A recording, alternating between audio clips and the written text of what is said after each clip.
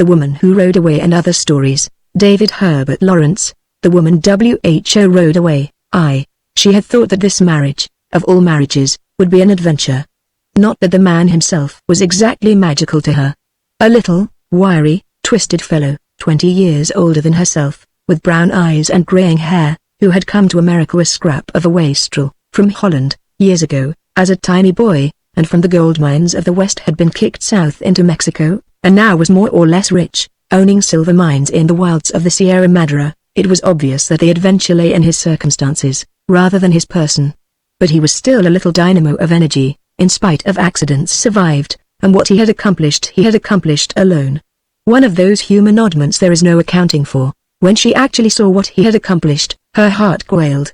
Great green-covered, unbroken mountain hills, and in the midst of the lifeless isolation, the sharp pinkish mounds of the dried mud from the silver works.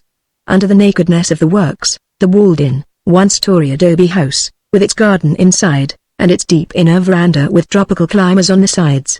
And when you looked up from this shut-in flowered patio, you saw the huge pink cone of the silver mud refuse, and the machinery of the extracting plant against heaven above. No more, to be sure, the great wooden doors were often open. And then she could stand outside, in the vast open world, and see great, void, tree-clad hills piling behind one another, from nowhere into nowhere. They were green in autumn time. For the rest, pinkish, stark dry, and abstract, and in his battered Ford car her husband would take her into the dead, thrice-dead little Spanish town forgotten among the mountains. The great, sun-dried dead church, the dead portals, the hopeless covered marketplace, where, the first time she went, she saw a dead dog lying between the meat stalls and the vegetable array, stretched out as if forever, nobody troubling to throw it away. Deadness within deadness, everybody feebly talking silver, and showing bits of ore. But silver was at a standstill. The great war came and went. Silver was a dead market. Her husband's mines were closed down. But she and he lived on in the adobe house under the works, among the flowers that were never very flowery to her. She had 2 children, a boy and a girl. And her eldest, the boy, was nearly 10 years old before she aroused from her stupor of subjected amazement. She was now 33, a large, blue-eyed, dazed woman, beginning to grow stout. Her little, wiry, tough, twisted, brown-eyed husband was 53, a man as tough as wire, tenacious as wire, still full of energy, but dimmed by the lapse of silver from the market, and by some curious inaccessibility on his wife's part. He was a man of principles, and a good husband. In a way, he doted on her. He never quite got over his dazzled admiration of her. But essentially, he was still a bachelor. He had been thrown out on the world, a little bachelor, at the age of 10. When he married he was over 40, and had enough money to marry on. But his capital was all a bachelor's. He was boss of his own works, and marriage was the last and most intimate bit of his own works. He admired his wife to extinction, he admired her body, all her points. And she was to him always the rather dazzling Californian girl from Berkeley, whom he had first known.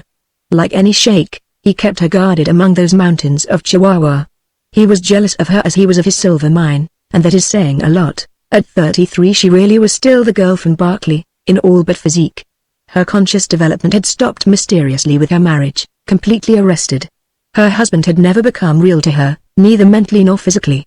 In spite of his late sort of passion for her, he never meant anything to her, physically.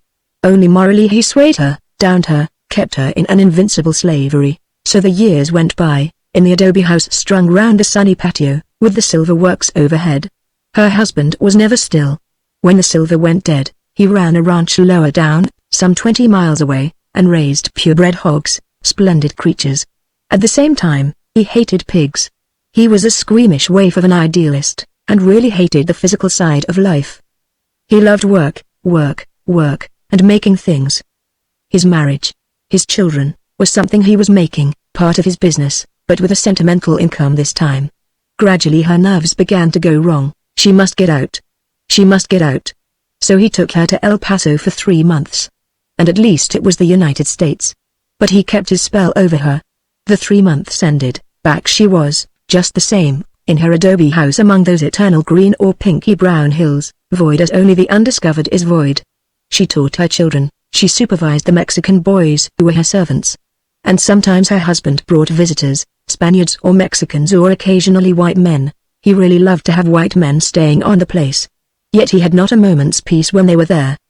It was as if his wife was some peculiar secret vein of awe in his mind, which no one must be aware of except himself.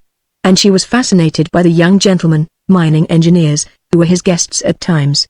He, too, was fascinated by a real gentleman.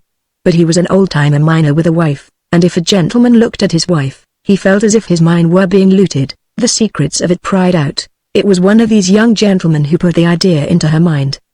They were all standing outside the great wooden doors of the patio, looking at the outer world. The eternal, motionless hills were all green. It was September, after the rains. There was no sign of anything, save the deserted mine, the deserted works, and a bunch of half-deserted miners' dwellings. "I wonder," said the young man, "what there is behind those great blank hills." "More hills," said Lederman. "If you go that way, Sonora and the coast. This way is the desert you came from there, and the other way, hills and mountains." "Yes, but what lives in the hills and mountains? Surely there is something wonderful? It looks so like nowhere on earth, like being on the moon. There's plenty of game, if you want to shoot. And Indians, if you call them wonderful. Wild ones? Wild enough, but friendly? It depends. Some of them are quite wild, and they don't let anybody near. They kill a missionary at sight. And where a missionary can't get, nobody can. But what does the government say? They're so far from everywhere. The government leaves them alone. And they're wily. If they think there'll be trouble, they send a delegation to Chihuahua and make a formal submission. The government is glad to leave it at that. And do they live quite wild, with their own savage customs and religion? Oh, yes. They use nothing but bows and arrows. I've seen them in town, in the plaza, with funny sort of hats with flowers round them, and a bow in one hand, quite naked except for a sort of shirt, even in cold weather, striding round with their savages' bare legs. But don't you suppose it's wonderful, up there in their secret villages? No. What would there be wonderful about it? Savages are savages, and all savages behave more or less alike, rather low down and dirty, unsanitary, with a few cunning tricks, and struggling to get enough to eat. But surely they have old religions and mysteries. It must be wonderful, surely it must. I don't know about mysteries, howling and heathen practices, more or less indecent. No, I see nothing wonderful in that kind of stuff. And I wonder that you should, when you have lived in London or Paris or New York. Ah, everybody lives in London or Paris or New York, said the young man, as if this were an argument, and his peculiar vague enthusiasm for unknown Indians found a full echo in the woman's heart. She was overcome by a foolish romanticism more unreal than a girl's. She felt it was her destiny to wander into the secret haunts of these timeless, mysterious, marvelous Indians of the mountains. She kept her secret. The young man was departing. Her husband was going with him down to Tehran, on business. Would be away for some days. But before the departure, she made her husband talk about the Indians, about the wandering tribes, resembling the Navajo, who were still wandering free, and the Yaquis of Sonora, and the different groups in the different valleys of Chihuahua State. There was supposed to be one tribe, the Chilchihuis, living in a high valley to the south, who were the sacred tribe of all the Indians. The descendants of Montezuma and of the old Aztec or Totonac kings still lived among them, and the old priests still kept up the ancient religion, and offered human sacrifices, so it was said. Some scientists had been to the Chilchihui country, and had come back gaunt and exhausted with hunger and bitter privation, bringing various curious, barbaric objects of worship, but having seen nothing extraordinary in the hungry, stark village of savages. Though Lederman talked in this offhand way, it was obvious he felt some of the vulgar excitement at the idea of ancient and mysterious savages. "How far away are they?" she asked. "Oh, 3 days on horseback past Cutchity, and a little lake there is up there." Her husband and the young man departed. The woman made her crazy plans. Of late, to break the monotony of her life, she had harassed her husband into letting her go riding with him, occasionally, on horseback. She was never allowed to go out alone.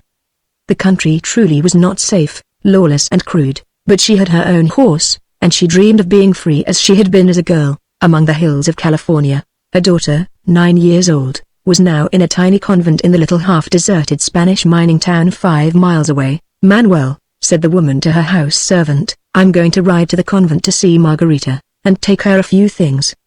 Perhaps I shall stay the night in the convent. You look after Freddie and see everything is all right till I come back." "Shall I ride with you on the master's horse, or shall one?" asked the servant. "Neither of you. I shall go alone." The young man looked her in the eyes, in protest. Absolutely impossible that the woman should ride alone. "I shall go alone," repeated the large, placid-seeming, fair-complexioned woman, with peculiar overbearing emphasis. And the man silently, unhappily yielded. "Why are you going alone, mother?" asked her son, as she made up parcels of food. "Am I never to be let alone? Not one moment of my life," she cried, with sudden explosion of energy. And the child, like the servant, shrank into silence. She set off without a qualm, riding astride on her strong roan horse, and wearing a riding suit of coarse linen, a riding skirt over her linen breeches, a scarlet necktie over her white blouse, and a black felt hat on her head. She had food in her saddle bags, an army canteen with water, and a large, native blanket tied on behind the saddle. Peering into the distance, she set off from her home. Manuel and the little boy stood in the gateway to watch her go. She did not even turn to wave them farewell, but when she had ridden about a mile, she left the wild road and took a small trail to the right, that led into another valley, over steep places and past great trees, and through another deserted mining settlement. It was September. The water was running freely in the little stream that had fed the now abandoned mine. She got down to drink, and let the horse drink too. She saw natives coming through the trees, away up the slope. They had seen her, and were watching her closely. She watched in turn. The three people, 2 women and a youth, were making a wide detour, so as not to come too close to her. She did not care. Mounting, she trotted ahead up the silent valley, beyond the silver works, beyond any trace of mining. There was still a rough trail, that led over rocks and loose stones into the valley beyond. This trail she had already ridden, with her husband. Beyond that she knew she must go south. Curiously she was not afraid, although it was a frightening country, the silent, fatal-seeming mountain slopes, the occasional distant, suspicious, elusive natives among the trees, the great carrion birds occasionally hovering, like great flies, in the distance, over some carrion or some ranch house or some group of huts. As she climbed, the trees shrank and the trail ran through a thorny scrub, that was trailed over with blue convolvulus and an occasional pink creeper. Then these flowers lapsed. She was nearing the pine trees, she was over the crest, and before her another silent, void, green-clad valley. It was past midday. Her horse turned to a little runlet of water, so she got down to eat her midday meal. She sat in silence looking at the motionless unliving valley, and at the sharp-peaked hills, rising high to rock and pine trees, southwards. She rested 2 hours in the heat of the day, while the horse cropped around her, curious that she was neither afraid nor lonely. Indeed, the loneliness was like a drink of cold water to one who is very thirsty. And a strange elation sustained her from within. She traveled on, and camped at night in a valley beside a stream, deep among the bushes. She had seen cattle and had crossed several trails. There must be a ranch not far off. She heard the strange wailing shriek of a mountain lion, and the answer of dogs. But she sat by her small campfire in a secret hollow place and was not really afraid. She was buoyed up always by the curious, bubbling elation within her. It was very cold before dawn. She lay wrapped in her blanket looking at the stars, listening to her horse shivering, and feeling like a woman who has died and passed beyond.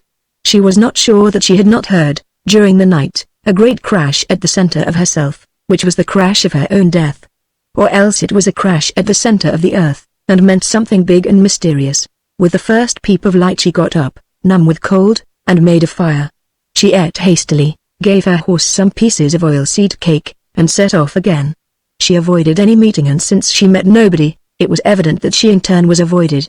She came at last in sight of the village of Kuchati, with its black houses with their reddish roofs, a somber, dreary little cluster below another silent, long-abandoned mine. And beyond, a long, great mountainside, rising up green and light to the darker, shaggy green of pine trees. And beyond the pine trees stretches of naked rock against the sky, rock slashed already and brindled with white stripes of snow. High up, the new snow had already begun to fall, and now, as she neared, more or less, her destination, she began to go vague and disheartened. She had passed the little lake among yellowing aspen trees whose white trunks were round and suave like the white round arms of some woman. What a lovely place! In California she would have raved about it. But here she looked and saw that it was lovely, but she didn't care. She was weary and spent with her 2 nights in the open, and afraid of the coming night. She didn't know where she was going, or what she was going for. Her horse plodded dejectedly on, towards that immense and forbidding mountain slope, following a stony little trail. And if she had had any will of her own left, she would have turned back, to the village, to be protected and sent home to her husband. But she had no will of her own. Her horse splashed through a brook, and turned up a valley, under immense yellowing cottonwood trees. She must have been near 9,000 feet above sea level, and her head was light with the altitude and with weariness. Beyond the cottonwood trees she could see, on each side, the steep sides of mountain slopes hemming her in, sharp-plumaged with overlapping aspen, and, higher up, with sprouting, pointed spruce and pine tree. Her horse went on automatically. In this tight valley, on this slight trail, there was nowhere to go but ahead, climbing. Suddenly her horse jumped, and 3 men in dark blankets were on the trail before her. "Adios," came the greeting, in the full, restrained Indian voice. "Adios," she replied, in her assured, American woman's voice. "Where are you going?" came the quiet question, in Spanish. The men in the dark sarapes had come closer, and were looking up at her. "On ahead," she replied coolly, in her hard, Saxon Spanish. These were just natives to her, dark-faced, strongly built men in dark sarapes and straw hats. They would have been the same as the men who worked for her husband, except, strangely, for the long black hair that fell over their shoulders. She noted this long black hair with a certain distaste. These must be the wild Indians she had come to see. "Where do you come from?" the same man asked. It was always the one man who spoke. He was young, with quick, large, bright black eyes that glanced sideways at her. He had a soft black mustache on his dark face, and a sparse tuft of beard, loose hairs on his chin. His long black hair, full of life, hung unrestrained on his shoulders. Dark as he was, he did not look as if he had washed lately. His 2 companions were the same, but older men, powerful and silent. One had a thin black line of mustache, but was beardless. The other had the smooth cheeks and the sparse dark hairs marking the lines of his chin with the beard characteristic of the Indians. "I come from far away," she replied, with half-jocular evasion. This was received in silence. "But where do you live?" asked the young man, with that same quiet insistence. "In the north," she replied airily. Again there was a moment's silence. The young man conversed quietly, in Indian, with his 2 companions. "Where do you want to go?" "Up this way," he asked suddenly, with challenge and authority, pointing briefly up the trail. "To the Chilchihui Indians," answered the woman laconically. The young man looked at her. His eyes were quick and black, and inhuman. He saw, in the full evening light, the faint sub-smile of assurance on her rather large, calm, fresh-complexioned face, the weary, bluish lines under her large blue eyes, and in her eyes, as she looked down at him, a half-childish, half-arrogant confidence in her own female power. But in her eyes also, a curious look of trance. "Ustedes, señora? You are a lady?" the Indian asked her. "Yes, I am a lady," she replied complacently. "With a family, with a husband and 2 children, boy and girl," she said. The Indian turned to his companions and translated, in the low, gurgling speech, like hidden water running. They were evidently at a loss. "Where is your husband?" asked the young man. "Who knows?" she replied airily. "He has gone away on business for a week." The black eyes watched her shrewdly. She, for all her weariness, smiled faintly in the pride of her own adventure and the assurance of her own womanhood, and the spell of the madness that was on her. "And what do you want to do?" the Indian asked her. "I want to visit the Chilchihui Indians to see their houses and to know their gods," she replied. The young man turned and translated quickly, and there was a silence almost of consternation. The grave elder men were glancing at her sideways, with strange looks, from under their decorated hats. And they said something to the young man, in deep-chest voices. The latter still hesitated. Then he turned to the woman. "Good," he said. "Let us go." "But we cannot arrive until tomorrow. We shall have to make a camp tonight." "Good," she said. "I can make a camp." Without more ado, they set off at a good speed up the stony trail. The young Indian ran alongside her horse's head, the other 2 ran behind. One of them had taken a thick stick, and occasionally he struck her horse a resounding blow on the haunch, to urge him forward. This made the horse jump, and threw her back in the saddle, which, tired as she was, made her angry. "Don't do that," she cried, looking round angrily at the fellow. She met his black, large, bright eyes, and for the first time her spirit really quailed.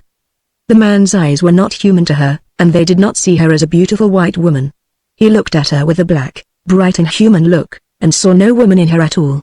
As if she was some strange, unaccountable thing, incomprehensible to him, but inimical. She sat in her saddle in wonder, feeling once more as if she had died. And again he struck her horse, and jerked her badly in the saddle. All the passionate anger of the spoiled white woman rose in her. She pulled her horse to a standstill, and turned with blazing eyes to the man at her bridle. "Tell that fellow not to touch my horse again," she cried. She met the eyes of the young man, and in their bright black inscrutability she saw a fine spark, as in a snake's eye, of derision. He spoke to his companion in the rear, in the low tones of the Indian. The man with the stick listened without looking. Then, giving a strange low cry to the horse, he struck it again on the rear, so that it leapt forward spasmodically up the stony trail, scattering the stones, pitching the weary woman in her seat. The anger flew like a madness into her eyes, she went white at the gills. Fiercely she reined in her horse.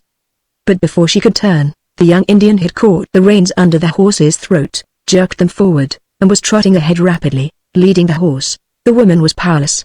And along with her supreme anger there came a slight thrill of exultation. She knew she was dead. The sun was setting, a great yellow light flooded the last of the aspens, flared on the trunks of the pine trees. The pine needles bristled and stood out with dark luster, the rocks glowed with unearthly glamour. And through this effulgence the Indian at her horse's head trotted unweariedly on, his dark blanket swinging, his bare legs glowing with a strange transfigured ruddiness in the powerful light, and his straw hat with its half-absurd decorations of flowers and feathers shining showily above his river of long black hair. At times he would utter a low call to the horse, and then the other Indian, behind, would fetch the beast a whack with the stick. The wonderlight faded off the mountains, the world began to grow dark, a cold air breathed down. In the sky, half a moon was struggling against the glow in the west. Huge shadows came down from steep rocky slopes. Water was rushing. The woman was conscious only of her fatigue, her unspeakable fatigue, and the cold wind from the heights. She was not aware how moonlight replaced daylight. It happened while she traveled unconscious with weariness. For some hours they traveled by moonlight. Then suddenly they came to a standstill. The men conversed in low tones for a moment. "We camp here," said the young man. She waited for him to help her down. He merely stood holding the horse's bridle. She almost fell from the saddle, so fatigued. They had chosen a place at the foot of rocks that still gave off a little warmth of the sun. One man cut pine boughs, another erected little screens of pine boughs against the rock for shelter, and put boughs of balsam pine for beds. The third made a small fire, to heat tortillas. They worked in silence. The woman drank water. She did not want to eat, only to lie down. "Where do I sleep?" she asked. The young man pointed to one of the shelters. She crept in and lay inert. She did not care what happened to her, she was so weary, and so beyond everything. Through the twigs of spruce she could see the three men squatting round the fire on their hams, chewing the tortillas they picked from the ashes with their dark fingers, and drinking water from a gourd. They talked in low, muttering tones, with long intervals of silence. Her saddle and saddlebags lay not far from the fire, unopened, untouched. The men were not interested in her nor her belongings. That they squatted with their hats on their heads, eating mechanically, like animals, the dark sarape with its fringe falling to the ground before and behind, the powerful dark legs naked and squatting like an animal's, showing the dirty white shirt and the sort of loincloth which was the only other garment, underneath. And they showed no more sign of interest in her than if she had been a piece of venison they were bringing home from the hunt, and had hung inside a shelter. After a while they carefully extinguished the fire, and went inside their own shelter. Watching through the screen of boughs, she had a moment's thrill of fear and anxiety, seeing the dark forms cross and pass silently in the moonlight. Would they attack her now? But no. They were as if oblivious of her. Her horse was hobbled, she could hear it hopping wearily. All was silent, mountain silent, cold, deathly. She slept and woke and slept in a semi-conscious numbness of cold and fatigue. A long, long night, icy and eternal, and she aware that she had died, too. Yet when there was a stirring, and a clink of flint and steel, and the form of a man crouching like a dog over a bone, at a red splutter of fire, and she knew it was morning coming, it seemed to her the night had passed too soon. When the fire was going, she came out of her shelter with one real desire left, for coffee. The men were warming more tortillas. "Can we make coffee?"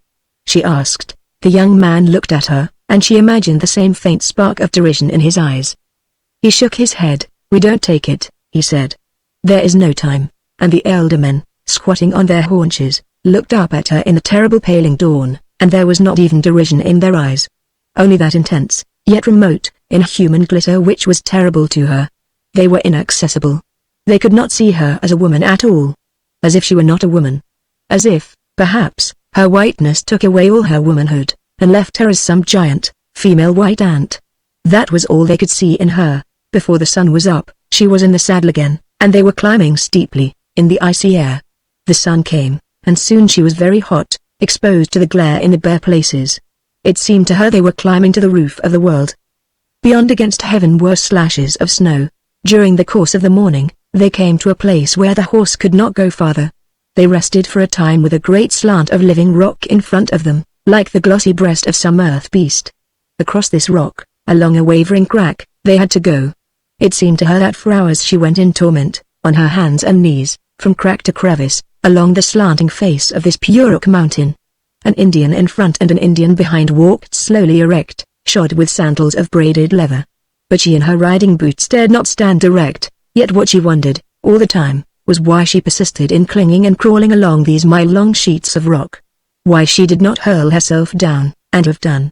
The world was below her. When they emerged at last on a stony slope, she looked back, and saw the third Indian coming carrying her saddle and saddle-bags on his back, the whole hung from a band across his forehead. And he had his hat in his hand, as he stepped slowly, with the slow, soft, heavy tread of the Indian, unwavering in the chinks of rock, as if along a scratch in the mountain's iron shield. The stony slope led downwards. The Indians seemed to grow excited. One ran ahead at a slow trot, disappearing round the curve of stones. And the track curved round and down, till at last in the full blaze of the mid-morning sun, they could see a valley below them, between walls of rock, as in a great wide chasm let in the mountains. A green valley, with a river, and trees, and clusters of low flat sparkling houses. It was all tiny and perfect, 3,000 feet below. Even the flat bridge over the stream, and the square with the houses around it, the bigger buildings piled up at opposite ends of the square, the tall cottonwood trees, the pastures and stretches of yellow sere maize, the patches of brown sheep or goats in the distance, on the slopes, the railed enclosures by the stream side. There it was, all small and perfect, looking magical, as any place will look magical, seen from the mountains above. The unusual thing was that the low houses glittered white, whitewashed, looking like crystals of salt, or silver. This frightened her. They began the long, winding descent at the head of the barranca, following the stream that rushed and fell. At first it was all rocks, then the pine trees began, and soon, the silver-limbed aspens. The flowers of autumn, big pink daisy-like flowers, and white ones, and many yellow flowers, were in profusion. But she had to sit down and rest, she was so weary. And she saw the bright flowers shadowily, as pale shadows hovering, as one who is dead must see them. At length came grass and pasture slopes between mingled aspen and pine trees. A shepherd, naked in the sun save for his hat and his cotton loincloth, was driving his brown sheep away. In a grove of trees they sat and waited, she and the young Indian. The one with the saddle had also gone forward. They heard a sound of someone coming. It was 3 men, in fine saripes of red and orange and yellow and black, and with brilliant feather headdresses. The oldest had his grey hair braided with fur, and his red and orange-yellow sarape was covered with curious black markings, like a leopard's skin. The other 2 were not grey-haired, but they were elders too. Their blankets were in stripes, and their headdresses not so elaborate. The young Indian addressed the elders in a few quiet words. They listened without answering or looking at him or at the woman, keeping their faces averted and their eyes turned to the ground, only listening. And at length they turned and looked at the woman. The old chief, or medicine man, whatever he was, had a deeply wrinkled and lined face of dark bronze, with a few sparse grey hairs round the mouth. 2 long braids of grey hair, braided with fur and coloured feathers, hung on his shoulders. And yet, it was only his eyes that mattered. They were black and of extraordinary piercing strength, without a qualm of misgiving in their demonish, dauntless power. He looked into the eyes of the white woman with a long, piercing look, seeking she knew not what. She summoned all her strength to meet his eyes and keep up her guard. But it was no good. He was not looking at her as one human being looks at another. He never even perceived her resistance or her challenge, but looked past them both, into she knew not what. She could see it was hopeless to expect any human communication with this old being. He turned and said a few words to the young Indian. "He asks, what do you seek here?" said the young man in Spanish. "I? Nothing. I only came to see what it was like." This was again translated, and the old man turned his eyes on her once more. Then he spoke again, in his low muttering tone, to the young Indian. He says, "Why does she leave her house with the white men? Does she want to bring the white man's god to the Chilchihui?" "No," she replied, foolhardy. I came away from the white man's god myself. I came to look for the god of Chilchhui." Profound silence followed, when this was translated. Then the old man spoke again, in a small voice almost of weariness. "Does the white woman seek the gods of the Chilchui because she is weary of her own god?" came the question. "Yes, she does. She is tired of the white man's god," she replied, thinking that was what they wanted her to say. She would like to serve the gods of the Chilchui. She was aware of an extraordinary thrill of triumph and exultance passing through the Indians, in the tense silence that followed when this was translated. Then they all looked at her with piercing black eyes, in which a steely covetous intent glittered incomprehensible. She was the more puzzled, as there was nothing sensual or sexual in the look. It had a terrible glittering purity that was beyond her. She was afraid, she would have been paralyzed with fear, had not something died within her, leaving her with a cold, watchful wonder only. The elders talked a little while, then the two went away, leaving her with the young man and the oldest chief. The old man now looked at her with a certain solicitude. He says, "Are you tired?" asked the young man. "Very tired," she said. "The men will bring you a carriage," said the young Indian.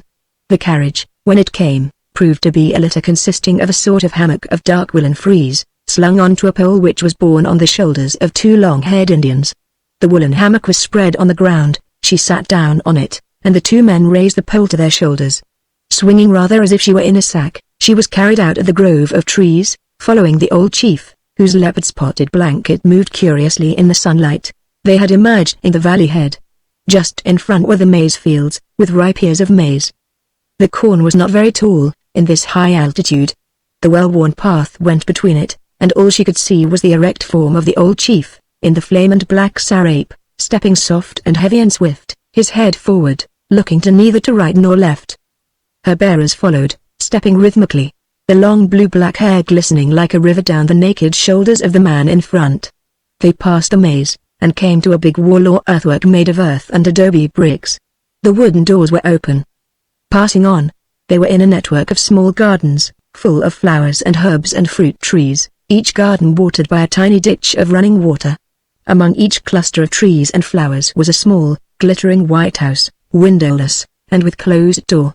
The place was a network of little paths, small streams, and little bridges among square, flowering gardens, following the broadest path a soft narrow track between leaves and grass, a path worn smooth by centuries of human feet, no hoof of horse nor any wheel to disfigure it. They came to the little river of swift bright water, and crossed on a log bridge.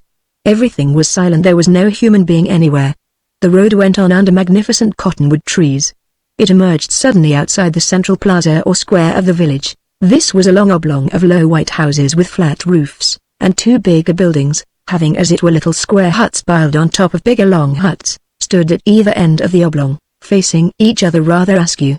Every little house was a dazzling white, save for the great round beam ends which projected under the flat eaves, and for the flat roofs. Round each of the bigger buildings, on the outside of the square, was a stockyard fence, inside which was garden with trees and flowers, and various small houses. Not a soul was in sight. They passed silently between the houses into the central square. This was quite bare and arid, the earth trodden smooth by endless generations of passing feet, passing across from door to door. All the doors of the windowless houses gave onto this blank square, but all the doors were closed. The firewood lay near the threshold, a clay oven was still smoking, but there was no sign of moving life. The old man walked straight across the square to the big house at the end, where the two upper stories, as in a house of toy bricks, stood each one smaller than the lower one. A stone staircase, outside, led up to the roof of the first story. At the foot of this staircase the litter bearers stood still, and lowered the woman to the ground. "You will come up," said the young Indian who spoke Spanish. She mounted the stone stairs to the earthen roof of the first house, which formed a platform round the wall of the second story. She followed around this platform to the back of the big house. There they descended again, into the garden at the rear. So far they had seen no one. But now two men appeared, bareheaded, with long braided hair, and wearing a sort of white shirt gathered into a loincloth. These went along with the three newcomers, across the garden where red flowers and yellow flowers were blooming, to a long, low white house. That they entered without knocking. It was dark inside. There was a low murmur of men's voices. Several men were present, their white shirts showing in the gloom, their dark faces invisible. They were sitting on a great log of smooth old wood, that lay along the far wall. And save for this log, the room seemed empty. But no, in the dark at one end was a couch, a sort of bed, and someone lying there, covered with furs. The old Indian in the spotted sarape, who had accompanied the woman, now took off his hat and his blanket and his sandals. Laying them aside, he approached the couch, and spoke in a low voice. For some moments there was no answer. Then an old man with the snow-white hair hanging round his darkly visible face, roused himself like a vision, and leaned on one elbow, looking vaguely at the company, in tense silence. The grey-haired Indian spoke again, and then the young Indian, taking the woman's hand, led her forward. In her linen riding habit, and black boots and hat, and her pathetic bit of a red tie, she stood there beside the fur-covered bed of the old man, who sat reared up, leaning on one elbow, remote as a ghost. His white hair streaming in disorder, his face almost black, yet with a far-off intentness, not of this world, leaning forward to look at her. His face was so old, it was like dark glass, and the few curling hairs that sprang white from his lips and chin were quite incredible. The long white locks fell unbraided and disorderly on either side of the glassy dark face. And under a faint powder of white eyebrows, the black eyes of the old chief looked at her as if from the far, far dead, seeing something that was never to be seen. At last he spoke a few deep, hollow words, as if to the dark air. He says, "Do you bring your heart to the god of the Chilchhui?" Translated the young Indian. "Tell him yes," she said, automatically. There was a pause. The old Indian spoke again, as if to the air. One of the men present went out. There was a silence as if of eternity, in the dim room that was lighted only through the open door. The woman looked round. 4 old men with grey hair sat on the log by the wall facing the door. 2 other men, powerful and impassive, stood near the door. They all had long hair, and wore white shirts gathered into a loincloth. Their powerful legs were naked and dark. There was a silence like eternity. At length the man returned, with white and dark clothing on his arm. The young Indian took them, and holding them in front of the woman, said, "You must take off your clothes, and put these on. If all you men will go out," she said, "no one will hurt you," he said quietly. "Not while you men are here," she said. He looked at the 2 men by the door. They came quickly forward, and suddenly gripped her arms as she stood, without hurting her, but with great power. Then 2 of the old men came, and with curious skill slit her boots down with keen knives, and drew them off, and slit her clothing so that it came away from her. In a few moments she stood there white and uncovered. The old man on the bed spoke, and they turned her round for him to see. He spoke again, and the young Indian deftly took the pins and comb from her fair hair, so that it fell over her shoulders in a bunchy tangle. Then the old man spoke again. The Indian led her to the bedside. The white-haired, glassy dark old man moistened his fingertips at his mouth, and most delicately touched her on the breasts and on the body, then on the back. And she winced strangely each time, as the fingertips drew along her skin, as if death itself were touching her, and she wondered, almost sadly, why she did not feel shamed in her nakedness. She only felt sad and lost. Because nobody felt ashamed.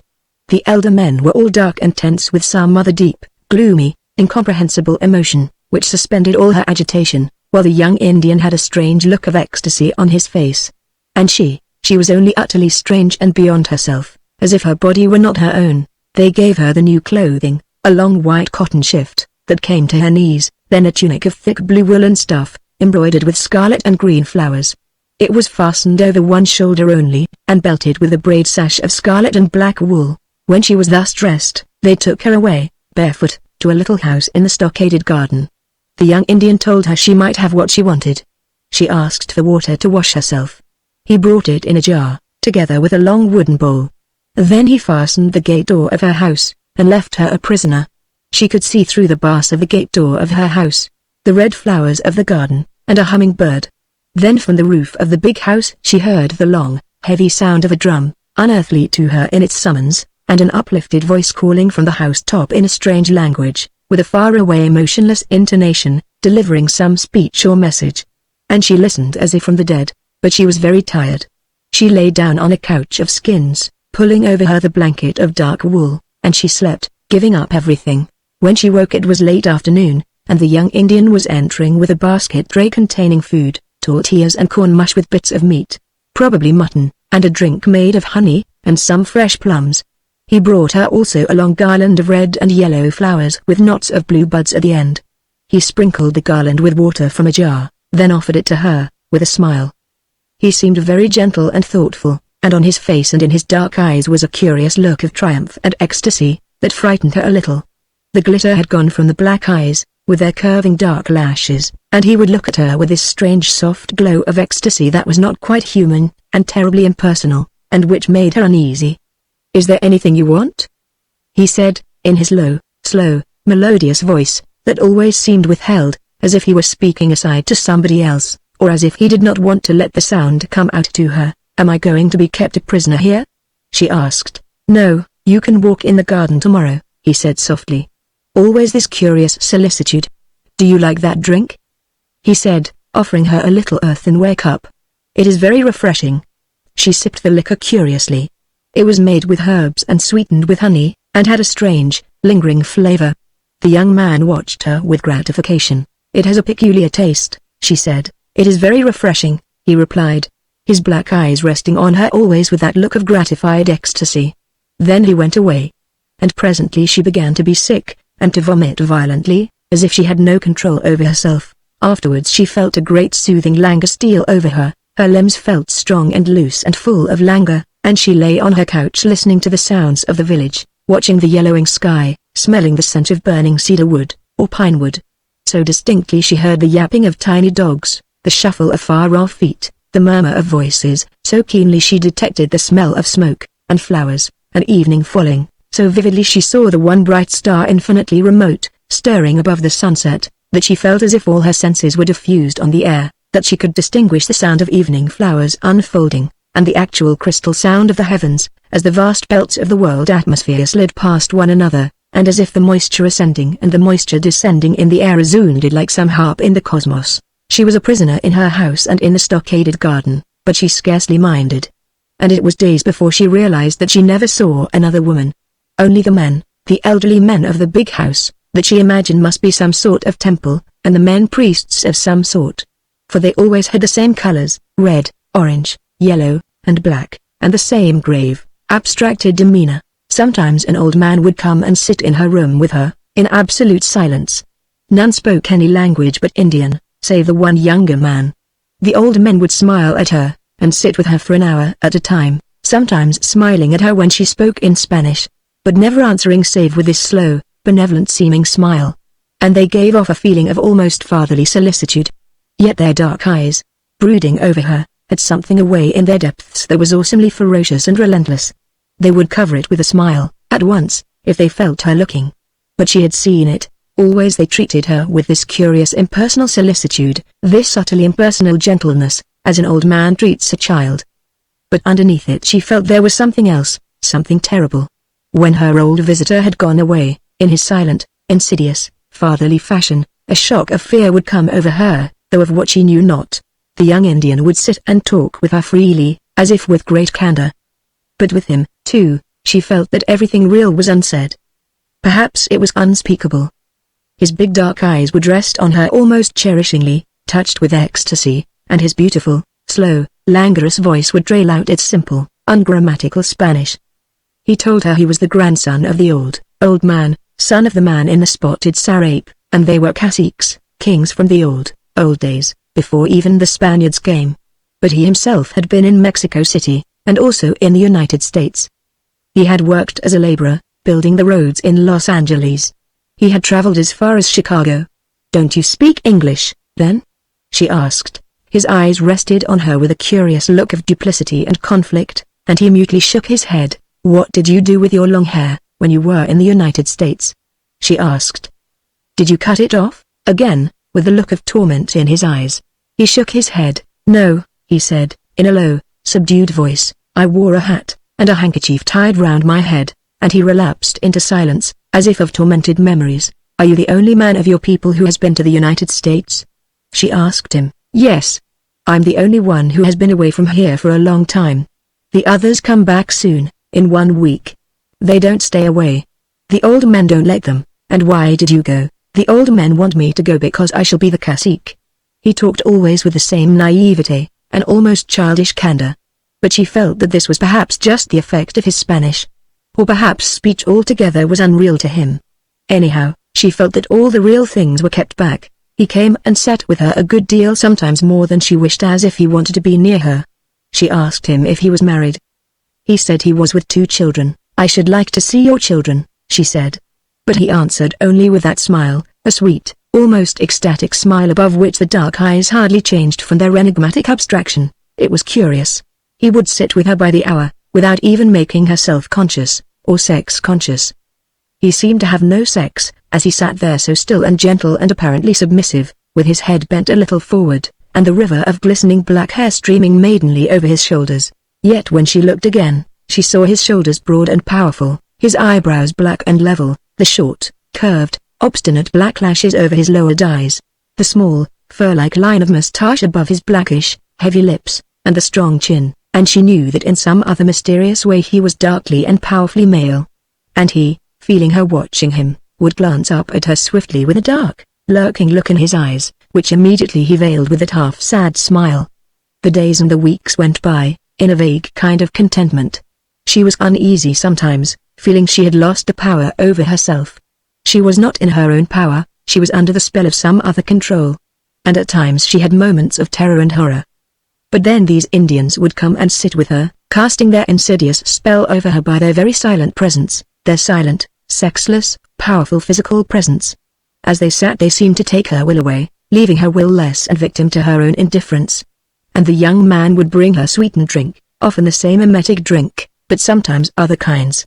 And after drinking, the languor filled her heavy limbs. Her senses seemed to float in the air, listening, hearing. They had brought her a little female dog, which she called Flora. And once, in the trance of her senses, she felt she heard the little dog conceive, in her tiny womb, and begin to be complex, with young.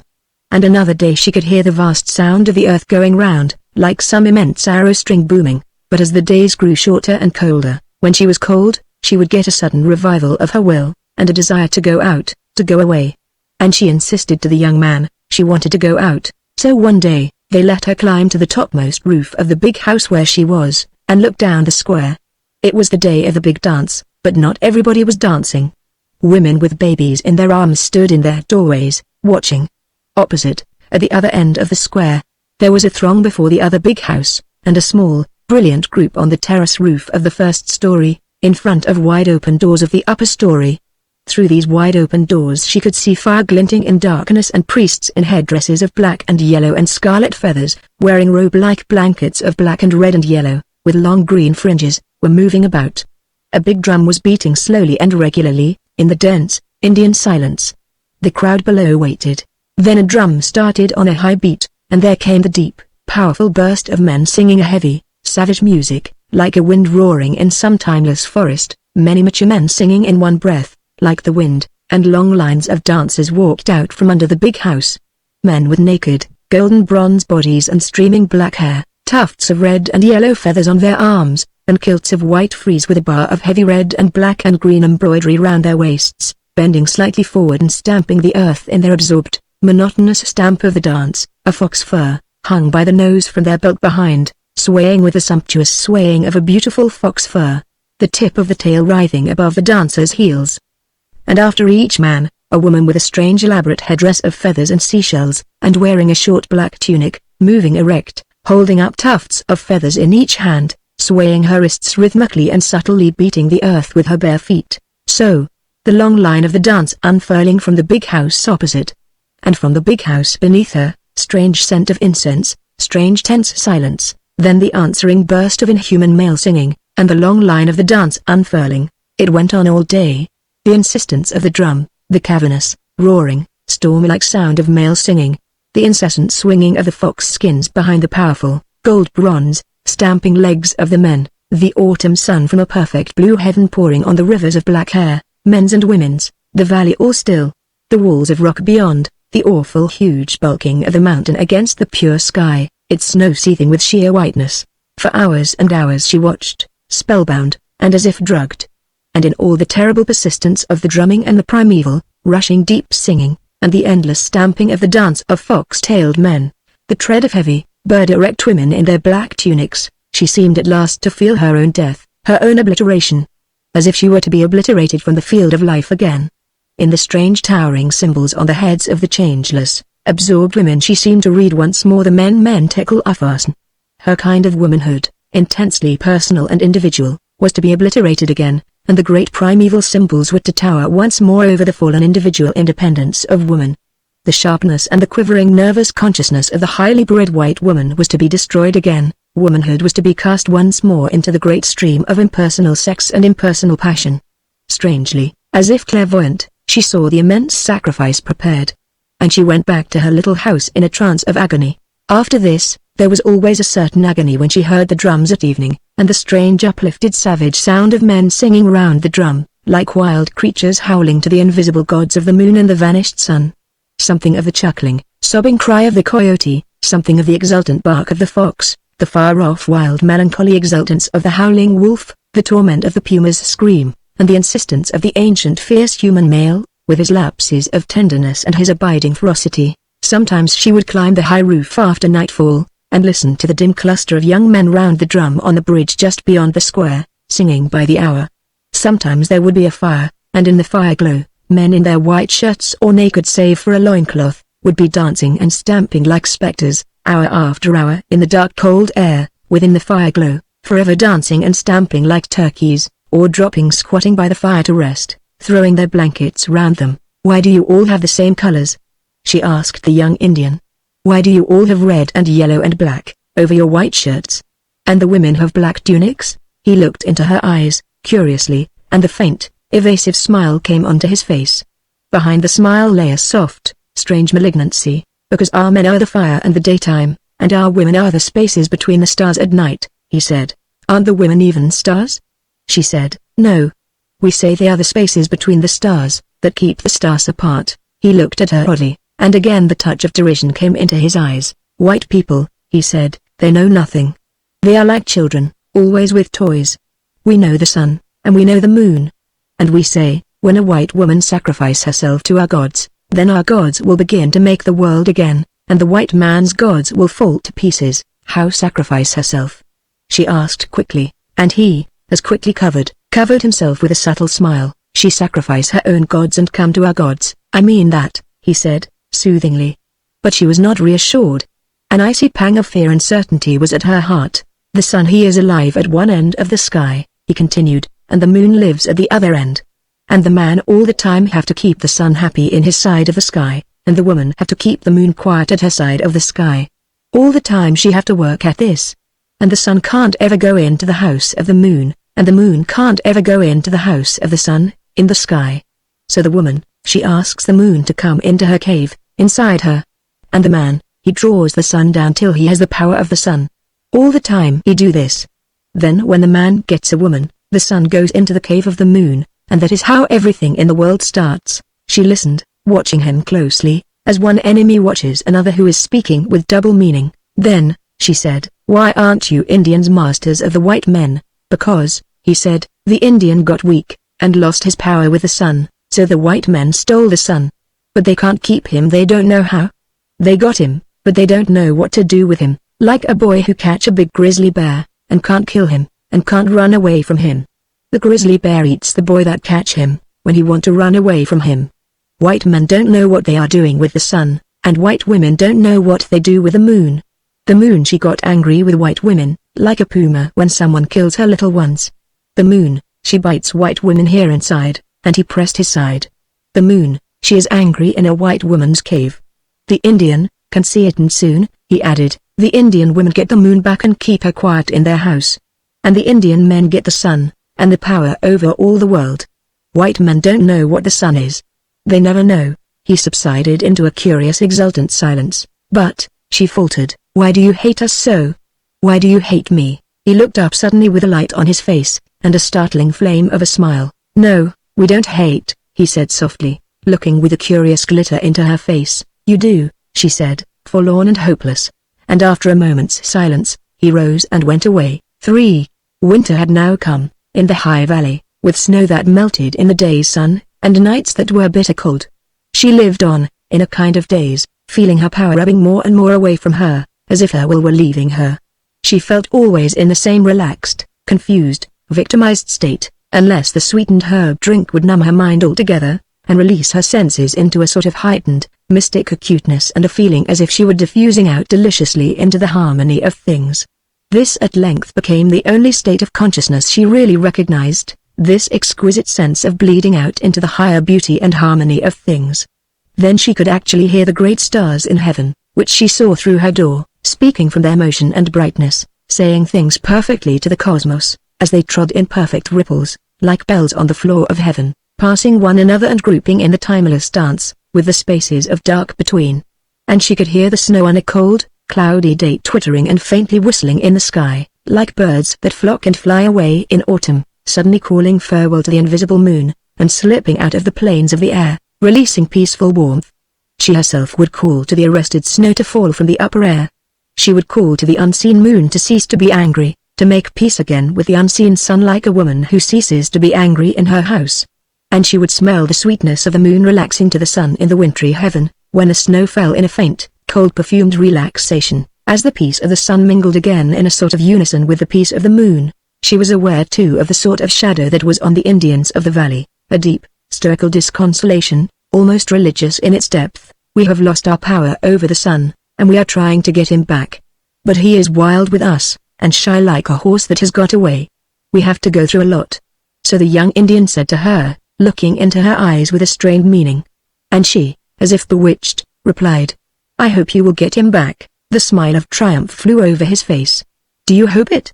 he said. "I do," she answered fatally. "Then all right," he said.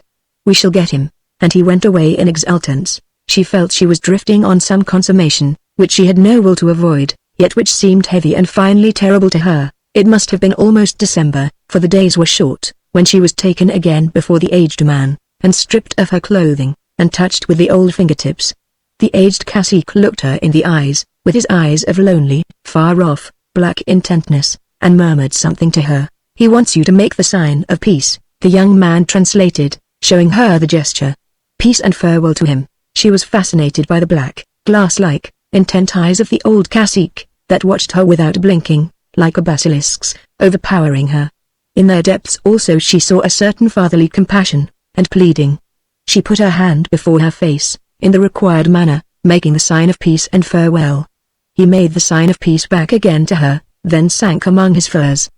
She thought he was going to die, and that he knew it. There followed a day of ceremonial, when she was brought out before all the people, in a blue blanket with white fringe, and holding blue feathers in her hands. Before an altar of one house, she was perfumed with incense and sprinkled with ash. Before the altar of the opposite house she was fumigated again with incense by the gorgeous, terrifying priests in yellow and scarlet and black, their faces painted with scarlet paint. And then they threw water on her. Meanwhile she was faintly aware of the fire on the altar.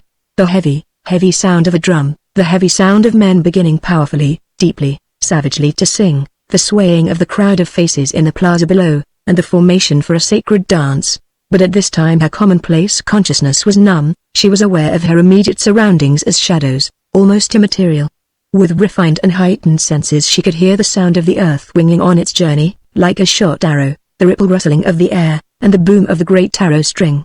And it seemed to her there were two great influences in the upper air, one golden towards the sun, and one invisible silver, the first traveling like rain ascending to the gold presence sunwards, the second like rain silverily descending the ladders of space towards the hovering, lurking clouds over the snowy mountain top.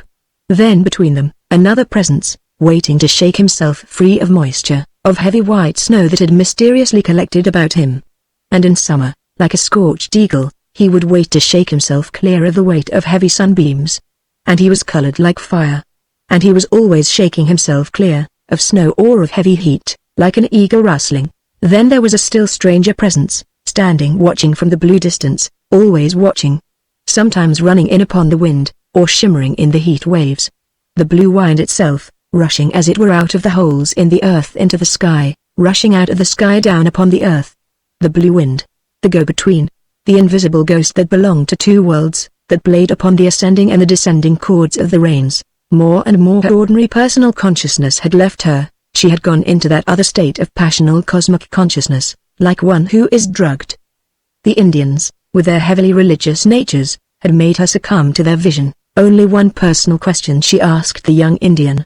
Why am I the only one that wears blue? It is the color of the wind. It is the color of what goes away and is never coming back, but which is always here, waiting like death among us. It is the color of the dead.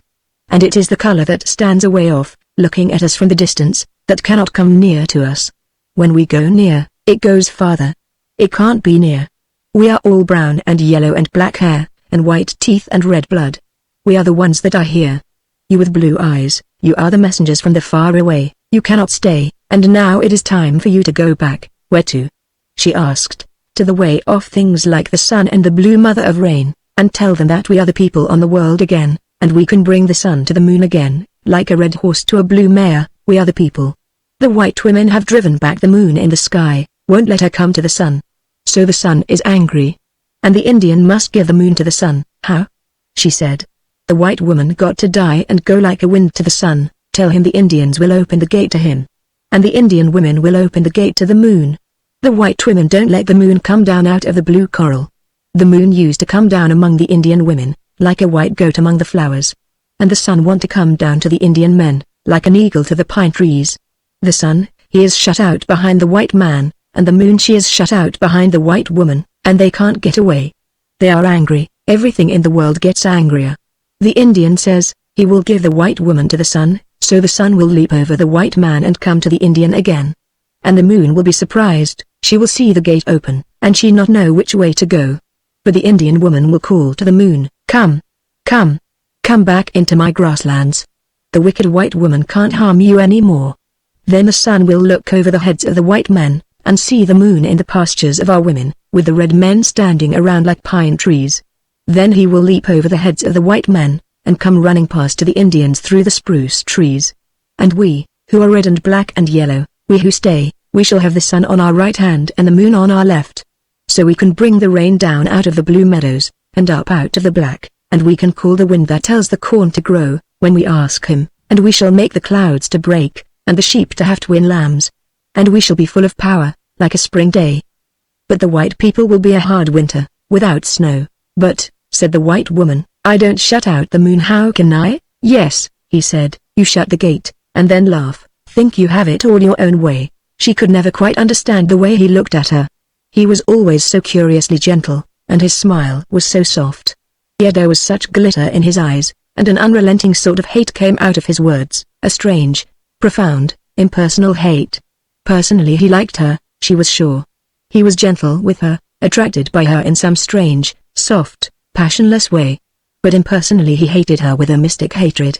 He would smile at her, winningly.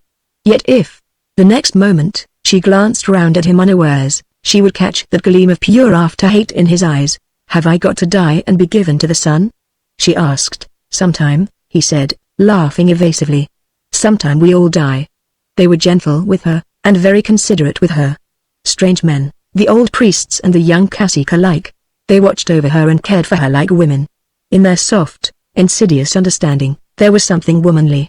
Yet their eyes, with that strange glitter, and their dark, shut mouths that would open to the broad jaw, the small, strong, white teeth, had something very primitively male and cruel. One wintry day, when snow was falling, they took her to a great dark chamber in the big house.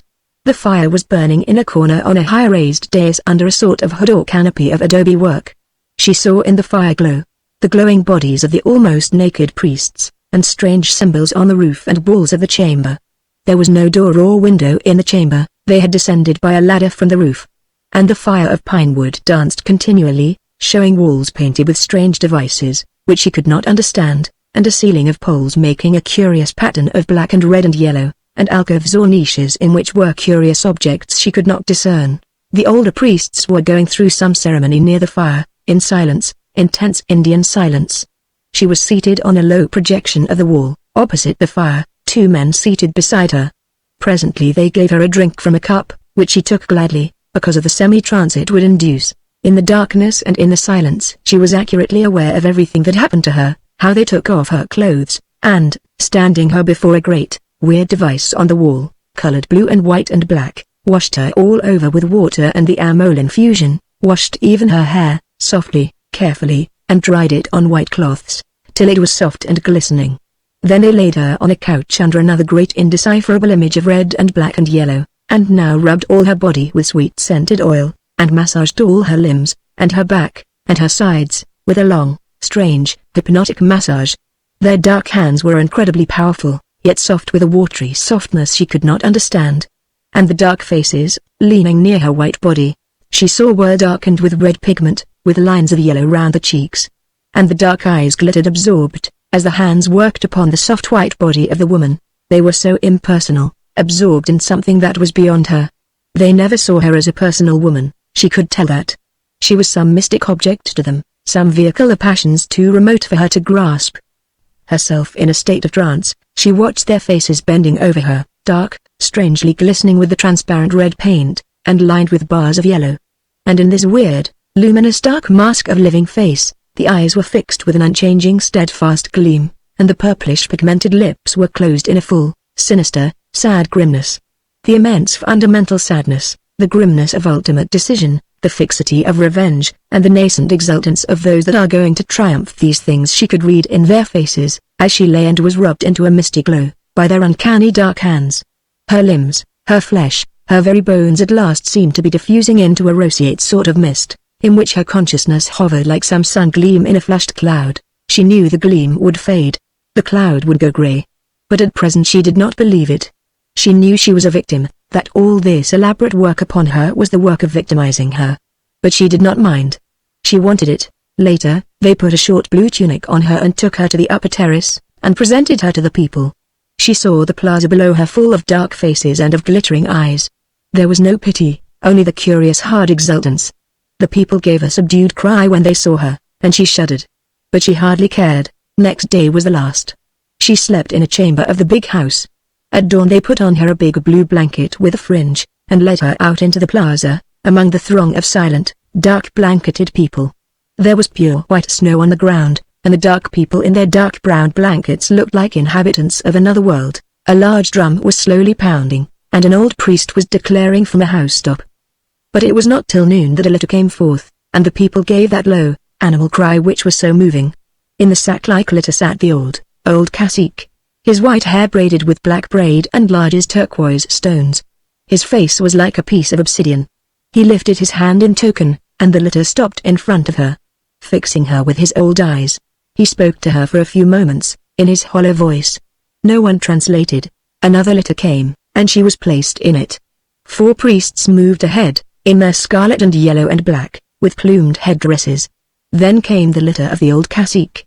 Then the light drums began, and 2 groups of singers burst simultaneously into song, male and wild.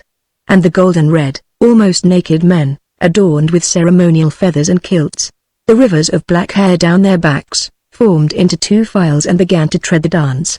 So they threaded out of the snowy plaza, in 2 long, sumptuous lines of dark red, gold and black and fur, swaying with a faint tinkle of bits of shell and flint, winding over the snow between the 2 big clusters of men who sang around the drum. Slowly they moved out, and her litter, with its attendants of feathered, lurid, dancing priests, moved after. Everybody danced the tread of the dance step, even, subtly, the litter bearers. And out of the plaza they went, past smoking ovens, on the trail to the great cottonwood trees, that stood like grey silver lace against the blue sky, bare and exquisite above the snow. The river, diminished, rushed among fangs of ice. The checker squares of gardens within fences were all snowy, and the white houses now looked yellowish. The whole valley glittered intolerably with pure snow. Away to the walls of the standing rock, and across the flat cradle of snow bed wound the long thread of the dance, shaking slowly and sumptuously in its orange and black motion. The high drums thudded quickly, and on the crystalline frozen air the swell and roar of the chant of savages was like an obsession. She sat looking out of her litter with big, transfixed blue eyes, under which were the wan markings of her drugged weariness. She knew she was going to die, among the glisten of this snow, at the hands of this savage, sumptuous people. And as she stared at the blaze of blue sky above the slashed and ponderous mountain, she thought, I am dead already. What difference does it make, the transition from the dead I am to the dead I shall be, very soon? Yet her soul sickened and felt one. The strange procession trailed on, in perpetual dance, slowly across the plain of snow, and then entered the slopes between the pine trees. She saw the copper-dark men dancing the dance tread, onwards, between the copper-pale tree trunks. And at last she, too, in her swaying litter, entered the pine trees. They were traveling on and on, upwards, across the snow under the trees, past the superb shafts of pale, flaked copper, the rustle and shake and tread of the threading dance, penetrating into the forest, into the mountain. They were following a stream bed, but the stream was dry, like summer, dried up by the frozenness of the headwaters. There were dark, red bronze willow bushes with wattles like wild hair, and pallid aspen trees looking like cold flesh against the snow. Then jutting dark rocks. At last she could tell that the dancers were moving forward no more. Nearer and nearer she came upon the drums, as to a lair of mysterious animals. Then through the bushes she emerged into a strange amphitheater. Facing was a great wall of hollow rock, down the front of which hung a great, dripping, fang-like spoke of ice. The ice came pouring over the rock from the precipice above, and then stood arrested, dripping out of high heaven, almost down to the hollow stones where the stream pool should be below. But the pool was dry. On either side the dry pool, the lines of dancers had formed, and the dance was continuing without intermission, against a background of bushes. But what she felt was that fanged inverted pinnacle of ice, hanging from the lip of the dark precipice above. And behind the great rope of ice, she saw the leopard-like figures of priests climbing the hollow cliff face, to the cave that, like a dark socket, bored a cavity, an orifice, halfway up the crag. Before she could realize, her litter-bearers were staggering in the footholds, climbing the rock. She, too, was behind the ice. There it hung, like a curtain that is not spread, but hangs like a great fang. And near above her was the orifice of the cave sinking dark into the rock. She watched it as she swayed upwards. On the platform of the cave stood the priests, waiting in all their gorgeousness of feathers and fringed robes, watching her ascent. Two of them stooped to help her litter-bearer. And at length she was on the platform of the cave, far in behind the shaft of ice, above the hollow amphitheatre among the bushes below, where men were dancing, and the whole populace of the village was clustered in silence. The sun was sloping down the afternoon sky, on the left. She knew that this was the shortest day of the year, and the last day of her life. They stood her facing the iridescent column of ice, which fell down marvelously arrested, away in front of her. Some signal was given, and the dance below stopped. There was now absolute silence. She was given a little to drink, then two priests took her off her mantle and her tunic, and in her strange pallor she stood there, between the lurid robes of the priests, beyond the pillar of ice, beyond and above the dark-faced people. The throng below gave the low, wild cry. Then the priests turned around, so she stood with her back to the open world, her long blonde hair to the people below. And they cried again. She was facing the cave, inwards. A fire was burning and flickering in the depths. 4 priests had taken off their robes, and were almost as naked as she was. They were powerful men in the prime of life, and they kept their dark, painted faces lowered. From the fire came the old priest, with an incense pan. He was naked and in a state of barbaric ecstasy. He fumigated his victim, reciting at the same time in a hollow voice. Behind him came another robeless priest, with 2 flint knives. When she was fumigated, they laid her on a large flat stone, the 4 powerful men holding her by the outstretched arms and legs. Behind stood the aged man, like a skeleton covered with dark glass, holding a knife and transfixedly watching the sun, and behind him again was another naked priest, with a knife. She felt little sensation, though she knew all that was happening. Turning to the sky, she looked at the yellow sun. It was sinking. The shaft of ice was like a shadow between her and it. And she realized that the yellow rays were filling half the cave, though they had not reached the altar where the fire was, at the far end of the funnel-shaped cavity. Yes, the rays were creeping round slowly. As they grew ruddier, they penetrated farther. When the red sun was about to sink, he would shine full through the shaft of ice deep into the hollow of the cave, to the innermost. She understood now that this was what the men were waiting for. Even those that held her down were bent and twisted round, their black eyes watching the sun with a glittering eagerness, and awe, and craving. The black eyes of the aged cacique were fixed like black mirrors on the sun, as if sightless, yet containing some terrible answer to the reddening winter planet. And all the eyes of the priests were fixed and glittering on the sinking orb, in the reddening, icy silence of the winter afternoon. They were anxious, terribly anxious, and fierce. Their ferocity wanted something, and they were waiting the moment. And their ferocity was ready to leap out into a mystic exultance, of triumph. But still they were anxious. Only the eyes of that oldest man were not anxious. Black, and fixed, and as if sightless. They watched the sun, seeing beyond the sun. And in their black, empty concentration there was power, power intensely abstract and remote, but deep, deep to the heart of the earth, and the heart of the sun. In absolute motionlessness he watched till the red sun should send his ray through the column of ice. Then the old man would strike, and strike home, accomplish the sacrifice and achieve the power. The mastery that man must hold, and that passes from race to race. 2 blue birds, There was a woman who loved her husband, but she could not live with him. The husband, on his side, was sincerely attached to his wife, yet he could not live with her. They were both under 40, both handsome and both attractive. They had the most sincere regard for one another, and felt, in some odd way, eternally married to one another.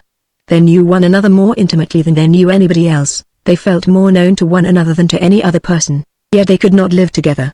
Usually, they kept 1,000 miles apart, geographically. But when he sat in the greyness of England, at the back of his mind, with a certain grim fidelity, he was aware of his wife, her strange yearning to be loyal and faithful, having her gallant affairs away in the sun, in the south. And she, as she drank her cocktail on the terrace over the sea, and turned her grey, sardonic eyes on the heavy dark face of her admirer, whom she really liked quite a lot, she was actually preoccupied with the clear-cut features of her handsome young husband, thinking of how he would be asking his secretary to do something for him, asking in that good-natured, confident voice of a man who knows that his request will be only too gladly fulfilled. The secretary, of course, adored him. She was very competent, quite young, and quite good-looking. She adored him. But then all his servants always did, particularly his women servants. His men servants were likely to swindle him. When a man has an adoring secretary, and you are the man's wife, what are you to do? Not that there was anything wrong, if you know what I mean, between them.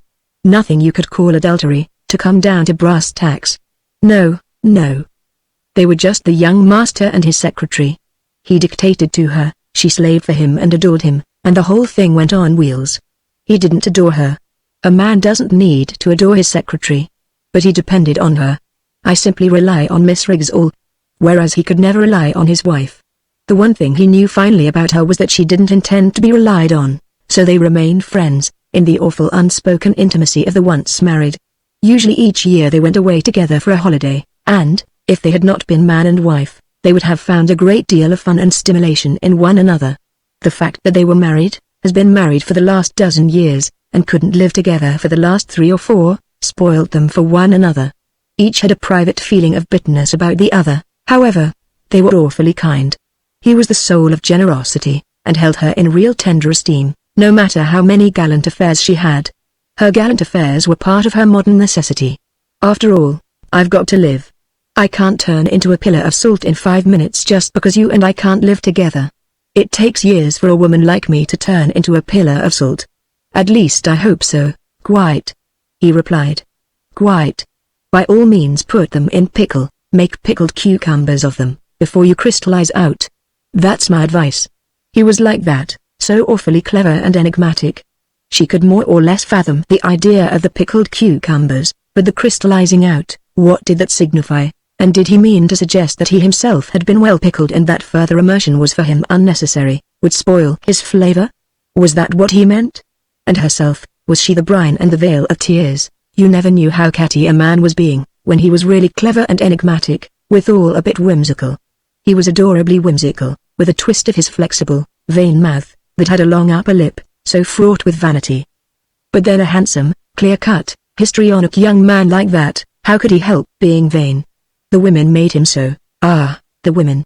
How nice men would be if there were no other women, and how nice the women would be if there were no other men. That's the best of a secretary. She may have a husband, but a husband is the mere shred of a man, compared to a boss, a chief, a man who dictates to you and whose words you faithfully write down and then transcribe. Imagine a wife writing down anything her husband said to her. But a secretary. Every and but of his she preserves forever. What are candied violets in comparison? Now it is all very well having gallant affairs under the southern sun, when you knows there is a husband whom you adore dictating to a secretary whom you are too scornful to hate yet whom you rather despise, though you allow she has her good points, away north in the place you ought to regard as home. A gallant affair isn't much good when you've got a bit of grit in your eye, or something at the back of your mind. What's to be done? The husband, of course, did not send his wife away. You've got your secretary and your work, she said. There's no room for me. There's a bedroom and a sitting room exclusively for you, he replied. And a garden and half a motor car. But please yourself entirely. Do what gives you most pleasure. In that case, she said, I'll just go south for the winter. Yes, do. He said. You always enjoy it. I always do, she replied. They parted with a certain relentlessness that had a touch of wistful sentiment behind it. Off she went to her gallant affairs, that were like the curate's egg, palatable in parts. And he settled down to work. He said he hated working, but he never did anything else. 10 or 11 hours a day. That's what it is to be your own master. So the winter wore away, and it was spring, when the swallows homeward fly, or northward, in this case. This winter, one of a series similar, had been rather hard to get through. The bit of grit in the gallant lady's eye had worked deeper in the more she blinked. Dark faces might be dark, and icy cocktails might lend a glow. She blinked her hardest to blink that bit of grit away, without success. Under the spicy balls of the mimosa she thought of that husband of hers in his library, and of that neat, competent but common little secretary of his, forever taking down what he said. How a man can stand it. How he can stand it, common little thing as she is, I don't know. The wife cried to herself. She meant this dictating business, this 10 hours a day intercourse, with nothing but a pencil between them, and a flow of words. What was to be done? Matters, instead of improving, had grown worse. The little secretary had brought her mother and sister into the establishment. The mother was a sort of cook-housekeeper. The sister was a sort of upper maid. She did the fine laundry, and looked after his clothes, and valeted him beautifully. It was really an excellent arrangement. The old mother was a splendid plain cook.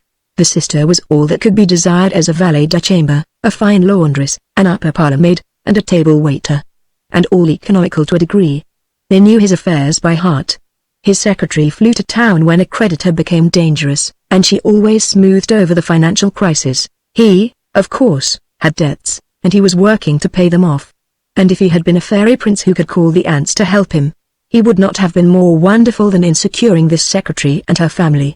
They took hardly any wages, and they seemed to perform the miracle of loaves and fishes daily. She, of course, was the wife who loved her husband, but helped him into debt, and she still was an expensive item. Yet when she appeared at her home, the secretarial family received her with most elaborate attentions and deference. The knight returning from the Crusades didn't create a greater stir. She felt like Queen Elizabeth at Kenilworth, a sovereign paying a visit to her faithful subjects. But perhaps there lurked always this hair in her soup. Won't they be glad to be rid of me again? But they protested no. No. They had been waiting and hoping and praying she would come. They had been pining for her to be the in charge, the mistress, his wife. Ah, his wife, his wife. His halo was like a bucket over her head. The cook mother was of the people, so it was the upper maid daughter who came for orders. What will you order for tomorrow's lunch and dinner, Mrs. G? Well, what do you usually have? Oh, we want you to say, no, what do you usually have? We don't have anything fixed. Mother goes out and chooses the best she can find, that is nice and fresh. But she thought you would tell her now what to get. Oh, I don't know. I'm not very good at that sort of thing. Ask her to go on just the same, I'm quite sure she knows best. Perhaps you'd like to suggest a sweet? No, I don't care for sweets, and you know Mr. G doesn't. So don't make one for me. Could anything be more impossible? They had the house spotless and running like a dream. How could an incompetent and extravagant wife dare to interfere, when she saw their amazing and almost inspired economy? But they ran the place on simply nothing, simply marvelous people. And the way they strewed palm branches under her feet, but that only made her feel ridiculous. Don't you think the family manage very well? He asked her tentatively. Awfully well. Almost romantically well. She replied. But I suppose you're perfectly happy? I'm perfectly comfortable, he replied. I can see you are, she replied. Amazingly so. I never knew such comfort. Are you sure it isn't bad for you? She eyed him stealthily. He looked very well, and extremely handsome, in his histrionic way. He was shockingly well dressed and valeted. And he had that air of easy aplomb and good humor which is so becoming to a man, and which he only acquires when he is cock of his own little walk, made much of by his own hens. No, he said, taking his pipe from his mouth and smiling whimsically round at her.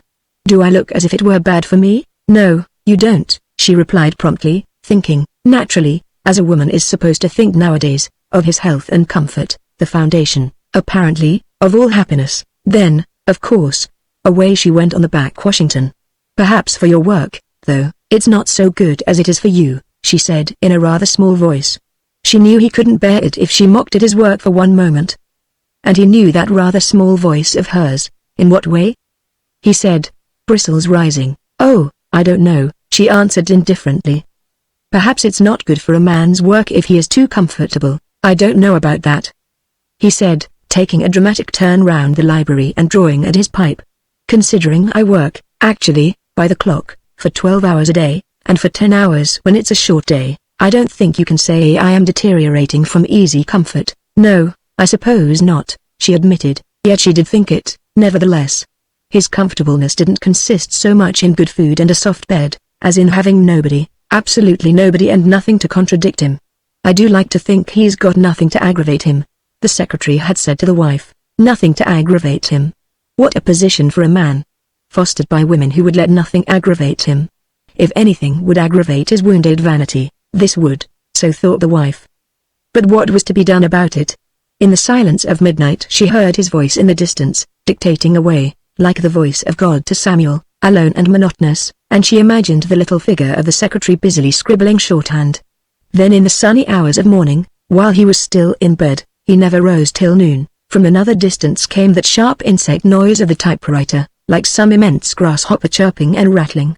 It was the secretary, poor thing, typing out his notes. That girl, she was only 28, really slaved herself to skin and bone. She was small and neat, but she was actually worn out. She did far more work than he did, for she had not only to take down all those words he uttered, she had to type them out, make 3 copies, while he was still resting. What on earth she gets out of it, thought the wife. I don't know. She's simply worn to the bone, for a very poor salary, and he's never kissed her, and never will. If I know anything about him, whether he's never kissing her, the secretary, that is, made it worse or better, the wife did not decide. He never kissed anybody. Whether she herself, the wife, that is, wanted to be kissed by him, even that she was not clear about. She rather thought she didn't. What on earth did she want then? She was his wife. What on earth did she want of him? She certainly didn't want to take him down in shorthand, and type out again all those words. And she didn't really want him to kiss her, she knew him too well. Yes, she knew him too well. If you know a man too well, you don't want him to kiss you. What then? What did she want? Why had she such an extraordinary hangover about him? Just because she was his wife? Why did she rather enjoy other men, and she was relentless about enjoyment, without ever taking them seriously? And why must she take him so damn seriously, when she never really enjoyed him? Of course she had had good times with him, in the past, before 1,000 things, all amounting really to nothing. But she enjoyed him no more. She never even enjoyed being with him. There was a silent, ceaseless tension between them, that never broke, even when they were 1,000 miles apart. Awful. That's what you call being married. What's to be done about it? Ridiculous, to know it all and not do anything about it. She came back once more, and there she was, in her own house, a sort of super guest, even to him. And the secretarial family devoting their lives to him. Devoting their lives to him. But actually, 3 women pouring out their lives for him day and night. And what did they get in return? Not one kiss. Very little money, because they knew all about his debts, and had made it their life business to get them paid off. No expectations. 12 hours work a day. Comparative isolation, for he saw nobody, and beyond that? Nothing. Perhaps a sense of uplift and importance because they saw his name and photograph in the newspaper sometimes. But would anybody believe that it was good enough? Yet they adored it. They seemed to get a deep satisfaction out of it, like people with a mission. Extraordinary. Well, if they did, let them. They were, of course, rather common, of the people, there might be a sort of glamour in it for them. But it was bad for him. No doubt about it. His work was getting diffuse and poor in quality, and what wonder? His whole tone was going down, becoming commoner. Of course it was bad for him, being his wife, she felt she ought to do something to save him. But how could she? That perfectly devoted, marvelous secretarial family, how could she make an attack on them? Yet she'd love to sweep them into oblivion. Of course they were bad for him, ruining his work, ruining his reputation as a writer, ruining his life. Ruining him with their slavish service. Of course she ought to make an onslaught on them. But how could she? Such devotion. And what had she herself to offer in their place? Certainly not slavish devotion to him, nor to his flow of words. Certainly not. She imagined him stripped once more naked of secretary and secretarial family, and she shuddered. It was like throwing the naked baby in the dustbin. Couldn't do that, yet something must be done. She felt it. She was almost tempted to get into debt for another £1,000, and send in the bill, or have it sent in to him, as usual, but no. Something more drastic, or perhaps more gentle. She wavered between the two. And wavering, She first did nothing, came to no decision, dragged vacantly on from day to day, waiting for sufficient energy to take her departure once more. It was spring. What a fool she had been to come up in spring. And she was 40. What an idiot of a woman to go and be 40. She went down the garden in the warm afternoon, when birds were whistling loudly from the cover, the sky being low and warm, and she had nothing to do. The garden was full of flowers. He loved them for their theatrical display. Lilac and snowball bushes, and laburnum and red may, tulips and anemones and colored daisies. Lots of flowers. Borders of forget-me-nots. Bachelor's buttons. What absurd names flowers had. She would have called them blue dots and yellow blobs and white frills. Not so much sentiment after all. There is a certain nonsense, something showy and stagey about spring, with its pushing leaves and chorus girl flowers, unless you have something corresponding inside you. Which she hadn't. Oh, heaven. Beyond the hedge she heard a voice, a steady rather theatrical voice. Oh, heaven. He was dictating to his secretary in the garden. Good God, was there nowhere to get away from it? She looked around. There was indeed plenty of escape. But what was the good of escaping? He would go on and on. She went quietly towards the hedge, and listened. He was dictating a magazine article about the modern novel. What the modern novel lacks is architecture. Good God. Architecture. He might just as well say, what the modern novel lacks is whalebone, or a teaspoon, or a tooth stopped. Yet the secretary took it down, took it down, took it down. No, this could not go on. It was more than flesh and blood could bear. She went quietly along the hedge, somewhat wolf-like in her prowl, a broad, strong woman in an expensive mustard-colored silk jersey and cream-colored pleated skirt. Her legs were long and shapely, and her shoes were expensive. With a curious wolf-like stealth she turned the hedge and looked across at the small, shaded lawn where the daisies grew impertinently. He was reclining in a colored hammock under the pink-flowering horse-chestnut tree, dressed in white serge with a fine yellow-colored linen shirt.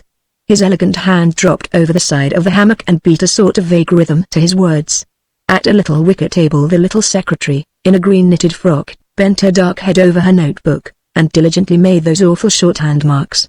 He was not difficult to take down, as he dictated slowly, and kept a sort of rhythm, beating time with his dangling hand. In every novel there must be one outstanding character with which we always sympathize, with whom we always sympathize, even though we recognize it, even when we are most aware of the human frailties. Every man his own hero, thought the wife grimly, forgetting that every woman is intensely her own heroine. But what did startle her was a bluebird dashing about near the feet of the absorbed, shorthand scribbling little secretary. At least it was a blue tit, blue with grey and some yellow. But to the wife it seemed blue, the juicy spring day, in the translucent afternoon. The bluebird, fluttering round the pretty but rather common little feet of the little secretary, the bluebird. The bluebird of happiness. Well, I'm blessed, thought the wife. Well, I'm blessed. And as she was being blessed, appeared another bluebird, that is, another blue tit, and began to wrestle with the first blue tit. A couple of bluebirds of happiness, having a fight over it. Well, I'm blessed. She was more or less out of sight of the human preoccupied bear. But he was disturbed by the fighting bluebirds, whose little feathers began to float loose. Get out, he said to them mildly, waving a dark yellow handkerchief at them. Fight your little fight, and settle your private affairs elsewhere, my dear little gentleman. The little secretary looked up quickly, for she had already begun to write it down. He smiled at her his twisted whimsical smile. No, don't take that down, he said affectionately.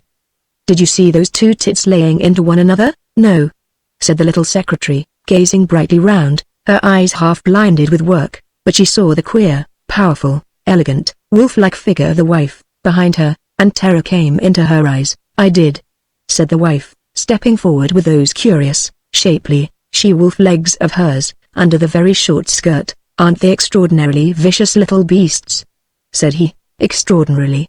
She re-echoed, stooping and picking up a little breast feather. Extraordinarily. See how the feathers fly, and she got the feather on the tip of her finger, and looked at it.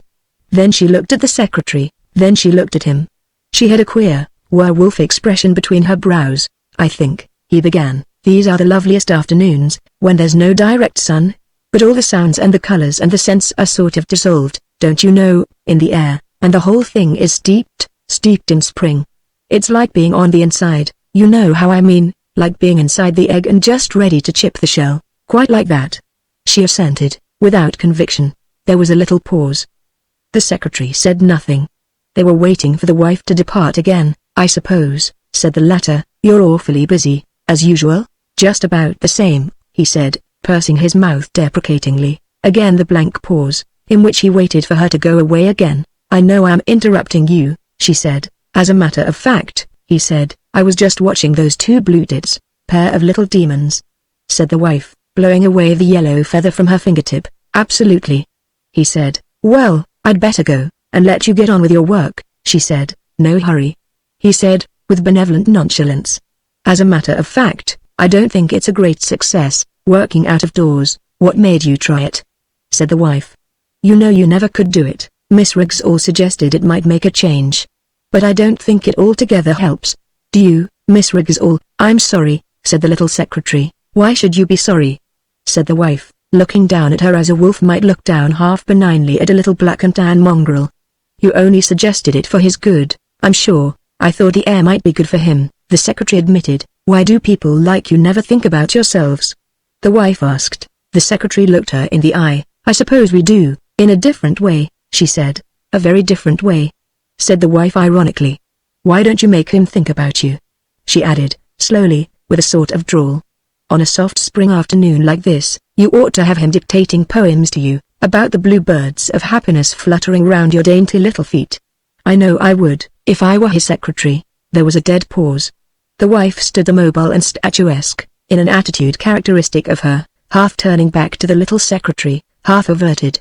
She half turned her back on everything. The secretary looked at him. "As a matter of fact," he said, "I was doing an article on the future of the novel." "I know that," said the wife. "That's what's so awful. Why not something lively in the life of the novelist?" There was a prolonged silence, in which he looked pained, and somewhat remote, statuesque. The little secretary hung her head. The wife sauntered slowly away. "Just where were we, Miss Riggsall?" came the sound of his voice. The little secretary started. She was feeling profoundly indignant. Their beautiful relationship, isn't hers, to be so insulted. But soon she was veering downstream on the flow of his words, too busy to have any feelings, except one of elation at being so busy. Tea time came. The sister brought out the tea tray into the garden. And immediately, the wife appeared. She had changed, and was wearing a chicory blue dress of fine cloth. The little secretary had gathered up her papers and was departing, on rather high heels. "Don't go, Miss Riggsall," said the wife. The little secretary stopped short, then hesitated. "Mother will be expecting me," she said. "Tell her you're not coming. And ask your sister to bring another cup. I want you to have tea with us." Miss Riggsall looked at the man, who was reared on one elbow in the hammock, and was looking enigmatical, Hamletish. He glanced at her quickly, then pursed his mouth in a boyish negligence. "Yes, stay and have tea with us for once," he said. "I see strawberries, and I know you're the bird for them." She glanced at him, smiled wanly, and hurried away to tell her mother. She even stayed long enough to slip on a silk dress. "Why, how smart you are," said the wife, when the little secretary reappeared on the lawn, in chicory blue silk. "Oh, don't look at my dress, compared to yours," said Miss Riggsall. "They were the same color, indeed. At least you earned yours, which is more than I did mine," said the wife, as she poured tea. "You like it strong?" She looked with her heavy eyes at the smallish, birdy, blue-clad, overworked young woman, and her eyes seemed to speak many inexplicable dark volumes. "Oh, as it comes, thank you," said Miss Riggsall, leaning nervously forward. "It's coming pretty black, if you want to ruin your digestion," said the wife. "Oh, I'll have some water in it, then. Better, I should say. How'd the work go, all right?" asked the wife, as they drank tea, and the two women looked at each other's blue dresses. "Oh," he said. "As well as you can expect. It was a piece of pure flummery. But it's what they want. Awful rot, wasn't it, Miss Riggsall?" Miss Riggsall moved uneasily on her chair. "It interested me," she said, "though not so much as the novel." "The novel? Which novel?" said the wife. "Is there another new one?" Miss Riggsall looked at him. Not for words would she give away any of his literary activities. "Oh, I was just sketching out an idea to Miss Riggsall," he said. "Tell us about it," said the wife. "Miss Riggsall, you tell us what it's about." She turned on her chair, and fixed the little secretary. "I'm afraid," Miss Riggsall squirmed, "I haven't got it very clearly myself, yet." "Oh, go along. Tell us what you have got then." Miss Riggsall sat dumb and very vexed. She felt she was being baited.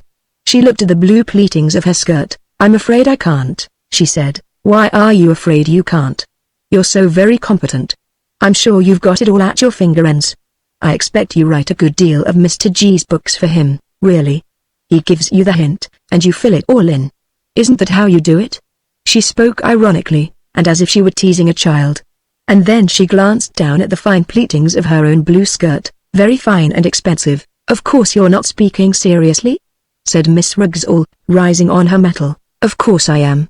I've suspected for a long time, at least, for some time, that you write a good deal of Mr. G's books for him, from his hints." It was said in a tone of raillery, but it was cruel. "I should be terribly flattered," said Miss Ruggles, straightening herself, "if I didn't know you were only trying to make me feel a fool." "Make you feel a fool?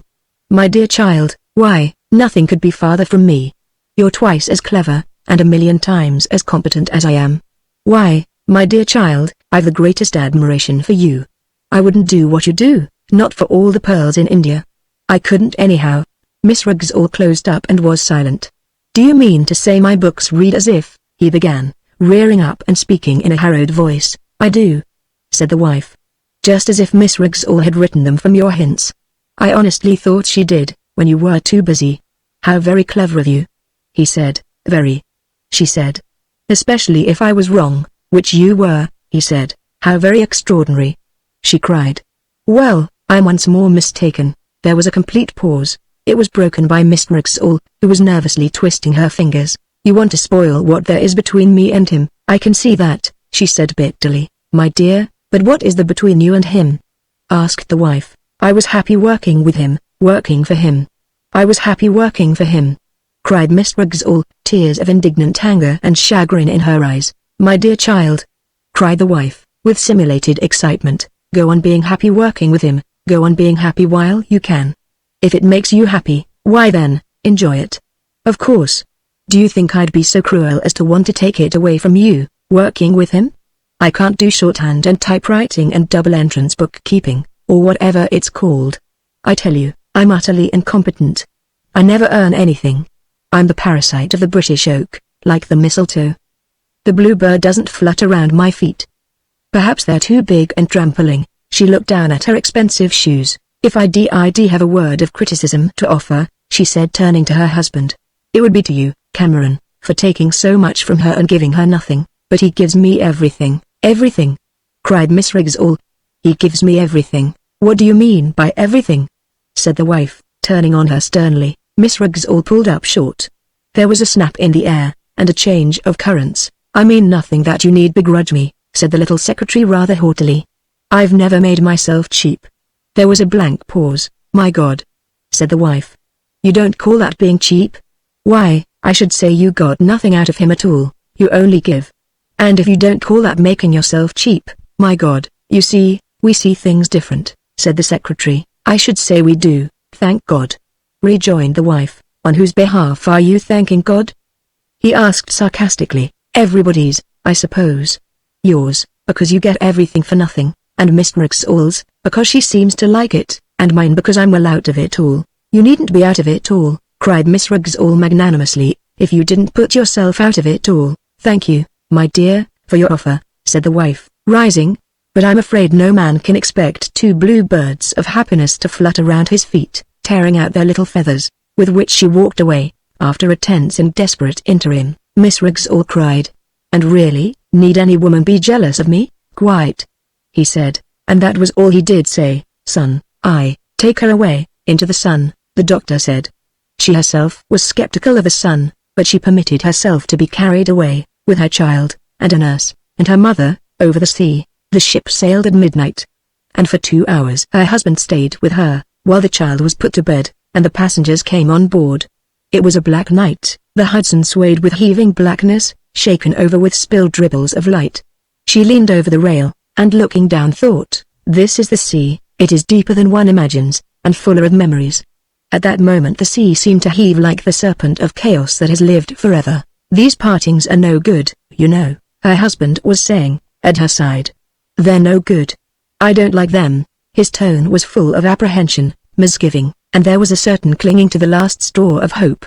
"No, neither do I," she responded in a flat voice. She remembered how bitterly they wanted to get away from one another. He and she.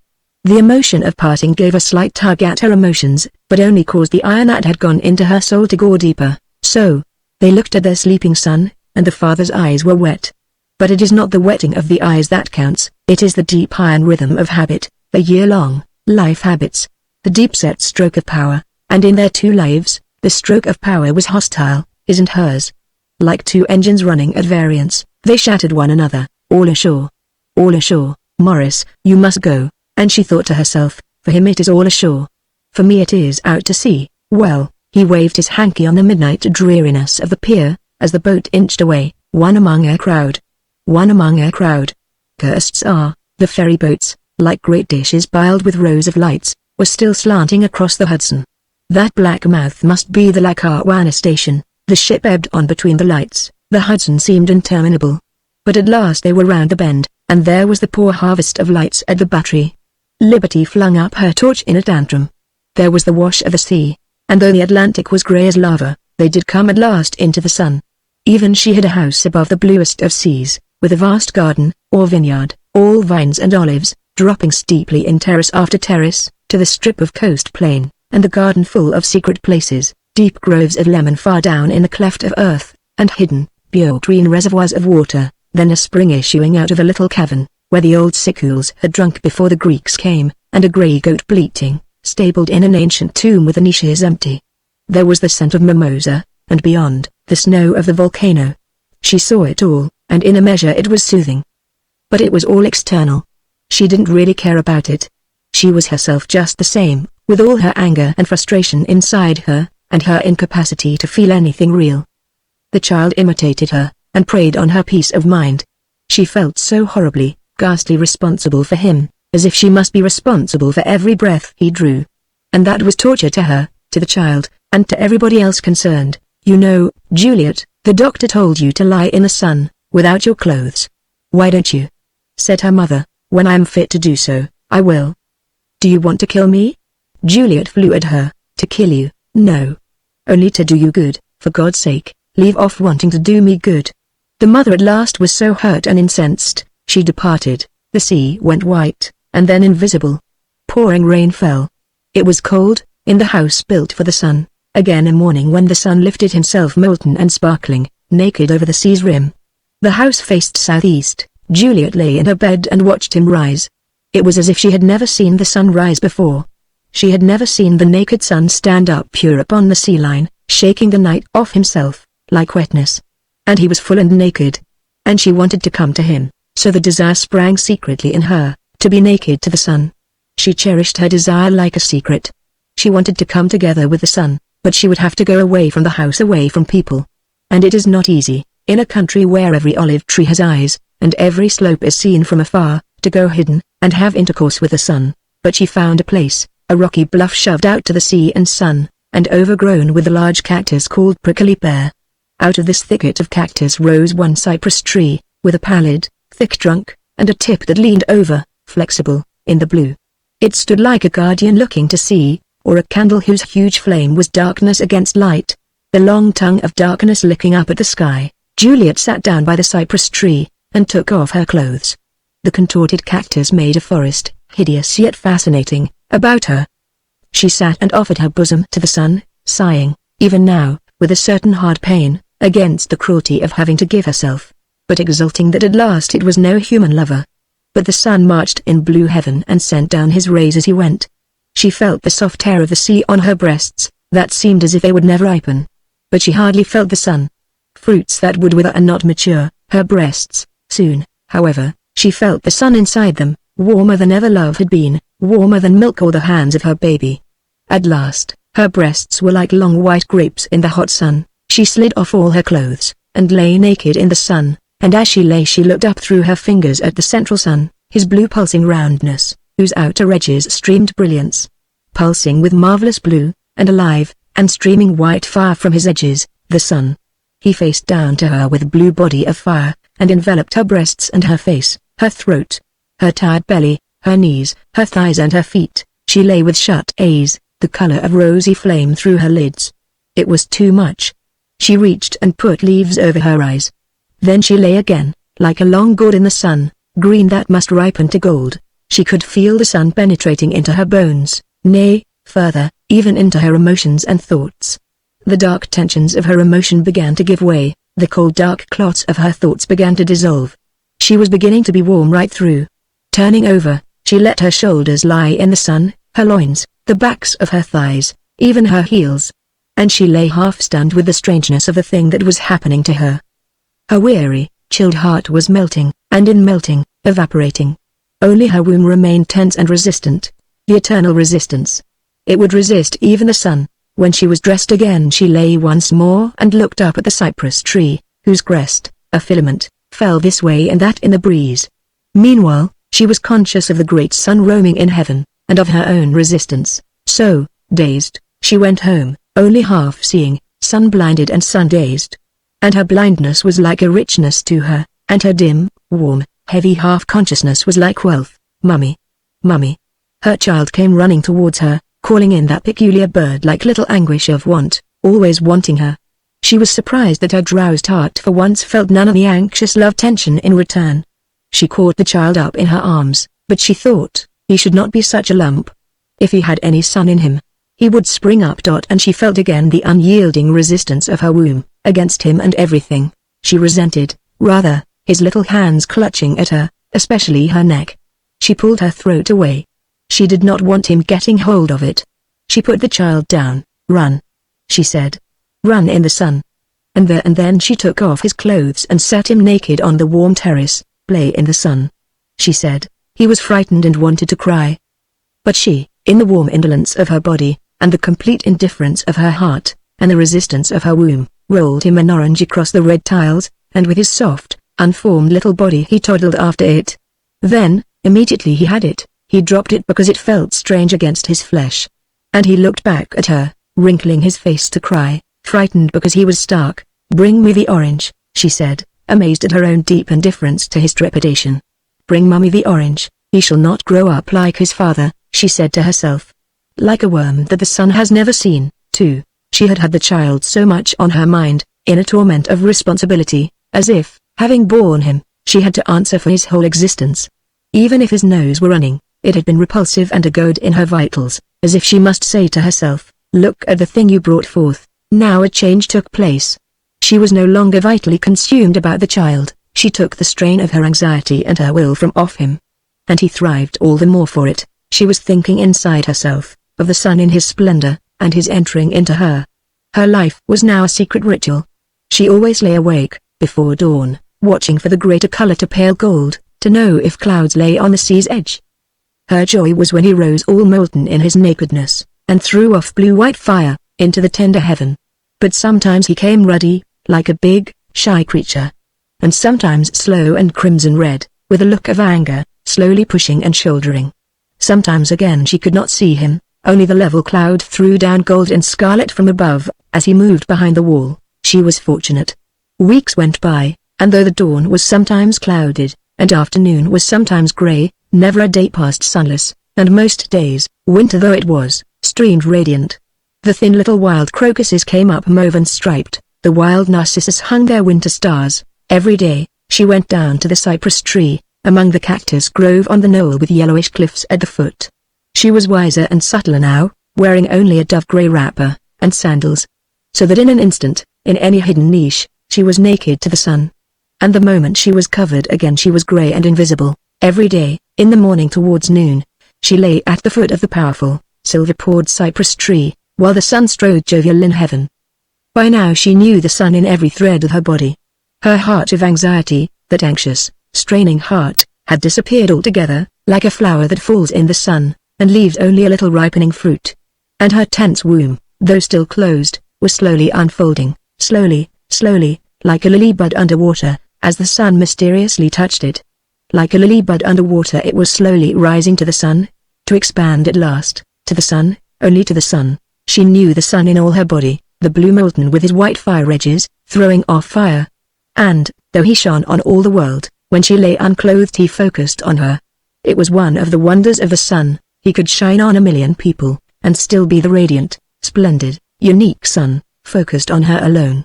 With her knowledge of the sun, and her conviction that the sun was gradually penetrating her to know her, in the cosmic carnal sense of the word, came over her a feeling of a detachment from people, and a certain contemptuous tolerance for human beings altogether. They were so unelemental, so unsunned. They were so like graveyard worms. Even the peasants passing up the rocky, ancient little road with their donkeys, sun-blackened as they were not sunned right through. There was a little soft white core of fear, like a snail in a shell, where the soul of the man cowered in fear of the natural blaze of life. He dared not quite see the sun, always innerly cowed. All men were like that. Why admit men? With her indifference to people, to men, she was not now so cautious about being seen. She had told Marinina, who went shopping for her in the village, that the doctor had ordered sun baths. Let that suffice. Marinina was a woman of 60 or more, tall, thin, erect, with curling dark grey hair, and dark grey eyes that had the shrewdness of thousands of years in them, with the laugh, half mockery, that underlies all long experience. Tragedy is lack of experience. It must be beautiful to go naked in the sun, said Marinina, with a shrewd laugh in her eyes as she looked keenly at the other woman. Juliet's fair, bobbed hair curled in a little cloud at her temples. Marinina was a woman of Magna Graecia, and had far memories. She looked again at Juliet, but when a woman is beautiful, she can show herself to the sun. Eh? Isn't it true? She added, with that queer, breathless little laugh of the women of the past. Who knows if I am beautiful? Said Juliet, but beautiful or not, she felt that by the sun she was appreciated. Which is the same. When, out of the sun at noon, sometimes she stole down over the rocks and past the cliff edge, down to the deep gully where the lemons hung in cool eternal shadow, and in the silence slipped off her wrapper to wash herself quickly at one of the deep, clear green basins, she would notice, in the bare green twilight under the lemon leaves, that all her body was rosy, and turning to gold. She was like another person. She was another person, so she remembered that the Greeks had said a white unsunned body was unhealthy, and fishy, and she would rub a little olive oil into her skin, and wander a moment in the dark underworld of the lemons, balancing a lemon flower in her navel, laughing to herself. There was just a chance some peasant might see her. But if he did, he would be more afraid of her than she of him. She knew of the white core of fear in the clothed bodies of men. She knew it even in her little son. How he mistrusted her, now that she laughed at him, with the sun in her face. She insisted on his toddling naked in the sunshine, every day. And now his little body was pink too, his blonde hair was pushed thick from his brow, his cheeks had a pomegranate scarlet, in the delicate gold of the sunny skin. He was bonny and healthy, and the servants, loving his gold and red and blue, called him an angel from heaven, but he mistrusted his mother. She laughed at him. And she saw, in his wide blue eyes, under the little frown, that center of fear, misgiving, which she believed was at the center of all male eyes, now. She called it fear of the sun. And her womb stayed shut against all men, sun-fearers. He fears the sun, she would say to herself, looking down into the eyes of the child, and as she watched him toddling, swaying, tumbling in the sunshine, making his little bird-like noises, she saw that he held himself tight and hidden from the sun, inside himself, and his balance was clumsy, his movements a little gross. His spirit was like a snail in a shell, in a damp, cold crevice inside himself. It made her think of his father.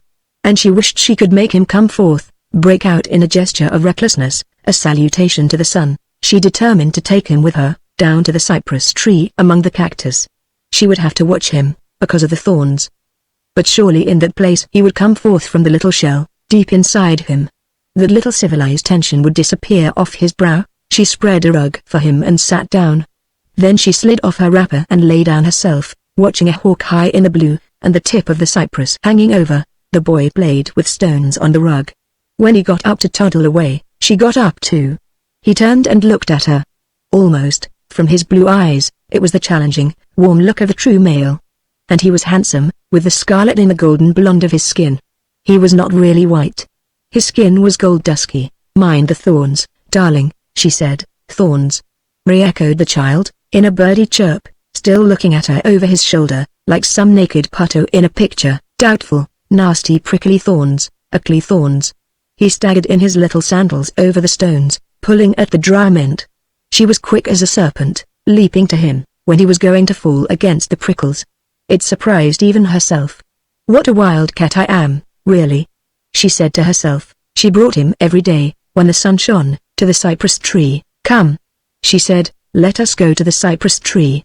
And if there was a cloudy day, with the tramontana blowing, so that she could not go down, the child would chirp incessantly, "Cypress tree. Cypress tree." He missed it as much as she did. It was not just taking sun baths. It was much more than that. Something deep inside her unfolded and relaxed, and she was given to a cosmic influence. By some mysterious will inside her, deeper than her known consciousness and her known will, she was put into connection with the sun, and the stream of the sun flowed through her, round her womb. She herself, her conscious self, was secondary, a secondary person, almost an onlooker. The true Juliet lived in the dark flow of the sun within her deep body, like a river of dark rays circling dark and violet round the sweet, shut bud of her womb. She had always been mistress of herself, aware of what she was doing, and held tense in her own command. Now she felt inside her quite another sort of power, something greater than herself, darker and more savage, the element flowing upon her. Now she was vague, in the spell of a power beyond herself. 3. The end of February was suddenly very hot. Almond blossom was falling like pink snow, in the touch of the smallest breeze. The mauve, silky little anemones were out, the asphodels tall in bud, and the sea was cornflower blue. Juliet had ceased to care about anything. Now, most of the day, she and the child were naked in the sun, and it was all she wanted. Sometimes she went down to the sea to bathe, often she wandered in the gullies where the sun shone in, and she was out of sight. Sometimes she saw a peasant with an ass, and he saw her. But she went so simply and quietly with her child, and the fame of the sun's healing power, for the soul as well as for the body, had already spread among the people, so that there was no excitement. The child and she were now both tanned with a rosy golden tan, all over. "I am another being," she said to herself, as she looked at her red gold breasts and thighs. The child, too, was another creature, with a peculiar, quiet, sun-darkened absorption. Now he played by himself in silence, and she need hardly notice him. He seemed no longer to notice when he was alone.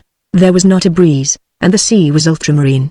She sat by the great silver paw of the cypress tree, drowsed in the sun, but her breasts alert, full of sap. She was becoming aware of an activity rousing in her, an activity which would bring another self awake in her. She still did not want to be aware. The new rousing would mean a new contact, and this she did not want. She knew well enough the vast cold apparatus of civilization, and what contact with it meant, and how difficult it was to evade. The child had gone a few yards down the rocky path, round the great sprawling of a cactus. She had seen him, a real gold-brown infant of the winds, with burnt gold hair and red cheeks, collecting the speckled pitcher flowers and laying them in rows. He could balance now, and was quick for his own emergencies, like an absorbed young animal playing. Suddenly she heard him speaking. "Look, Mummy. Mummy, look." A note in his bird-like voice made her lean forward sharply. Her heart stood still. He was looking over his naked little shoulder at her, and pointing with a loose little hand at a snake which had reared itself up a yard away from him, and was opening its mouth so that its forked, soft tongue flickered black like a shadow, uttering a short hiss. "Look. Mummy." "Yes, darling, it's a snake," came the slow deep voice. He looked at her, his wide blue eyes uncertain whether to be afraid or not. Some stillness of the sun in her reassured him. "Snake." He chirped. "Yes, darling. Don't touch it, it can bite." The snake had sunk down, and was reaching away from the coils in which it had been basking asleep, and slowly easing its long, gold-brown body into the rocks, with slow curves. The boy turned and watched it in silence. Then he said, "Snake going?" "Yes. Let it go. It likes to be alone." He still watched the slow, easing length as the creature drew itself apathetic out of sight. "Snake gone back," he said. "Yes, it is gone back. Come to Mummy a moment." He came and sat with his plump, naked little body on her naked lap, and she smoothed his burnt, bright hair. She said nothing, feeling that everything was past.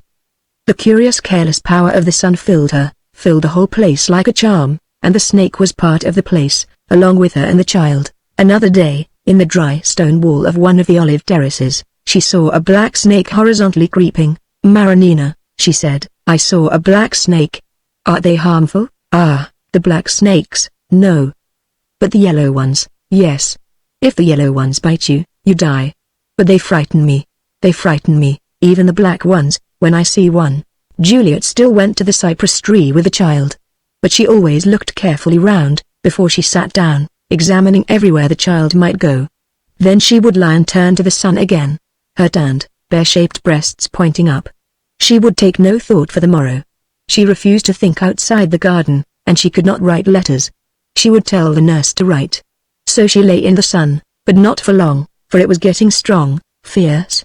And in spite of herself, the bud that had been tight and deep immersed in the innermost gloom of her, was rearing and straightening its curved stem, to open its dark tips and show a gleam of rose. Her womb was coming open wide with rosy ecstasy, like a lotus flower, for spring was becoming summer, in the south of the sun, and the rays were very powerful. In the hot hours she would lie in the shade of trees, or she would even go down to the depths of the cool lemon grove. Or sometimes she went in the shadowy deeps of the gullies, at the bottom of the little ravine, towards home. The child fluttered around in silence, like a young animal absorbed in life, going slowly home in her nakedness down among the bushes of the dark ravine. One noon, she came round a rock suddenly upon the peasant of the next podia, who was stooping binding up a bundle of brushwood he had cut, his ass standing near. He was wearing summer cotton trousers, and stooping his buttocks towards her. It was utterly still and private down in the dark bed of the little ravine. A weakness came over her, for a moment she could not move. The man lifted the bundle of wood with powerful shoulders, and turned to the ass. He started and stood transfixed as he saw her, as if it were a vision. Then his eyes met hers, and she felt the blue fire running through her limbs to her womb, which was spreading in the helpless ecstasy. Still they looked into each other's eyes, and the fire flowed between them, like the blue, streaming fire from the heart of the sun. And she saw the phallus rise under his clothing, and knew he would come towards her. "Mummy, a man." "Mummy." The child had put a hand against her thigh. "Mummy, a man." She heard the note of fear and swung round. "It's all right, boy," she said, and taking him by the hand, she led him back round the rock again, while the peasant watched her naked, retreating buttocks lift and fall. She put on the wrap, and taking the boy in her arms, began to stagger up a steep goat track through the yellow flowering tangle of shrubs, up to the level of day, and the olive trees below the house. There she sat down to collect herself. The sea was blue, very blue and soft and still looking, and her womb inside her was wide open like a lotus flower, or a cactus flower, in a radiant sort of eagerness. She could feel it, and it dominated her consciousness. And a biting chagrin burned in her breast, against the child, against the complication of frustration. She knew the peasant by sight, a man something over 30, broad and very powerfully set. She had many times watched him from the terrace of her house, watched him come with his ass, watched him trimming the olive trees, working alone, always alone and physically powerful, with a broad red face and a quiet self-possession. She had spoken to him once or twice, and met his big blue eyes, dark and southern hot. And she knew his sudden gestures, a little violent and over-generous. But she had never thought of him. Save she had noticed that he was always very clean and well cared for, and then she had seen his wife one day, when the latter had brought the man's meal, and they sat in the shade of a carob tree, on either side the spread white cloth. And then Juliet had seen that the man's wife was older than he, a dark, proud, gloomy woman. And then a young woman had come with a child, and the man had danced with the child, so young and passionate. But it was not his own child, he had no children. It was when he danced with the child, in such a sprightly way, as if full of suppressed passion, that Juliet had first really noticed him. But even then, she had never thought of him. Such a broad red face, such a great chest, and rather short legs. Too much a crude beast for her to think of, a peasant. But now the strange challenge of his eyes had held her, blue and overwhelming like the blue sun's heart. And she had seen the fierce stirring of the phallus under his thin trousers, for her. And with his red face, and with his broad body, he was like the sun to her, the sun in its broad heat. She felt him so powerfully, that she could not go further from him. She continued to sit there under the tree. Then she heard nurse tinkling a bell at the house and calling. And the child called back. She had to rise and go home. In the afternoon she sat on the terrace of her house, that looked over the olive slopes to the sea. The man came and went to the little hut on his podia, on the edge of the cactus grove. And he glanced again at her house, at her sitting on the terrace. And her womb was open to him, yet she had not the courage to go down to him. She was paralyzed. She had tea, and still sat there on the terrace. And the man came and went, and glanced again, till the evening bell had jangled from the Capuchin church at the village gate, and the darkness came on. And still she sat on the terrace. Till at last in the moonlight she saw him load his ass and drive it sadly along the path to the little road. She heard him pass on the stones of the road behind her house. He was gone home to the village, to sleep with his wife, who would want to know why he was so late. He was gone in dejection. Juliet sat late on into the night, watching the moon on the sea. The sun had opened her womb, and she was no longer free. The trouble of the open lotus blossom had come upon her, and now it was she who had not the courage to take the steps across the gully, but at last she slept. And in the morning she felt better. Her womb seemed to have closed again. The lotus flower seemed back in bud again. She wanted so much that it should be so. Only the immersed bud, and the sun. She would never think of that man. She bathed in one of the great tanks away down in the lemon grove, down in the far ravine, far as possible from the other wild gully, and cool. Below, under the lemons, the child was wading among the yellow oxless flowers of the shadow, gathering fallen lemons, passing with his tan little body into flecks of light, moving all dappled. She sat in the sun on the steep bank in the gully, feeling almost free again, the flower drooping in shadowy bud, safe inside her. Suddenly, high over the land's edge, against the full-lit pale blue sky, Marinina appeared, a black cloth tied round her head, calling quietly, "Signora! Signora Giulietta!" Juliet faced round, standing up. Marinina paused a moment, seeing the naked woman standing alert, her sun-faded hair in a little cloud.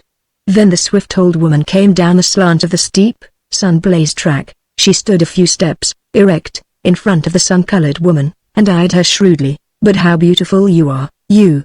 she said coolly, almost cynically. "Your husband has come." "What husband?" cried Juliet. The old woman gave a shrewd bark of a little laugh, the mockery of the woman of the past. "Haven't you got one, a husband, you?" she said, taunting. "How? Where?" "In America," said Juliet. The old woman glanced over her shoulder, with another noiseless laugh. "No America at all.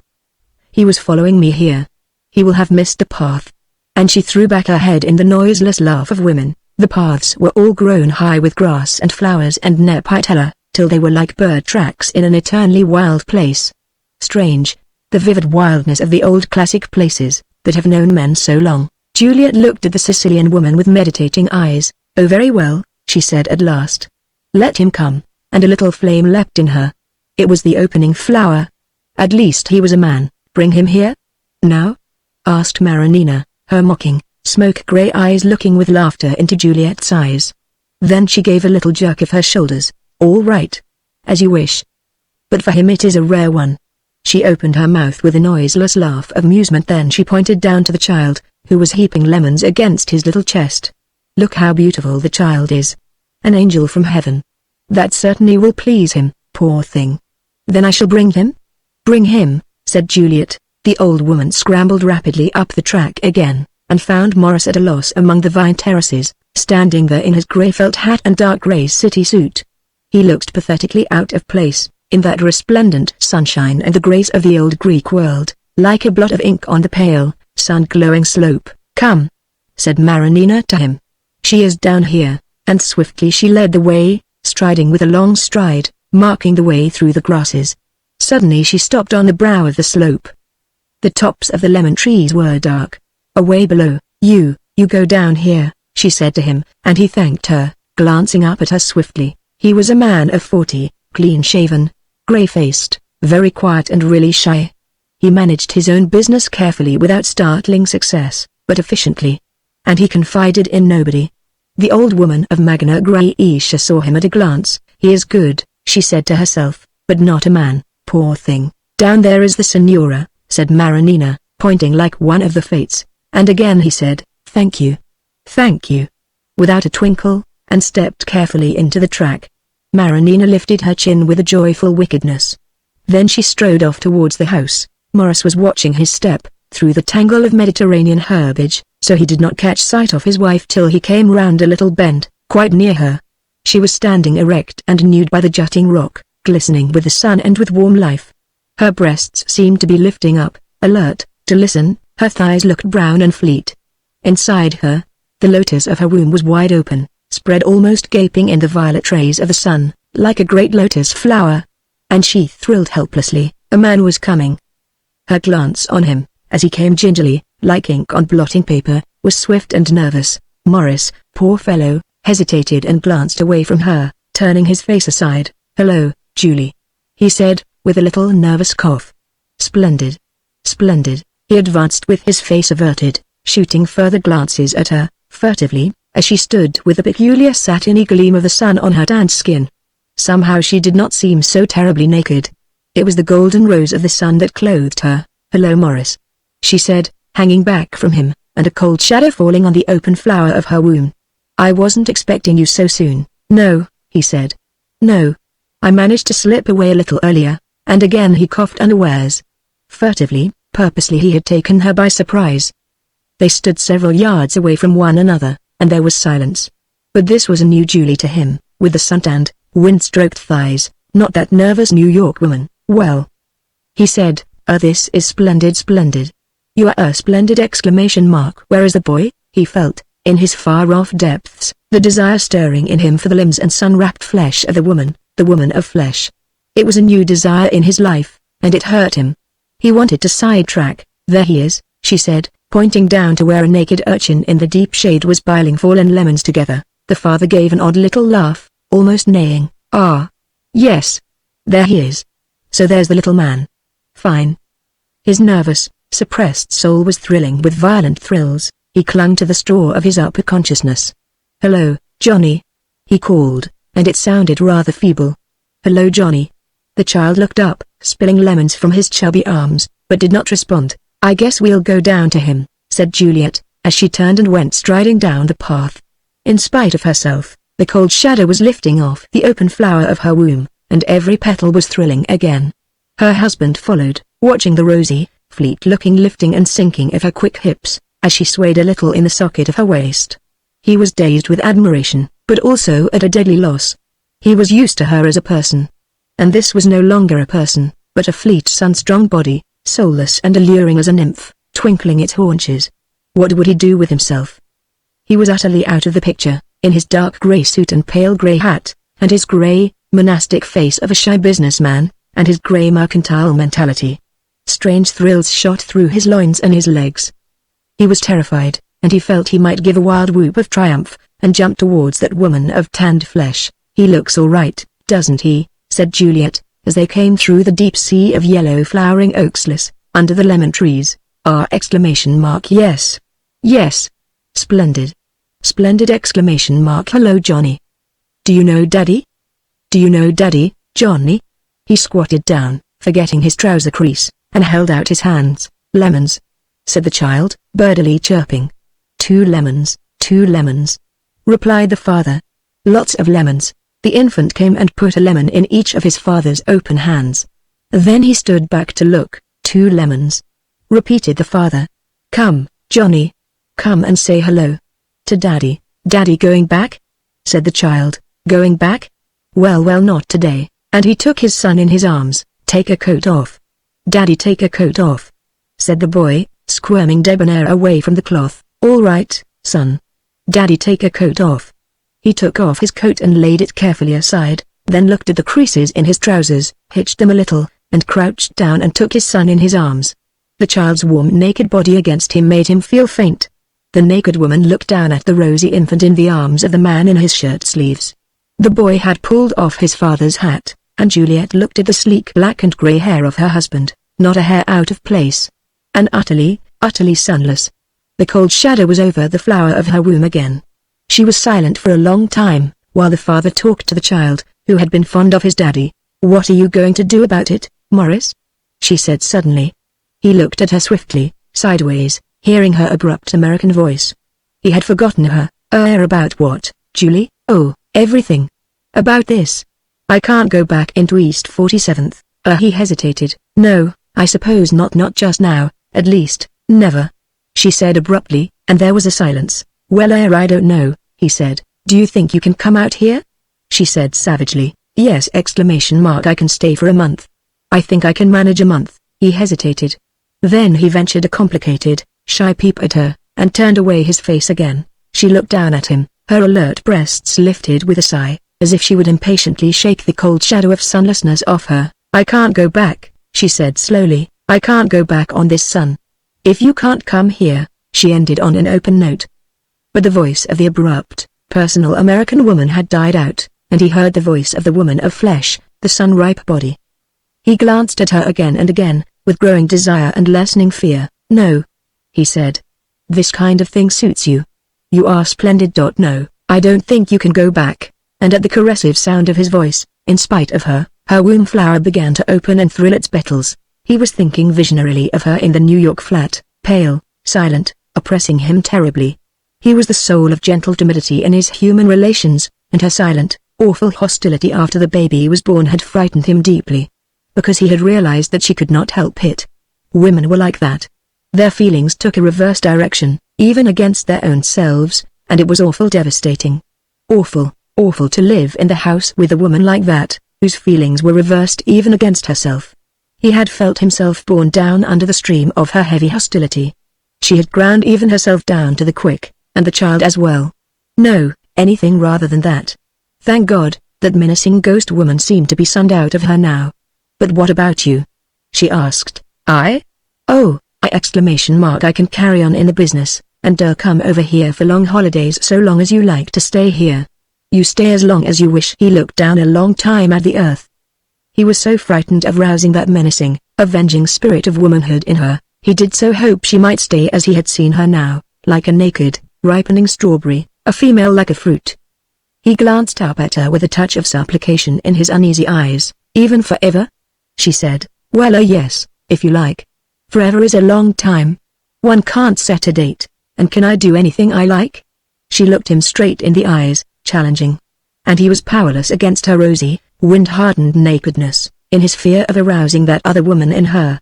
The personal American woman, spectral and vengeful. Oh yes! I suppose so. So long as you don't make yourself unhappy or the boy. Again he looked up at her with a complicated, uneasy appeal, thinking of the child, but hoping for himself. I won't. She said quickly. No. He said, no. I don't think you will. There was a pause. The bells of the village were hastily clanging midday. That meant lunch. She slipped into her grey crepe kimono, and fastened a broad green sash around her waist. Then she slipped a little blue shirt over the boy's head, and they went up to the house. At table she watched her husband, his grey city face, his glued, grey-black hair, his very precise table manners, and his extreme moderation in eating and drinking. Sometimes he glanced at her furtively, from under his black lashes. He had the uneasy, gold-grey eyes of a creature that has been caught young, and reared entirely in captivity, strange and cold, knowing no warm hopes. Only his black eyebrows and eyelashes were nice. She did not take him in. She did not realize him. Being so sunned, she could not see him. His sunlessness was like non-entity. They went on to the balcony for coffee, under the rosy mass of the bougainvillea. Below, beyond, on the next podium, the peasant and his wife were sitting under the carob tree, near the tall green wheat, sitting facing one another across a little white cloth spread on the ground. There was still a huge piece of bread, but they had finished eating and sat with dark wine in their glasses. The peasant looked up at the terrace, as soon as the American emerged.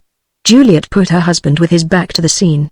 Then she sat down, and looked back at the peasant, until she saw his dark-visaged wife turn to look too. The man was hopelessly in love with her. She saw his broad, rather short red face gazing up at her fixedly, till his wife turned too to look. Then he picked up his glass and tossed the wine down his throat. The wife stared long at the figures on the balcony. She was handsome and rather gloomy, and surely older than he, with that great difference that lies between a rather overwhelming, superior woman over 40, and her more irresponsible husband of 35 or so. It seemed like the difference of a whole generation. He is my generation, thought Juliet, and she is Morris's generation. Juliet was not yet 30. The peasant in his white cotton trousers and pale pink shirt, and battered old straw hat, was attractive, so clean, and full of the cleanliness of health. He was stout and broad, and seemed shortish, but his flesh was full of vitality, as if he were always about to spring up into movement, to work, even, as she had seen him with the child, to play. He was the type of Italian peasant that wants to make an offering of himself, passionately wants to make an offering of himself, of his powerful flesh and thudding blood stroke. But he was also completely a peasant, in that he would wait for the woman to make the move. He would hang round in a long, consuming passivity of desire, hoping for the woman to come for him. But he would never try to advance to her, never. She would have to make the advance. Only he would hang round, within reach, feeling her look at him. He flung off his old straw hat, showing his round, close-cropped brown head, and reached out with a large brown-red hand for the great loaf, from which he broke a piece and started chewing with bulging cheek. He knew she was looking at him. And she had such power over him, the hot inarticulate animal, with such a hot, massive blood streamed down his great veins. He was hot through with countless suns, and mindless as noon. And shy with a violent, throughout shyness, that would wait for her with consuming wanting, but would never, never move towards her. With him, it would be like bathing in another kind of sunshine, heavy and big and perspiring, and afterwards one would forget. Personally, he would not exist. It would be just a bath of warm, powerful life, then separating and forgetting. Then again, the procreative bath, like sun. But would that not be good? She was so tired of personal contacts, and having to talk with a man afterwards. With that healthy creature, one would just go satisfied away, afterwards.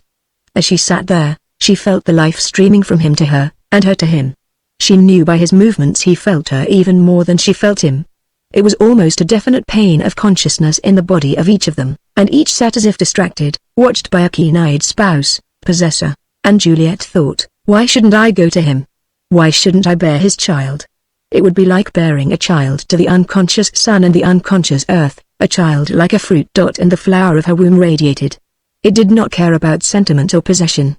It wanted man-due only, utterly improvident. But her heart was clouded with fear. She dare not. She dare not. If only the man would find some way. But he would not. He would only hover and wait, hover in endless desire, waiting for her to cross the gully. And she dare not, she dare not.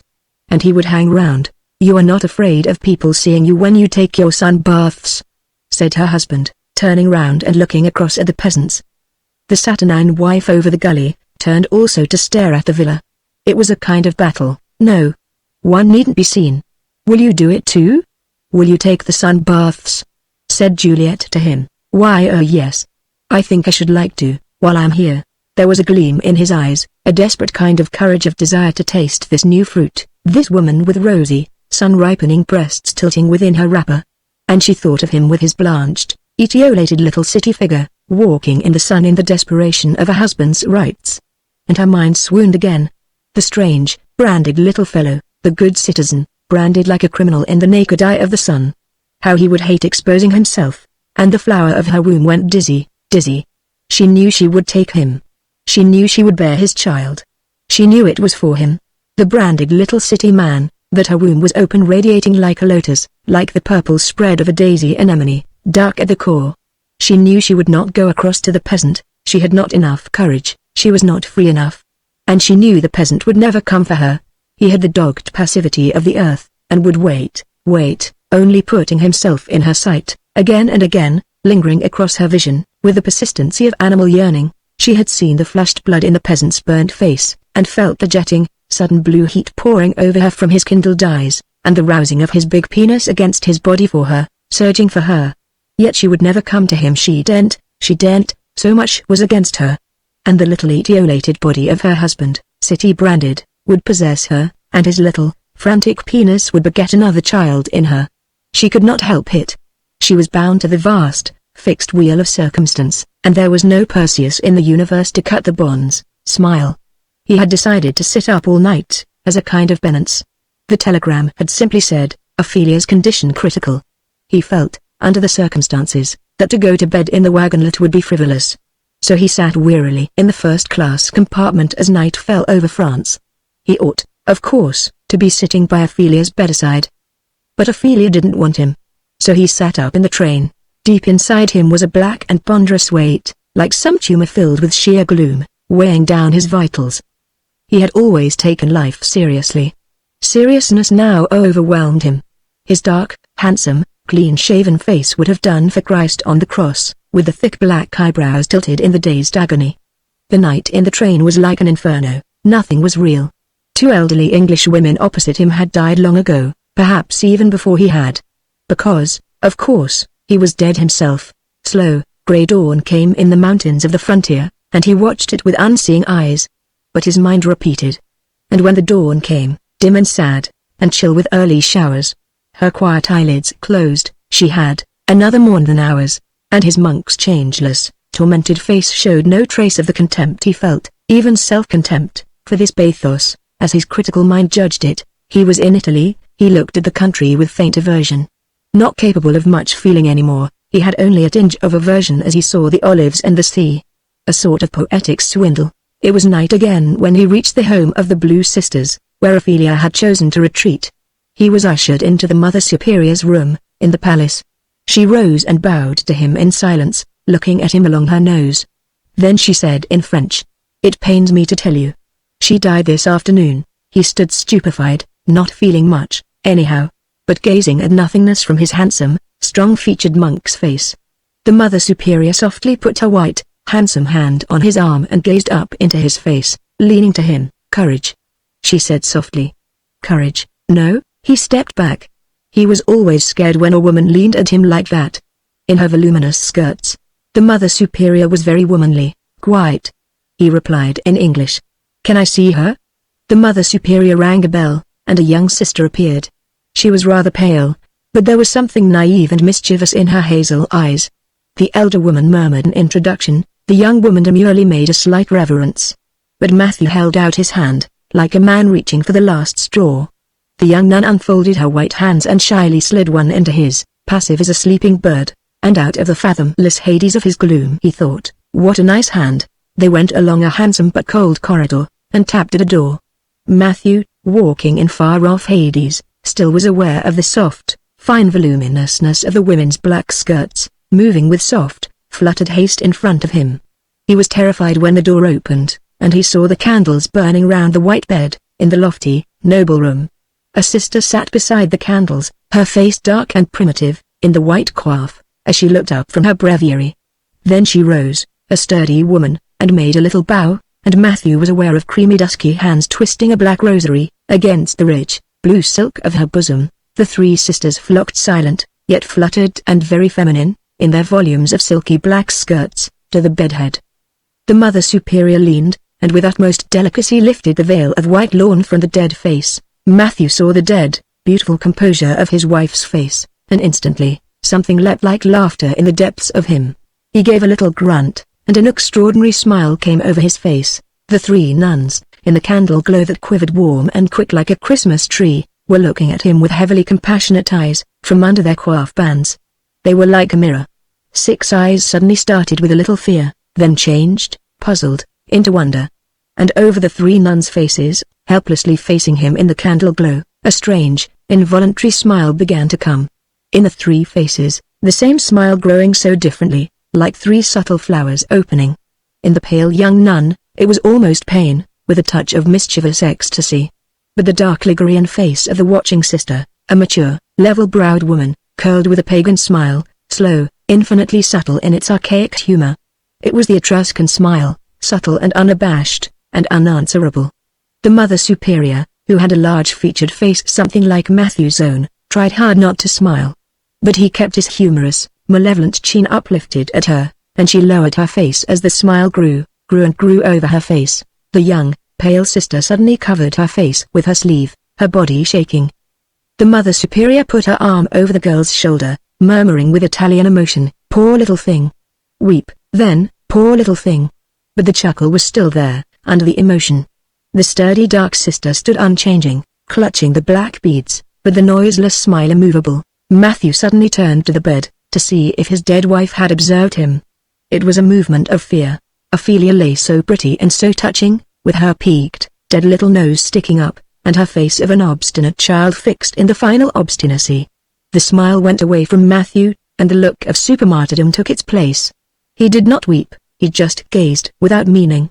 Only, on his face deepened the look. "I knew this martyrdom was in store for me. She was so pretty, so childlike, so clever, so obstinate, so worn and so dead." He felt so blank about it all. They had been married 10 years. He himself had not been perfect, no, not by any means. But Ophelia had always wanted her own will. She had loved him, and grown obstinate, and left him, and grown wistful, or contemptuous, or angry, a dozen times, and a dozen times come back to him. They had no children. And he, sentimentally, had always wanted children. He felt very largely sad. Now she would never come back to him. This was the 13th time, and she was gone forever. But was she? Even as he thought it, he felt her nudging him somewhere in the ribs, to make him smile. He writhed a little, and an angry frown came on his brow. He was not going to smile. He set his square, naked jaw, and bared his big teeth, as he looked down at the infinitely provoking dead woman. at it again. He wanted to say to her, like the man in Dickens. He himself had not been perfect. He was going to dwell on his own imperfections. He turned suddenly to the three women, who had faded backwards beyond the candles, and now hovered, in the white frames of their coifs, between him and nowhere. His eyes glared, and he bared his teeth. Mea culpa. Mea culpa. He snarled. Mag! Exclaimed the daunted Mother Superior, and her two hands flew apart, then together again, in the density of the sleeves, like birds nesting in couples. Matthew ducked his head and peered round, prepared to bolt. The Mother Superior, in the background, softly intoned a paternoster, and her beads dangled. The pale young sister faded farther back. But the black eyes of the sturdy, black-avized sister twinkled like eternally humorous stars upon him. And he felt the smile digging him in the ribs again. Look here, he said to the women, in expostulation, I'm awfully upset. I'd better go. They hovered in fascinating bewilderment. He ducked for the door. But even as he went, the smile began to come on his face, caught by the tail of the sturdy sister's black eye, with its everlasting wink. And, he was secretly thinking, he wished he could hold both her creamy dusky hands, that were folded like mating birds, voluptuously, but he insisted on dwelling upon his own imperfections. Mea culpa. He howled at himself. And even as he howled it, he felt something nudge him in the ribs, saying to him, smile. The three women left behind in the lofty room looked at one another, and their hands flew up for a moment, like six birds flying suddenly out of the foliage, then settling again. Poor thing, said the Mother Superior, compassionately. Yes. Yes. Poor thing, cried the young sister, with naive, shrill impulsiveness. Jaya, said the dark-avized sister. The Mother Superior noiselessly moved to the bed, and leaned over the dead face. She seems to know, poor soul, she murmured. Don't you think so? The three coiffed heads leaned together. And for the first time they saw the faint ironical curl at the corners of Ophelia's mouth. They looked in fluttering wonder. She has seen him, whispered the thrilling young sister. The Mother Superior delicately laid the fine-worked veil over the cold face. Then they murmured a prayer for the anima, fingering their beads. Then the Mother Superior set two of the candles straight upon their spikes, clenching the thick candle with firm, soft grip, and pressing it down. The dark-faced, sturdy sister sat down again with her little holy book. The other two rustled softly to the door, and out into the great white corridor. There softly, noiselessly sailing in all their dark drapery, like dark swans down a river, they suddenly hesitated.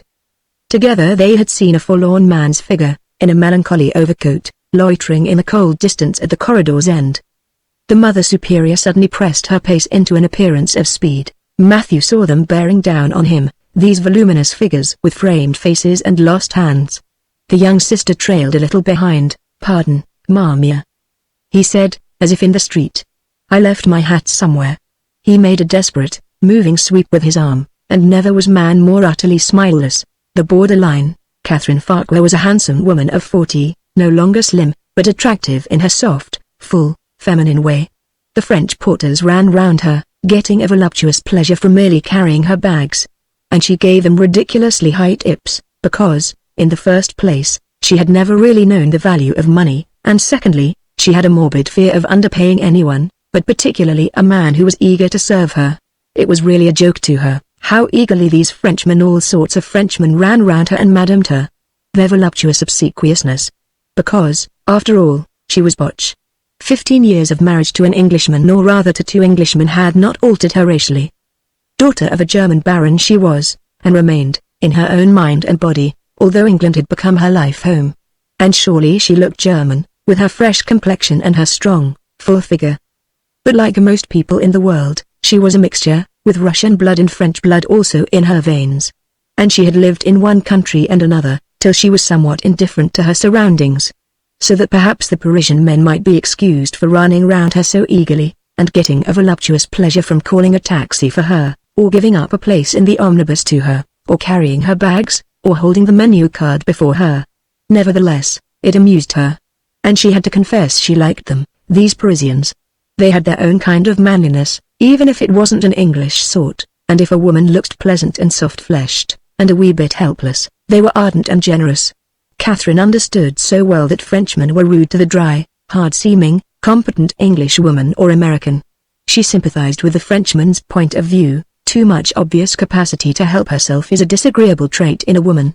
At the Gare de l'Est, of course, everybody was expected to be botch, and it was almost a convention, with the porters, to assume a certain small boyish superciliousness.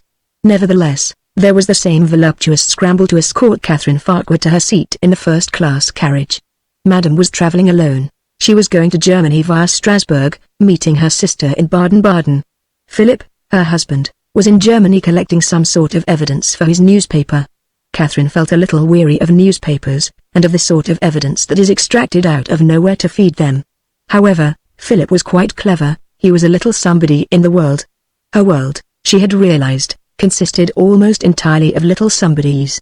She was outside the sphere of the nobodies, always had been. And the somebodies with a capital S, were all safely dead. She knew enough of the world today to know that it is not going to put up with any great somebody, but many little nobodies and a sufficient number of little somebodies. Which, after all, is as it should be, she felt. Sometimes she had vague misgivings. Paris, for example, with its Louvre and its Luxembourg and its cathedral, seemed intended for somebody. In a ghostly way it called for some supreme somebody.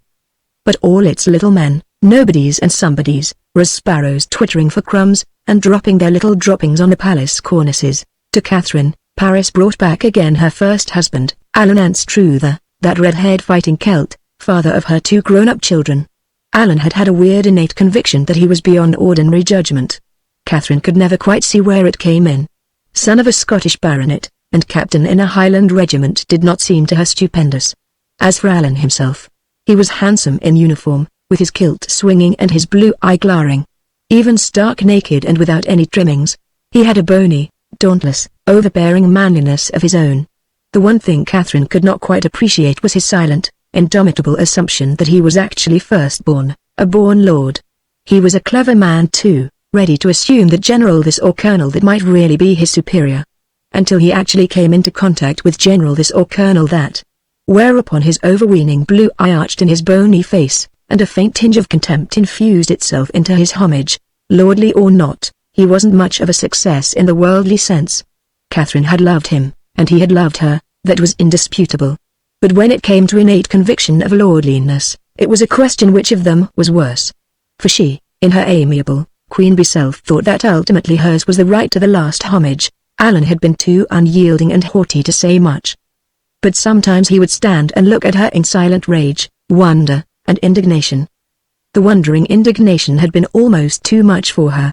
What did the man think he was? He was one of the hard, clever Scotsmen, with a philosophic tendency, but without sentimentality. His contempt of Nietzsche, whom she adored, was intolerable. Alan just asserted himself like a pillar of rock, and expected the tides of the modern world to recede around him. They didn't, so he concerned himself with astronomy, gazing through a telescope and watching the worlds beyond worlds. Which seemed to give him relief. After 10 years, they had ceased to live together, passionate as they both were. They were too proud and unforgiving to yield to one another, and much too haughty to yield to any outsider. Alan had a friend, Philip, also a Scotsman, and a university friend. Philip, trained for the bar, had gone into journalism, and had made himself a name. He was a little black Highlander, of the insidious sort, clever, and knowing. This look of knowing in his dark eyes, and the feeling of secrecy that went with his dark little body, made him interesting to women. Another thing he could do was to give off a great sense of warmth and offering, like a dog when it loves you. He seemed to be able to do this at will. And Catherine, after feeling cool about him and rather despising him for years, at last fell under the spell of the dark, insidious fellow. You, she said to Alan, whose overweening masterfulness drove her wild. You don't even know that a woman exists. And that's where Philip Farquhar is more than you are. He does know something of what a woman is, bar. The little, said Alan, using an obscene word of contempt. Nevertheless, the friendship endured, kept up by Philip, who had an almost uncanny love for Alan. Alan was mostly indifferent. But he was used to Philip, and habit meant a great deal to him. Alan really is an amazing man. Philip would say to Catherine. He is the only real man, what I call a real man, that I have ever met. But why is he the only real man? She asked. Don't you call yourself a real man? Oh, I'm different. My strength lies in giving in and then recovering myself. I do let myself be swept away. But so far, I've always managed to get myself back again. Alan and Philip even had a half-reverential, half-envious way of uttering the word. Alan never lets himself be swept away. And he's the only man I know who doesn't, yeah, she said. He is fooled by plenty of things. You can fool him through his vanity. No, said Philip. Never altogether. You can't deceive him right through. When a thing really touches Alan, it is tested once and for all. You know if it's false or not. He's the only man I ever met who can't help being real. Ha. You overrate his reality, said Catherine, rather scornfully, and later, when Alan shrugged his shoulders with that mere indifferent tolerance, at the mention of Philip, she got angry. You are a poor friend, she said. Friend? He answered. I never was Farquhar's friend. If he asserts that he's mine, that's his side of the question. I never positively cared for the man. He's too much over the wrong side of the border for me. Then, she answered, you've no business to let him consider he is your friend. You've no right to let him think so much of you. You should tell him you don't like him. I've told him a dozen times. He seems to enjoy it. It seems part of his game, and he went away to his astronomy. Came the war, and the departure of Alan's regiment for France. There, he said. Now you have to pay the penalty of having married a soldier. You find him fighting your own people. So it is. She was too much struck by this blow even to weep. Goodbye, he said, kissing her gently, lingeringly. After all, he had been a husband to her, and as he looked back at her, with a gentle, protective husband knowledge in his blue eyes, and at the same time that other quiet realization of destiny, her consciousness fluttered into incoherence. She only wanted to alter everything, to alter the past, to alter all the flow of history, the terrible flow of history. Secretly somewhere inside herself she felt that with her Queen Bee love, and Queen Bee will, she could divert the whole flow of history, nay, even reverse it. But in the remote, realizing look that lay at the back of his eyes, back of all his changeless husband care, she saw that it could never be so. That the whole of her womanly, motherly concentration could never put back the great flow of human destiny. That, as he said, only the cold strength of a man, accepting the destiny of destruction, could see the human flow through the chaos and beyond to a new outlet. But the chaos first, and the long rage of destruction. For an instant her will broke. Almost her soul seemed broken. And then he was gone. And as soon as he was gone she recovered the core of her assurance. Philip was a great consolation to her. He asserted that the war was monstrous, that it should never have been, and that men should refuse to consider it as anything but a colossal, disgraceful accident. She, in her German soul, knew that it was no accident. It was inevitable, and even necessary. But Philip's attitude soothed her enormously, restored her to herself. Alan never came back. In the spring of 1915 he was missing. She had never mourned for him. She had never really considered him dead. In a certain sense she had triumphed. The Queen Bee had recovered her sway, as queen of the earth, the woman, the mother, the female with the ear of corn in her hand, as against the man with the sword. Philip had gone through the war as a journalist, always throwing his weight on the side of humanity, and human truth and peace. He had been an inexpressible consolation. And in 1921 she had married him. The thread of fate might be spun, it might even be measured out. But the hand of Lachesis had been stayed from cutting it through. At first it was wonderfully pleasant and restful and voluptuous, especially for a woman of 38, to be married to Philip. Catherine felt he caressed her senses, and soothed her, and gave her what she wanted. Then, gradually, a curious sense of degradation started in her spirit. She felt unsure, uncertain. It was almost like having a disease. Life became dull and unreal to her, as it had never been before. She did not even struggle and suffer. In the numbness of her flesh she could feel no reactions. Everything was turning into mud. Then again, she would recover, and enjoy herself wonderfully. And after a while, the suffocating sense of nullity and degradation once more. Why did she feel degraded, in her secret soul? Never, of course, outwardly. The memory of Alan came back into her. She still thought of him and his relentlessness with an arrested heart, but without the angry hostility she used to feel. A little awe of him, of his memory, stole back into her spirit. She resisted it. She was not used to feeling awe. She realized, however, the difference between being married to a soldier, a ceaseless-born fighter, a sword not to be sheathed, and this other man, this cunning civilian, this subtle equivocator, this adjuster of the scales of truth. Philip was cleverer than she was. He set her up, the Queen Bee, the mother, the woman, the female judgment, and he served her with subtle, cunning homage. He put the scales, the balance in her hand. But also, cunningly, he blindfolded her, and manipulated the scales when she was sightless. Dimly she realized all this. But only dimly, confusedly, because she was blindfolded. Philip had the subtle, fawning power that could keep her always blindfolded. Sometimes she gasped and gasped from her oppressed lungs. And sometimes the bony, hard, masterful, but honest face of Alan would come back, and suddenly it would seem to her that she was all right again, that the strange, voluptuous suffocation, which left her soul in mud, was gone, and she could breathe air of the open heavens once more. Even fighting air, it came to her on the boat crossing the channel. Suddenly she seemed to feel Alan at her side again, as if Philip had never existed. As if Philip had never meant anything more to her than the sure persistent measuring of her orders. And, escaping, as it were, by herself across the cold, wintry channel, she suddenly deluded herself into feeling as if Philip had never existed, only Alan had ever been her husband. He was her husband still. And she was going to meet him. This gave her her blitheness in Paris, and made the Frenchman so nice to her. For the Latins love to feel a woman is really enveloped in the spell of some man. Beyond all race is the problem of man and woman. Catherine now sat dimly, vaguely excited and almost happy in the railway carriage on the East Railroad. It was like the old days when she was going home to Germany. Or even more like the old days when she was coming back to Alan. Because, in the past, when he was her husband, feel as she might towards him, she could never get over the sensation that the wheels of the railway carriage had wings, when they were taking her back to him. Even when she knew that he was going to be awful to her, hard and relentless and destructive, still the motion went on wings, whereas towards Philip she moved with a strange, disintegrating reluctance. She decided not to think of him.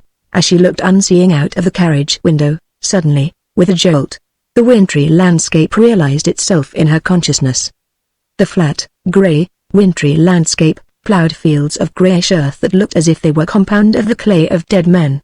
Pallid, stark, thin trees stood like wire beside straight, abstract roads. A ruined farm between a few more wire trees. And a dismal village filed past, with smashed houses like rotten teeth between the straight rows of the village street. With sudden horror she realized that she must be in the Marne country, the ghastly Marne country, century after century digging the corpses of frustrated men into its soil.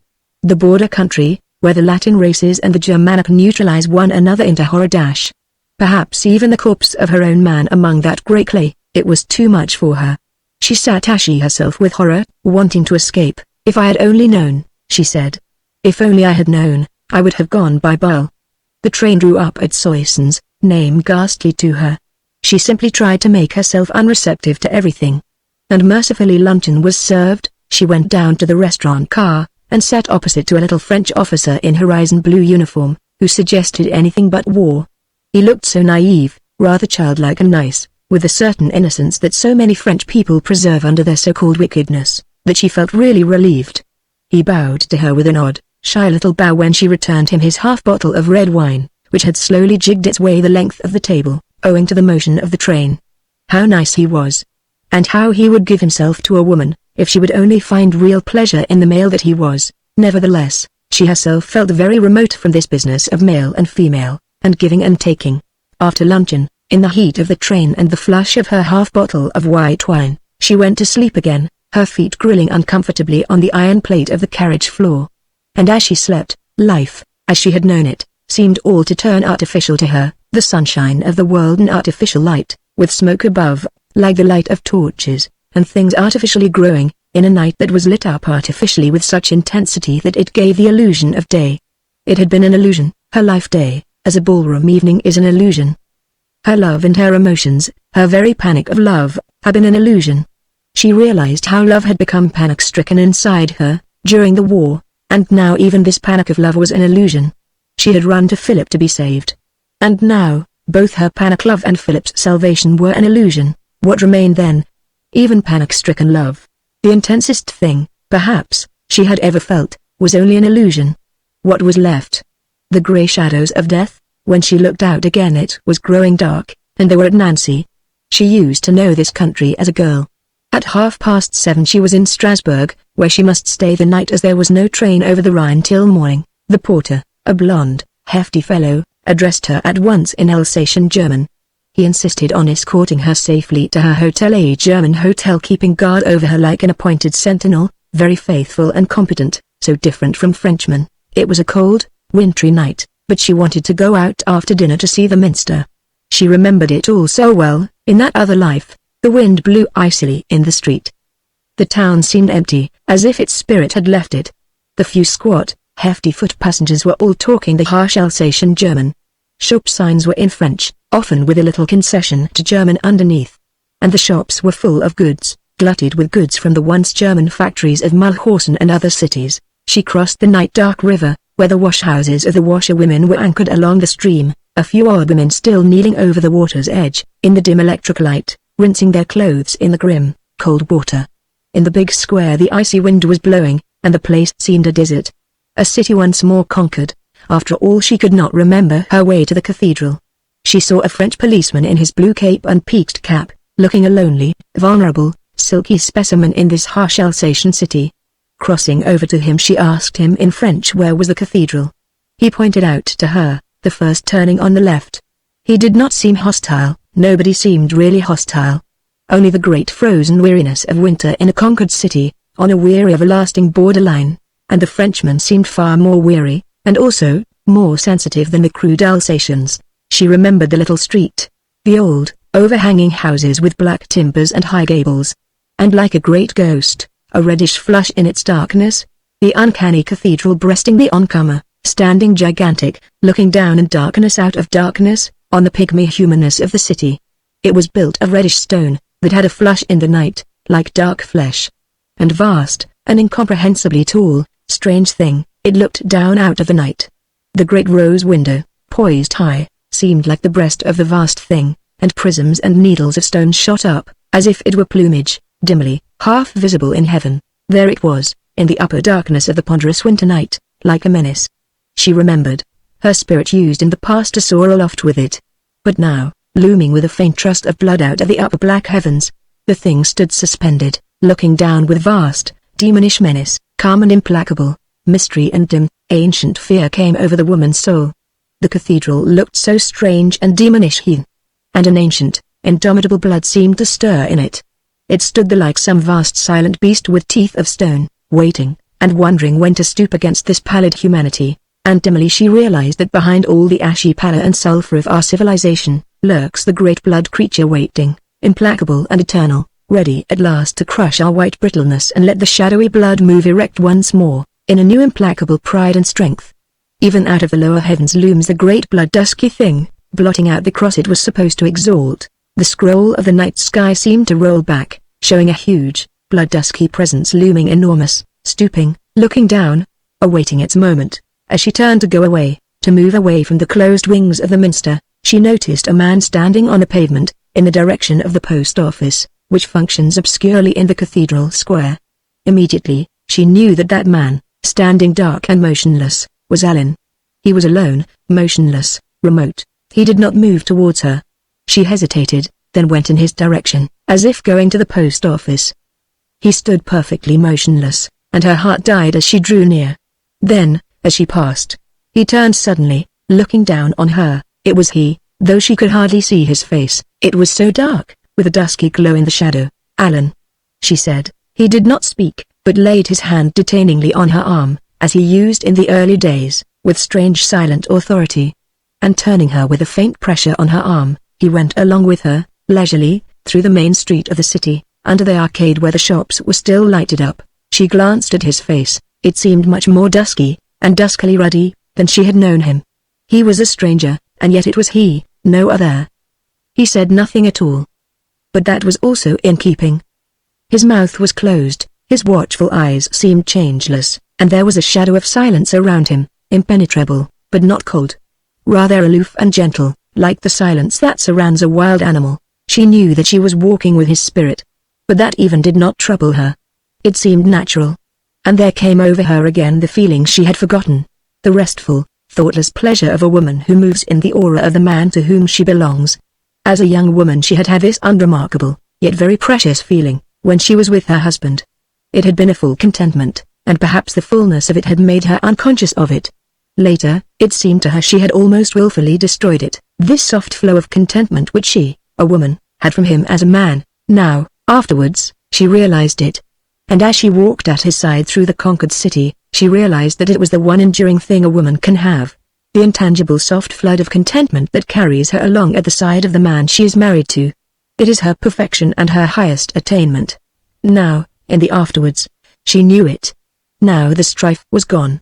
And dimly she wondered why she had ever fought against it. No matter what the man does or is, as a person, if a woman can move at his side in this dim, full flood of contentment, she has the highest of him, and her scratching efforts at getting more than this, are her ignominious efforts at self-nullity. Now, she knew it, and she submitted. Now that she was walking with a man who came from the halls of death, to her, for her relief. The strong, silent kindliness of him towards her, even now, was able to wipe out the ashy, nervous horror of the world from her body.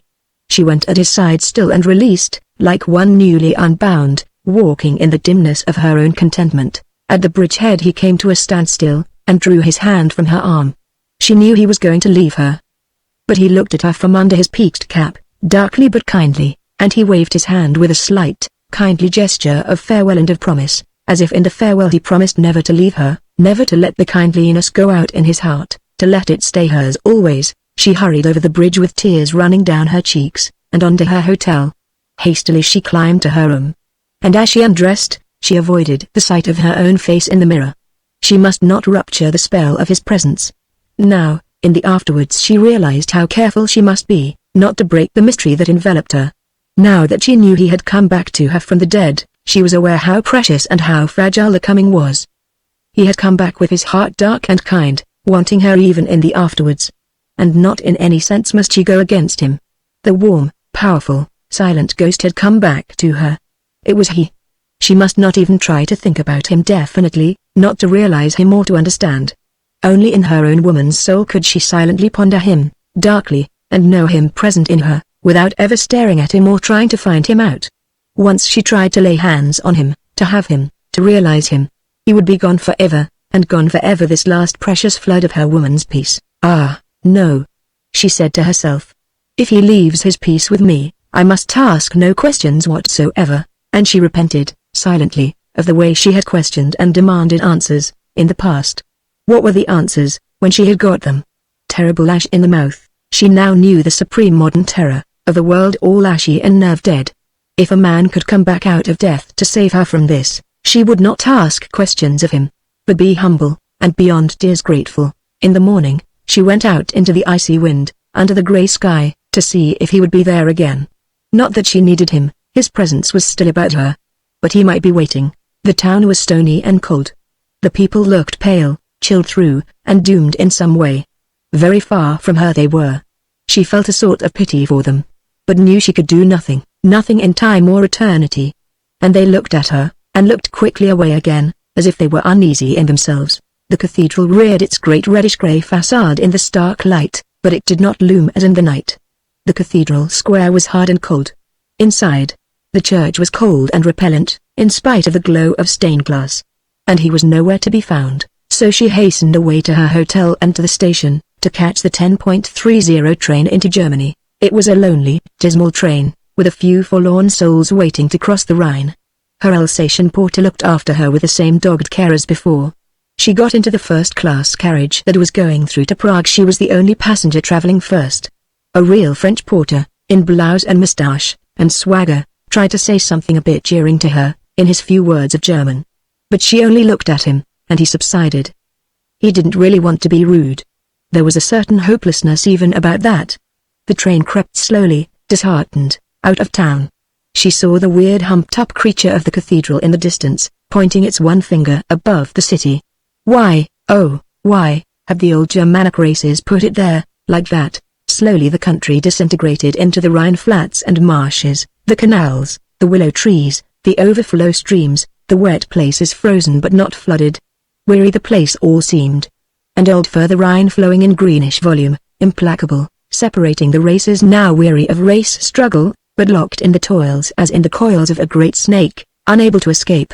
Cold, full, green, and utterly disheartening the river came along under the wintry sky, passing beneath the bridge of iron. There was a long wait in Kiel, where the German officials and the French observed a numb, dreary kind of neutrality. Passport and customs examination was soon over.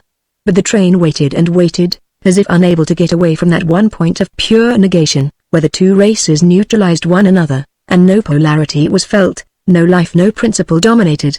Catherine Farquhar just sat still, in the suspended silence of her husband's return. She heeded neither French nor German, spoke one language or the other at need, hardly knowing. She waited, while the hot train steamed and hissed, arrested at the perfect neutral point of the new border line, just across the Rhine, and at last a little sun came out, and the train silently drew away, nervously, from the neutrality. In the great flat field of the Rhine plain, the shallow flood water was frozen. The furrows ran straight towards nowhere. The air seemed frozen too, but the earth felt strong and barbaric. It seemed to vibrate, with its straight furrows, in a deep, savage undertone. There was the frozen, savage thrill in the air also, something wild and unsubdued. Pre-Roman, this part of the Rhine Valley, even on the right bank in Germany, was occupied by the French, hence the curious vacancy, the suspense, as if no man lived there, but some spirit was watching over the vast, empty, straight-furrowed fields and the water meadows. Stillness, emptiness, suspense, and a sense of something still impending. A long wait in the station of Oppenweier, on the main line of the right bank railway. The station was empty. Catherine remembered its excited, thrilling bustle in pre-war days. "Yes," said the German guard to the station master. "What do they hurry us out of Strasbourg for, if they are only going to keep us so long here?" The heavy Badisch German. The sense of resentful impotence in the Germans. Catherine smiled to herself. She realized that here the train left the occupied territory. At last they set off, northwards, free for the moment, in Germany. It was the land beyond the Rhine, Germany of the pine forests. The very earth seemed strong and unsubdued, bristling with a few reeds and bushes, like savage hair. There was the same silence, and waiting, and the old barbaric undertone of the white-skinned north, under the waning civilization. The audible overtone of our civilization seemed to be wearing thin. The old, low, pine forest hum and roar of the ancient north seemed to be sounding through. At least, in Catherine's inner ear. And there were the ponderous hills of the Black Forest, heaped and waiting sullenly, as if guarding the inner Germany. Black round hills, black with forest, save where white snow patches of field had been cut out. Black and white, waiting there in the near distance, in sullen guard. She knew the country so well. But not in this present mood. The emptiness, the sullenness, the heavy, recoiled waiting, Steinbach. Then she was nearly there. She would have to change in Noah's, for Baden-Baden, her destination. Probably Philip would be there to meet her in Noah's. He would have come down from Heidelberg. Yes, there he was. And at once she thought he looked ill, yellowish. His figure hollow and defeated. "Aren't you well?" she asked, as she stepped out of the train onto the empty station. "I'm so frightfully cold," he said. "I can't get warm, and the train was so hot," she said. At last a porter came to carry her bags across to the little connecting train. "How are you?" he said, looking at her with a certain pinched look in his face, and fear in his eyes. "All right." "It all feels very queer," she said. "I don't know how it is," he said, "but Germany freezes my inside, and does something to my chest." "We needn't stay long," she said easily. He was watching the bright look in her face. And she was thinking how queer and chétif he looked. Extraordinary. As she looked at him she felt for the first time, with curious clarity, that it was humiliating to be married to him, even in name. She was humiliated even by the fact that her name was Catherine Farquhar. Yet she used to think it a nice name. "Just think of me married to that little man," she thought to herself. "Think of my having his name." It didn't fit. She thought of her own name, Catherine von Todtnau, or of her married name, Catherine Anstruther. The first seemed most fitting. But the second was her second nature. The third, Catherine Farquhar, wasn't her at all. "Have you seen Marianne?" she asked. "Oh, yes." He was very brief. "What was the matter with him?" "You'll have to be careful, with your cold," she said politely. "I am careful." He cried petulantly. Marianne, her sister, was at the station, and in 2 minutes they were rattling away in German and laughing and crying and exploding with laughter again. Philip quite ignored. In these days of frozen economy, there was no taxi. A porter would wheel up the luggage on a trolley. The new arrivals walked to their little hotel, through the half-deserted town. "But the little one is quite nice," said Marianne deprecatingly. "Isn't he?" cried Catherine in the same tone, and both sisters stood still and laughed in the middle of the street. "The little one was Philip, the other was more a man," said Marianne. "But I'm sure this one is easier." "The little one?"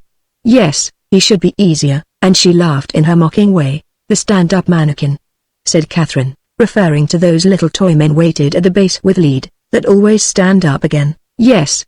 Yes, cried Marianne. I'm sure he always comes up again. Prum. She made a gesture of knocking him over. And there he rises once more. She slowly raised her hand, as if the mannequin were elevating himself.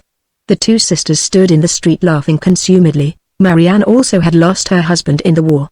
But she seemed only more reckless and ruthless. Ah, Katie, she said, after dinner. You are always such a good child. But you are different. Harder. No, you are not the same good Katie, the same kind Katie. You are no longer kind, and you? Said Katie. Me. I don't matter. I watch what the end will be. Marianne was 6 years older than Catherine, and she had now ceased to struggle for anything at all. She was a woman who had lived her life. So at last, life seemed endlessly quaint and amusing to her. She accepted everything, wondering over the powerful primitiveness of it all, at the root pulse. I don't care anymore at all what people do or don't do, she said. Life is a great big tree, and the dead leaves fall. But very wonderful is the pulse in the roots. So strong, and so pitiless, it was as if she found a final relief in the radical pitilessness of the tree of life. Philip was very unhappy in this atmosphere. At the core of him a Scotch sentimentalist, he had calculated, very cannily, that the emotional, sentimental values would hold good as long as he lived, which was long enough for him. The old male pride and power were doomed. They had finally fallen in the war. Alan with them. But the emotional, sentimental values still held good, only not here in Germany. Here the very emotions had become exhausted. Give us pitilessness. Give us the tree of life in winter, dehumanized and ruthless. So everything seemed to say. And it was too much for him. He wanted to be soft and sweet and loving, at evening, to Catherine. But there came Marianne's hollow, reckless laugh at the door. He was frustrated. And, look. Is it possible that anybody 40 years old should still be in love? Look. I had thought it impossible anymore, after the war. Even a little indecent, shall I say? Laughed Marianne, seeing the frustrated languishing look on his face. If love isn't left, what is? He said petulantly. Look. I don't know. Really I don't. Can't you tell me? She asked with a weird naivete of the afterwards. He gathered himself together, the little stand-up mannequin, waiting till Marianne was gone and he could be softly alone with Catherine. When the two were alone he said, I'm most frightfully glad you've come, Cathy. I could hardly have held out another day without you. I feel you're the only thing on earth that remains real. You don't seem very real to me, she said. I'm not real. I'm not ! Not when I'm alone. But when I am with you I am the most real man alive. I know it. He asserted this with vehemence and a weird, personal sort of passion that used to thrill her, but now repelled her. Why should you need me? She said. I am real without you. She was thinking of Ellen. This was a blow to Philip. He considered for a moment. Then he said, yes. You are. You are always real. But that's because you are a woman. A man without a woman can't be real. He twisted his face and shook his hand with a sort of false vehemence. She looked at him, was repelled. After all, Alan could wander alone in the lonely places of the dead, and still be the ultimate real thing, to her. She had given her allegiance elsewhere. Strange, how unspeakably cold she felt towards this little equivocal civilian. Don't let us talk tonight, she said. I am so sleepy. I want to go to sleep this very minute. You don't mind, do you? Good night. She went to the room, with the green glazed stove. Outside she could see the trees of Sufzer Alley, and the intense winter night. Curiously dark and wolfish the nights came on, with the little town obscurely lighted, for economy's sake, and no tramcars running, for economy's sake, and the whole place, strangely, slipping back from our civilization, people moving in the dark like in a barbarian village, with the thrill of fear and menace in the wolfish air. She slept soundly, nonetheless. But the raw air scraped her chest. In the morning Philip was looking yellower, and coughing a good deal. She urged him to stay in bed. She wanted, really, to be free of him. And she also wanted him to be safe, too. He insisted, however, on staying about. She could tell he had something on his mind. At last it came out. Do you dream much here? He said. I think I did dream, she said. But I can't remember what about. I dreamed terribly, he said. What sort of dreams? All sorts. He gave a rueful laugh. But nearly always about Alan. He glanced at her quickly to see how she took it. She gave no sign. And what about him? She said calmly. Oh! He gave a desperate little gesture. Why, last night I dreamed that I woke up, and someone was lying on my bed, outside the bedclothes.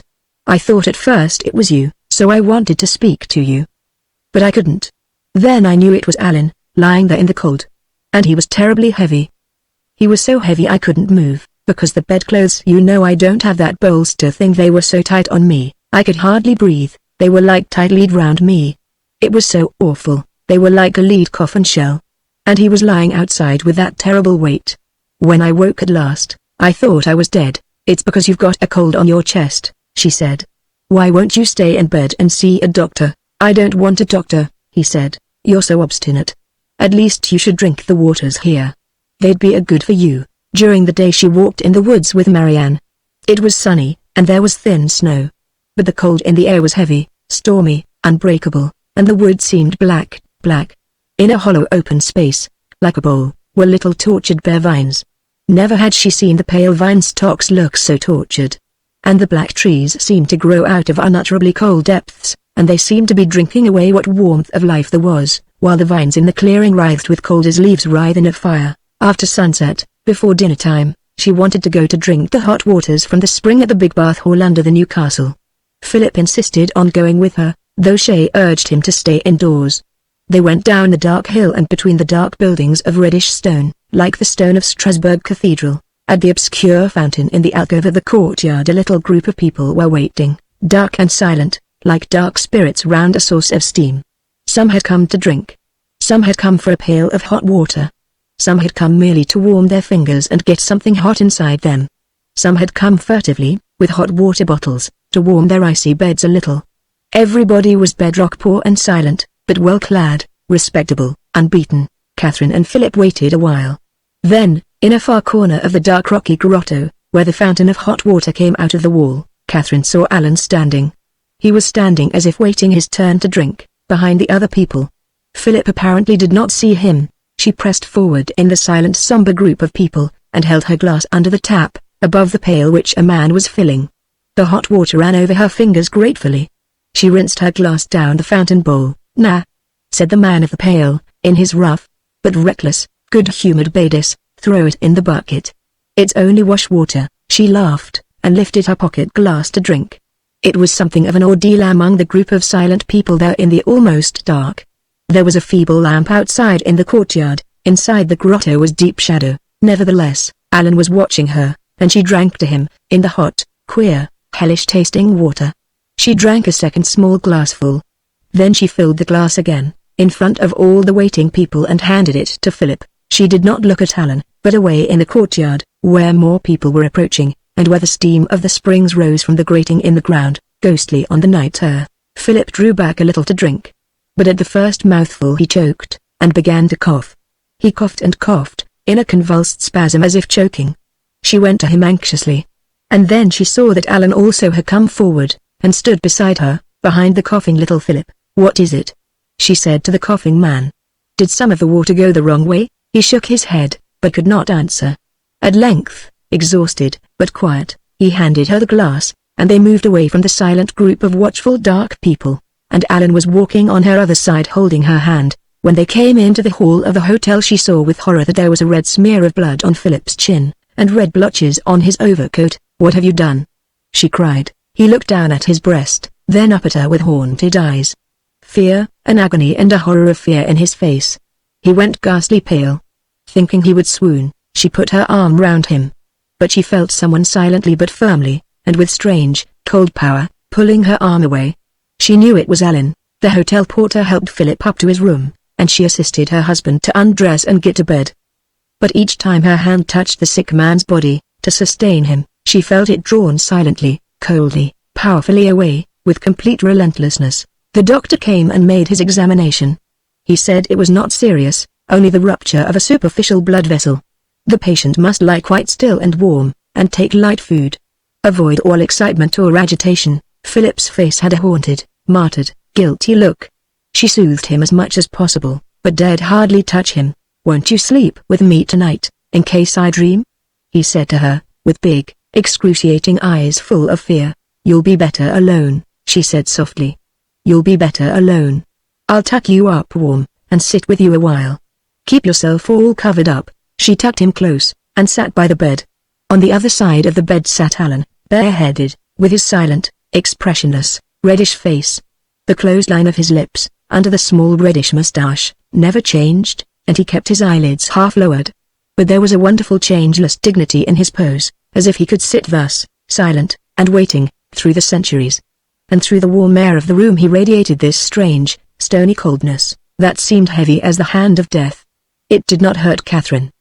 But Philip's face seemed chilled and bluish. Catherine went to the room, when the sick man slept. Alan did not follow her. And she did not question. It was for the two men to work out destiny between them. In the night, towards morning she heard a hoarse, horrible cry. She ran to Philip's room. He was sitting up in bed, blood running down his chin, his face livid, and his eyes rolling delirious. "What is it?" she said in panic. "He lay on top of me," cried Philip, rolling his eyes inwards in horror. "He lay on top of me, and turned my heart cold and burst my blood vessel in my chest." Catherine stood petrified. There was blood all over the sheets. She rang the bell violently. Across the bed stood Alan, looking at her with his unmoving blue eyes, just watching her. She could feel the strange stone coldness of his presence touching even her heart. And she looked back at him humbly. She knew he had power over her too. That strange, cold, stony touch on her heart. The servants came, and the doctor. And Alan went away. Philip was washed and changed, and went peacefully to sleep, looking like a corpse. The day passed slowly. Alan did not appear. Even now, Catherine wanted him to come. Awful though he was, she wanted him to be to give her surety, even though it was only the surety of dread, and her contentment, though it were the contentment of death. At night she had a sofa bed brought for her into Philip's room. He seemed quieter, better. She had not left him all day. And Alan had not appeared. At 9:30, Philip sleeping quietly, she too lay down to sleep. She woke in the night feeling the same stone coldness in the air. Had the stove gone out? Then she heard Philip's whispering call of terror, "Catherine! Catherine!" She went over quickly, and slipped into his bed, putting her arms round him. He was shuddering, and stony cold. She drew him to her. But immediately two hands cold and strong as iron seized her arms and pulled them away. She was pushed out of the bed, and pushed onto the floor of the bedroom. For an instant, the rage came into her heart. She wanted to get up and fight for the dying man. But a greater power, the knowledge of the uselessness and the fatal dishonorableness of her womanly interference made her desist. She lay for a time helpless and powerless on the floor, in her nightdress. Then she felt herself lifted. In the dimness of coming dawn, she knew it was Alan. She could see the breast of his uniform, the old uniform she had known long before the war. And his face bending over her, cool and fresh. He was still cold. But the stoniness had gone out of him. She did not mind his coldness. He pressed her firm hand hard to his own hard body. He was hard and cold like a tree, and alive. And the prickling of his moustache was the cold prickling of fir needles. He held her fast and hard, and seemed to possess her through every pore of her body. Not now the old, procreative way of possession. He held her fast, and possessed her through every pore in her body. Then he laid her in her own bed, to sleep. When she awoke, the sun was shining, and Philip lay dead in a pool of blood. Somehow she did not mind. She was only thinking of Alan. After all, she belonged to the man who could keep her. To the only man who knew how to keep her, and could only possess her through all the pores of her body, so that there was no recoil from him. Not just through one act, one function holding her. But as a cloud holds a shower. The men that were just functional men, let them pass and perish. She wanted her contentment like life itself, through every pore, through every bit of her. The man who could hold her as the wind held her, as the air held her, all surrounded. The man whose aura permeated into every vein, through all her pores, as the scent of a pine tree when one stands beneath it. A man, not like a faun or a satyr or an angel or a demon, but like the tree of life itself, implacable and unquestionable and permeating, voiceless, abiding. In the afternoon she went to walk by herself. She climbed uphill, steep, past the new castle, and up through the pine woods, climbing upwards to the old castle. There it stood, among dense trees, its old, rose-red stone walls broken and silent. Two men, queer, wild ruffians with bundles on their backs, stood in the broken, roofless hall, looking round. Yes, the elder one, with a round beard, was saying, "There are no more Dukes of Baden, and counts and barons and peers of the realm are as much in ruin as this place. Soon we shall be all alike, lumpen, tramps." "Also no more ladies," said the younger one, in a lower voice. "Every tramp can have his lady," Catherine heard him, with a pang of fear. Knowing the castle, she climbed the stairs and round the balustrade above the great hall, looking out far over the country. The sun was sinking. The Rhine was a dim magnesium ribbon, away on the plain. Across was the Russian chapel, below, on the left, the town, and the Lichtendal. No more gamblers, no more cosmopolitan play. Evening and the dark round hills going lonely, snow on the Muckle Hill, Mercury. Hermes. The messenger. Even as she thought it, standing there on the wall, Alan came along and stood beside her, and she felt at ease. The two men down below were looking up at her. They watched in silence, not knowing the way up. They were in the cold shadow of the hall below. A little, lingering sun, reddish, caught her where she was, above. Again, for the last time, she looked over the land, the sun sinking below the Rhine, the hills of Germany this side, and the frozen stillness of the winter afternoon. "Yes, let us go," she heard the elder man's voice. "We are hardly men or women anymore. We are more like the men and women who have drunk in this hall, living after our day. Only we eat and smile still, and the men want the women still. No. No. A man forgets his trouser lining when he sees the ghost and the woman together." The two tramps turned and departed, heavy-shod, up the hill. Catherine felt Alan's touch on her arm, and she climbed down from the old, broken castle. He led her through the woods, past the red rocks. The sun had sunk. The trees were blue. He lingered again under a great pine tree, in the shadow. And again, as he pressed her fast, and pressed his cold face against her, it was as if the wood of the tree itself were growing round her, the hard, live wood compressing and almost devouring her, the sharp needles brushing her face, the limbs of the living tree enveloping her, crushing her in the last, final ecstasy of submission, squeezing from her the last drop of her passion, like the cold, white berries of the mistletoe on the tree of life. Jimmy and the desperate woman. He is very fine and strong somewhere, but he does need a level-headed woman to look after him. That was the friendly feminine verdict upon him. It flattered him, it pleased him, it galled him, having divorced a very charming and clever wife, who had held this opinion for 10 years, and at last had got tired of the level-headed protective game. His gall was uppermost. "I want to throw Jimmy out on the world, but I know the poor little man will go and fall on some woman's bosom. That's the worst of him. If he could only stand alone for 10 minutes. But he can't. At the same time, there is something fine about him, something rare." This had been Clarissa's summing up as she floated away in the arms of the rich young American. The rich young American. He got rather angry when Jimmy's name was mentioned. Clarissa was now his wife. But she did sometimes talk as if she was still married to Jimmy, not in Jimmy's estimation, however. That worm had turned. Gall was uppermost. Gall and wormwood. He knew exactly what Clarissa thought and said about him. And the something fine, something rare, something strong which he was supposed to have about him was utterly outbalanced, in his feelings at least, by the poor little man nestled upon some woman's bosom, which he was supposed to be. "I am not," he said to himself, "a poor little man nestled upon some woman's bosom. If I could only find the right sort of woman, she should nestle on mine." Jimmy was now 35, and this point, to nestle or to be nestled, was the emotional crux and turning point. He imagined to himself some really womanly woman, to whom he should be only fine and strong, and not for one moment the poor little man. Why not some simple uneducated girl, some Tess of the D'Urbervilles, some wistful Gretchen, some humble Ruth gleaning an aftermath? Why not? Surely the world was full of such. The trouble was he never met them. He only met sophisticated women. He really never had a chance of meeting real people. So few of us ever do. Only the people we don't meet are the real people, the simple, genuine, direct, spontaneous, unspoiled souls. Ah, the simple, genuine, unspoiled people we don't meet. What a tragedy it is, because, of course, they must be there. Somewhere. Only we never come across them. Jimmy was terribly handicapped by his position. It brought him into contact with so many people. Only never the right sort. Never the real people, the simple, genuine, unspoiled, etc., etc. He was editor of a high-class, rather highbrow, rather successful magazine, and his rather personal, very candid editorials brought him shoals, swarms, hosts of admiring acquaintances. Realized that he was handsome, and could be extraordinarily nice, when he liked, and was really very clever, in his own critical way, and you see how many chances he had of being adored and protected. In the first place his good looks, the fine, clean lines of his face, like the face of the laughing fawn in one of the fawn's unlaughing, moody moments. The long, clean lines of the cheeks, the strong chin and the slightly arched, full nose. the beautiful dark grey eyes with long lashes, and the thick black brows.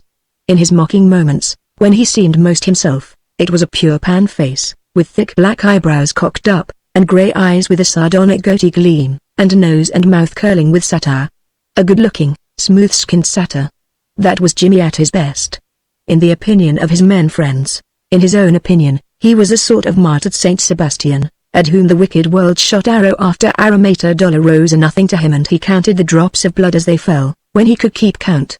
Sometimes, as for instance when Clarissa said she was really departing with a rich young American, and should she divorce Jimmy, or was Jimmy going to divorce her ? Then the arrows assailed him like a flight of starlings, flying straight at him, jabbing at him, and the drops of martyred blood simply spattered down. He couldn't keep count, so, naturally, he divorced Clarissa. In the opinion of his men friends, he was, or should be, a consistently grinning faun, satyr, or pan person. In his own opinion, he was a martyred Saint Sebastian with the mind of Plato. In the opinion of his woman friends, he was a fascinating little man with a profound understanding of life and the capacity really to understand a woman and to make a woman feel a queen, which of course was to make a woman feel her real self. He might, naturally, have made rich and resounding marriages, especially after the divorce. He didn't. The reason was, secretly, his resolve never to make any woman feel a queen anymore. It was the turn of the women to make him feel a king, some unspoilt, unsophisticated, wild-blooded woman, to whom he would be a sort of Solomon of wisdom, beauty, and wealth. She would need to be in reduced circumstances to appreciate his wealth, which amounted to the noble sum of £3,000 and a little week-ending cottage in Hampshire. And to be unsophisticated she would have to be a woman of the people. Absolutely. At the same time, not just the obscure vulgar simpleton, he received many letters, many, enclosing poems, stories, articles, or more personal unbosomings. He read them all, like a solemn rook pecking and scratching among the litter, and not one letter, but one correspondent might be the one Mrs. Amelia Pinnegar, who wrote from a mining village in Yorkshire. She was, of course, unhappily married. Now Jimmy had always had a mysterious feeling about these dark and rather dreadful mining villages in the north. He himself had scarcely set foot north of Oxford. He felt that these miners up there must be the real stuff. And Pinnegar was a name, surely. And Emilia, she wrote a poem, with a brief little note, that, if the editor of the Commentator thought the verses of no value, would he simply destroy them? Jimmy, as editor of the Commentator, thought the verses quite good and admired the brevity of the note. But he wasn't sure about printing the poem. He wrote back, had Mrs. Pinnegar nothing else to submit, then followed a correspondence. And at length, upon request, this from Mrs. Pinnegar. You ask me about myself. But what shall I say? I am a woman of 31, with one child, a girl of 8, and I am married to a man who lives in the same house with me, but goes to another woman. I try to write poetry, if it is poetry, because I have no other way of expressing myself at all, and even if it doesn't matter to anybody besides myself, I feel I must and will express myself, if only to save myself from developing cancer or some disease that women have. I was a school teacher before I was married, and I got my certificates at Rotherham College. If I could, I would teach again, and live alone. But married teachers can't get jobs anymore, they aren't allowed. The coal miner, by his wife. The donkey engine's beating noise, and the rattle of the sorting screens, come down on me like the beat of his heart. And mean the same as his breathing means. The burning big pit hill with fumes, fills the air like the presence of that fair-haired man, and the burning fire burning deeper and deeper, is his will insisting since time began. As he breathes the chair goes up and down, in the pit shaft. He lusts as the wheel fans spin, the sucking air. He lives in the coal, underground, and his soul is a strange engine. That is the manner of man he is. I married him and I should know. The Mother Earth from bowels of coal, brought him forth for the overhead woe. This was the poem that the editor of the Commentator hesitated about. He reflected, also, that Mrs. Pinnegar didn't sound like one of the nestling, unsophisticated rustic type. It was something else that still attracted him, something desperate in a woman, something tragic. The next event, if at evening, when the twilight comes. You ask me what the day has been. I shall not know.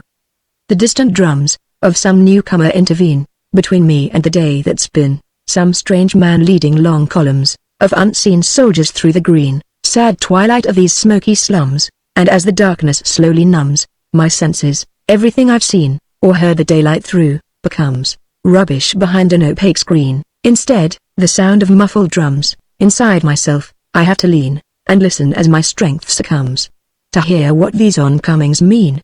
Perhaps the death god striking his thumbs on the drums in a deadly rat-tat plan, or a strange man marching slow as he strums the tune of a new weird hope in man. What does it matter? The day that began in coal dust is ending the same, in crumbs of darkness like coal. I live if I can. If I can't, then I welcome whatever comes. This poem sounded so splendidly desperate, the editor of the Commentator decided to print it, and, moreover, to see the authoress. He wrote, would she care to see him, if he happened to be in her neighborhood? He was going to lecture in Sheffield. She replied, certainly. He gave his afternoon lecture on men in books and men in life. Naturally, men in books came first. Then he caught a train to reach the mining village where the Pineggers lived. It was February, with gruesome patches of snow. It was dark when he arrived at Mill Valley, a sort of thick, turgid darkness full of menace, where men speaking in a weird accent went past like ghosts, dragging their heavy feet and emitting the weird scent of the coal mine underworld. Weird and a bit gruesome it was. He knew he had to walk uphill to the little marketplace. As he went, he looked back and saw the black valleys with bunches of light, like camps of demons it seemed to him. And the demonish smell of sulfur and coal in the air, in the heavy, pregnant, clammy darkness. They directed him to New London Lane, and down he went down another hill. His skin crept a little. The place felt uncanny and hostile, hard, as if iron and minerals breathed into the black air. Thank goodness he couldn't see much, or be seen. When he had to ask his way, the people treated him in a heave-half or brick-at-him fashion. After much weary walking and asking, he entered a lane between trees, in the cold slushy mud of the unfrozen February. The mines, apparently, were on the outskirts of the town, in some mud-sunk country.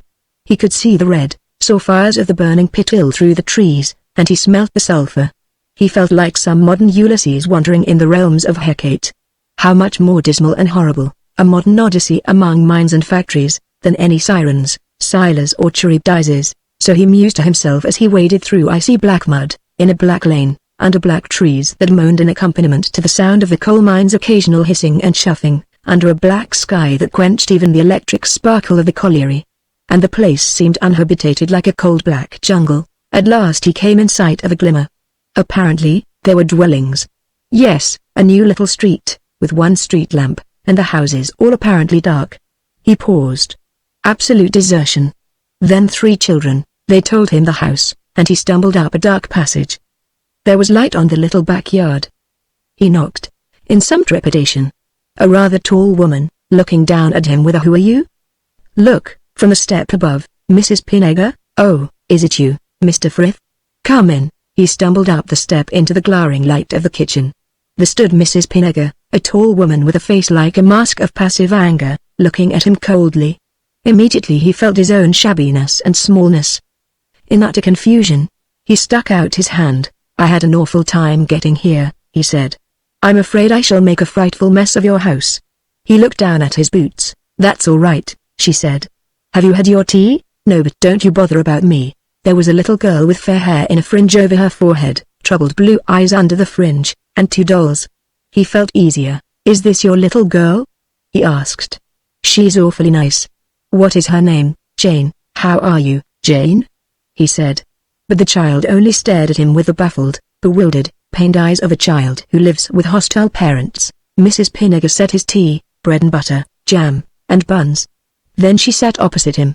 She was handsome, dark straight brows and grey eyes with yellow grains in them, and a way of looking straight at you as if she were used to holding her own. Her eyes were the nicest part of her. They had a certain kindliness, mingled, like the yellow grains among the grey, with a relentless, unyielding feminine will. Her nose and mouth were straight, like a Greek mask, and the expression was fixed. She gave him at once the impression of a woman who has made a mistake, who knows it, but who will not change, who cannot now change. He felt very uneasy. Being a rather small, shambling man, she made him aware of his physical inconspicuousness. And she said not a word, only looked down on him, as he drank his tea, with that changeless look of a woman who is holding her own against man and fate.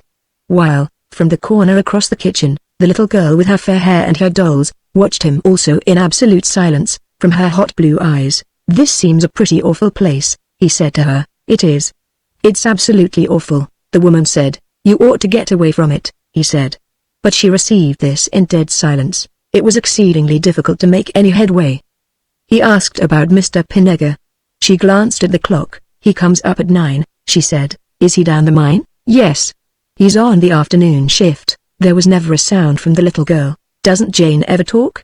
He asked. Not much, said her mother, glancing round. He talked a little about his lectures, about Sheffield, about London. But she was not really interested. She sat there rather distant, very laconic, looking at him with those curious unyielding eyes. She looked to him like a woman who has had her revenge, and is left stranded on the reefs where she wrecked her opponent. Still unrelenting, unregretting, unyielding, she seemed rather undecided as to what her revenge had been, and what it had all been about. You ought to get away from here, he said to her. Where to? She asked. Oh, he made a vague gesture. Anywhere, so long as it is quite away. She seemed to ponder this, under her portentous brow. I don't see what difference it would make, she said. Then glancing round at her child, I don't see what difference anything would make, except getting out of the world altogether. But there's her to consider. And she jerked her head in the direction of the child. Jimmy felt definitely frightened. He wasn't used to this sort of grimness. At the same time he was excited. This handsome, laconic woman, with her soft brown hair and her unflinching eyes with their gold flecks, seemed to be challenging him to something. There was a touch of challenge in her remaining gold-flecked kindness. Somewhere, she had a heart. But what had happened to it? And why? What had gone wrong with her? In some way, she must have gone against herself. Why don't you come and live with me? He said, like the little gambler he was. The queer, conflicting smile was on his face. He had taken up her challenge, like a gambler. The very sense of a gamble, in which he could not lose desperately, excited him. At the same time, he was scared of her, and determined to get beyond his scare. She sat and watched him, with the faintest touch of a grim smile on her handsome mouth. How do you mean, live with you? She said. Oh, I mean what it usually means, he said, with a little puff of self-conscious laughter. You're evidently not happy here. You're evidently in the wrong circumstances altogether. You're obviously not just an ordinary woman. Well, then, break away. When I say, come and live with me, I mean just what I say. Come to London and live with me, as my wife, if you like, and then if we want to marry, when you get a divorce, why, we can do it. Jimmy made this speech more to himself than to the woman. That was how he was. He worked out all his things inside himself, as if it were all merely an interior problem of his own. And while he did so, he had an odd way of squinting his left eye and wagging his head loosely, like a man talking absolutely to himself, and turning his eyes inwards. The woman watched him in a sort of wonder. This was something she was not used to. His extraordinary manner, and his extraordinary bald proposition, roused her from her own tense apathy. Well, she said. That's got to be thought about. What about her? And again she jerked her head towards the round-eyed child in the corner. Jane sat with a completely expressionless face, her little red mouth fallen a little open. She seemed in a sort of trance, as if she understood like a grown-up person, but, as a child, sat in a trance, unconscious. The mother wheeled round in her chair and stared at her child.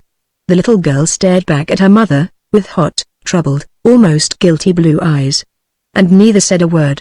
Yet they seemed to exchange worlds of meaning. Why, of course, said Jimmy, twisting his head again, she'd come, too. The woman gave a last look at her child, then turned to him, and started watching him with that slow, straight stare. It's not, he began, stuttering. It's not anything sudden and unconsidered on my part.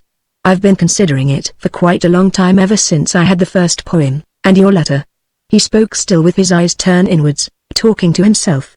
And the woman watched him unflinchingly. Before you ever saw me?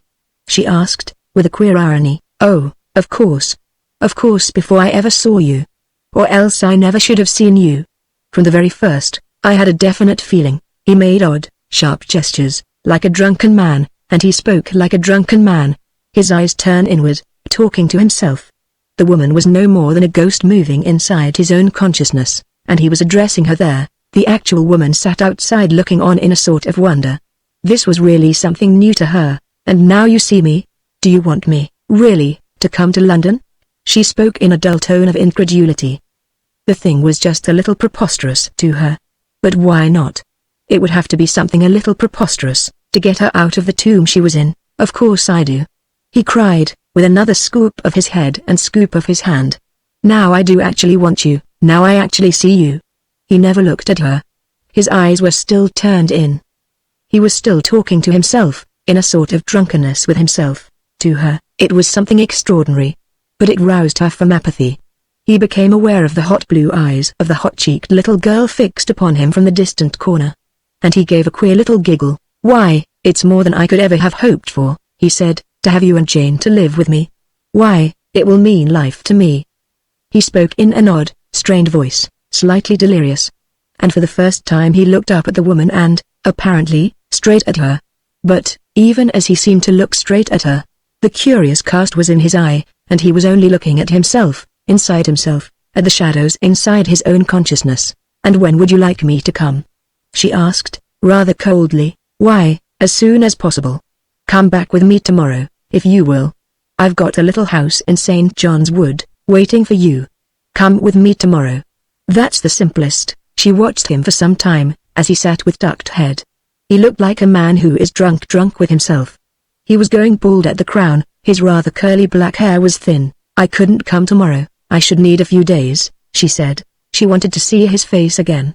It was as if she could not remember what his face was like, this strange man who had appeared out of nowhere, with such a strange proposition. He lifted his face, his eyes still cast in that intent, blind look. He looked now like a Mephistopheles who has gone blind. With his black brows cocked up, Mephistopheles blind and begging in the street. "Why, of course it's wonderful that it's happened like this for me," he said, with odd pouting emphasis, pushing out his lips. "I was finished, absolutely finished. I was finished while Clarissa was with me. But after she'd gone, I was absolutely finished. And I thought there was no chance for me in the world again. It seems to me perfectly marvelous that this has happened, that I've come across you." He lifted his face sightlessly. "And Jane, why, she's really too good to be true." He gave a slight hysterical laugh. "She really is." The woman, and Jane, watched him with some embarrassment. "I shall have to settle up here, with Mr. Pinnegar," she said, rather coldly musing. "Do you want to see him?" "Oh, he said, with a deprecating gesture, "I don't care. But if you think I'd better, why, certainly, I do think you'd better," she said. "Very well, then, I will. I'll see him whenever you like. He comes in soon after 9, she said. "All right, I'll see him then." "Much better. But I suppose I'd better see about finding a place to sleep first." "Better not leave it too late. I'll come with you and ask for you." "Oh, you'd better not, really. If you tell me where to go." He had taken on a protective tone. He was protecting her against herself and against scandal. It was his manner, his rather Oxfordy manner, more than anything else, that went beyond her. She wasn't used to it. Jimmy plunged out into the gulfing blackness of the northern night, feeling how horrible it was, but pressing his hat on his brow in a sense of strong adventure. He was going through with it. At the baker's shop, where she had suggested he should ask for a bed, they would have none of him. Absolutely, they didn't like the looks of him. At the pub, too, they shook their heads, didn't want to have anything to do with him. But, in a voice more expostulatingly Oxford than ever, he said, "But look here, you can't ask a man to sleep under one of these hedges." "Can't I see the landlady?" He persuaded the landlady to promise to let him sleep on the big, soft settee in the parlor, where the fire was burning brightly.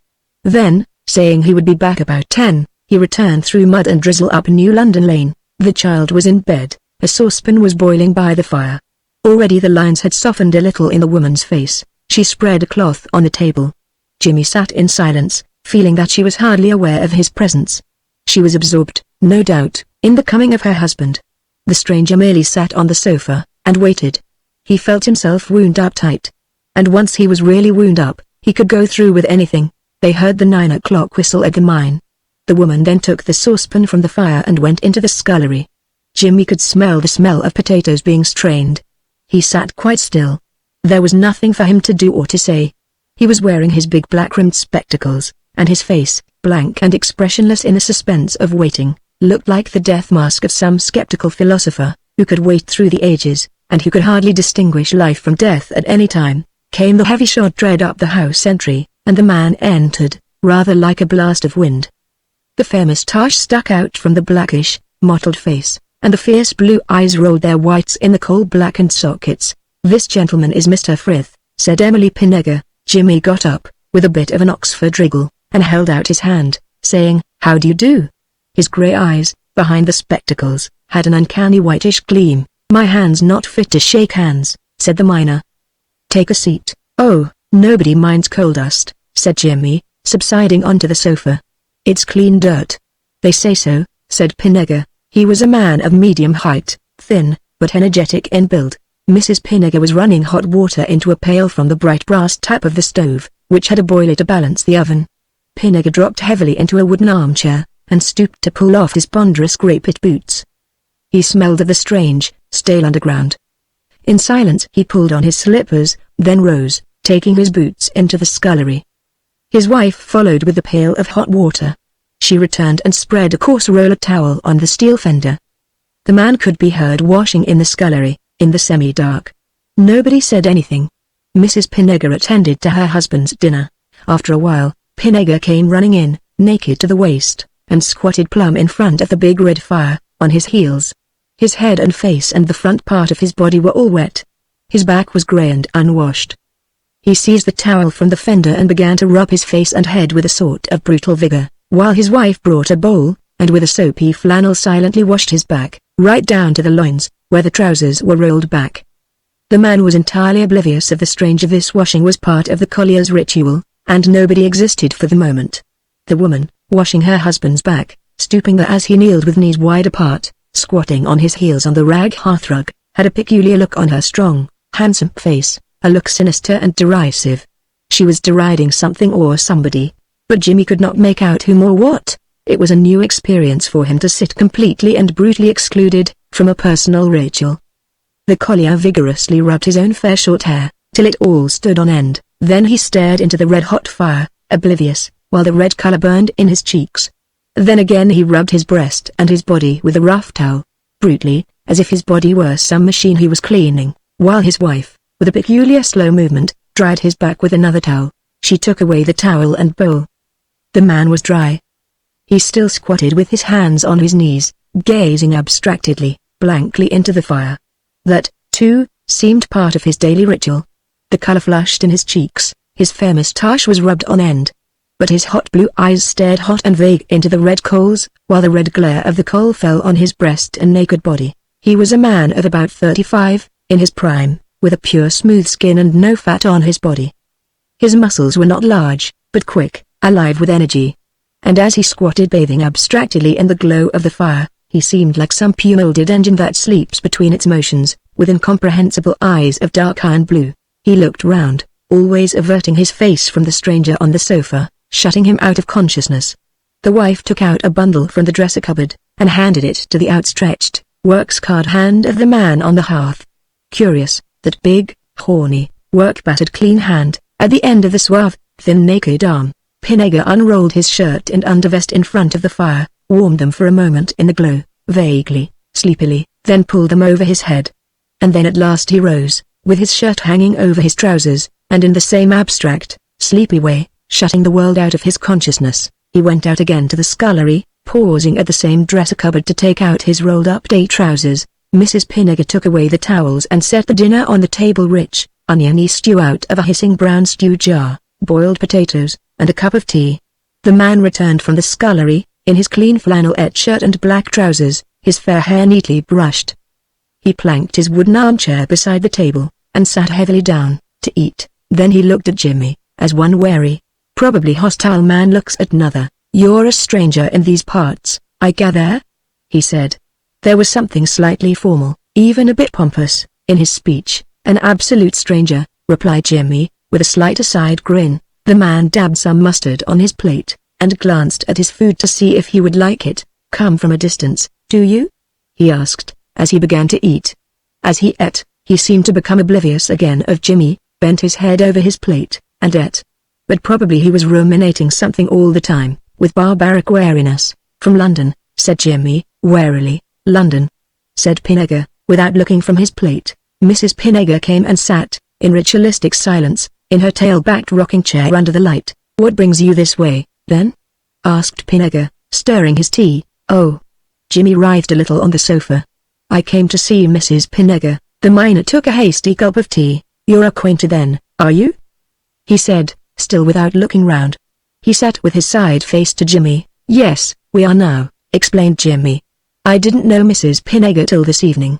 As a matter of fact, she sent me some poems for the commentator. I'm the editor and I thought they were good, so I wrote and told her so. Then I felt I wanted to come and see her, and she was willing, so I came." The man reached out, cut himself a piece of bread, and swallowed a large mouthful. "You thought her poetry was good?" he said, turning at last to Jimmy and looking straight at him, with a stare something like the child's, but aggressive. "Are you going to put it in your magazine?" "Yes, I think I am," said Jimmy. "I never read but one of her poems, something about a collier she knew all about, because she'd married him," he said, in his peculiar harsh voice, that had a certain jeering clang in it, and a certain indomitableness. Jimmy was silent. The other man's harsh fighting voice made him shrink. "I could never get on with a commentator myself," said Pinega, looking round for his pudding, pushing his meat plate aside. "Seems to me to go a long way round to get nowhere." "Well, probably it does," said Jimmy, squirming a little. "But so long as the way is interesting. I don't see that anything gets anywhere at present, certainly no periodical." "I don't know," said Pinega. "There's some facts in the Liberator and there's some ideas in the Janus. I can't see the use myself, of all these feelings folks say they have. They get you nowhere." "But," said Jimmy, with a slight poof of laughter, "where do you want to get? It's all very well talking about getting somewhere, but where in the world today do you want to get? In general, I mean. If you want a better job in the mine, all right, go ahead and get it. But when you begin to talk about getting somewhere in life, why, you've got to know what you're talking about." "I'm a man, aren't I?" said the miner, going very still and hard. "But what do you mean, when you say you're a man?" snarled Jimmy, really exasperated. "What do you mean?" "Yes, you are a man." "But what about it? Haven't I the right to say I won't be made use of?" said the collier, slow, harsh, and heavy. "You've got a right to say it," retorted Jimmy, with a poof of laughter. "But it doesn't mean anything. We're all made use of, from King George downwards. We have to be. When you eat your pudding, you're making use of hundreds of people, including your wife." "I know it. I know it. It makes no difference, though. I'm not going to be made use of." Jimmy shrugged his shoulders. "Oh, all right," he said.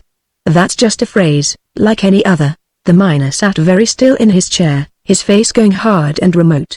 He was evidently thinking over something that was stuck like a bulb in his consciousness, something he was trying to harden over, as the skin sometimes hardens over a steel splinter in the flesh. "I'm nothing but made use of," he said, now talking hard and final, to himself, and staring out into space.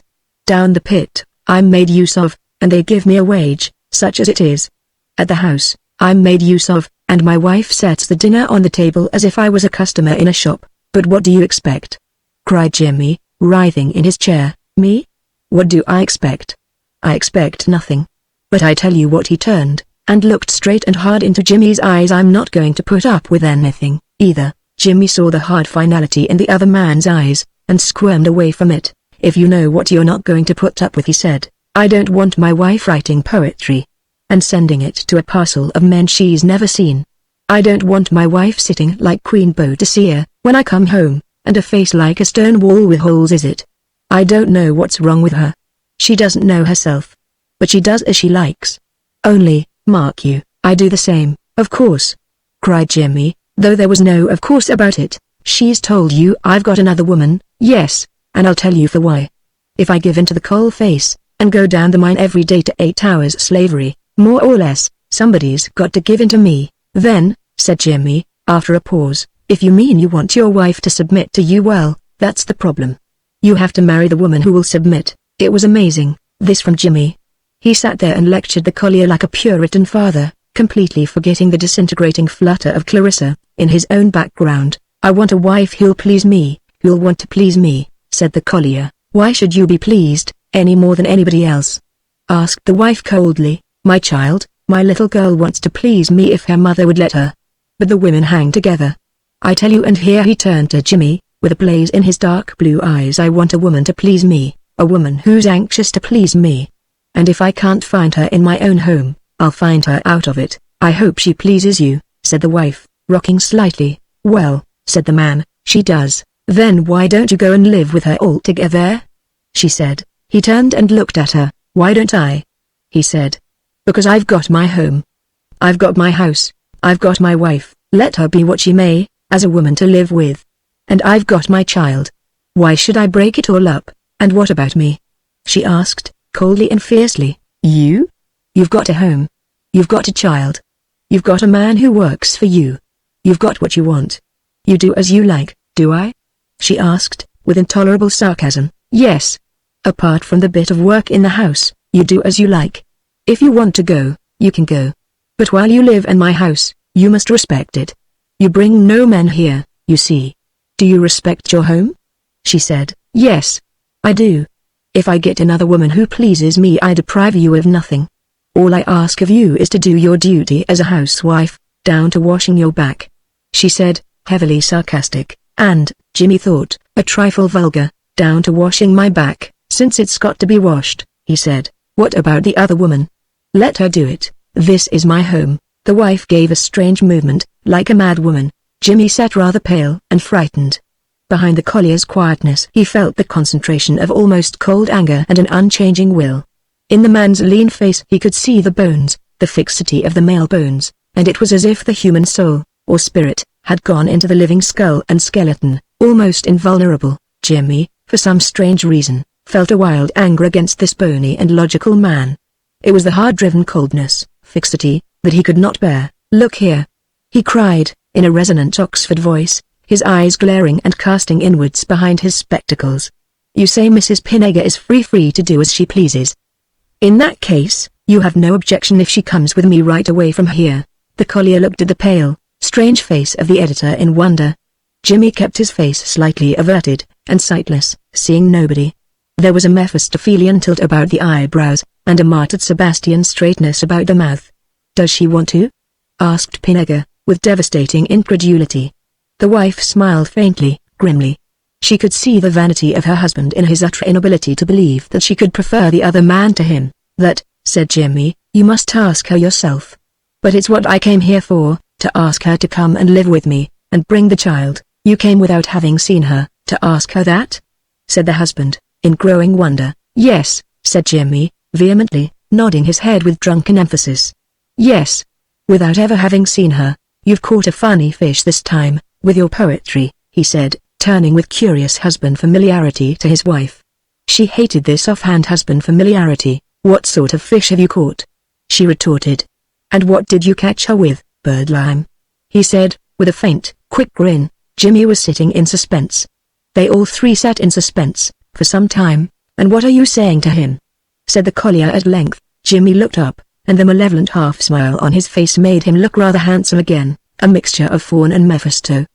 He glanced curiously, invitingly, at the woman who was watching him from afar. "I say yes," she replied, in a cool voice. The husband became very still, sitting erect in his wooden armchair and staring into space. It was as if he were fixedly watching something fly away from him, out of his own soul. But he was not going to yield at all, to any emotion. He could not now believe that this woman should want to leave him. Yet she did. "I'm sure it's all for the best," said Jimmy, in his Puritan father voice. "You don't mind, really?" he drawled uneasily. "If she brings the child, I give you my word I'll do my very best for it." The collier looked at him as if he were very far away. Jimmy quailed under the look. He could see that the other man was relentlessly killing the emotion in himself, stripping himself, as it were, of his own flesh, stripping himself to the hard unemotional bone of the human male. "I give her a blank check," said Pinnegar, with numb lips. "She does as she pleases, so much for fatherly love, compared with selfishness," she said. He turned and looked at her with that curious power of remote anger.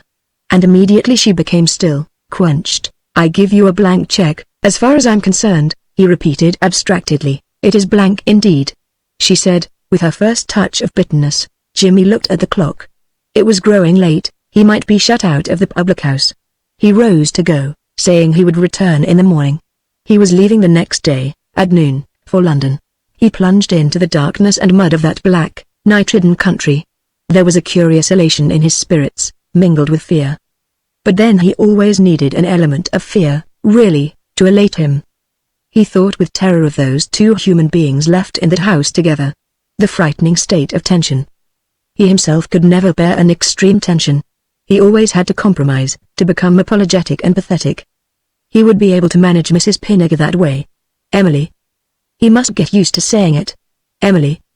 The Emilia was absurd. He had never known an Emily. He felt really scared, and really elated. He was doing something big. It was not that he was in love with the woman. But, my God, he wanted to take her away from that man. And he wanted the adventure of her. Absolutely the adventure of her. He felt really elated, really himself, really manly. But in the morning he returned rather sheepishly to the collier's house. It was another dark, drizzling day, with black trees, black road, black hedges, blackish brick houses, and the smell and the sound of collieries under a skyless day. Like living in some weird underground, unwillingly he went up that passage entry again, and knocked at the back door, glancing at the miserable little back garden with its cabbage stalks and its ugly sanitary arrangements. The child opened the door to him, with her fair hair, flushed cheeks, and hot, dark blue eyes. "Hello, Jane," he said. The mother stood tall and square, by the table, watching him with portentous eyes, as he entered. She was handsome, but her skin was not very good, as if the battle had been too much for her health. Jimmy glanced up at her, smiling his slow, ingratiating smile, that always brought a glow of success into a woman's spirit. And as he saw her gold-flecked eyes searching in his eyes, without a bit of kindliness, he thought to himself, "My God, however am I going to sleep with that woman?" His will was ready, however, and he would manage it somehow, and when he glanced at the motionless, bony head and lean figure of the collier seated in the wooden armchair by the fire, he was the more ready. He must triumph over that man. "What train are you going by?" asked Mrs. Pinnegar, by the 12:30. He looked up at her as he spoke, with the wide, shining, childlike, almost coy eyes that were his peculiar asset. She looked down at him in a sort of interested wonder.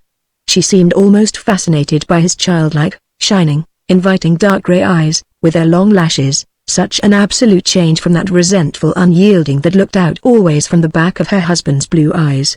Her husband always seemed like a menace to her, in his thinness, his concentration, his eternal unyielding. And this man looked at one with the wide, shining, fascinating eyes of a young Persian kitten, something at once bold and shy and coy and strangely inviting. She fell at once under their spell. "You'll have dinner before you go," she said. "No," he cried in panic, unwilling indeed to eat before that other man. "No, I ate a fabulous breakfast. I will get a sandwich when I change in Sheffield." Really, she had to go out shopping. She said she would go out to the station with him when she got back. It was just after 11. "But look here," he said, addressing also the thin abstracted man who sat unnoticing, with a newspaper, "we've got to get this thing settled. I want Mrs. Pinnegar to come and live with me, her and the child. And she's coming. So don't you think, now, it would be better if she came right along with me today? Just put a few things in the bag and come along. Why drag the thing out, I tell you," replied the husband. "She has a blank check from me to do as she likes." "All right, then. Won't you do that? Won't you come along with me now?" said Jimmy, looking up at her exposedly, but casting his eyes a bit inwards, throwing himself with deliberate impulsiveness on her mercy. "I can't," she said decisively. "I can't come today." "But why not really?" "Why not, while I'm here? You have that blank check, you can do as you please." "The blank check won't get me far," she said rudely. "I can't come today, anyhow. When can you come, then?" he said, with that queer, petulant pleading. "The sooner the better, surely." "I can come on Monday," she said abruptly. "Monday?" He gazed up at her in a kind of panic, through his spectacles. Then he set his teeth again, and nodded his head up and down. "All right, then. Today is Saturday. Then Monday, if you'll excuse me," she said. "I've got to go out for a few things. I'll walk to the station with you when I get back." She bundled Jane into a little sky blue coat and bonnet, put on a heavy black coat and black hat herself, and went out. Jimmy sat very uneasily opposite the collier, who also wore spectacles to read. Pinnegar put down the newspaper and pulled the spectacles off his nose, saying something about a Labour government. "Yes," said Jimmy. "After all, best be logical. If you are democratic, the only logical thing is a Labour government. Though, personally, one government is as good as another, to me." "Maybe so," said the collier. "But something's got to come to an end, sooner or later." "Oh, a great deal," said Jimmy, and they lapsed into silence. "Have you been married before?" asked Pinnegar, at length. "Yes. My wife and I are divorced." "I suppose you want me to divorce my wife?" said the collier. "Why yes, ! That would be best." "It's the same to me," said Pinnegar, "divorce or no divorce. I live with another woman, but I'll never marry another. Enough is as good as a feast. But if she wants a divorce, she can have it. "It would certainly be best," said Jimmy. There was a long pause. Jimmy wished the woman would come back. "I look on you as an instrument," said the miner. "Something had to break. You are the instrument that breaks it." It was strange to sit in the room with this thin, remote, willful man. Jimmy was a bit fascinated by him. But, at the same time, he hated him because he could not be in the same room with him without being under his spell. He felt himself dominated. And he hated it. "My wife," said Pinega, looking up at Jimmy with a peculiar, almost humorous, teasing grin, "expects to see me go to the dogs when she leaves me. It is her last hope." Jimmy ducked his head and was silent, not knowing what to say. The other man sat still in his chair, like a sort of infinitely patient prisoner, looking away out of the window and waiting. "She thinks," he said again, "that she has some wonderful future awaiting her somewhere, and you're going to open the door." And again the same amused grin was in his eyes. And again Jimmy was fascinated by the man. And again he hated the spell of this fascination. For Jimmy wanted to be, in his own mind, the strongest man among men, but particularly among women. And this thin, peculiar man could dominate him. He knew it. The very silent unconsciousness of Pinega dominated the room, wherever he was. Jimmy hated this. At last Mrs. Pinega came back, and Jimmy set off with her. He shook hands with the collier. "Goodbye," he said. "Goodbye," said Pinega, looking down at him with those amused blue eyes, which Jimmy knew he would never be able to get beyond. And the walk to the station was almost a walk of conspiracy against the man left behind, between the man in spectacles and the tall woman. They arranged the details for Monday. Emily was to come by the 9 o'clock train. Jimmy would meet her at Marylebone, and install her in his house in St. John's Wood. Then, with the child, they would begin a new life. Pinega would divorce his wife, or she would divorce him, and then, another marriage. Jimmy got a tremendous kick out of it all on the journey home. He felt he had really done something desperate and adventurous. But he was in too wild a flutter to analyze any results. Only, as he drew near London, a sinking feeling came over him. He was desperately tired after it all, almost too tired to keep up. Nevertheless, he went after dinner and sprang it all on Seven. "You damn fool," said Seven, in consternation. "What did you do it for?" "Well," said Jimmy, writhing. "Because I wanted to." "Good God. The woman sound like the head of Medusa. You're a hero of some stomach, I must say. Remember Clarissa?" "Oh," writhed Jimmy. "But this is different. Her name's Emma, or something of that sort, isn't it?" "Emily," said Jimmy briefly. "Well, you're a fool, anyway, so you may as well keep on acting in character. I've no doubt, by playing Weeping Willow, you'll outlive all the female storms you ever prepare for yourself. I never yet did see a weeping willow uprooted by a gale, so keep on hanging your harp on it, and you'll be all right. Here's luck."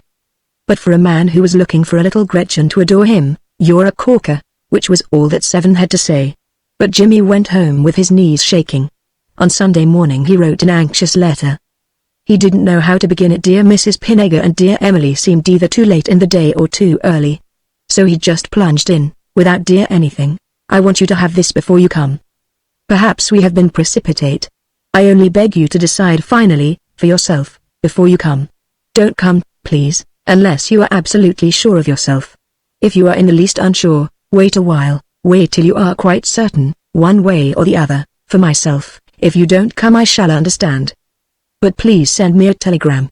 If you do come, I shall welcome both you and the child. Yours ever J.F." He paid a man his return fare, and £3 extra, to go on the Sunday and deliver this letter. The man came back in the evening. He had delivered the letter. There was no answer. Awful Sunday night, tense Monday morning, a telegram, arrive Marylebone 12.50 with Jane. Yours ever, Emily. Jimmy set his teeth and went to the station. But when he felt her looking at him, and so met her eyes, and after that saw her coming slowly down the platform, holding the child by the hand, her slow cat's eyes smoldering under her straight brows, smoldering at him, he almost swooned. A sickly grin came over him as he held out his hand. "Nevertheless," he said, "I'm awfully glad you came." And as he sat in the taxi, a perverse but intense desire for her came over him, making him almost helpless. He could feel, so strongly, the presence of that other man about her, and this went to his head like neat spirits. That other man. In some subtle, inexplicable way, he was actually bodily present, the husband. The woman moved in his aura. She was hopelessly married to him, and this went to Jimmy's head like neat whiskey. Which of the two would fall before him with a greater fall, the woman, or the man, her husband? The last laugh. There was a little snow on the ground, and the church clock had just struck midnight.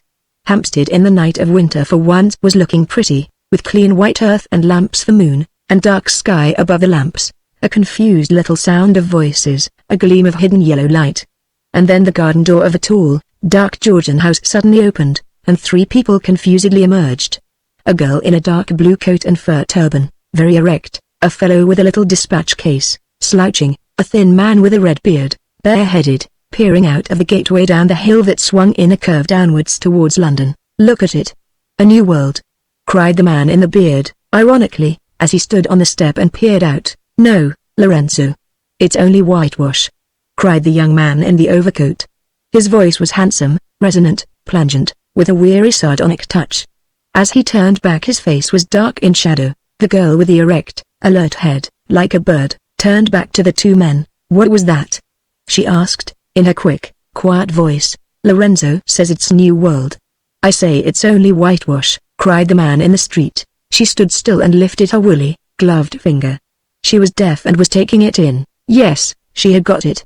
She gave a quick, chuckling laugh, glanced very quickly at the man in the bowler hat, then back at the man in the stucco gateway, who was grinning like a satyr and waving goodbye. "Goodbye, Lorenzo," came the resonant, weary cry of the man in the bowler hat. "Goodbye," came the sharp, nightbird call of the girl. The green gate slammed, then the inner door. The 2 were alone in the street, save for the policeman at the corner. The road curved steeply downhill. "You'd better mind how you step," shouted the man in the bowler hat, leaning near the erect, sharp girl, and slouching in his walk. She paused a moment, to make sure what he had said. "Don't mind me, I'm quite all right." "Mind yourself," she said quickly. At that very moment he gave a wild lurch on the slippery snow, but managed to save himself from falling. She watched him on tiptoes of alertness. His bowler hat bounced away in the thin snow. They were under a lamp near the curve. As he ducked for his hat, he showed a bald spot, just like it tonsure, among his dark, thin, rather curly hair. And when he looked up at her, with his thick black brows sardonically arched, and his rather hooked nose self-derisive, jamming his hat on again, he seemed like a satanic young priest. His face had beautiful lines, like a fawn, and a doubtful martyred expression. A sort of fawn on the cross, with all the malice of the complication. "Did you hurt yourself?" she asked in a quick, cool, unemotional way. "No," he shouted derisively. "Give me the machine, won't you?" she said, holding out her woolly hand. "I believe I'm safer. Do you want it?" he shouted. "Yes, I'm sure I'm safer." He handed her the little brown dispatch case, which was really a Marconi listening machine for her deafness. She marched erect as ever. He shoved his hands deep in his overcoat pockets and slouched along beside her, as if he wouldn't make his legs firm. The road curved down in front of them, clean and pale with snow under the lamps. A motor car came churning up. A few dark figures slipped away into the dark recesses of the houses, like fishes among rocks above a seabed of white sand. On the left was a tuft of trees sloping upwards into the dark. He kept looking around, pushing out his finely shaped chin and his hooked nose as if he were listening for something. He could still hear the motor car climbing onto the heath. Below was the yellow, foul-smelling glare of the Hampstead tube station. On the right the trees.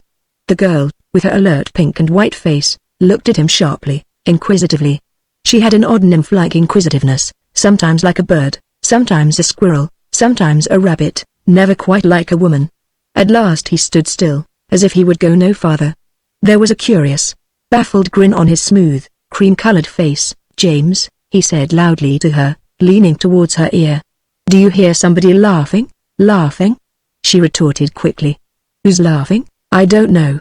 "Somebody," he shouted, showing his teeth at her in a very odd way. "No, I hear nobody," she announced, "but it's most extraordinary," he cried, his voice slurring up and down. "Put on your machine." "Put it on?" she retorted. "What for?" "To see if you can hear it," he cried. "Hear what?" "The laughing." "Somebody laughing." "It's most extraordinary." She gave her odd little chuckle and handed him her machine. He held it while she opened the lid and attached the wires, putting the band over her head and the receivers at her ears, like a wireless operator. Crumbs of snow fell down the cold darkness. She switched on, little yellow lights in glass tubes shone in the machine. She was connected, she was listening. He stood with his head ducked, his hands shoved down in his overcoat pockets. Suddenly he lifted his face and gave the weirdest, slightly neighing laugh, uncovering his strong, spaced teeth, and arching his black brows, and watching her with queer, gleaming, goat-like eyes. She seemed a little dismayed. "There," he said. "Didn't you hear it?" "I heard you," she said, in a tone which conveyed that was enough. "But didn't you hear it?" he cried, unfurling his lips oddly again. "No," she said. He looked at her vindictively, and stood again with ducked head. She remained erect, her fur hat in her hand, her fine bobbed hair banded with the machine band and catching crumbs of snow, her odd, bright-eyed, deaf nymph's face lifted with blank listening. "There," he cried, suddenly jerking up his gleaming face. "You mean to tell me you can't?" He was looking at her almost diabolically. But something else was too strong for him. His face wreathed with a startling, peculiar smile, seeming to gleam, and suddenly the most extraordinary laugh came bursting out of him, like an animal laughing. It was a strange, neighing sound, amazing in her ears. She was startled, and switched her machine quieter. A large form loomed up, a tall, clean-shaven young policeman. "A radio?" he asked laconically. "No, it's my machine. I'm deaf," said Miss James quickly and distinctly. She was not the daughter of a peer-for-nothing. The man in the bowler hat lifted his face and glared at the fresh-faced young policeman with a peculiar white glare in his eyes. "Look here," he said distinctly. "Did you hear someone laughing?" "Laughing?" "I heard you, sir." "No, not me." He gave an impatient jerk of his arm, and lifted his face again. His smooth, creamy face seemed to gleam. There were subtle curves of derisive triumph in all its lines. He was careful not to look directly at the young policeman. "The most extraordinary laughter I ever heard," he added, and the same touch of derisive exultation sounded in his tones. The policeman looked down on him cogitatingly. "It's perfectly all right," said Miss James coolly. "He's not drunk. He just hears something that we don't hear." "Drunk?" echoed the man in the bowler hat, in profoundly amused derision. "If I were merely drunk," and off he went again in the wild, neighing, animal laughter, while his averted face seemed to flash. At the sound of the laughter something roused in the blood of the girl and of the policeman. They stood nearer to one another, so that their sleeves touched, and they looked wonderingly across at the man in the bowler hat. He lifted his black brows at them. "Do you mean to say you heard nothing?" he asked. "Only you," said Miss James. "Only you, sir," echoed the policeman. "What was it like?" asked Miss James. "Ask me to describe it," retorted the young man, in extreme contempt. "It's the most marvelous sound in the world," and truly he seemed wrapped up in a new mystery. "Where does it come from?" asked Miss James, very practical. "Apparently," it answered in contempt, "from over there." And he pointed to the trees and bushes inside the railings over the road. "Well, let's go and see," she said. "I can carry my machine and go on listening." The man seemed relieved to get rid of the burden. He shoved his hands in his pockets again and sloped off across the road. The policeman, a queer look flickering on his fresh young face, put his hand round the girl's arm carefully and subtly, to help her. She did not lean at all on the support of the big hand, but she was interested, so she did not resent it. Having held herself all her life intensely aloof from physical contact, and never having let any man touch her, she now, with a certain nymph-like voluptuousness, allowed the large hand of the young policeman to support her as they followed the quick wolf-like figure of the other man across the road uphill. And she could feel the presence of the young policeman, through all the thickness of his dark blue uniform, as something young and alert and bright. When they came up to the man in the bowler hat, he was standing with his head ducked, his ears pricked, listening beside the iron rail inside which grew big black holly trees tufted with snow, and old, ribbed, silent English elms. The policeman and the girl stood waiting. She was peering into the bushes with the sharp eyes of a deaf nymph, deaf to the world's noises. The man in the bowler hat listened intensely. A lorry rolled downhill, making the earth tremble. "There!" cried the girl, as the lorry rumbled darkly past. And she glanced round with flashing eyes at her policeman, her fresh soft face gleaming with startled life. She glanced straight into the puzzled, amused eyes of the young policeman. He was just enjoying himself. "Don't you see?" she said, rather imperiously. "What is it, miss?" answered the policeman. "I mustn't point," she said. "Look where I look," and she looked away with brilliant ease, into the dark holly bushes. She must see something, for she smiled faintly, with subtle satisfaction, and she tossed her erect head in all the pride of vindication. The policeman looked at her instead of into the bushes. There was a certain brilliance of triumph and vindication in all the poise of her slim body. "I always knew I should see him," she said triumphantly to herself. "Whom do you see?" shouted the man in the bowler hat. "Don't you see him too?" she asked, turning round her soft, arch, nymph-like face anxiously. She was anxious for the little man to see. "No, I see nothing." "What do you see, James?" cried the man in the bowler hat, insisting. "A man, where?" "There. Among the holly bushes." "Is he there now?" "No. He's gone." "What sort of a man?" "I don't know." "What did he look like?" "I can't tell you." But at that instant the man in the bowler hat turned suddenly, and the arch, triumphant look flew to his face. "Why, he must be there!" he cried, pointing up the grove. "Don't you hear him laughing? He must be behind those trees," and his voice, with curious delight, broke into a laugh again, as he stood and stamped his feet on the snow, and danced to his own laughter, ducking his head. Then he turned away and ran swiftly up the avenue lined with old trees. He slowed down as a door at the end of a garden path, white with untouched snow, suddenly opened, and a woman in a long-fringed black shawl stood in the light. She peered out into the night. Then she came down to the low garden gate. Crumbs of snow still fell. She had dark hair and a tall dark comb. "Did you knock at my door?"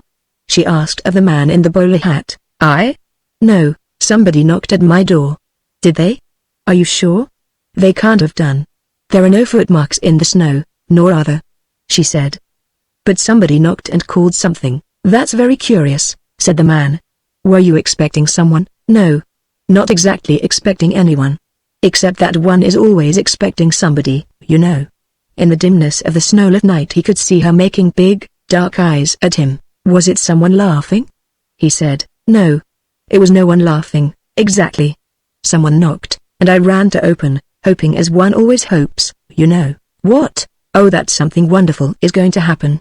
He was standing close to the low gate. She stood on the opposite side. Her hair was dark, her face seemed dusky, as she looked up at him with her dark, meaningful eyes. "Did you wish someone would come?" he asked. "Very much," she replied, in her plangent Jewish voice. "She must be a Jewess, no matter who," he said, laughing. "So long as it was a man I could like," she said, in a low, meaningful, falsely shy voice. "Really?" he said. "Perhaps after all it was I who knocked without knowing." "I think it was," she said. "It must have been." "Shall I come in?" he asked, putting his hand on the little gate. "Don't you think you'd better?" she replied. He bent down, unlatching the gate. As he did so the woman in the black shawl turned, and, glancing over her shoulder, hurried back to the house, walking unevenly in the snow, on her high-heeled shoes. The man hurried after her, hastening like a hound to catch up. Meanwhile the girl and the policeman had come up. The girl stood still when she saw the man in the bowler hat going up the garden walk after the woman in the black shawl with the fringe. "Is he going in?" she asked quickly. "Looks like it, doesn't it?" said the policeman. "Does he know that woman?" "I can't say." "I should say he soon will," replied the policeman. "But who is she?" "I couldn't say who she is." The two dark, confused figures entered the lighted doorway, then the door closed on them. "He's gone," said the girl outside on the snow. She hastily began to pull off the band of her telephone receiver, and switched off her machine. The tubes of secret light disappeared. She packed up the little leather case. Then, pulling on her soft fur cap, she stood once more ready. The slightly martial look which her long dark blue military-seeming coat gave her was intensified, while the slightly anxious, bewildered look on her face had gone. She seemed to stretch herself, to stretch her limbs free. And the inert look had left her full soft cheeks. Her cheeks were alive with a glimmer of pride and a new dangerous surety. She looked quickly at the tall young policeman. He was clean-shaven, fresh-faced, smiling oddly under his helmet, waiting in subtle patience, a few yards away. She saw that he was a decent young man, one of the waiting sort. The second of ancient fear was followed at once in her by a blithe, unaccustomed sense of power. "Well," she said, "I should say it's no use waiting." She spoke decisively. "You don't have to wait for him, do you?" asked the policeman. "Not at all. He's much better where he is." She laughed an odd, brief laugh. Then glancing over her shoulder, she set off down the hill, carrying her little case. Her feet felt lighter. Her legs felt long and strong. She glanced over her shoulder again. The young policeman was following her, and she laughed to herself. Her limbs felt so lithe and so strong. If she wished she could easily run faster than he. If she wished she could easily kill him, even with her hands. So it seemed to her. But why kill him? He was a decent young fellow. She had in front of her eyes the dark face among the holly bushes, with the brilliant, mocking eyes.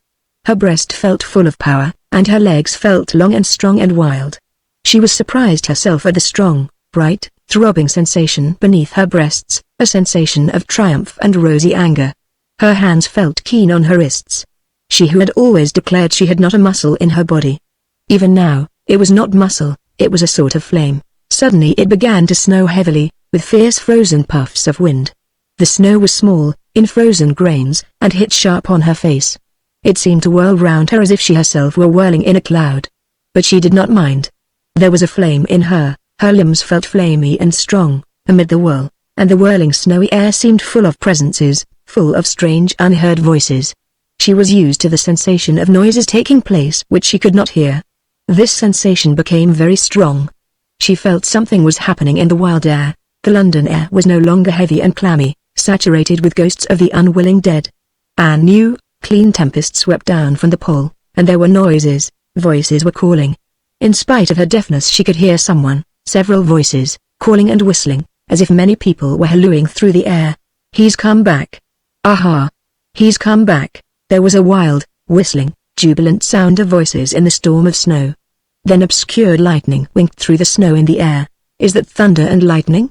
She asked of the young policeman, as she stood still, waiting for his form to emerge through the veil of whirling snow. Seems like it to me, he said, and at that very moment the lightning blinked again, and the dark, laughing face was near her face. It almost touched her cheek. She started back, but a flame of delight went over her. There, she said.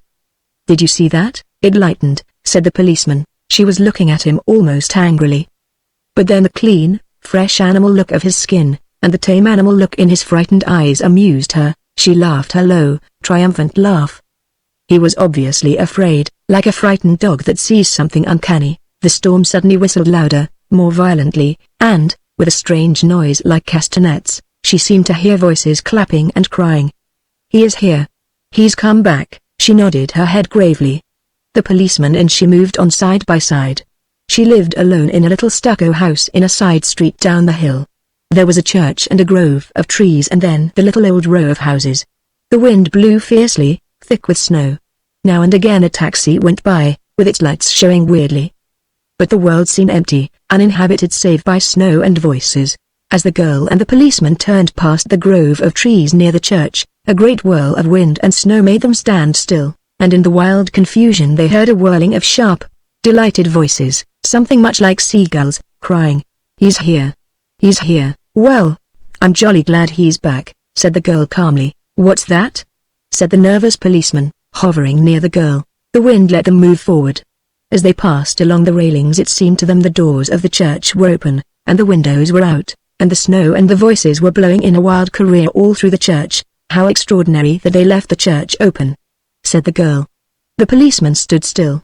He could not reply, and as they stood they listened to the wind and the church full of whirling voices all calling confusedly. Now I hear the laughing, she said suddenly. It came from the church, a sound of low, subtle, endless laughter, a strange, naked sound. Now I hear it, she said, but the policeman did not speak. He stood cowed, with his tail between his legs, listening to the strange noises in the church. The wind must have blown out one of the windows, for they could see the snow whirling in volleys through the black gap, and whirling inside the church like a dim light. There came a sudden crash, followed by a burst of chuckling, naked laughter. The snow seemed to make a queer light inside the building, like ghosts moving, big and tall. There was more laughter, and a tearing sound. On the wind, pieces of paper, leaves of books, came whirling among the snow through the dark window. Then a white thing, soaring like a crazy bird, rose up on the wind as if it had wings, and lodged on a black tree outside, struggling. It was the altar cloth. There came a bit of gay, trilling music. The wind was running over the organ pipes like bagpipes, quickly up and down. Snatches of wild, gay, trilling music, and bursts of the naked low laughter. Really? Said the girl. This is most extraordinary. Do you hear the music and the people laughing? Yes, I hear somebody on the organ, said the policeman. And do you get the puff of warm wind? Smelling of spring. Almond blossom, that's what it is. A most marvelous scent of almond blossom. Isn't it an extraordinary thing? She went on triumphantly past the church, and came to the row of little old houses. She entered her own gate in the little railed entrance. "Here I am," she said finally. "I'm home now. Thank you very much for coming with me." She looked at the young policeman. His whole body was white as a wall with snow, and in the vague light of the arc lamp from the street his face was humble and frightened. "Can I come in and warm myself a bit?" he asked humbly. She knew it was fear rather than cold that froze him.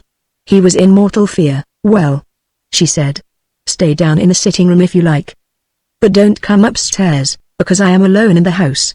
You can make up the fire in the sitting room, and you can go when you are warm." She left him on the big, low couch before the fire, his face bluish and blank with fear. He rolled his blue eyes after her as she left the room. But she went up to her bedroom and fastened her door. In the morning she was in her studio upstairs in her little house, looking at her own paintings and laughing to herself. Her canaries were talking and shrilly whistling in the sunshine that followed the storm. The cold snow outside was still clean, and the white glare in the air gave the effect of much stronger sunshine than actually existed. She was looking at her own paintings, and chuckling to herself over their comicalness. Suddenly they struck her as absolutely absurd. She quite enjoyed looking at them. They seemed to her so grotesque. Especially her self-portrait, with its nice brown hair and its slightly opened rabbit mouth and its baffled uncertain rabbit eyes. She looked at the painted face and laughed in a long, rippling laugh, till the yellow canaries like faded daffodils almost went mad in an effort to sing louder. The girl's long, rippling laugh sounded through the house uncannily. The housekeeper, a rather sad-faced young woman of a superior sort. Nearly all people in England are of the superior sort, superiority being an English ailment, came in with an inquiring and rather disapproving look. "Did you call, Miss James?" she asked loudly. No, I didn't call." "Don't shout, I can hear quite well," replied the girl. The housekeeper looked at her again. "You knew there was a young man in the sitting room?" she said. "No." "Really?" cried the girl. "What, the young policeman? I'd forgotten all about him. He came in the storm to warm himself. Hasn't he gone?" "No, Miss James, how extraordinary of him. What time is it?" "9:15. Why didn't he go when he was warm?" "I must go and see him, I suppose." "He says he's lame," said the housekeeper censoriously and loudly. "Lame? That's extraordinary. He certainly wasn't last night." "But don't shout. I can hear quite well. Is Mr. Markbanks coming in to breakfast, Miss James?" said the housekeeper, more and more censorious. "I couldn't say. But I'll come down as soon as mine is ready. I'll be down in a minute, anyhow, to see the policeman. Extraordinary that he is still here." She sat down before her window, in the sun, to think a while. She could see the snow outside, the bare, purplish trees. The air all seemed rare and different. Suddenly the world had become quite different, as if some skin or integument had broken, as if the old, mouldering London sky had crackled and rolled back, like an old skin, shriveled, leaving an absolutely new blue heaven. "It really is extraordinary," she said to herself. "I certainly saw that man's face. What a wonderful face it was. I shall never forget it. Such laughter. He laughs longest who laughs last. He certainly will have the last laugh. I like him for that. He will laugh last. Must be someone really extraordinary. How very nice to be the one to laugh last. He certainly will. What a wonderful being. I suppose I must call him a being. He's not a person exactly. But how wonderful of him to come back and alter all the world immediately.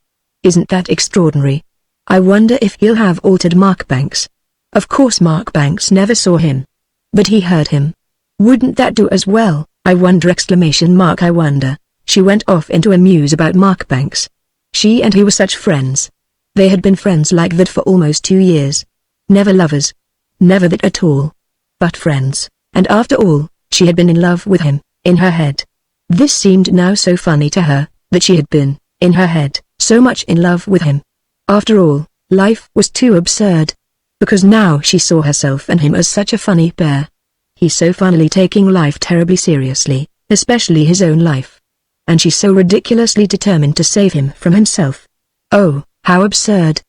Determined to save him from himself, and wildly in love with him in the effort.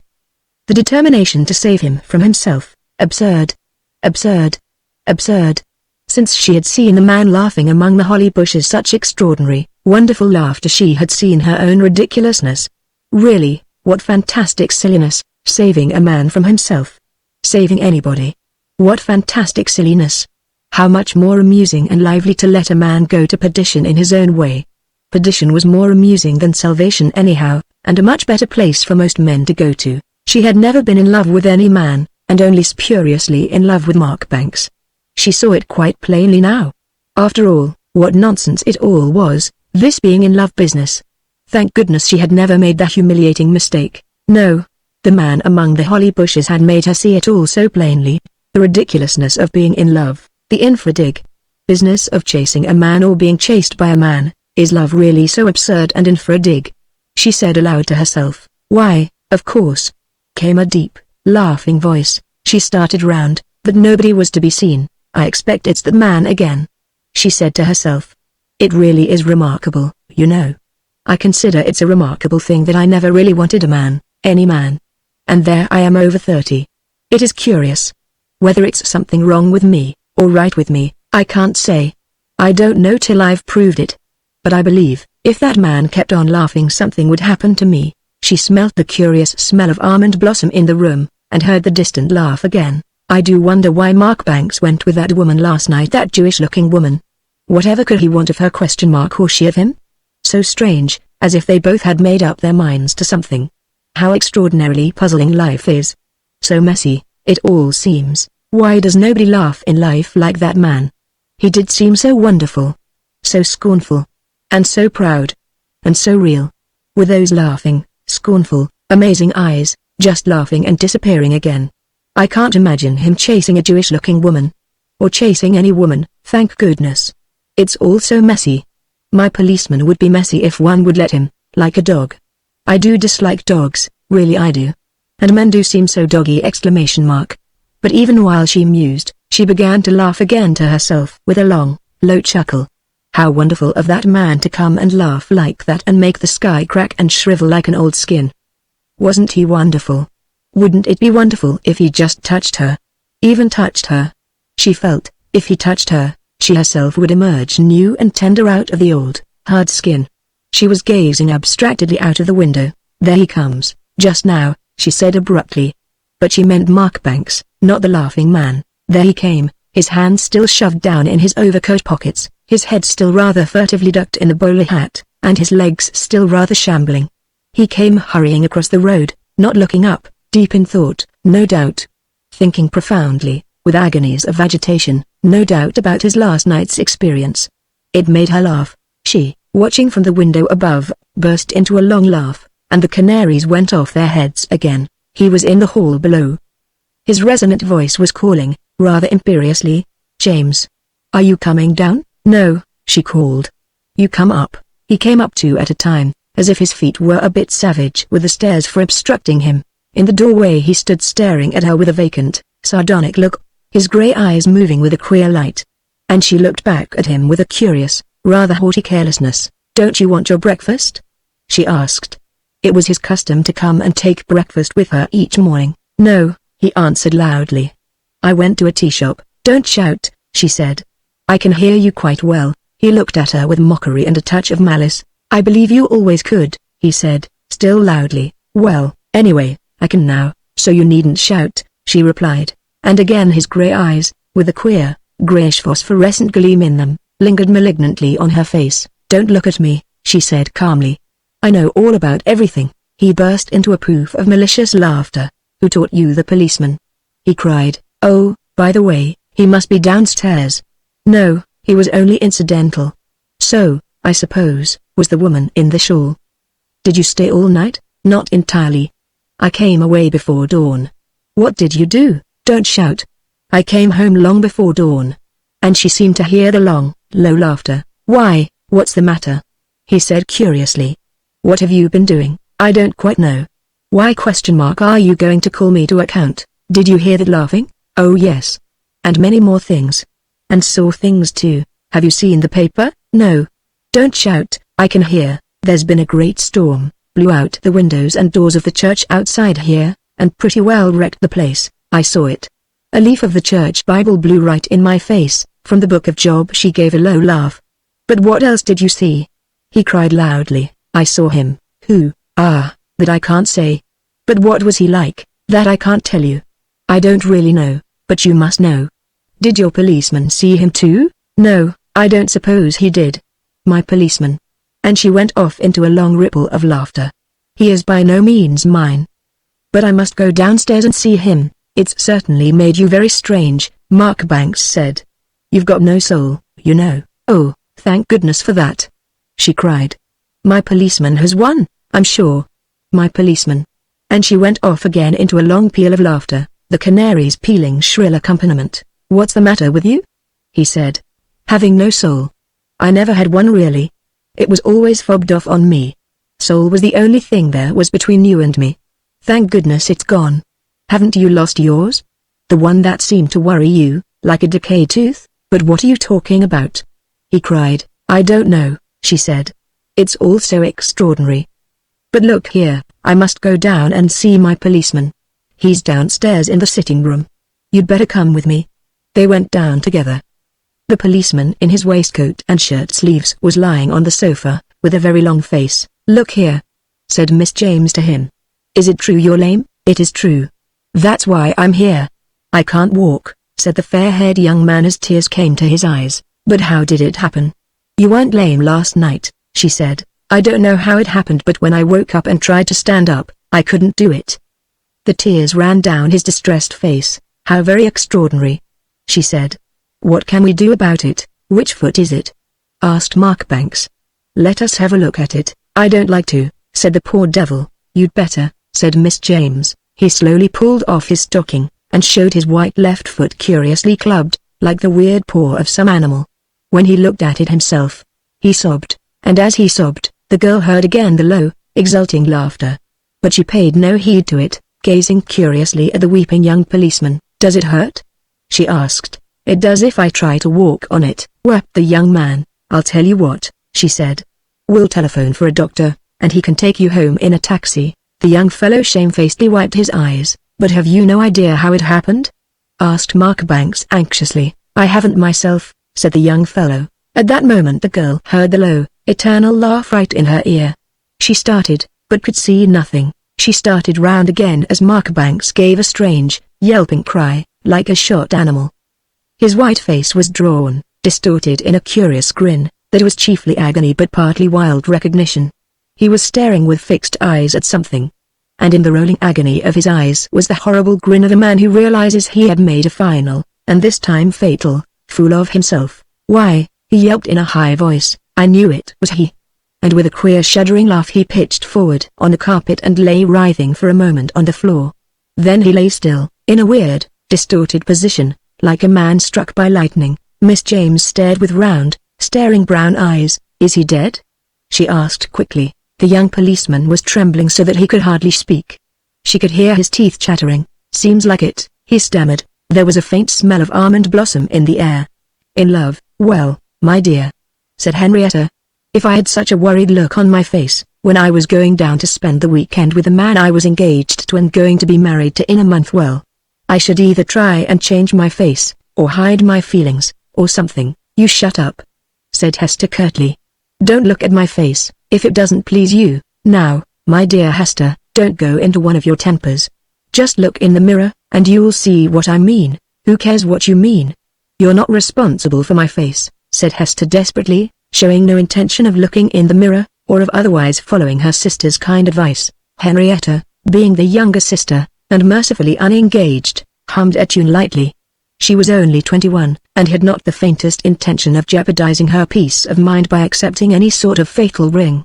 Nevertheless, it was nice to see Hester getting off, as they say, for Hester was nearly 25, which is serious. The worst of it was, lately Hester had had her famous worried look on her face, when it was a question of the faithful Joe, dark shadows under the eyes, drawn lines down the cheeks. And when Hester looked like that, Henrietta couldn't help feeling the most horrid jangled echo of worry and apprehension in her own heart, and she hated it. She simply couldn't stand that sudden feeling of fear. What I mean to say, she continued, is that it's jolly unfair to Joe, if you go down looking like that. Either put a better face on it, or but she checked herself. She was going to say don't go. But really, she did hope that Hester would go through with this marriage. Such a weight off her, Henrietta's, mind. Oh, hang! Cried Hester. Shut up. And her dark eyes flashed a spark of fury and misgiving at the young Henrietta. Henrietta sat down on the bed, lifted her chin, and composed her face like a meditating angel. She really was intensely fond of Hester, and the worried look was such a terribly bad sign. "Look here, Hester," she said. "Shall I come down to Moorkbury with you?" "I don't mind, if you'd like me to, my dear girl," cried Hester in desperation. "What earthly use do you think that would be?" "Well, I thought it might take the edge off the intimacy, if that's what worries you," Hester echoed with a hollow, mocking laugh. "Don't be such a child, Henrietta, really," she said. And Hester set off alone, down to Wiltshire, where her Joe had just started a little farm, to get married on. After being in the artillery, he had got sick and tired of business. Besides, Hester would never have gone into a little suburban villa. Every woman sees her home through a wedding ring. Hester had only taken a squint through her engagement ring, so far. But ye gods! Not Golders Green, not even Harrow. So Joe had built a little brown wooden bungalow largely with his own hands, and at the back was a small stream with 2 willows, old ones. At the sides were brown sheds, and chicken runs. There were pigs in a hog-proof wire fence, and 2 cows in a field, and a horse.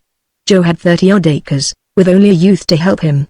But of course, there would be Hester. It all looked very new and tidy. Joe was a worker. He too looked rather new and tidy, very healthy and pleased with himself. He didn't even see the worried look. Or if he did, he only said, "You're looking a bit fagged, Hester.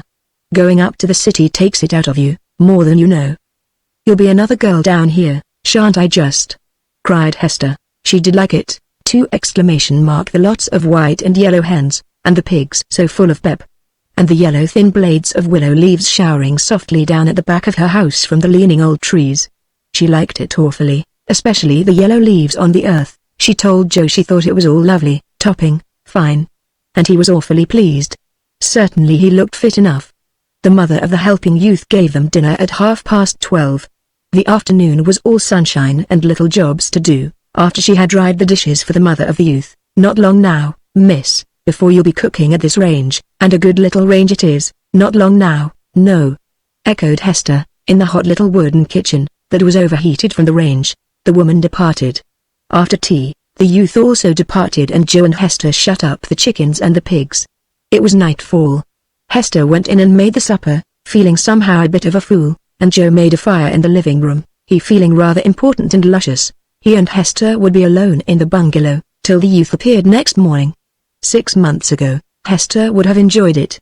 They were so perfectly comfortable together, he and she. They had been friends, and his family and hers had been friends for years, donkey's years. He was a perfectly decent boy, and there would never have been anything messy to fear from him. Nor from herself. Ye gods, no, but now, alas, since she had promised to marry him, he had made the wretched mistake of falling in love with her. He had never been that way before. And if she had known he would get this way now, she would have said decidedly, "Let us remain friends, Joe, for this sort of thing is a come down." Once he started cuddling and petting, she couldn't stand him. Yet she felt she ought to. She imagined she even ought to like it. Though where the ought came from, she could not see. "I'm afraid, Hester," he said sadly, "you're not in love with me as I am with you, hang it all," she cried. "If I'm not, you ought to be jolly well thankful, that's all I got to say," which double-barreled remark he heard, but did not register. He never liked looking anything in the very pinpoint middle of the eye. He just left it, and left all her feelings comfortably in the dark. Comfortably for him, that is. He was extremely competent at motor cars and farming and all that sort of thing. And surely she, Hester, was as complicated as a motor car. Surely she had as many subtle little valves and magnetos and accelerators and all the rest of it, to her makeup. If only he would try to handle her as carefully as he handled his car. She needed starting, as badly as ever any automobile did. Even if a car had a self-starter, the man had to give it the right twist. Hester felt she would need a lot of cranking up, if ever she was to start off on the matrimonial road with Joe. And he, the fool, just sat in a motionless car and pretended he was making heaven knows how many miles an hour. This evening she felt really desperate. She had been quite all right doing things with him, during the afternoon, about the place. Then she liked being with him. But now that it was evening and they were alone, the stupid little room, the cozy fire, Joe's pipe, and Joe's smug sort of hypocritical face, all was just too much for her. "Come and sit here, dear," said Joe persuasively, patting the sofa at his side. And she, because she believed a nice girl would have been only too delighted to go and sit there, went and sat beside him. But she was boiling. What cheek! What cheek of him even to have a sofa! She loathed the vulgarity of sofas. She endured his arm round her waist, and a certain pressure of his biceps which she presumed was cuddling. He had carefully knocked his pipe out. But she thought how smug and silly his face looked, all its natural frankness and straightforwardness had gone. How ridiculous of him to stroke the back of her neck. How idiotic he was, trying to be lovey-dovey. She wondered what sort of sweet nothings Lord Byron, for example, had murmured to his various ladies. Surely not so blithering, not so incompetent. And how monstrous of him, to kiss her like that. I'd infinitely rather you'd play to me, Joe, she snapped. You don't want me to play to you tonight, do you, dear? He said, why not tonight? I'd love to hear some Tchaikovsky, something to stir me up a bit. He rose obediently and went to the piano. He played quite well. She listened. And Tchaikovsky might have stirred her up all right. The music itself, that is. If she hadn't been so desperately aware that Joe's lovemaking, if you can call it such, became more absolutely impossible after the sound of the music, that was fine. She said.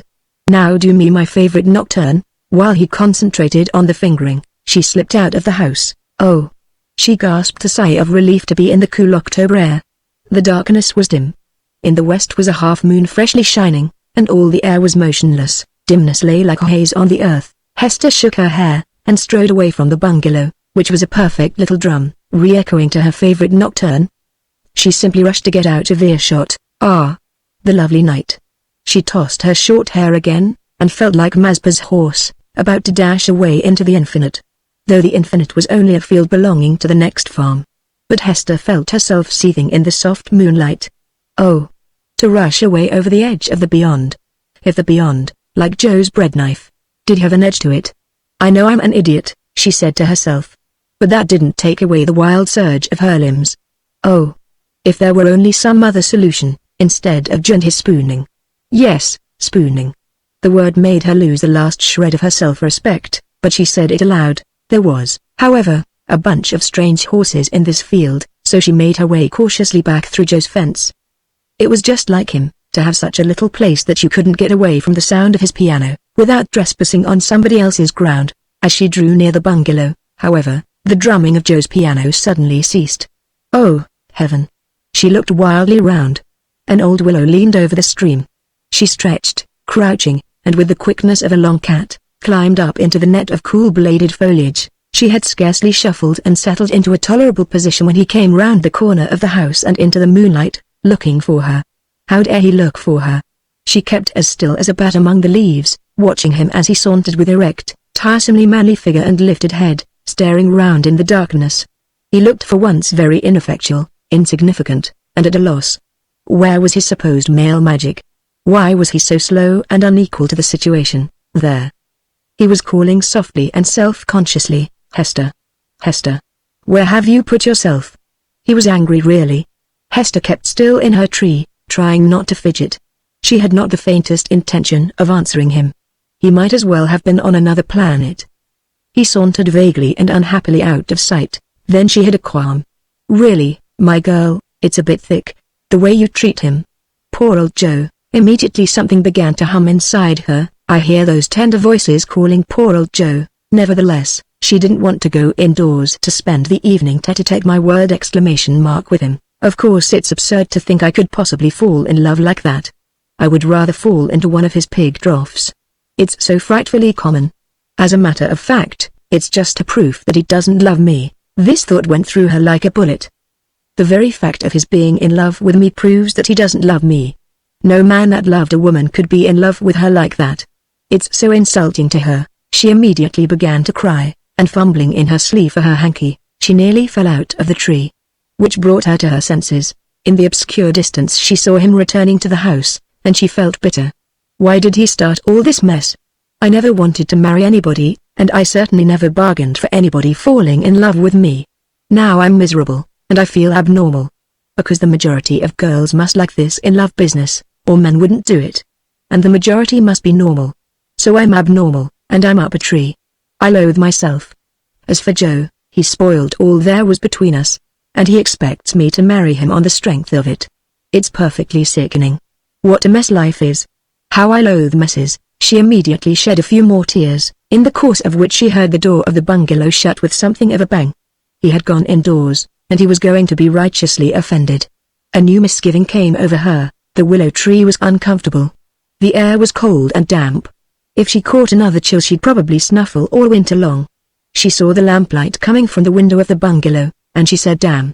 Which meant, in her case, that she was feeling bad. She slid down out of the tree, and scratched her arm and probably damaged one of her nicest pair of stockings. Oh, hang, she said with emphasis, preparing to go into the bungalow and have it out with poor old Joe. I will not call him poor old Joe. At that moment she heard a motorcar slow down in the lane, and there came a low, cautious toot from a hooter. Headlights shone at a standstill near Joe's new iron gate. The cheek of it. The unbearable cheek of it. There's that young Henrietta come down on me. She flew along Joe's cinder drive like a monad. Hello, Hester. Came Henrietta's young voice, coolly floating from the obscurity of the car. How's everything? What cheek? Cried Hester. What amazing cheek. She leaned on Joe's iron gate and panted. How's everything? Repeated Henrietta's voice blandly. What do you mean by it? Demanded Hester, still panting. Now, my girl, don't go off at a tangent. We weren't coming in unless you came out. You needn't think we want to put our noses in your affairs. We're going down to Camp on Bonamy. Isn't the weather too divine? Bonamy was Joe's pal, also an old artilleryman, who had set up a farm about a mile further along the land. Joe was by no means a Robinson Crusoe in his bungalow. Who are you, anyway? Demanded Hester. Same old birds, said Donald, from the driver's seat. Donald was Joe's brother. Henrietta was sitting in front, next to him. Same as ever, said Teddy, poking his head out of the car. Teddy was a second cousin. Well, said Hester, sort of climbing down.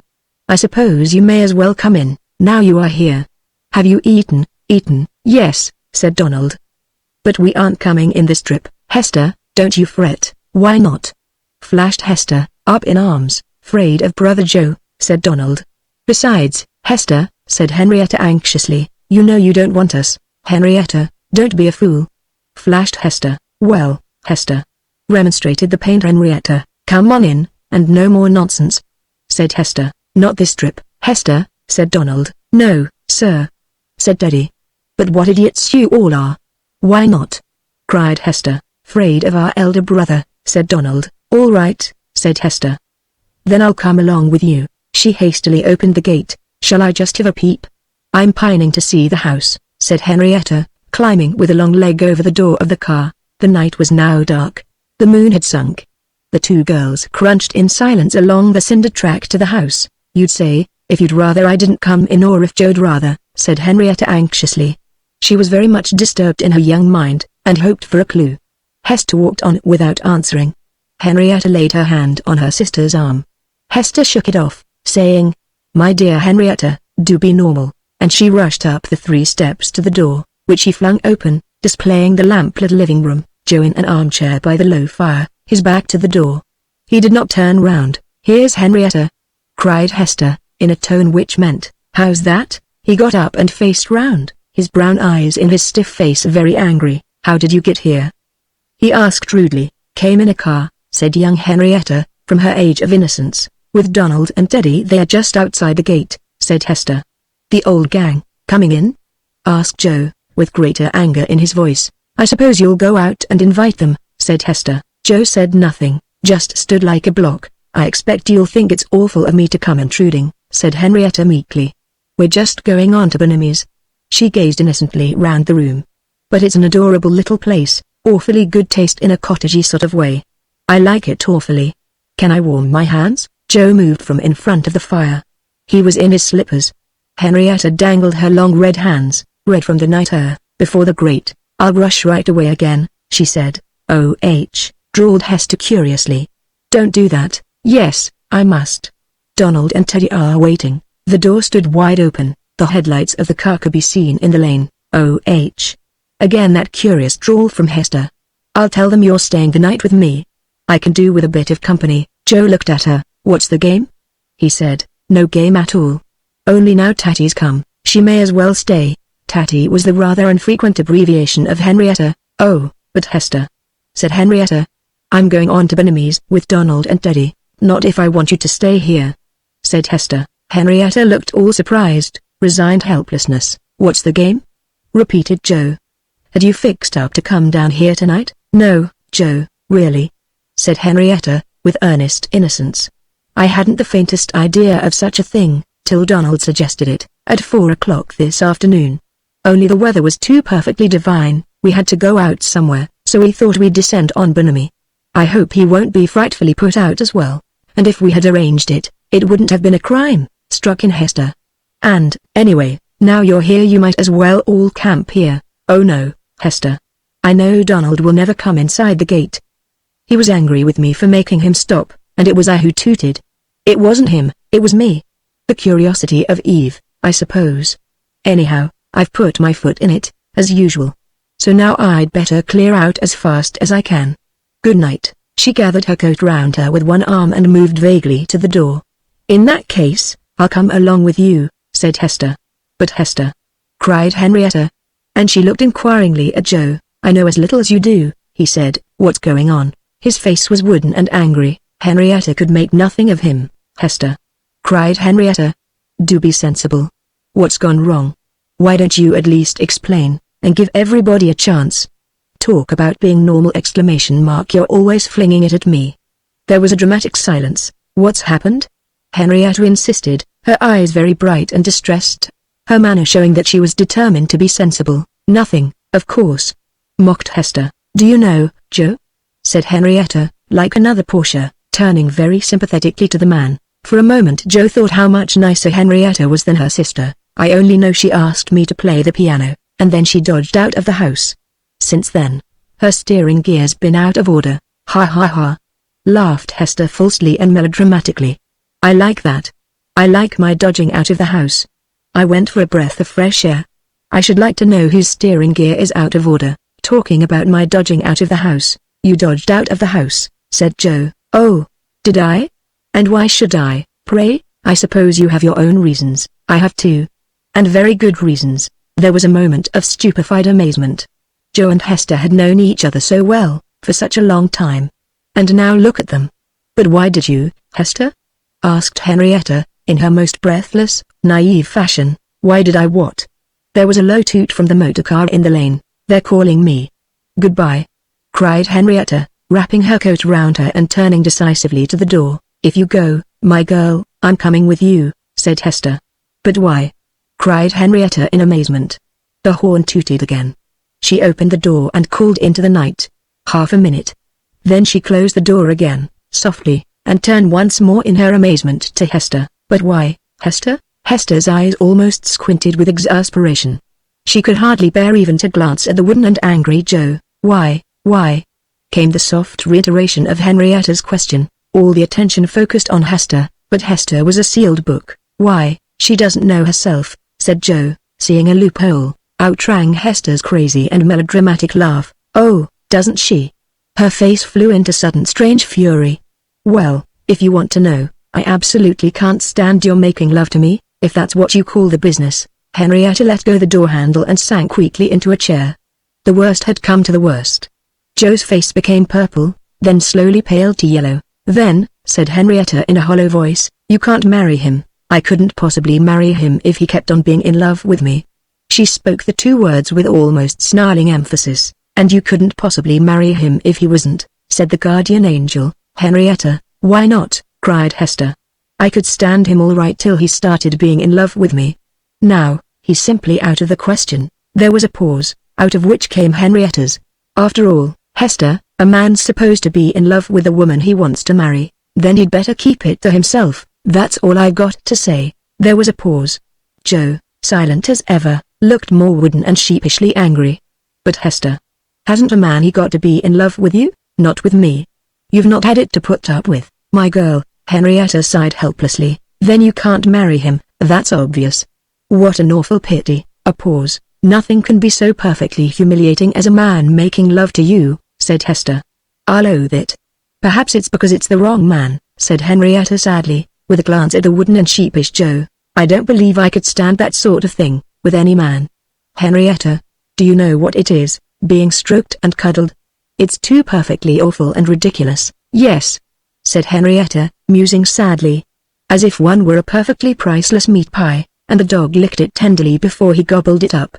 It is rather sickening, I agree, and what's so awful, a perfectly decent man will go and get that way. Nothing is so awful as a man who has fallen in love, said Hester. I know what you mean, Hester. So doggy, said Henrietta sadly. The motor horn tooted exasperatedly. Henrietta rose like a Porsche who has been a failure. She opened the door and suddenly yelled fiercely into the night. Go on without me. I'll walk. Don't wait. How long will you be? Came a voice. I don't know. If I want to come, I'll walk, she yelled. Come back for you in an hour, right? She shrieked, and slammed the door in their distant faces. Then she sat down dejectedly, in the silence. She was going to stand by Hester. That fool, Joe, standing there like a mutton head. They heard the car start, and retreat down the lane. Men are awful, said Henrietta dejectedly. Anyhow, you're mistaken, said Joe with sudden venom to Hester. I'm not in love with you, Miss Clever. The two women looked at him as if he were Lazarus risen. And I never was in love with you, that way, he added, his brown eyes burning with a strange fire of self-conscious shame and anger, and naked passion. Well, what a liar you must be then. That's all I can say, replied Hester coldly. Do you mean, said young Henrietta acidly, that you put it all on? I thought she expected it of me, he said, with a nasty little smile that simply paralyzed the two young women. If he had turned into a boa constrictor, they would not have been more amazed. That sneering little smile. Their good-natured Joe, I thought it was expected of me, he repeated, jeering. Hester was horrified. Oh, but how beastly of you to do it, cried Henrietta to him. And what a lie, cried Hester. He liked it. Do you think he did, Hester? Said Henrietta. I liked it in a way, he said impudently.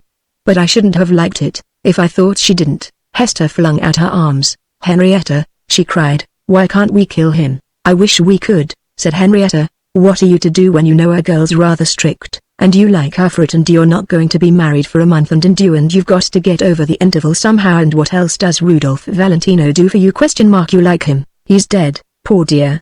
But I loathed him, really, said Hester. You didn't seem to, said he. Well, anyhow, you aren't Rudolph Valentino, and I loathe you in the role. You won't get a chance again.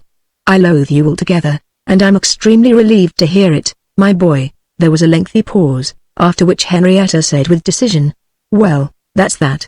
Will you come along to Bonamy's with me, Hester, or shall I stay here with you? I don't care, my girl, said Hester with bravado. Neither do I care what you do, said he. But I call it pretty rotten of you, not to tell me right out. At first, I thought it was real with you then, and I didn't want to hurt you, said Hester. You look as if you didn't want to hurt me, he said. Oh, now, she said, since it was all pretense, it doesn't matter. I should say it doesn't, he retorted. There was a silence. The clock, which was intended to be their family clock, ticked rather hastily. Anyway, he said, I consider you've let me down. I like that, she cried, considering what you've played off on me. He looked her straight in the eye. They knew each other so well. Why had he tried that silly lovemaking game on her? It was a betrayal of their simple intimacy. He saw it plainly, and repented, and she saw the honest, patient love for her in his eyes, and the queer, quiet central desire. It was the first time she had seen it, that quiet, patient, central desire of a young man who has suffered during his youth, and seeks now almost with the slowness of age. A hot flush went over her heart. She felt herself responding to him. What have you decided, Hester? Said Henrietta. I'll stay with Joe, after all, said Hester. Very well, said Henrietta. And I'll go along to Bonamy's. She opened the door quietly, and was gone. Joe and Hester looked at one another from a distance. I'm sorry, Hester, said he. You know, Joe, she said, I don't mind what you do, if you love me really. The man WHO loved islands. First island. There was a man who loved islands. He was born on one, but it didn't suit him, as there were too many other people on it, besides himself. He wanted an island all his own, not necessarily to be alone on it, but to make it a world of his own. An island, if it is big enough, is no better than a continent. It has to be really quite small, before it feels like an island, and this story will show how tiny it has to be, before you can presume to fill it with your own personality. Now circumstances so worked out, that this lover of islands, by the time he was 35, actually acquired an island of his own. He didn't own it as freehold property, but he had a 99 years lease of it, which, as far as a man and an island are concerned, is as good as everlasting. Since, if you are like Abraham, and want your offspring to be numberless as the sands of the seashore, you don't choose an island to start breeding on. Too soon there would be overpopulation, overcrowding, and slum conditions. Which is a horrid thought, for one who loves an island for its insulation. No, an island is a nest which holds one egg, and one only. This egg is the islander himself. The island acquired by a potential islander was not in the remote oceans. It was quite near at home, no palm trees nor boomer surf on the reef, nor any of that kind of thing, but a good solid dwelling house, rather gloomy, above the landing place, and beyond, a small farmhouse with sheds, and a few outlying fields. Down on the little landing bay were 3 cottages in a row, like Coast Guard's cottages, all neat and whitewashed. What could be more cozy and home-like? It was 4 miles if you walked all round your island, through the gorse and the blackthorn bushes, above the steep rocks of the sea and down in the little glades where the primroses grew. If you walked straight over the 2 humps of hills, the length of it, through the rocky fields where the cows lay chewing, and through the rather sparse oats, on into the gorse again, and so to the low cliff's edge, it took you only 20 minutes. And when you came to the edge, you could see another, bigger island lying beyond. But the sea was between you and it. And as you returned over the turf where the short, downland cowslips nodded, you saw to the east still another island, a tiny one this time, like the calf of the cow. This tiny island also belonged to the islander. Thus it seems that even islands like to keep each other company. Our islander loved his island very much. In early spring, the little ways and glades were a snow of blackthorn, a vivid white among the Celtic stillness of close green and grey rock, blackbirds calling out in the whiteness their first long, triumphant calls. After the blackthorn and the nestling primroses came the blue apparition of hyacinths, like elfin lakes and slipping sheets of blue, among the bushes and under the glade of trees.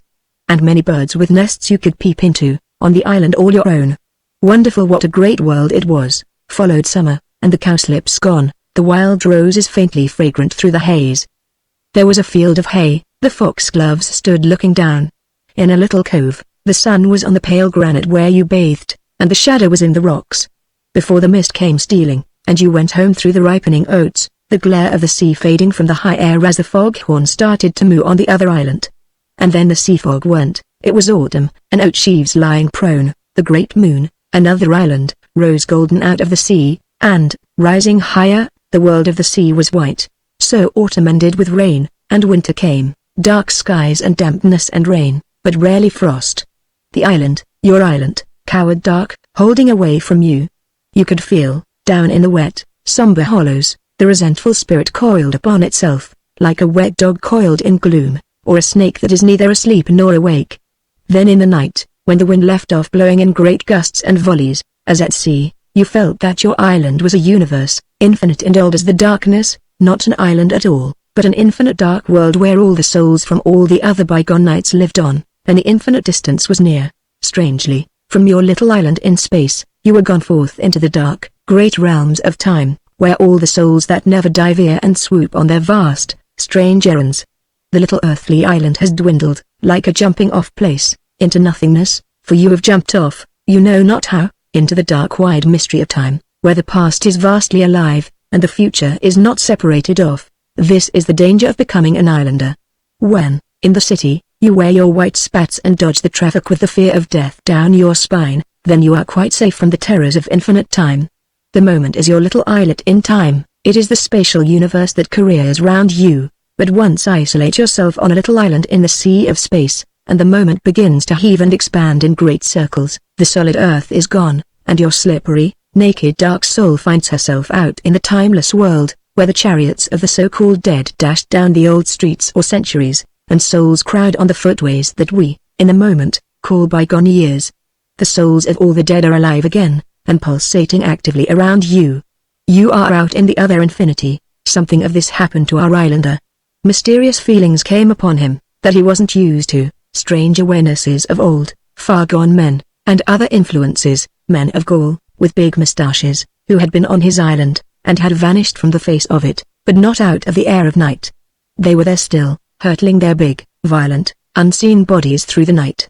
And there were priests, with golden knives and mistletoe, then other priests with a crucifix, then pirates with murder on the sea. Our islander was uneasy. He didn't believe, in the daytime, in any of this nonsense. But at night it just was so. He had reduced himself to a single point in space, and, a point being that which has neither length nor breadth, he had to step off it into somewhere else. Just as you must step into the sea, if the waters wash your foothold away, so he had, at night, to step off into the other world of undying time. He was uncannily aware, as he lay in the dark, that the blackthorn grove that seemed a bit uncanny even in the realm of space and day, at night was crying with old men of an invisible race, around the altar stone. What was a ruin under the hornbeam trees by day, was a moaning of blood-stained priests with crucifixes, on the ineffable night. What was a cave and hidden beach between coarse rocks, became in the invisible dark the purple-lipped imprecation of pirates. To escape any more of this sort of awareness, our islander daily concentrated upon his material island. Why should it not be the happy isle at last? Why not the last small isle of the Hesperides? The perfect place, all filled with his own gracious, blossom-like spirit. A minute world of pure perfection, made by man, himself. He began, as we begin all our attempts to regain paradise, by spending money. The old, semi-feudal dwelling house he restored, let in more light, put clear lovely carpets on the floor, clear, flower-petal curtains at the sullen windows, and wines in the cellars of rock. He brought over a buxom housekeeper from the world, and a soft-spoken, much-experienced butler. These two were to be islanders. In the farmhouse he put a bailiff, with 2 farm hands. There were Jersey cows, tinkling a slow bell, among the gorse. There was a call to meals at midday, and the peaceful smoking of chimneys at evening, when rest descended. A jaunty sailing boat with a motor accessory rode in the shelter in the bay, just below the row of 3 white cottages. There was also a little yawl, and 2 rowboats drawn up on the sand. A fishing net was drying on its supports, a boatload of new white planks stood crisscross, a woman was going to the well with a bucket. In the end cottage lived the skipper of a yacht, and his wife and son. He was a man from the other, large island, at home on this sea. Every fine day he went out fishing, with his son. Every fine day there was fresh fish on the island. In the middle cottage lived an old man and wife, a very faithful couple. The old man was a carpenter, and man of many jobs. He was always working, always the sound of his plane or his saw, lost in his work. He was another kind of islander. In the third cottage was the mason, a widower with a son and 2 daughters. With the help of his boy, this man dug ditches and built fences, raised buttresses and erected a new outbuilding, and hewed stone from the little quarry. His daughters worked at the big house. It was a quiet, busy little world. When the islander brought you over as his guest, you met first the dark-bearded, thin, smiling skipper, Arnold, then his boy Charles. At the house, the smooth-lipped butler who had lived all over the world valeted you, and created that curious creamy smooth, disarming sense of luxury around you which only a perfect and rather untrustworthy servant can create. He disarmed you and had you at his mercy. The buxom housekeeper smiled and treated you with a subtly respectful familiarity that is only dealt out to the true gentry. And the rosy maid threw a glance at you, as if you were very wonderful, coming from the great outer world. Then you met the smiling but watchful bailiff, who came from Cornwall, and the shy farmhand from Berkshire, with his clean wife and 2 little children, then the rather sulky farmhand from Suffolk. The mason, a Kent man, would talk to you by the yard, if you let him. Only the old carpenter was gruff and elsewhere absorbed. Well then, it was a little world to itself, and everybody feeling very safe, and being very nice to you, as if you were really something special. But it was the islander's world, not yours. He was the master. The special smile, the special attention was to the master. They all knew how well off they were. So the islander was no longer Mr. So-and-so. To everyone on the island, even to you yourself, he was the master. Well, it was ideal. The master was no tyrant. Ah no. He was a delicate, sensitive, handsome master, who wanted everything perfect and everybody happy. Himself, of course, to be the fount of this happiness and perfection. But in his way, he was a poet. He treated his guests royally, his servants liberally. Yet he was shrewd, and very wise. He never came the boss over his people. Yet he kept his eye on everything, like a shrewd, blue-eyed young Hermes. And it was amazing what a lot of knowledge he had at hand. Amazing what he knew about Jersey cows, and cheese-making, ditching and fencing, flowers and gardening, ships and the sailing of ships. He was a fount of knowledge about everything, and this knowledge he imparted to his people in an odd, half-ironical, half-portentous fashion, as if he really belonged to the quaint, half-real world of the gods. they listened to him with their hats in their hands. He loved white clothes, or creamy white, and cloaks, and broad hats. So, in fine weather, the bailiff would see the elegant tall figure in creamy white serge coming like some bird over the fallow, to look at the weeding of the turnips.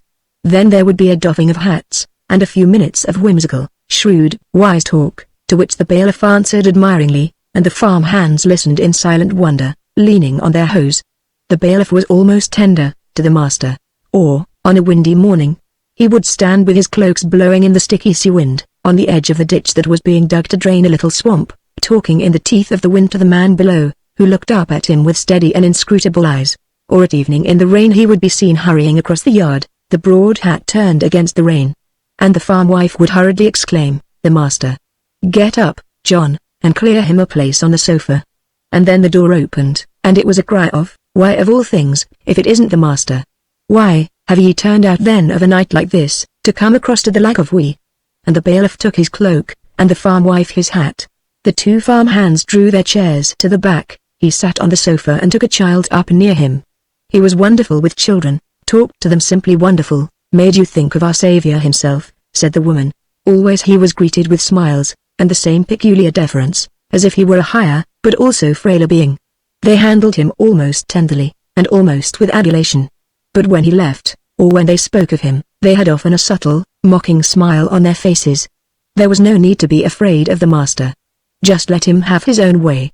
Only the old carpenter was sometimes sincerely rude to him, so he didn't care for the old man. It is doubtful whether any of them really liked him, man to man, or even woman to man. But then it is doubtful if he really liked any of them, as man to man, or man to woman. He wanted them to be happy, and the little world to be perfect. But anyone who wants the world to be perfect must be careful not to have real likes and dislikes. A general goodwill is all you can afford. The sad fact is, alas, that general goodwill is always felt as something of an insult, by the mere object of it, and so it breeds a quite special brand of malice. Surely general goodwill is a form of egoism, that it should have such result. Our islander, however, had his own resources. He spent long hours in his library, for he was compiling a book of reference to all the flowers mentioned in the Greek and Latin authors. He was not a great classical scholar, the usual public school equipment. But there are such excellent translations nowadays. And it was so lovely, tracing flower after flower as it blossomed in the ancient world. So the first year on the island passed by. A great deal had been done. Now the bills flooded in, and the master, conscientious in all things, began to study them. The study left him pale and breathless. He was not a rich man. He knew he had been making a hole in his capital, to get the island into running order. When he came to look, however, there was hardly anything left but hole. Thousands and thousands of pounds had the island swallowed into nothingness. But surely the bulk of the spending was over. Surely the island would now begin to be self-supporting, even if it made no profit. Surely he was safe. He paid a good many of the bills, and took a little heart. But he had had a shock, and the next year, the coming year, there must be economy, frugality. He told his people so, in simple and touching language. And they said, "Why surely? Surely." So, while the wind blew and the rain lashed outside, he would sit in his library with the bailiff over a pipe and a pot of beer, discussing farm projects. He lifted his narrow handsome face, and his blue eye became dreamy. What a wind! It blew like cannon shots. He thought of his island, lashed with foam, and inaccessible, and he exulted. No, he must not lose it. He turned back to the farm projects with the zest of genius, and his hands flicked white emphasis, while the bailiff intoned, "Yes, sir. Yes, sir. You're right, master." But the man was hardly listening.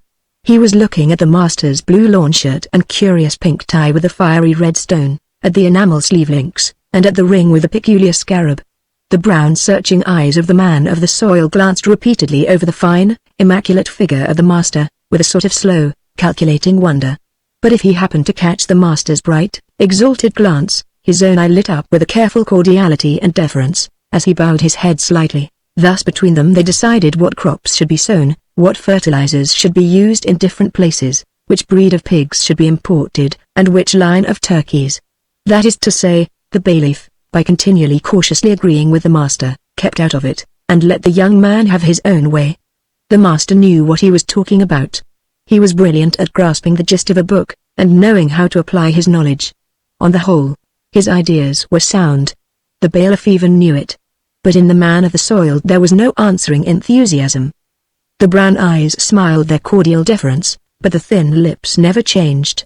The master pursed his own flexible mouth in a boyish versatility, as he cleverly sketched in his ideas to the other man, and the bailiff made eyes of admiration, but in his heart he was not attending, he was only watching the master as he would have watched a queer, alien animal, quite without sympathy, not implicated. So, it was settled, and the master rang for Elvery, the butler, to bring a sandwich. He, the master, was pleased. The butler saw it, and came back with anchovy and ham sandwiches, and a newly opened bottle of vermouth. There was always a newly opened bottle of something. It was the same with the mason. The master and he discussed the drainage of a bit of land, and more pipes were ordered, more special bricks, more this, more that. Fine weather came at last. There was a little lull in the hard work on the island. The master went for a short cruise in his yacht. It was not really a yacht, just a neat little bit of a yawl. They sailed along the coast of the mainland, and put in at the ports. At every port some friend turned up. The butler made elegant little meals in the cabin. Then the master was invited to villas and hotels. His people disembarked him as if he were a prince, and oh, how expensive it turned out. He had to telegraph to the bank for money. And he went home again, to economize. The marsh marigolds were blazing in the little swamp where the ditches were being dug for drainage. He almost regretted, now, the work in hand. The yellow beauties would not blaze again. Harvest came, and a bumper crop. There must be a harvest home supper. The long barn was now completely restored and added to. The carpenter had made long tables. Lanterns hung from the beams of the high-pitched roof. All the people of the island were assembled. The bailiff presided. It was a gay scene. Towards the end of the supper the master, in a velvet jacket, appeared with his guests. Then the bailiff rose and proposed, the master. Long life and health to the master. All the people drank the health with great enthusiasm and cheering. The master replied with a little speech. They were on an island in a little world of their own. It depended on them all to make this world a world of true happiness and content. Each must do his part. He hoped he himself did what he could, for his heart was in his island, and with the people of his island.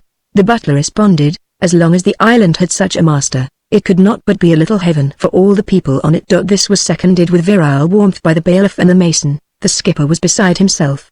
Then there was dancing. The old carpenter was fiddler, but under all this, things were not well.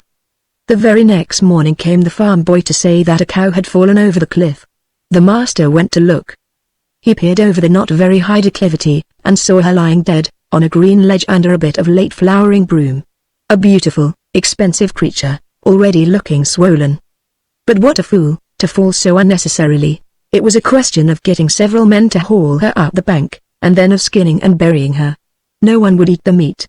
How repulsive it all was. This was symbolic of the island. As sure as the spirits rose in the human breast, with a movement of joy, an invisible hand struck malevolently out of the silence. There must not be any joy, nor even any quiet peace. A man broke a leg, another was crippled with rheumatic fever. The pigs had some strange disease. A storm drove the yacht on a rock. The mason hated the butler, and refused to let his daughter serve at the house. Out of the very air came a stony, heavy malevolence. The island itself seemed malicious. It would go on being hurtful and evil for weeks at a time. Then suddenly again one morning it would be fair, lovely as a morning in paradise, everything beautiful and flowing.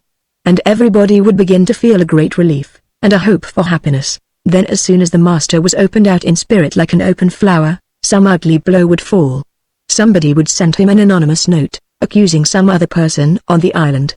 Somebody else would come hinting things against one of his servants. Some folks thinks they've got an easy job out here, with all the pickings they make. The mason's daughter screamed at the suave butler, in the master's hearing. He pretended not to hear. My man says this island is surely one of the lean kind of Egypt, it would swallow a sight of money, and you'd never get anything back out of it, confided the farmhand's wife to one of the master's visitors. The people were not contented. They were not islanders. We feel we're not doing right by the children, said those who had children. We feel we're not doing right by ourselves, said those who had no children. And the various families fairly came to hate one another. Yet the island was so lovely. When there was a scent of honeysuckle, and the moon brightly flickering down on the sea, then even the grumblers felt a strange nostalgia for it. It set you yearning, with a wild yearning, perhaps for the past, to be far back in the mysterious past of the island, when the blood had a different throb.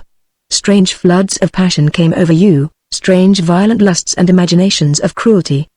The blood and the passion and the lust which the island had known. Uncanny dreams, half evocated yearnings. The master himself began to be a little afraid of his island. He felt here strange violent feelings he had never felt before, and lustful desires that he had been quite free from. He knew quite well now that his people didn't love him at all.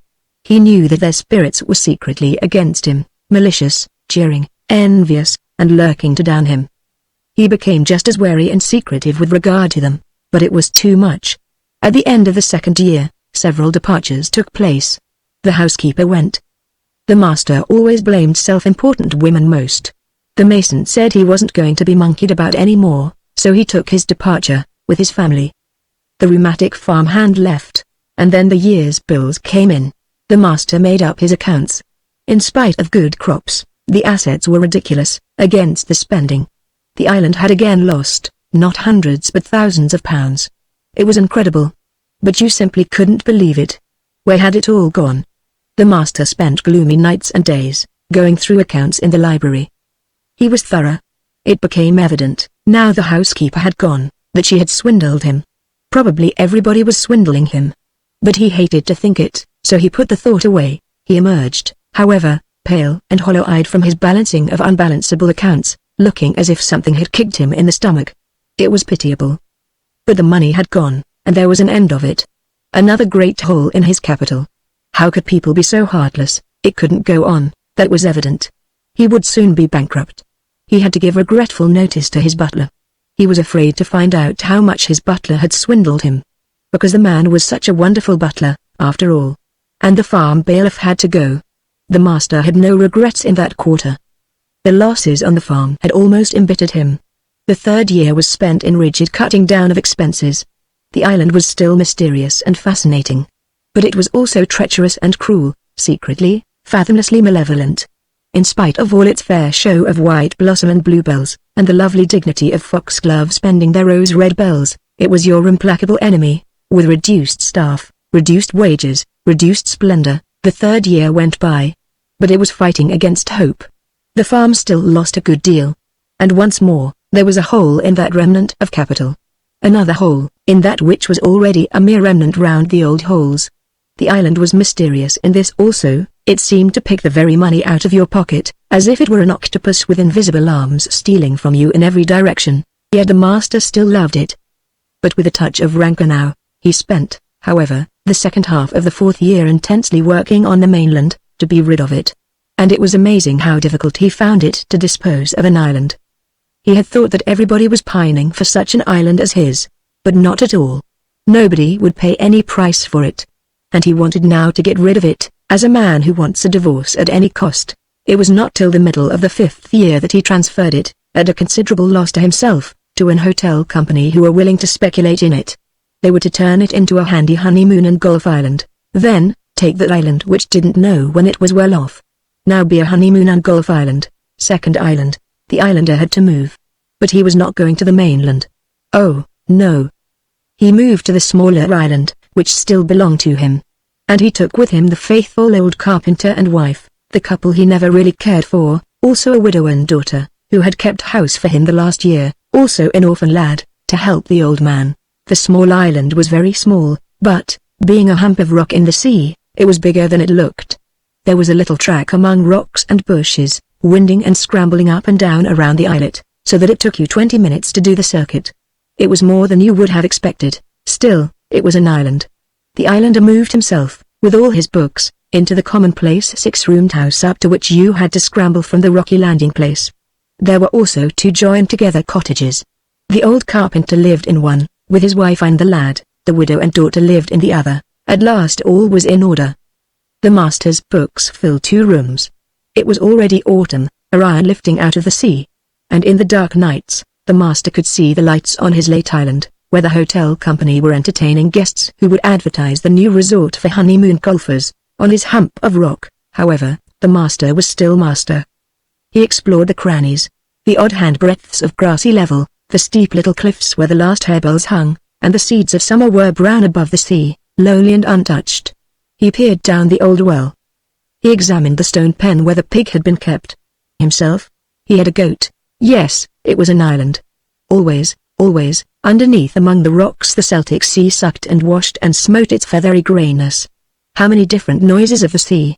Deep explosions, rumblings, strange long sighs and whistling noises, then voices, real voices of people clamoring as if they were in a market, under the waters, and again, the far-off ringing of a bell, surely an actual bell. Then a tremulous trilling noise, very long and alarming, and an undertone of hoarse gasping.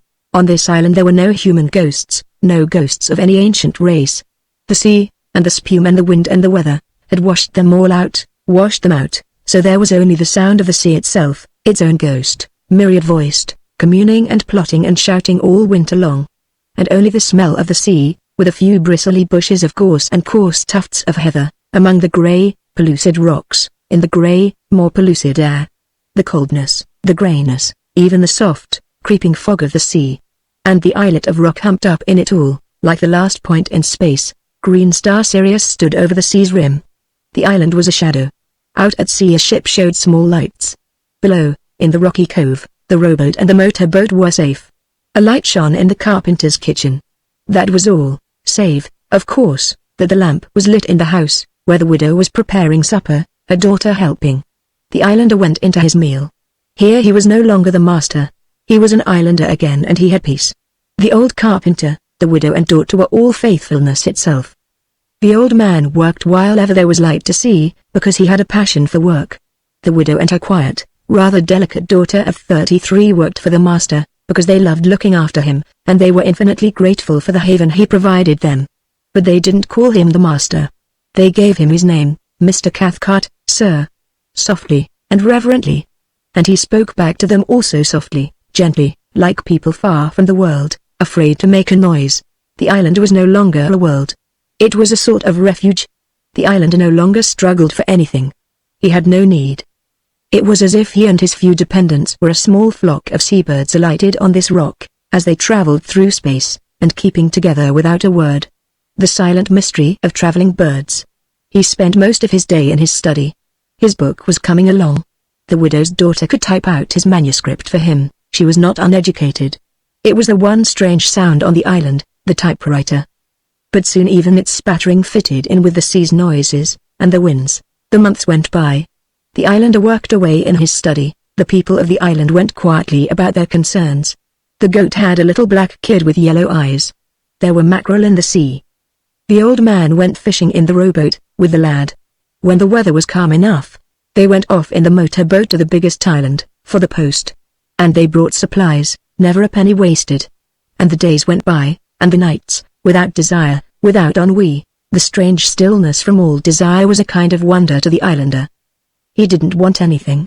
His soul at last was still in him. His spirit was like a dim-lit cave underwater, where strange sea foliage expands upon the watery atmosphere, and scarcely sways, and a mute fish shadowily slips in and slips away again. All still and soft and uncrying, yet alive as routed seaweed is alive. The islander said to himself, "Is this happiness?" He said to himself, "I am turned into a dream. I feel nothing, or I don't know what I feel. Yet it seems to me I am happy." Only he had to have something upon which his mental activity could work. So he spent long, silent hours in his study, working not very fast, nor very importantly, letting the writing spin softly from him as if it were drowsy gossamer. He no longer fretted whether it were good or not, what he produced. He slowly, softly spun it like gossamer, and, if it were to melt away as gossamer in autumn melts, he would not mind. It was only the soft evanescence of gossamer-y things which now seemed to him permanent. The very mist of eternity was in them. Whereas stone buildings, cathedrals for example, seemed to him to howl with temporary resistance, knowing they must fall at last. The tension of their long endurance seemed to howl forth from them all the time. Sometimes he went to the mainland and to the city. Then he went elegantly, dressed in the latest style, to his club. He sat in a stall at the theatre, he shopped in Bond Street. He discussed terms for publishing his book. But over his face was that gossamery look of having dropped out of the race of progress, which made the vulgar city people feel they had won it over him, and made him glad to go back to his island. He didn't mind if he never published his book. The years were blending into a soft mist, from which nothing obtruded. Spring came. There was never a primrose on his island, but he found a winter aconite. There were 2 little sprayed bushes of blackthorn, and some windflowers. He began to make a list of the flowers on his islet, and that was absorbing. He noted a wild currant bush, and watched for the elder flowers on a stunted little tree, then for the first yellow rags of the broom, and wild roses. Bladder campion, orchids, stitchwort, celandine.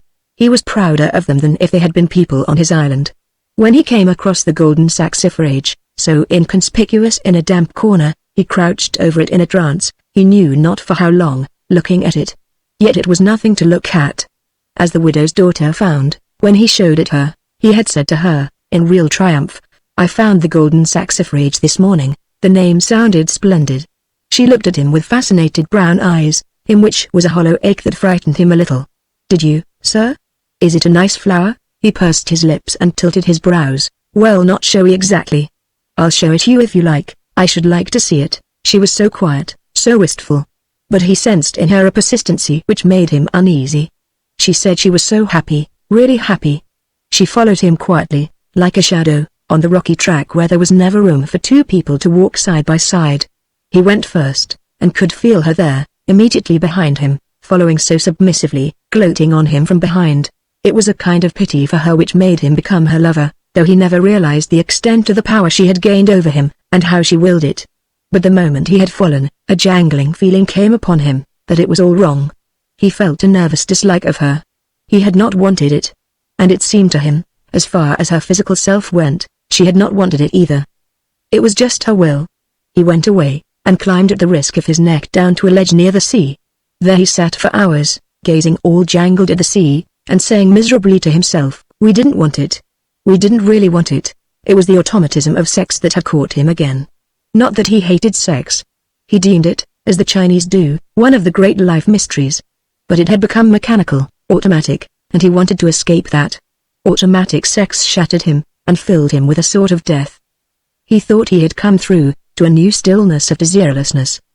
Perhaps beyond that, there was a new fresh delicacy of desire, an unentered frail communion of 2 people meeting on untrodden ground. But be that as it might, this was not it. This was nothing new or fresh. It was automatic, and driven from the will. Even she, in her true self, hadn't wanted it. It was automatic in her. When he came home, very late, and saw her face white with fear and apprehension of his feeling against her, he pitied her, and spoke to her delicately, reassuringly. But he kept himself remote from her. She gave no sign. She served him with the same silence, the same hidden hunger to serve him, to be near where he was. He felt her love following him with strange, awful persistency. She claimed nothing. Yet now, when he met her bright, brown, curiously vacant eyes, he saw in them the mute question. The question came direct at him, with a force and a power of will he never realized, so he succumbed, and asked her again. "Not," she said, "if it will make you hate me, why should it?" He replied, nettled. "Of course not, you know I would do anything on earth for you." It was only afterwards, in his exasperation, he remembered what she had said, and was more exasperated. Why should she pretend to do this for him? Why not for herself? But in his exasperation, he drove himself deeper in order to achieve some sort of satisfaction, which he never did achieve. He abandoned himself to her. Everybody on the island knew. But he did not care, then even what desire he had left him, and he felt only shattered. He felt that only with her will had she wanted him. Now he was shattered and full of self-contempt. His island was smirched and spoiled. He had lost his place in the rare, desireless levels of time to which he had at last arrived, and he had fallen right back. If only it had been true, delicate desire between them, and a delicate meeting on the 3rd rare place where a man might meet a woman, when they were both true to the frail, sensitive, crocus flame of desire in them. But it had been no such thing, automatic, an act of will, not of true desire. It left him feeling humiliated. He went away from the islet, in spite of her mute reproach. And he wandered about the continent, vainly seeking a place where he could stay. He was out of key, he did not fit in the world any more. There came a letter from Flora. Her name was Flora, to say she was afraid she was going to have a child. He sat down as if he were shot, and he remained sitting. But he replied to her, "Why be afraid? If it is so, it is so, and we should rather be pleased than afraid." At this very moment, it happened there was an auction of islands. He got the maps, and studied them. And at the auction he bought, for very little money, another island. It was just a few acres of rock away in the north, on the outer fringe of the isles. It was low, it rose out of the great ocean. There was not a building, not even a tree on it. Only northern sea turf, a pool of rainwater, a bit of sedge, rock, and seabirds. Nothing else. Under the weeping wet western sky, he made a trip to visit his new possession. For several days, owing to the seas, he could not approach it. Then, in a light sea mist, he landed, and saw it hazy, low, stretching apparently a long way. But it was illusion. He walked over the wet, springy turf, and dark grey sheep tossed away from him, spectral, bleating hoarsely. And he came to the dark pool, with the sedge. Then on in the dampness, to the grey sea sucking angrily among the rocks. This was indeed an island, so he went home to Flora. She looked at him with guilty fear, but also with a triumphant brightness in her uncanny eyes. And again he was gentle, he reassured her, even he wanted her again, with that curious desire that was almost like toothache. So he took her to the mainland, and they were married. Since she was going to have his child, they returned to the island. She still brought in his meals, her own along with them. She sat and ate with him. He would have it so. The widowed mother preferred to stay in the kitchen. And Flora slept in the guest room of his house, mistress of his house. His desire, whatever it was, died in him with nauseous finality. The child would still be months coming. His island was hateful to him, vulgar, a suburb. He himself had lost all his finer distinction. The weeks passed in a sort of prison, in humiliation. Yet he stuck it out, till the child was born. But he was meditating escape. Flora did not even know. A nurse appeared, and ate at table with them. The doctor came sometimes, and, if the sea were rough, he too had to stay. He was cheery over his whiskey. They might have been a young couple in Golders Green. The daughter was born at last. The father looked at the baby, and felt depressed, almost more than he could bear. The millstone was tied round his neck. But he tried not to show what he felt. And Flora did not know. She still smiled with a kind of half-witted triumph in her joy, as she got well again. Then she began again to look at him with those aching, suggestive, somehow impudent eyes. She adored him so, this he could not stand. He told her that he had to go away for a time. She wept, but she thought she had got him. He told her he had settled the best part of his property on her, and wrote down for her what income it would produce. She hardly listened, only looked at him with those heavy, adoring, impudent eyes. He gave her a checkbook, with the amount of her credit duly entered. This did arouse her interest. And he told her, if she got tired of the island, she could choose her home wherever she wished. She followed him with those aching, persistent brown eyes, when he left, and he never even saw her weep. He went straight north, to prepare his third island. The third island was soon made habitable. With cement and the big pebbles from the shingle beach, 2 men built him a hut, and roofed it with corrugated iron. A boat brought over a bed and table, and 3 chairs, with a good cupboard, and a few books. He laid in a supply of coal and paraffin and food he wanted so little. The house stood near the flat shingle bay where he landed, and where he pulled up his light boat. On a sunny day in August the men sailed away and left him. The sea was still and pale blue. On the horizon he saw the small mail steamer slowly passing northwards, as if she were walking. She served the outriles twice a week. He could row out to her if need be, in calm weather, and he could signal her from a flagstaff behind his cottage. 6 sheep still remained on the island, as company, and he had a cat to rub against his legs. While the sweet, sunny days of the northern autumn lasted, he would walk among the rocks, and over the springy turf of his small domain, always coming to the ceaseless, restless sea. He looked at every leaf, that might be different from another, and he watched the endless expansion and contraction of the water-trussed seaweed. He had never a tree, not even a bit of heather to guard. Only the turf, and tiny turf plants, and the sedge by the pool, the seaweed in the ocean. He was glad. He didn't want trees or bushes. They stood up like people, too assertive. His bare, low-pitched island in the pale blue sea was all he wanted. He no longer worked at his book. The interest had gone. He liked to sit on the low elevation of his island, and see the sea, nothing but the pale, quiet sea. And to feel his mind turn soft and hazy, like the hazy ocean. Sometimes, like a mirage, he would see the shadow of land rise hovering to northwards. It was a big island beyond, but quite without substance. He was soon almost startled when he perceived the steamer on the near horizon, and his heart contracted with fear, lest it were going to pause and molest him. Anxiously he watched it go, and not till it was out of sight did he feel truly relieved, himself again. The tension of waiting for human approach was cruel. He did not want to be approached. He did not want to hear voices. He was shocked by the sound of his own voice, if he inadvertently spoke to his cat. He rebuked himself for having broken the great silence. And he was irritated when his cat would look up at him and mew faintly, plaintively. He frowned at her. And she knew. She was becoming wild, lurking in the rocks, perhaps fishing. But what he disliked most was when one of the lumps of sheep opened its mouth and barked at its hoarse, raucous bar. He watched it, and it looked to him hideous and gross. He came to dislike the sheep very much. He wanted only to hear the whispering sound of the sea, and the sharp cries of the gulls, cries that came out of another world to him. And best of all, the great silence. He decided to get rid of the sheep, when the boat came. They were accustomed to him now, and stood and stared at him with yellow or colorless eyes, in an insolence that was almost cold ridicule. There was a suggestion of cold indecency about them. He disliked them very much. And when they jumped with staccato jumps off the rocks, and their hoofs made the dry, sharp hit, and the fleece flopped on their square backs, he found them repulsive, degrading. The fine weather passed, and it rained all day. He lay a great deal on his bed, listening to the water trickling from his roof into the zinc water butt, looking through the open door at the rain, the dark rocks, the hidden sea. Many gulls were on the island now, many seabirds of all sorts. It was another world of life. Many of the birds he had never seen before. His old impulse came over him, to send for a book, to know their names. In a flicker of the old passion, to know the name of everything he saw, he even decided to row out to the steamer. The names of these birds. He must know their names, otherwise he had not got them. They were not quite alive to him, but the desire left him, and he merely watched the birds as they wheeled or walked around him, watched them vaguely, without discrimination. All interest had left him.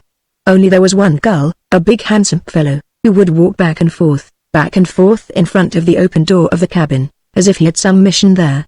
He was big, and pearl grey, and his roundnesses were as smooth and lovely as a pearl. Only the folded wings had shut black pinions, and on the closed black feathers were 3 very distinct white dots, making a pattern. The islander wondered very much, why this bit of trimming on the bird out of the far, cold seas. And as the gull walked back and forth in front of the cabin, strutting on pale dusky gold feet, holding up his pale yellow beak, that was curved at the tip, with curious alien importance, the man wondered over him. He was portentous. He had a meaning. Then the bird came no more. The island, which had been full of seabirds, the flash of wings, the sound and cut of wings and sharp eerie cries in the air, began to be deserted again. No longer they sat like living eggs on the rocks and turf, moving their heads, but scarcely rising into flight round his feet. No longer they ran across the turf among the sheep, and lifted themselves upon low wings. The host had gone. But some remained, always. The days shortened, and the world grew eerie. One day the boat came, as if suddenly, swooping down. The islander found it a violation. It was torture to talk to those 2 men, in their homely clumsy clothes. The air of familiarity around them was very repugnant to him. Himself, he was neatly dressed, his cabin was neat and tidy. He resented any intrusion. The clumsy homeliness, the heavy-footedness of the 2 fishermen was really repulsive to him. The letters they had brought, he left lying unopened in a little box. In one of them was his money. But he could not bear to open even that one. Any kind of contact was repulsive to him. Even to read his name on an envelope. He hid the letters away, and the hustle and horror of getting the sheep caught and tied and put in the ship made him loathe with profound repulsion the whole of the animal creation. What repulsive God-invented animals, and evil-smelling men. To his nostrils, the fishermen and the sheep alike smelled foul, an uncleanness on the fresh earth. He was still nerve-racked and tortured when the ship at last lifted sail and was drawing away, over the still sea. And sometimes days after, he would start with repulsion, thinking he heard the munching of sheep. The dark days of winter drew on. Sometimes there was no real day at all. He felt ill, as if he were dissolving, as if dissolution had already set in inside him. Everything was twilight, outside, and in his mind and soul. Once, when he went to the door, he saw black heads of men swimming in his bay. For some moments he swooned unconscious. It was the shock, the horror of unexpected human approach. The horror in the twilight. And not till the shock had undermined him and left him disembodied, did he realize that the black heads were the heads of seals swimming in. A sick relief came over him. But he was barely conscious, after the shock. Later on, he sat and wept with gratitude, because they were not men. but he never realized that he wept. He was too dim.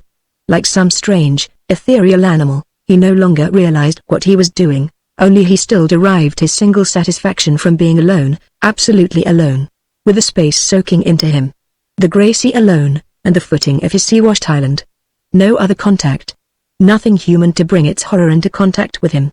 Only space, damp, twilight, sea-washed space. This was the bread of his soul. For this reason, he was most glad when there was a storm, or when the sea was high. Then nothing could get at him. Nothing could come through to him from the outer world. True, the terrific violence of the wind made him suffer badly.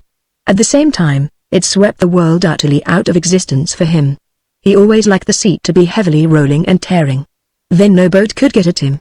It was like eternal ramparts round his island. He kept no track of time, and no longer thought of opening a book. The printed letters, so like the depravity of speech, looked obscene. He tore the brass label from his paraffin stove. He obliterated any bit of lettering in his cabin. His cat had disappeared. He was rather glad. He shivered at her thin, obtrusive call. She had lived in the coal shed, and each morning he had put her a dish of porridge, the same as he ate. He washed her saucer with repulsion. He did not like her writhing about, but he fed her scrupulously. Then one day she did not come for her porridge. She always mewed for it. She did not come again. He prowled about his island in the rain, in a big oilskin coat, not knowing what he was looking at, nor what he went out to see. Time had ceased to pass. He stood for long spaces, gazing from the white, sharp face, with those keen, far-off blue eyes of his, gazing fiercely and almost cruelly at the dark sea under the dark sky. And if he saw the laboring sail of a fishing boat away on the cold waters, a strange malevolent anger passed over his features. Sometimes he was ill. He knew he was ill, because he staggered as he walked, and easily fell down. Then he paused to think what it was. And he went to his stores and took out dried milk and malt, and ate that. Then he forgot again.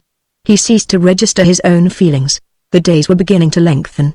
All winter the weather had been comparatively mild, but with much rain, much rain. He had forgotten the sun. Suddenly, however, the air was very cold, and he began to shiver.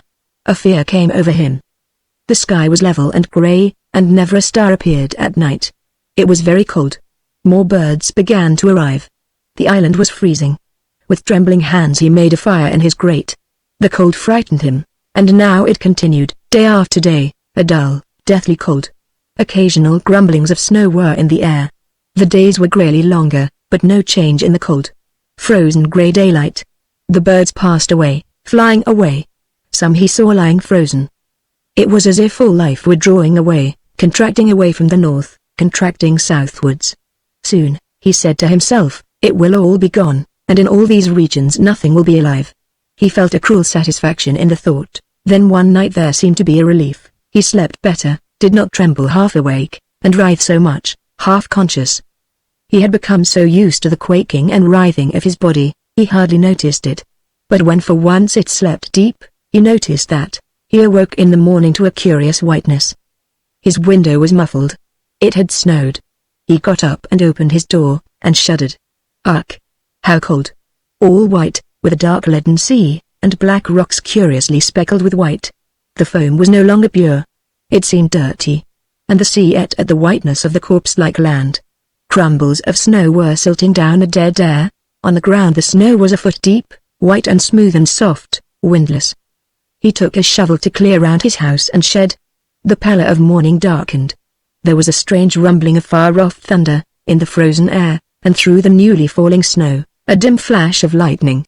Snow now fell steadily down. In the motionless obscurity, he went out for a few minutes. But it was difficult. He stumbled and fell in the snow, which burned his face. Weak, faint, he toiled home. And when he recovered, he took the trouble to make hot milk. It snowed all the time. In the afternoon again there was a muffled rumbling of thunder, and flashes of lightning blinking reddish through the falling snow. Uneasy, he went to bed and lay staring fixedly at nothing. Morning seemed never to come. An eternity long he lay and waited for one alleviating pallor on the night. And at last it seemed the air was paler. His house was a cell faintly illuminated with white light. He realized the snow was walled outside his window. He got up, in the dead cold. When he opened his door, the motionless snow stopped him in a wall as high as his breast. Looking over the top of it, he felt the dead wind slowly driving, saw the snow powder lift and travel like a funeral train. The blackish sea churned and champed, seeming to bite at the snow, impotent. The sky was grey, but luminous. He began to work in a frenzy, to get at his boat. If he was to be shut in, it must be by his own choice, not by the mechanical power of the elements. He must get to the sea. He must be able to get at his boat. But he was weak, and at times the snow overcame him. It fell on him, and he lay buried and lifeless. Yet every time, he struggled alive before it was too late, and fell upon the snow with the energy of fever. Exhausted, he would not give in. He crept indoors and made coffee and bacon. Long since he had cooked so much. Then he went at the snow once more. He must conquer the snow, this new, white brute force which had accumulated against him. He worked in the awful, dead wind, pushing the snow aside, pressing it with his shovel. It was cold, freezing hard in the wind, even when the sun came out for a while, and showed him his white, lifeless surroundings, the black sea rolling sullen, flecked with dull spume, away to the horizons. Yet the sun had power on his face. It was March. He reached the boat. He pushed the snow away, then sat down under the lee of the boat, looking at the sea, which nearly swirled to his feet, in the high tide. Curiously natural the pebbles looked, in a world gone all uncanny. The sun shone no more. Snow was falling in hard crumbs, that vanished as if by miracle as they touched the hard blackness of the sea. Hoarse waves rang in the shingle, rushing up at the snow. The wet rocks were brutally black. And all the time the myriad swooping crumbs of snow, demonish, touched the dark sea and disappeared. During the night there was a great storm. It seemed to him he could hear the vast mass of the snow striking all the world with a ceaseless thud, and over it all, the wind roared in strange hollow volleys, in between which came a jump of blindfold lightning, then a low roll of thunder heavier than the wind. When at last the dawn faintly discolored the dark, the storm had more or less subsided, but a steady wind drove on. The snow was up to the top of his door. Sullenly, he worked to dig himself out. And he managed, through sheer persistency, to get out. He was in the tail of a great drift, many feet high. When he got through, the frozen snow was not more than 2 feet deep. But his island was gone. Its shape was all changed. Great heaping white hills rose where no hills had been, inaccessible, and they fumed like volcanoes, but with snow powder. He was sickened and overcome. His boat was in another, smaller drift. But he had not the strength to clear it. He looked at it helplessly. The shovel slipped from his hands, and he sank in the snow, to forget. In the snow itself, the sea resounded, something brought him to. He crept to his house. He was almost without feeling. Yet he managed to warm himself, just that part of him which leaned in snow sleep over the coal fire. Then again, he made hot milk. After which, carefully, he built up the fire. The wind dropped.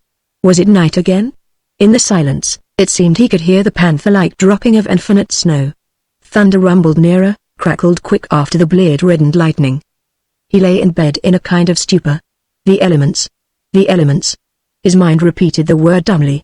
You can't win against the elements. How long it went on, he never knew. Once, like a wraith, he got out, and climbed to the top of a white hill on his unrecognizable island. The sun was hot. It is summer, he said to himself, and the time of leaves. He looked stupidly over the whiteness of his foreign island, over the waste of the lifeless sea. He pretended to imagine he saw the wink of a sail.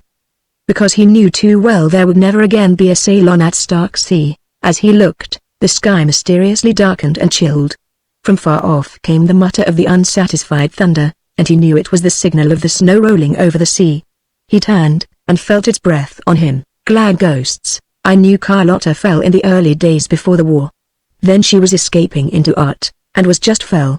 That was at our famous but uninspired school of art, the Thwaite, where I myself was diligently murdering my talent. At the Thwaite they always gave Carlotta the still life prizes. She accepted them calmly, as one of our conquerors, but the rest of the students felt vicious about it. They called it buttering the laurels, because Carlotta was honorable, and her father a well-known peer. She was by way of being a beauty too. Her family was not rich, yet she had come into 500 a year of her own, when she was 18, and that, to us, was an enormity. Then she appeared in the fashionable papers, affecting to be wistful, with pearls, slanting her eyes. Then she went and did another of her beastly still lives, a cactus in a pot, at the Thwaite. Being snobs, we were proud of her too. She showed off a bit, it is true, playing bird of paradise among the pigeons. At the same time, she was thrilled to be with us, and out of her own set. Her wistfulness and yearning for something else was absolutely genuine. Yet she was not going to hobnob with us either, at least not indiscriminately. She was ambitious, in a vague way. She wanted to coruscate, somehow or other. She had a family of clever and distinguished uncles, who had flattered her. What then? Her cactuses in a pot were admirable. But even she didn't expect them to start a revolution. Perhaps she would rather glow in the wide if dirty skies of life than in the somewhat remote and unsatisfactory ether of art. She and I were friends in a bare, stark, but real sense. I was poor, but I didn't really care. She didn't really care either. Whereas I did care about some passionate vision which, I could feel, lay embedded in the half-dead body of this life. The quick body within the dead. I could feel it. And I wanted to get at it, if only for myself. She didn't know what I was after. Yet she could feel that I was it, and, being an aristocrat of the kingdom of it, as well as the realm of Great Britain, she was loyal to me because of it, the quick body which I imagined within the dead. Still, we never had much to do with one another. I had no money. She never wanted to introduce me to her own people. I didn't want it either. Sometimes we had lunch together, sometimes we went to a theater, or we drove in the country, in some car that belonged to neither of us. We never flirted or talked love. I don't think she wanted it, any more than I did. She wanted to marry into her own surroundings, and I knew she was of too frail a pace to face my future. Now I come to think of it, she was always a bit sad when we were together. Perhaps she looked overseas she would never cross. She belonged finally, fatally, to her own class. Yet I think she hated them. When she was in a group of people who talked smart, titles and Beaumont and all that, her rather short nose would turn up. Her wide mouth press into discontent, and a languor of bored irritation come even over her broad shoulders. Bored irritation, and a loathing of climbers, a loathing of the ladder altogether. She hated her own class, yet it was also sacrosanct to her. She disliked, even to me, mentioning the titles of her friends. Yet the very hurried resentment with which she said, when I asked her, "Who is it, Lady Nithsdale, Lord Steyne's old friends of my mother," proved that the coronet was wedged into her brow, like a ring of iron grown into a tree. She had another kind of reverence for a true artist, perhaps more genuine. Perhaps not, anyhow, more free and easy. She and I had a curious understanding in common, an inkling, perhaps, of the unborn body of life hidden within the body of this half-death which we call life, and hence a tacit hostility to the commonplace world, its inert laws. We were rather like two soldiers on a secret mission into enemy country. Life, and people, was an enemy country to us both. But she would never declare herself. She always came to me to find out what I thought, particularly in the moral issue.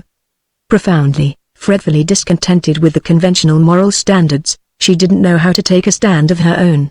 So she came to me. She had to try to get her own feelings straightened out. In that she showed her old British fibre. I told her what, as a young man, I thought, and usually she was resentful. She did so want to be conventional. She would even act quite perversely, in her determination to be conventional. But she always had to come back to me, to ask me again. She depended on me morally. Even when she disagreed with me, it soothed her, and restored her to know my point of view. Yet she disagreed with me. We had then a curious abstract intimacy, that went very deep, yet showed no obvious contact. Perhaps I was the only person in the world with whom she felt, in her uneasy self, at home, at peace. And to me, she was always of my own intrinsic sort, of my own species. Most people are just another species to me. They might as well be turkeys, but she would always act according to the conventions of her class, even perversely. And I knew it, so, just before the war she married Lord Lathkill. She was 21. I did not see her till war was declared, then she asked me to lunch with her and her husband, in town. He was an officer in a guards regiment, and happened to be in uniform, looking very handsome and well set up, as if he expected to find the best of life served up to him forever. He was very dark, with dark eyes and fine black hair, and a very beautiful, diffident voice, almost womanish in its slow, delicate inflections. He seemed pleased and flattered at having Carlotta for a wife. To me he was beautifully attentive, almost deferential, because I was poor, and of the other world, those poor devils of outsiders. I laughed at him a little, and laughed at Carlotta, who was a bit irritated by the gentle delicacy with which he treated me. She was elated too. I remember her saying, "We need war, don't you think? Don't you think men need the fight, to keep life chivalrous and put martial glamour into it?" And I remember saying, "I think we need some sort of fight, but my sort isn't the war sort. It was August. We could take it lightly. What's your sort? She asked quickly. I don't know, single-handed, anyhow, I said, with a grin. Lord Lathkill made me feel like a lonely sansculotte. He was so completely unostentatious, so very willing to pay all the attention to me, and yet so subtly complacent, so unquestionably sure of his position. Whereas I was not a very sound earthenware pitcher which had already gone many times to the well, he was not conceited, not half as conceited as I was. He was willing to leave me all the front of the stage, even with Carlotta. He felt so sure of some things, like a tortoise in a glittering, polished tortoise shell that mirrors eternity. Yet he was not quite easy with me. You are Derbyshire? I said to him, looking into his face. So am I. I was born in Derbyshire. He asked me with a gentle, uneasy sort of politeness, where? But he was a bit taken aback. And his dark eyes, brooding over me, had a sort of fear in them. At the center they were hollow with a certain misgiving. He was so sure of circumstances, and not by any means sure of the man in the middle of the circumstances. Himself. That was already a ghost. I felt that he saw in me something crude but real, and saw himself as something in its own way perfect, but quite unreal. Even his love for Carlotta, and his marriage, was a circumstance that was inwardly unreal to him. One could tell by the curious way in which he waited, before he spoke, and by the hollow look, almost a touch of madness, in his dark eyes, and in his soft, melancholy voice. I could understand that she was fascinated by him. But God help him if ever circumstances went against him. She had to see me again, a week later, to talk about him. So she asked me to the opera. She had a box, and we were alone, and the notorious Lady Perth was 2 boxes away. But this was one of Carlotta's conventional perverse little acts, with her husband in France. She only wanted to talk to me about him, so she sat in the front of her box, leaning a little to the audience and talking sideways to me. Anyone would have known at once there was a liaison between us. How dangerous they would never have guessed. For there, in the full view of the world, her world at least, not mine, she was talking sideways to me, saying in a hurried, yet stony voice, "What do you think of Luke?" She looked up at me heavily, with her sea-colored eyes, waiting for my answer. "He's tremendously charming," I said, above the theatriful of faces. "Yes, he's that," she replied, in the flat, plangent voice she had when she was serious, like metal ringing flat, with a strange far-reaching vibration. "Do you think he'll be happy?" "Be happy?" I ejaculated. "When, be happy, with me," she said, giving a sudden little snort of laughter, like a schoolgirl, and looking up me shyly, mischievously, anxiously. "If you make him," I said, still casual. "How can I make him?" She said it with flat plangent earnestness. She was always like that, pushing me deeper in than I wanted to go. "Be happy yourself, I suppose, and quite sure about it. And then tell him you're happy, and tell him he is, too, and he'll be it. Must I do all that?" She said rapidly. "Not otherwise." I knew I was frowning at her, and she was watching my frown. "Probably not," I said roughly.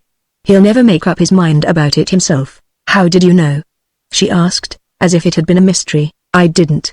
It only seems to me like that." "Seems to you like that," she re-echoed, in that sad, clean monotone of finality, always like metal.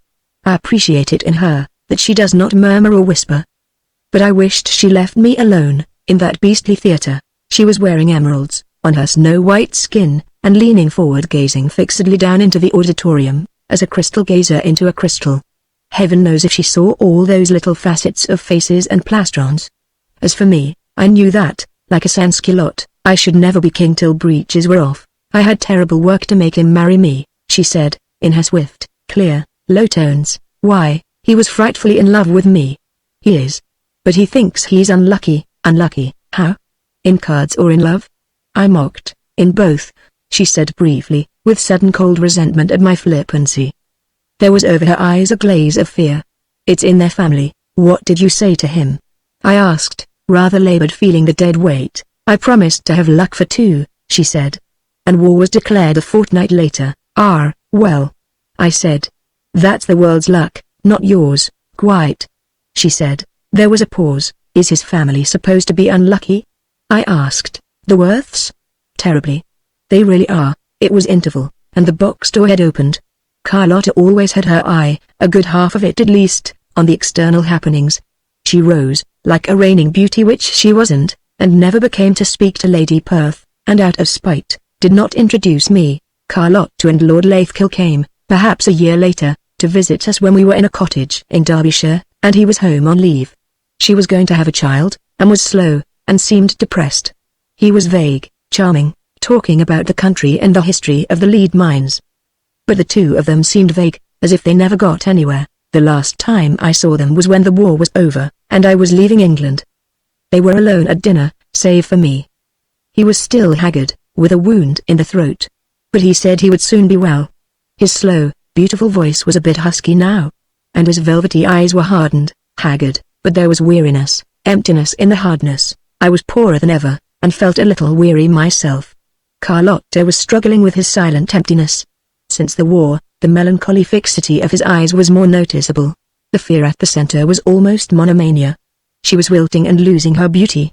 There were twins in the house. After dinner, we went straight up to look at them, to the night nursery.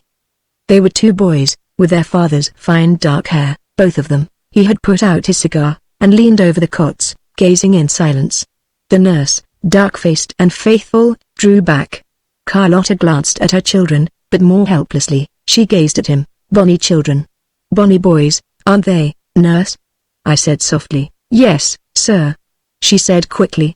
They are. Ever think I'd have twins, roistering twins?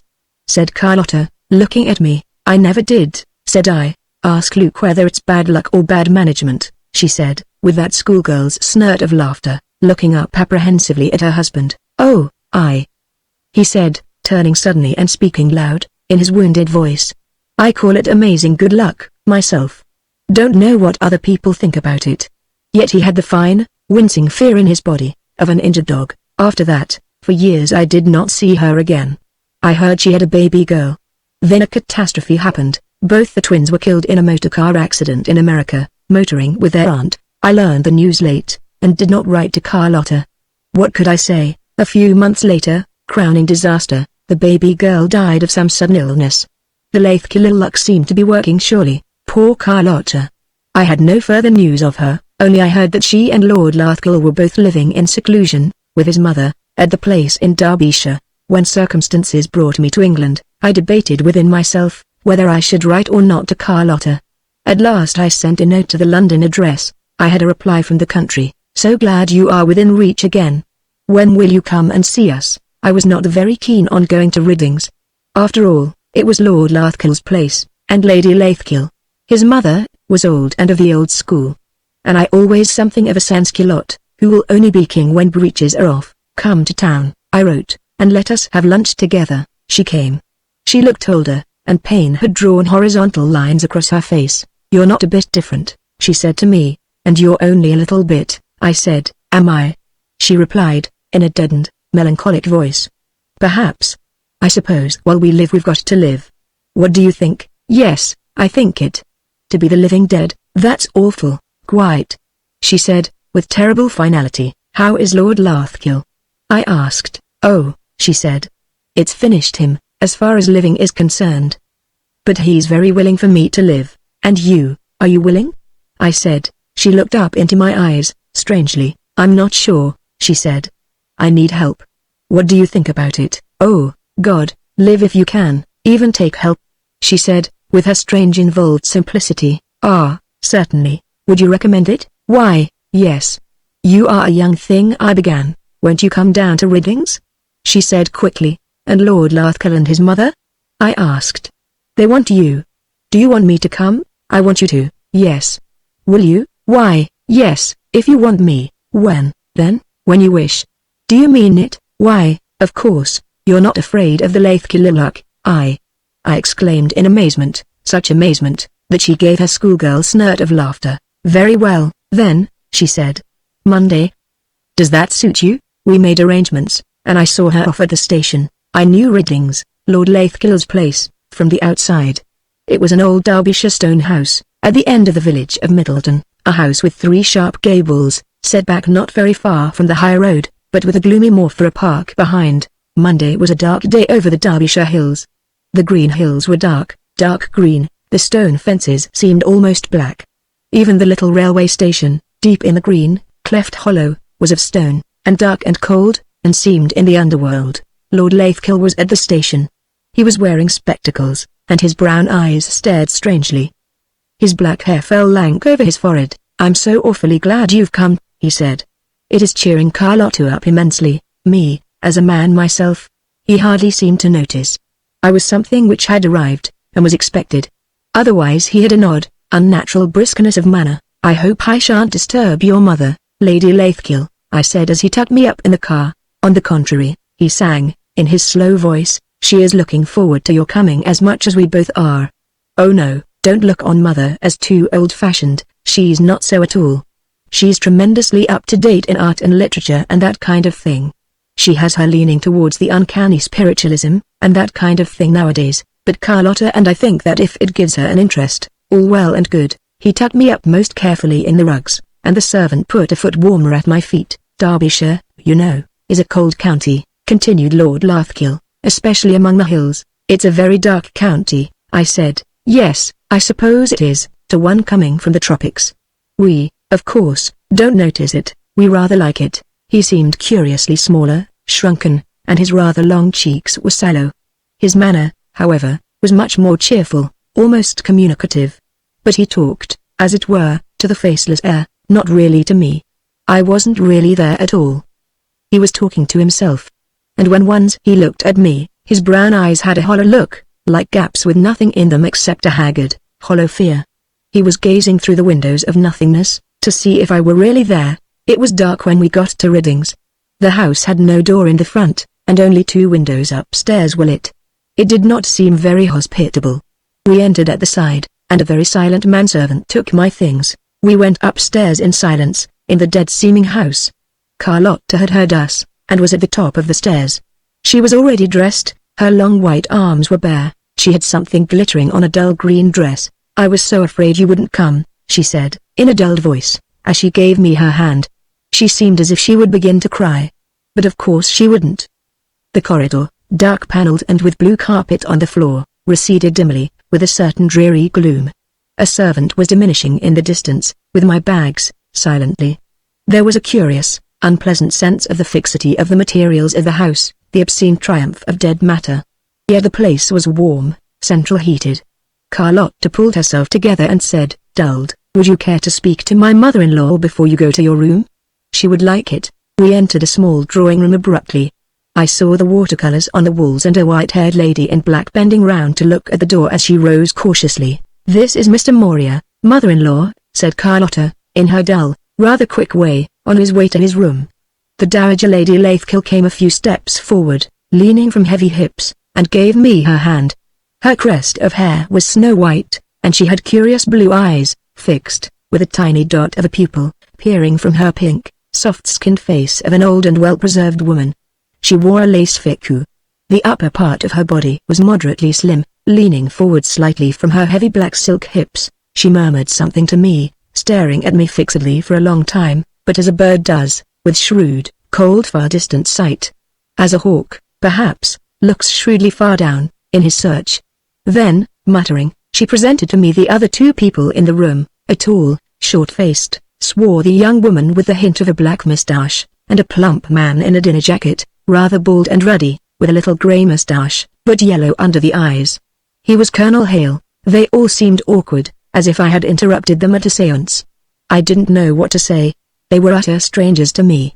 "Better come and choose your room, then," said Carlotta, and I bowed dumbly, following her out of the room. The old Lady Lathkill still stood planted on her heavy hips, looking half round after us with her ferret's blue eyes. She had hardly any eyebrows, but they were arched high up on her pink, soft forehead, under the crest of icily white hair. She had never emerged for a second from the remote place where she unyieldingly kept herself. Carlotta, Lord Lathkill and I tramped in silence down the corridor and round a bend. We could none of us get a word out. As he suddenly rather violently flung open a door at the end of the wing, he said, turning round to me with a resentful, hang-dog air, "We did you the honor of offering you our ghost room. It doesn't look much, but it's our equivalent for a royal apartment." It was a good-sized room with faded, red-painted paneling showing remains of gilt, and the usual big, old mahogany furniture, and a big pinky faded carpet with big, whitish, faded roses. A bright fire was burning in the stone fireplace. "Why?" said I, looking at the stretches of the faded, once handsome carpet. "Why what?" said Lord Lathkill. "Why did we offer you this room?" "Yes, No. Why is it your equivalent for a royal apartment? Oh, because our ghost is as rare as sovereignty in her visits, and twice as welcome. Her gifts are infinitely more worth having. What sort of gifts? The family fortune. She invariably restores the family fortune. That's why we put you here, to tempt her. What temptation should I be ? Especially to restoring your family fortunes. I didn't think they needed it, anyhow. Well. He hesitated. Not exactly in money, we can manage modestly that way, but in everything else but money. There was a pause. I was thinking of Carlotta's luck for two. Poor Carlotta. She looked worn now. Especially her chin looked worn, showing the edge of her jaw. She had sat herself down in a chair by the fire, and put her feet on the stone fender, and was leaning forward, screening her face with her hand, still careful of her complexion. I could see her broad, white shoulders, showing the shoulder blades, as she leaned forward, beneath her dress. But it was as if some bitterness had soaked all the life out of her, and she was only weary, or inert, drained of her feelings. It grieved me, and the thought passed through my mind that a man should take her in his arms and cherish her body, and start her flame again. If she would let him, which was doubtful. Her courage was fallen, in her body, only her spirit fought on. She would have to restore the body of her life, and only a living body could do it. What about your ghost? I said to him. Is she really ghastly? Not at all. He said. She's supposed to be lovely. But I have no experience, and I don't know anybody who has. We hoped you'd come, though, and tempt her. Mother had a message about you, you know. No, I didn't know. Oh yes. When you were still in Africa. The medium said, there is a man in Africa. I can only see M, a double M. He is thinking of your family. It would be good if he entered your family. Mother was awfully puzzled. But Carlotta said Mark Moria at once. That's not why I asked you down, said Carlotta quickly, looking round, shading her eyes with her hand as she looked at me. I laughed, saying nothing. But, of course, continued Lord Lathkill, you needn't have this room. We have another one ready as well. Would you like to see it? How does your ghost manifest herself? I said, parrying. Well, I hardly know. She seems to be a very grateful presence, and that's about all I do know. She was apparently quite persona grata to everyone she visited. Gratissimo, apparently, benissimo. Said I. A servant appeared in the doorway, murmuring something I could not hear. Everybody in the house, except Carlotta and Lord Lathkill, seemed to murmur under their breath. What's she say? I asked. If you will stay in this room? I told her you might like a room on the front. And if you'll take a bath? Said Carlotta. Yes. Said I. And Carlotta repeated to the maidservant. And for heaven's sake speak to me loudly, said I to that elderly correct female in her starched collar, in the doorway. Very good, sir. She piped up. And shall I make the bath hot or medium? Hot. Said I, like a cannon shot. Very good, sir. She piped up again, and her elderly eyes twinkled as she turned and disappeared. Carlotta laughed, and I sighed. We were 6 at table. The pink colonel with the yellow creases under his blue eyes sat opposite me, like an old boy with a liver. Next him sat Lady Lathkill, watching from her distance. Her pink, soft old face, naked seeming, with its pinpoint blue eyes, was a real modern witch face. Next me, on my left, was the dark young woman, whose slim, swarthy arms had an indiscernible down on them. She had a blackish neck, and her expressionless yellow-brown eyes said nothing, under level black brows. She was inaccessible. I made some remarks, without result. Then I said, I didn't hear your name when Lady Lathkill introduced me to you. Her yellow-brown eyes stared into mine for some moments before she said, Mrs. Hale. Then she glanced across the table. Colonel Hale is my husband. My face must have signaled my surprise. She stared into my eyes very curiously, with a significance I could not grasp, a long, hard stare. I looked at the bald, pink head of the colonel bent over his soup, and I returned to my own soup. Did you have a good time in London? Said Carlotta. No, said I. It was dismal. Not a good word to say for it. Not one. No nice people. Not my sort of nice. What's your sort of nice? She asked, with a little laugh. The other people were stone. It was like talking into a chasm. Ah. If I knew myself, I'd look for them. But not sentimental, with a lot of soppy emotions on top, and nasty ones underneath. Who are you thinking of? Carlotta looked up at me as the man brought the fish. She had a crushed sort of roguishness. The other diners were images. I? Nobody. Just everybody. No, I think I was thinking of the obelisk memorial service. Did you go to it? No, but I fell into it. Wasn't it moving, rhubarb, senna, that kind of moving? She gave a little laugh, looking up into my face. From the fish, what was wrong with it?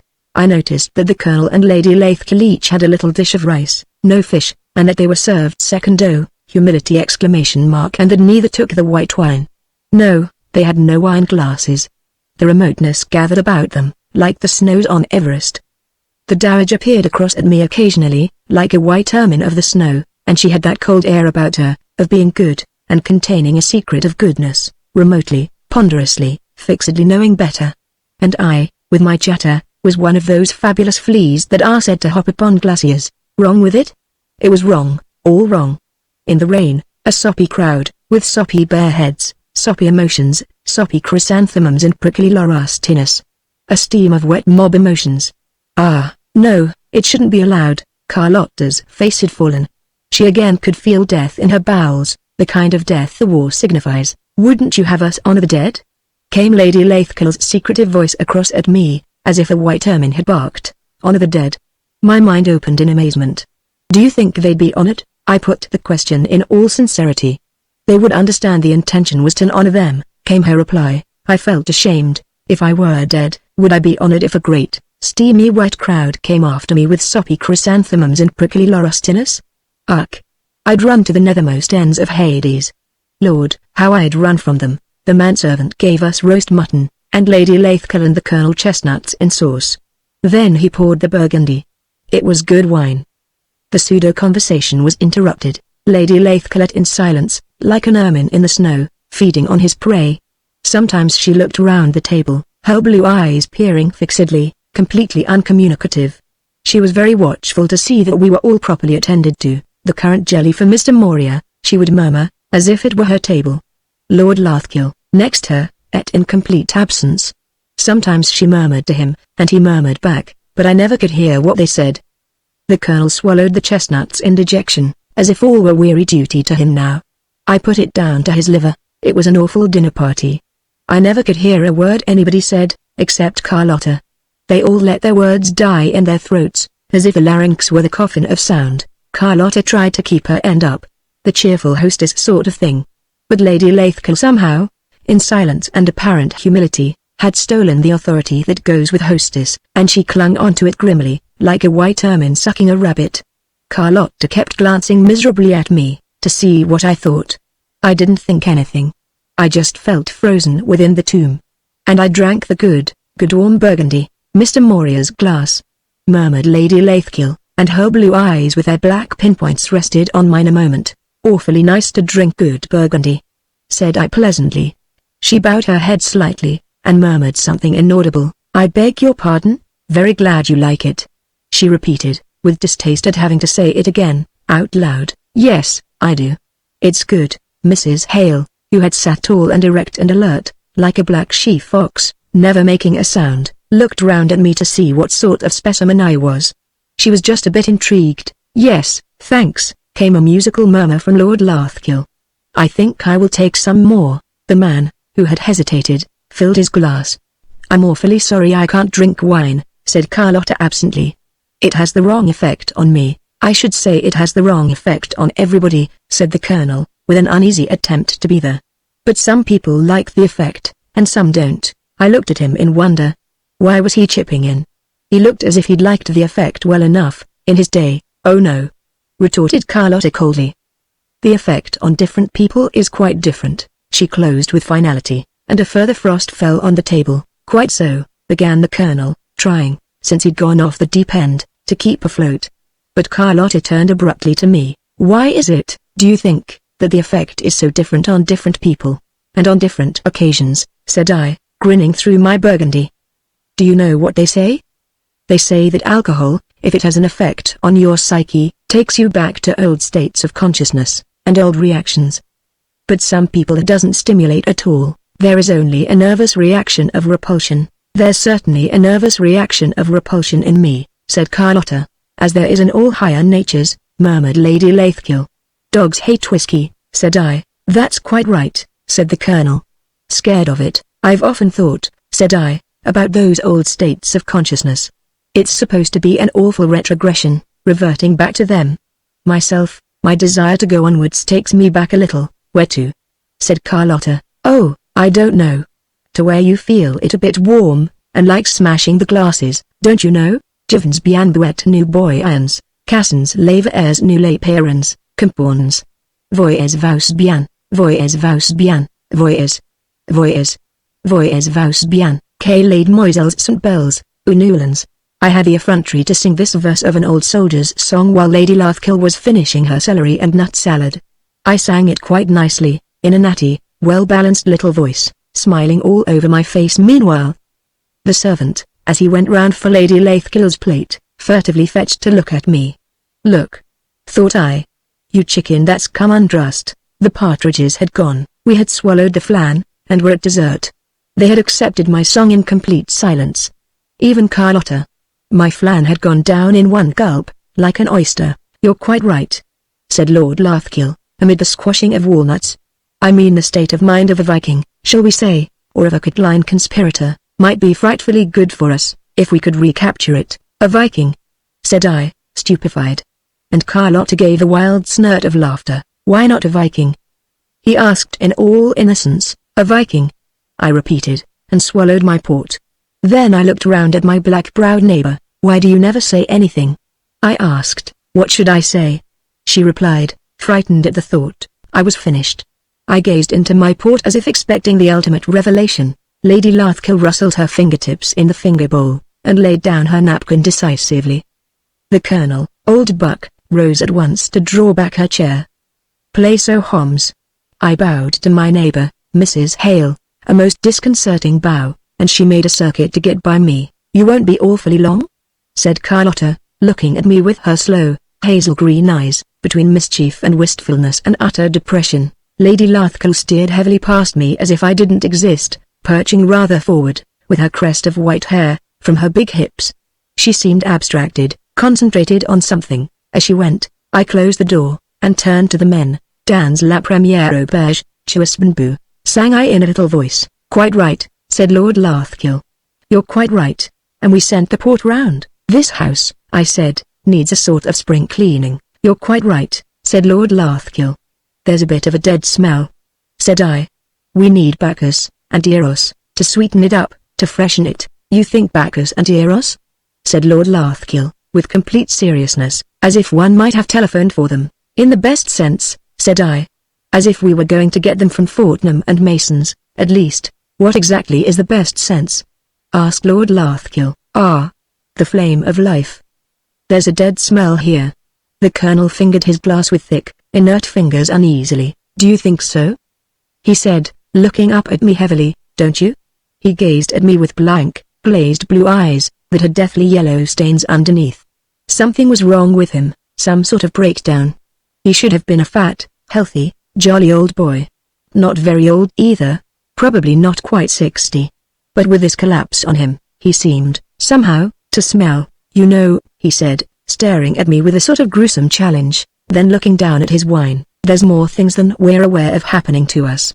He looked up at me again, shutting his full lips under his little grey moustache, and gazing with a glazed defiance. Quite, said I. He continued to gaze at me with glazed, gruesome defiance. Ha! He made a sudden movement, and seemed to break up, collapse and become brokenly natural. There, you've said it. I married my wife when I was a kid of 20, Mrs. Hale? I exclaimed. Not this one. He jerked his head towards the door. My first wife. There was a pause. He looked at me with shamed eyes, then turned his wine glass around and his head dropped. Staring at his twisting glass, he continued, I married her when I was 20, and she was 28. You might say, she married me. Well, there it was. We had 3 children. I've got 3 married daughters and we got on all right. I suppose she mothered me, in a way. And I never thought a thing. I was content enough. Wasn't tied to her apron strings, and she never asked questions. She was always fond of me, and I took it for granted. I took it for granted. Even when she died I was away in Salonika. I took it for granted, if you understand me. It was part of the rest of things, war, life, death. I knew I should feel lonely when I got back. Well, then I got buried, shell dropped, and the dugout caved in, and that queered me. They sent me home. And the minute I saw the Lizard Light, it was evening when we got up out of the bay, I realized that Lucy had been waiting for me. I could feel her there, at my side, more plainly than I feel you now. And do you know, at that moment I woke up to her, and she made an awful impression on me. She seemed, if you get me, tremendously powerful, important, everything else dwindled away. There was the lizard light blinking a long way off, and that meant home. And all the rest was my wife, Lucy, as if her skirts filled all the darkness. In a way, I was frightened, but that was because I couldn't quite get myself into line. I felt, good God, I never knew her. And she was this tremendous thing.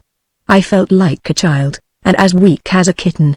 And, believe me or not, from that day to this she's never left me. I know quite well she can hear what I'm saying. But she'll let me tell you. I knew that at dinner time. But what made you marry again? I said, she made me. He went a trifle yellow on his cheekbones. I could feel her telling me, marry. Marry. Lady Lathkill had messages from her too, she was her great friend in life. I didn't think of marrying. But Lady Lathkill had the same message, that I must marry. Then a medium described the girl in detail, my present wife. I knew her at once, friend of my daughter's. After that the messages became more insistent, waking me 3 and 4 times in the night. Lady Lathkill urged me to propose, and I did it, and was accepted. My present wife was just 28, the age Lucy had been. How long ago did you marry the present Mrs. Hale? A little over a year ago. Well, I thought I had done what was required of me. But directly after the wedding, such a state of terror came over me, perfectly unreasonable. I became almost unconscious. My present wife asked me if I was ill, and I said I was. We got to Paris. I felt I was dying. But I said I was going out to see a doctor, and I found myself kneeling in a church. Then I found peace and Lucy. She had her arms round me, and I was like a child at peace. I must have knelt there for a couple of hours in Lucy's arms. I never felt like that when she was alive. Why, I couldn't stand that sort of thing. It's all come on after and now, I daren't offend Lucy's spirit. If I do, I suffer tortures till I've made peace again, till she folds me in her arms. Then I can live. But she won't let me go near the present Mrs. Hale.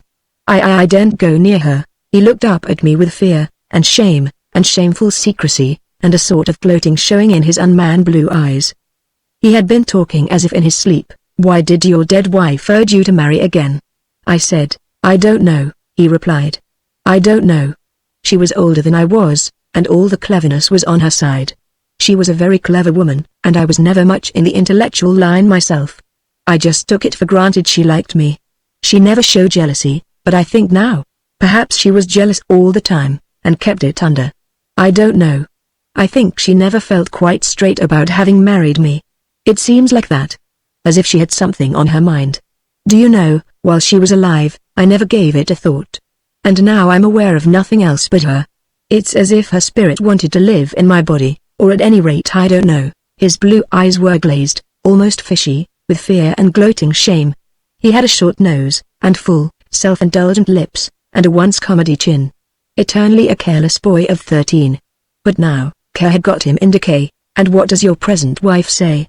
I asked. He poured himself some more wine. Why, he replied, except for her, I shouldn't mind so much. She says nothing. Lady Lathkill has explained everything to her, and she agrees that a spirit from the other side is more important than mere pleasure. You know what I mean. Lady Lathkill says that this is a preparation for my next incarnation, when I am going to serve woman, and help her to take her place. He looked up again, trying to be proud in his shame. Well, what a damned curious story! Exclaimed Lord Lathkill. Mother's idea for herself, she had it in a message too, is that she is coming on Earth the next time to save the animals from the cruelty of man.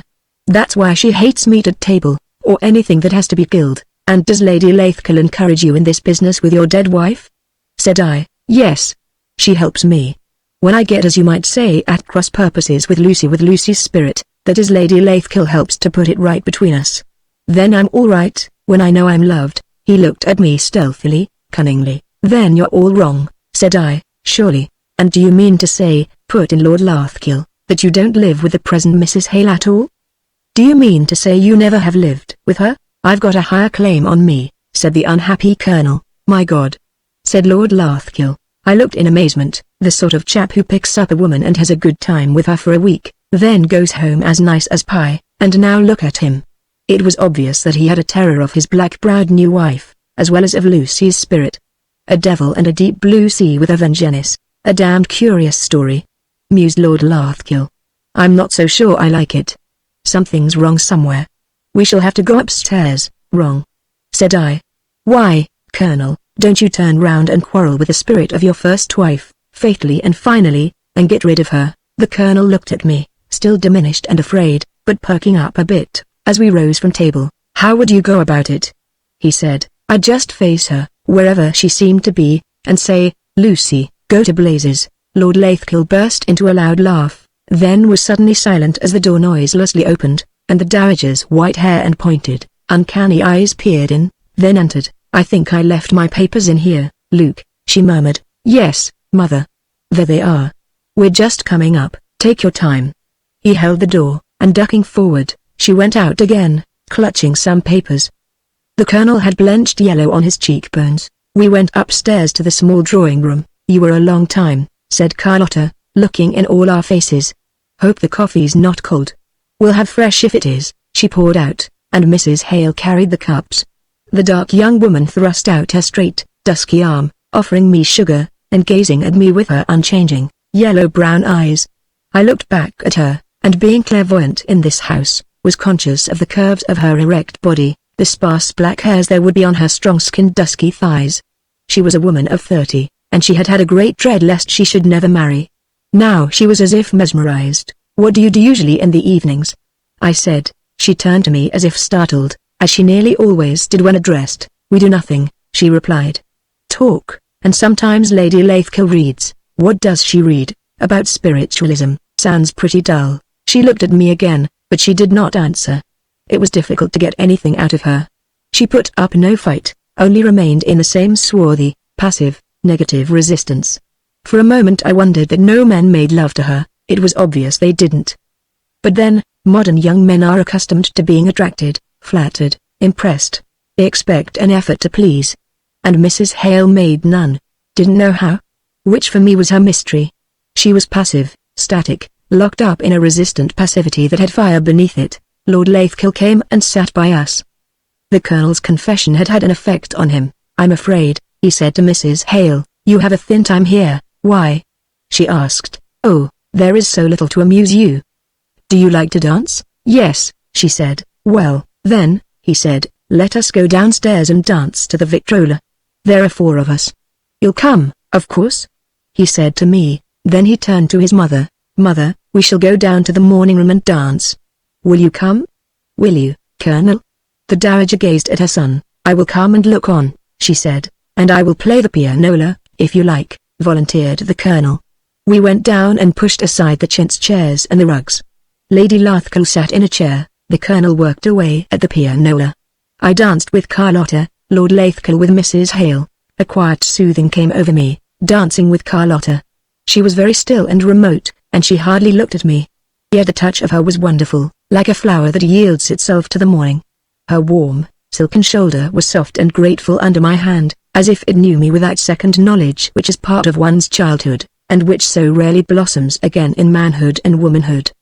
It was as if we had known each other perfectly, as children, and now, as man and woman met in the full, further sympathy. Perhaps, in modern people, only after long suffering and defeat, can the naked intuition break free between woman and man. She, I knew, let the strain and the tension of all her life depart from her then, leaving her nakedly still, within my arm. And I only wanted to be with her, to have her in my touch. Yet after the second dance she looked at me, and suggested that she should dance with her husband. So I found myself with the strong, passive shoulder of Mrs. Hale under my hand, and her inert hand in mine, as I looked down at her dusky, dirty-looking neck. She wisely avoided powder. The duskiness of her mesmerized body made me see the faint dark sheen of her thighs, with intermittent black hairs. It was as if they shone through the silk of her mauve dress, like the limbs of a half-wild animal that is locked up in its own helpless dumb winter, a prisoner. She knew, with the heavy intuition of her sort, that I glimpsed her crude among the bushes, and felt her attraction. But she kept looking away over my shoulder, with her yellow eyes, towards Lord Lathkill, myself or him. It was a question of which got the first. But she preferred him. Only for some things she would rather it were me. Luke had changed curiously. His body seemed to have come alive, in the dark cloth of his evening suit. His eyes had a devil-may-care light in them, his long cheeks a touch of scarlet, and his black hair fell loose over his forehead. He had again some of that guardsman's sense of well-being and claim to the best in life, which I had noticed the first time I saw him. But now it was a little more florid, defiant, with a touch of madness. He looked down at Carlotta with uncanny kindness and affection. Yet he was glad to hand her over to me.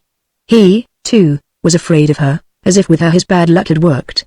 Whereas, in a throb of crude brutality, he felt it would not work with a dark young woman. So, he handed Carlotta over to me with relief, as if, with me, she would be safe from the doom of his bad luck. And he, with the other woman, would be safe from it too. For the other woman was outside the circle. I was glad to have Carlotta again, to have that inexpressible delicate and complete quiet of the two of us, resting my heart in a balance now at last physical as well as spiritual. Till now, it had always been a fragmentary thing. Now, for this hour at least, it was whole, a soft, complete, physical flow, and a unison deeper even than childhood. As she danced she shivered slightly, and I seemed to smell frost in the air. The Colonel, too, was not keeping the rhythm. Has it turned colder? I said. I wonder, she answered, looking up at me with a slow beseeching. Why, and for what was she beseeching me? I pressed my hand a little closer, and her small breasts seemed to speak to me. The Colonel recovered the rhythm again, but at the end of the dance she shivered again, and it seemed to me I too was chilled. Has it suddenly turned colder? I said, going to the radiator. It was quite hot. It seems to me it has, said Lord Lathkill in a queer voice. The Colonel was sitting abjectly on the music stool, as if broken. Shall we have another? Shall we try a tango? Said Lord Lathkill. As much of it as we can manage? The Colonel began, turning round on the seat, his face yellow.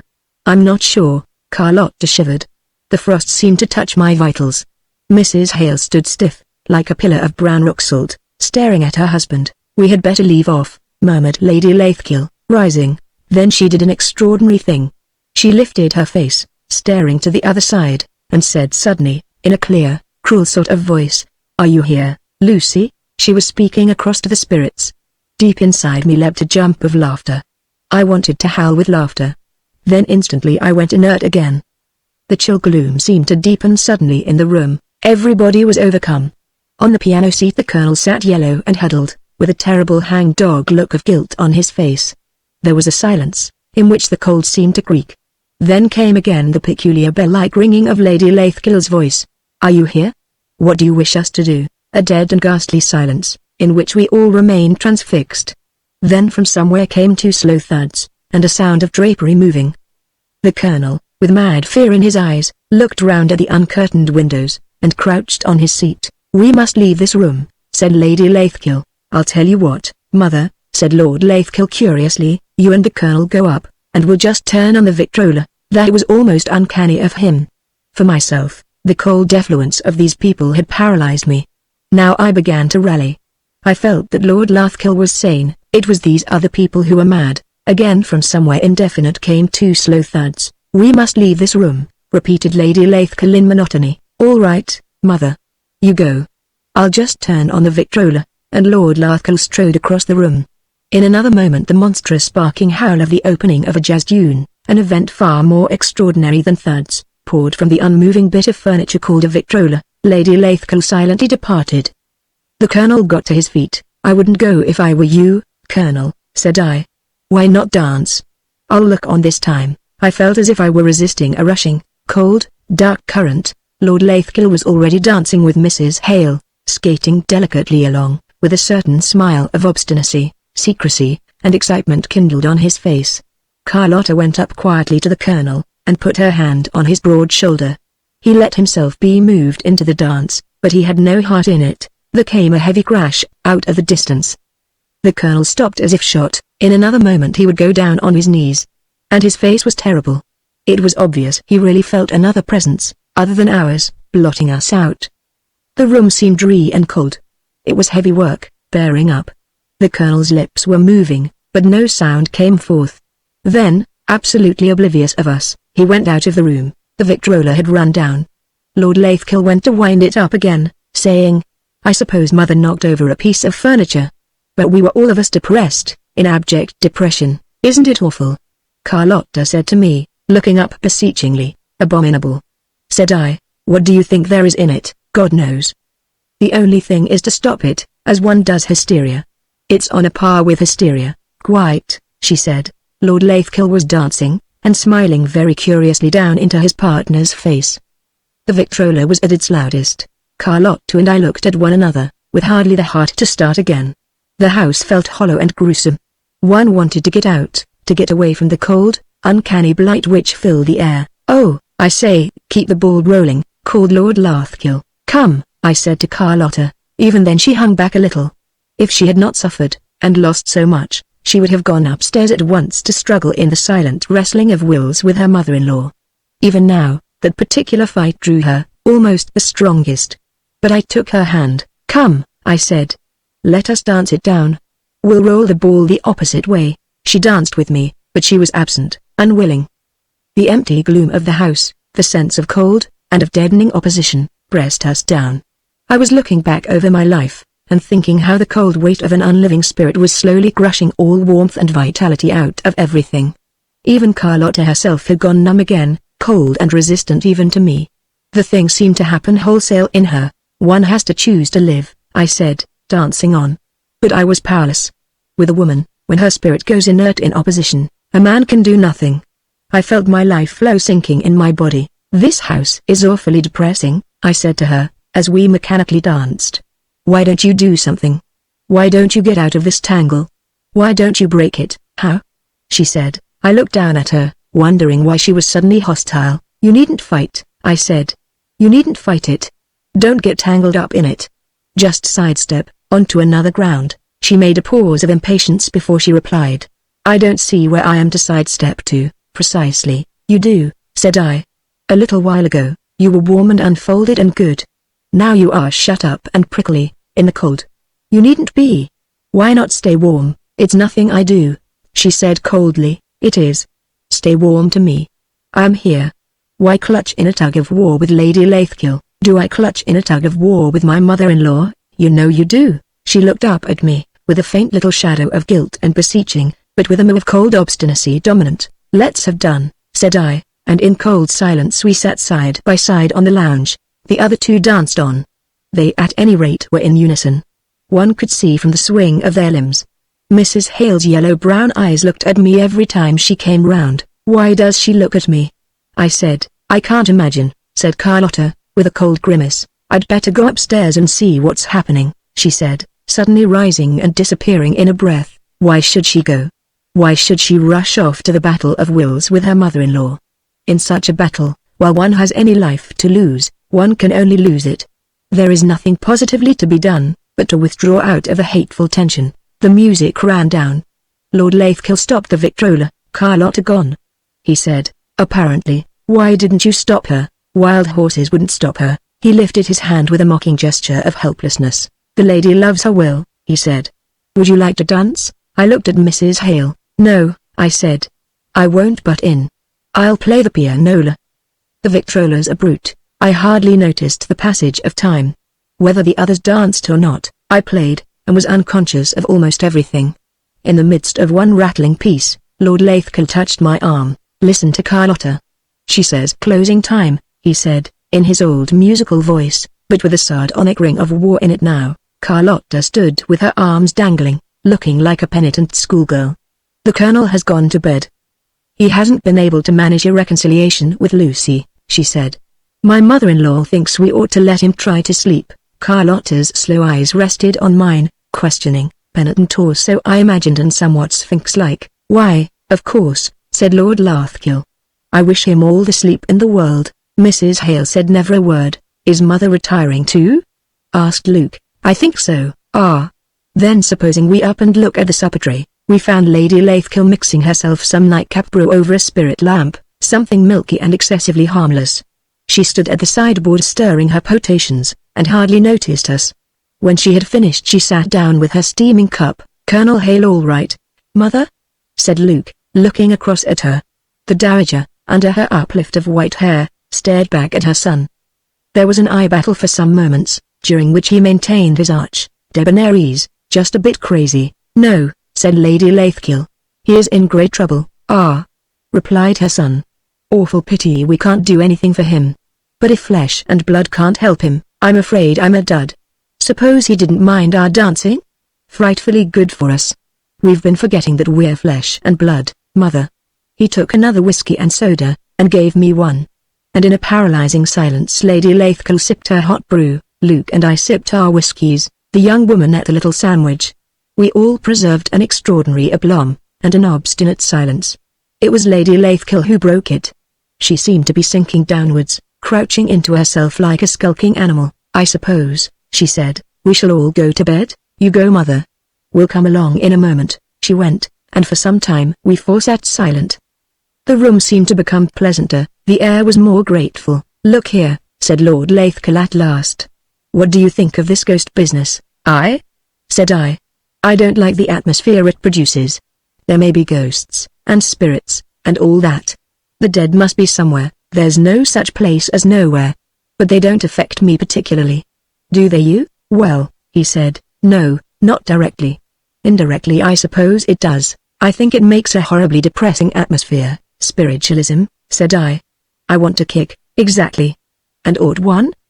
He asked in his terribly sane-seeming way. This made me laugh. I knew what he was up to. I don't know what you mean by ought, said I. If I really want to kick, if I know I can't stand a thing, I kick. Who's going to authorize me, if my own genuine feeling doesn't? Quite, he said, staring at me like an owl, with a fixed, meditative stare. Do you know, he said, I suddenly thought at dinner time, what corpses we all were, sitting eating our dinners. I thought it when I saw you look at those little Jerusalem artichoke things in the white sauce. Suddenly it struck me, you were alive and twinkling, and we were all bodily dead. Bodily dead, if you understand. Quite alive in other directions, but bodily dead. And whether we ate vegetarian or meat made no difference. We were bodily dead. Ah, with a slap in the face, said I, we come to life. You or I or anybody. I do understand poor Lucy, said Luke. Don't you? She forgot to be flesh and blood while she was alive, and now she can't forgive herself, nor the Colonel. That must be pretty rough, you know, not to realize it till you're dead, and you haven't, so to speak, anything left to go on. I mean, it's awfully important to be flesh and blood. He looked so solemnly at us, we three broke simultaneously into an uneasy laugh. Oh, but I do mean it, he said. I've only realized how very extraordinary it is to be a man of flesh and blood, alive. It seems so ordinary, in comparison, to be dead, and merely spirit. That seems so commonplace. But fancy having a living face, and arms, and thighs. Oh, my God, I'm glad I've realized in time. He caught Mrs. Hale's hand, and pressed her dusky arm against his body. Oh, but if one had died without realizing it. He cried. Think how ghastly for Jesus, when he was risen and wasn't touchable. How very awful, to have to say "Nil I meet Dangier. Touch me alive." He pressed Mrs. Hale's hand convulsively against his breast. The tears had already slowly gathered in Carlotta's eyes and were dropping onto her hands in her lap. Don't cry, Carlotta, he said. Really, don't. We haven't killed one another. We're too decent, after all. We've almost become two spirits side by side. We've almost become two ghosts to one another, wrestling. Oh, but I want you to get back your body, even if I can't give it to you. I want my flesh and blood, Carlotta, and I want you to have yours. We've suffered so much the other way. And the children, it is as well they are dead. They were born of our will and our disembodiment. Oh, I feel like the Bible. Clothe me with flesh again, and wrap my bones with sinew, and let the fountain of blood cover me. My spirit is like a naked nerve on the air. Carlotta had ceased to weep.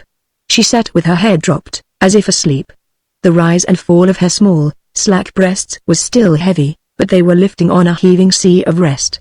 It was as if a slow, restful dawn were rising in her body, while she slept. So slack, so broken she sat. It occurred to me that in this crucifixion business the crucified does not put himself alone on the cross. The woman is nailed even more inexorably up, and crucified in the body even more cruelly. It is a monstrous thought. But the deed is even more monstrous. Oh, Jesus, didn't you know that you couldn't be crucified alone? That the two thieves crucified along with you were the two women, your wife and mother. You called them two thieves. But what would they call you, who had their women's bodies on the cross? The abominable Trinity on Calvary. I felt an infinite tenderness for my dear Carlotta. She could not yet be touched. But my soul streamed to her like warm blood. So she sat slack and drooped, as if broken. But she was not broken. It was only the great release. Luke sat with the hand of the dark young woman pressed against his breast. His face was warm and fresh, but he too breathed heavily, and stared unseeing. Mrs. Hale sat at his side erect and mute. But she loved him, with erect, black-faced, remote power. Moria, said Luke to me. If you can help Carlotta, you will, won't you? I can't do any more for her now. We are in mortal fear of each other, as much as she'll let me, said I, looking at her drooping figure, that was built on such a strong frame. The fire rustled on the hearth as we sat in complete silence. How long it lasted I cannot say. Yet we were none of us startled when the door opened. It was the Colonel, in a handsome brocade dressing gown, looking worried. Luke still held the dark young woman's hand clasped against his thigh. Mrs. Hale did not move. I thought you fellows might help me, said the Colonel, in a worried voice, as he closed the door. What is wrong, Colonel?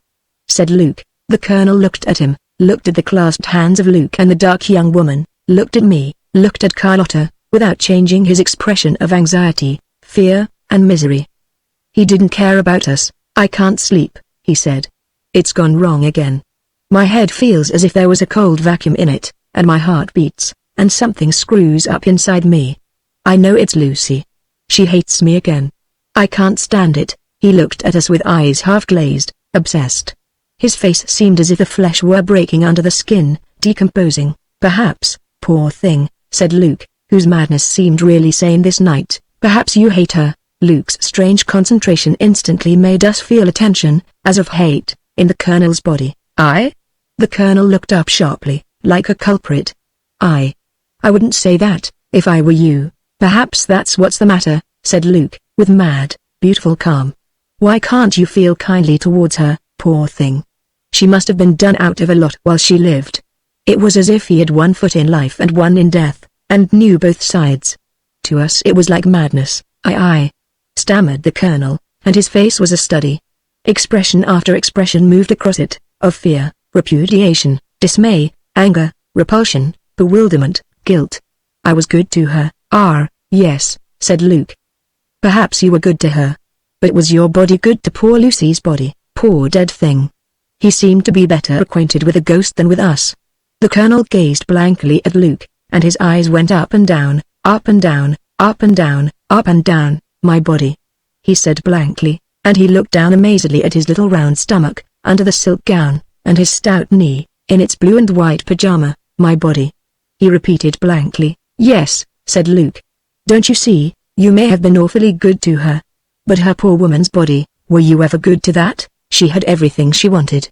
She had 3 of my children, said the Colonel dazedly. Yes, that may easily be. But your body of a man, was it ever good to her body of a woman? That's the point. If you understand the marriage service, with my body I thee worship. That's the point. No getting away from it. The queerest of all accusing angels did Lord Lathkill make, as he sat there with the hand of the other man's wife clasped against his thigh. His face was fresh and naive, and the dark eyes were bright with a clairvoyant candor, that was like madness, and perhaps was supreme sanity. The Colonel was thinking back, and over his face a slow understanding was coming. It may be, he said. It may be. Perhaps, that way, I despised her. It may be, I know, said Luke. As if she weren't worth noticing, what you did to her. Haven't I done it myself? And don't I know now, it's a horrible thing to do, to oneself as much as to her? Her poor ghost, that ached, and never had a real body. It's not so easy to worship with the body. If the church taught us that sacrament, with my body I thee worship. That would easily make up for any honoring and obeying the woman might do. But that's why she haunts you. You ignored and disliked her body, and she was only a living ghost. Now she wails in the afterworld, like a still wincing nerve. The Colonel hung his head, slowly pondering with all his body. His young wife watched the sunken, bald head in a kind of stupor. His day seemed so far from her day. Carlotta had lifted her face, she was beautiful again, with the tender before-dawn freshness of a new understanding. She was watching Luke, and it was obvious he was another man to her. The man she knew, the Luke who was her husband, was gone, and this other strange, uncanny creature had taken his place. She was filled with wonder. Could one so change, as to become another creature entirely? If it were so. If she herself could cease to be. If that woman who was married to Luke, married to him in an intimacy of misfortune that was like a horror, could only cease to be, and let a new, delicately wild Carlotta take her place. It may be, said the Colonel, lifting his head. It may be. There seemed to come a relief over his soul, as he realized. I didn't worship her with my body. I think maybe I worshipped other women that way, but maybe I never did. But I thought I was good to her. And I thought she didn't want it. It's no good thinking. We all want it, asserted Luke. And before we die, we know it. I say, before we die. It may be after. But everybody wants it, let them say and do what they will. Don't you agree, Moria? I was startled when he spoke to me. I had been thinking of Carlotta, how she was looking like a girl again, as she used to look at the Thwaite, when she painted cactuses in a pot. Only now, a certain rigidity of the will had left her, so that she looked even younger than when I first knew her, having now a virginal, flower-like stillness which she had not had then. I had always believed that people could be born again, if they would only let themselves. I'm sure they do, I said to Luke, but I was thinking, if people were born again, the old circumstances would not fit the new body. What about yourself, Luke? Said Carlotta abruptly. He exclaimed, and the scarlet showed in his cheek. I'm not fit to be spoken about. I've been moaning like the ghost of disembodiment myself, ever since I became a man. The Colonel said never a word. He hardly listened. He was pondering. In this way, he, too, was a brave man. I have an idea what you mean, he said. There's no denying it, I didn't like her body. And now, I suppose it's too late. He looked up bleakly, in a way, willing to be condemned, since he knew vaguely that something was wrong. Anything better than the blind torture? Oh, I don't know, said Luke. Why don't you, even now, love her a little with your real heart? Poor disembodied thing. Why don't you take her to your warm heart, even now, and comfort her inside there? Why don't you be kind to her poor ghost, bodily? The Colonel did not answer. He was gazing fixedly at Luke. Then he turned, and dropped his head, alone in a deep silence. Then, deliberately, but not lifting his head, he pulled open his dressing gown at the breast, unbuttoned the top of his pajama jacket, and sat perfectly still, his breast showing white and very pure, so much younger and purer than his averted face. He breathed with difficulty, his white breast rising irregularly. But in the deep isolation where he was, slowly a gentleness of compassion came over him, molding his elderly features with a strange freshness, and softening his blue eye with a look it had never had before. Something of the tremulous gentleness of a young bridegroom had come upon him, in spite of his baldness, his silvery little moustache, the weary marks of his face. The passionate, compassionate soul stirred in him and was pure, his youth flowered over his face and eyes. We sat very still, moved also in the spirit of compassion. There seemed a presence in the air, almost a smell of blossom, as if time had opened and gave off the perfume of spring. The Colonel gazed in silence into space, his smooth white chest, with a few dark hairs, open and rising and sinking with life. Meanwhile his dark-faced young wife watched as if from afar. The youngness that was on him was not for her. I knew that Lady Lathkill would come. I could feel her far off in the room, stirring and sending forth her rays. Swiftly I steeled myself to be in readiness. When the door opened I rose and walked across the room. She entered with characteristic noiselessness, peering in round the door, with her crest of white hair, before she ventured bodily in. The Colonel looked at her swiftly, and swiftly covered his breast, holding his hand at his bosom, clutching the silk of his robe. I was afraid, she murmured, that Colonel Hale might be in trouble. No, said I. We are all sitting very peacefully. There is no trouble. Lord Lathkill also rose. No trouble at all, I assure you, Mother, he said. Lady Lathkill glanced at us both, then turned heavily to the Colonel. She is unhappy tonight? She asked. The Colonel winced. No, he said hurriedly. No, I don't think so. He looked up at her with shy, wincing eyes. Tell me what I can do, she said in a very low tone, bending towards him. A ghost is walking tonight, Mother, said Lord Lathkill. Haven't you felt the air of spring, and smelt the plum blossom? Don't you feel us all young? A ghost is walking, to bring Lucy home. The Colonel's breast is quite extraordinary, white as plum blossom, Mother, younger looking than mine, and he's already taken Lucy into his bosom, in his breast, where he breathes like the wind among trees. The Colonel's breast is white and extraordinarily beautiful, Mother.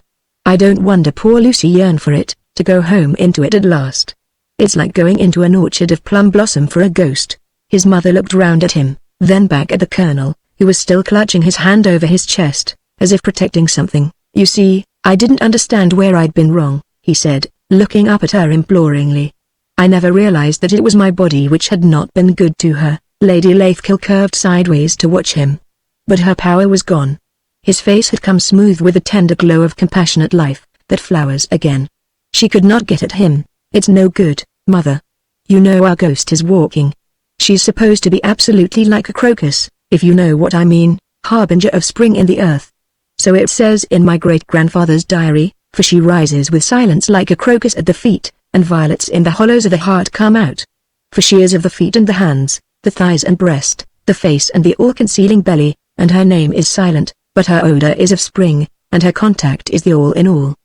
He was quoting from his great-grandfather's diary, which only the sons of the family read.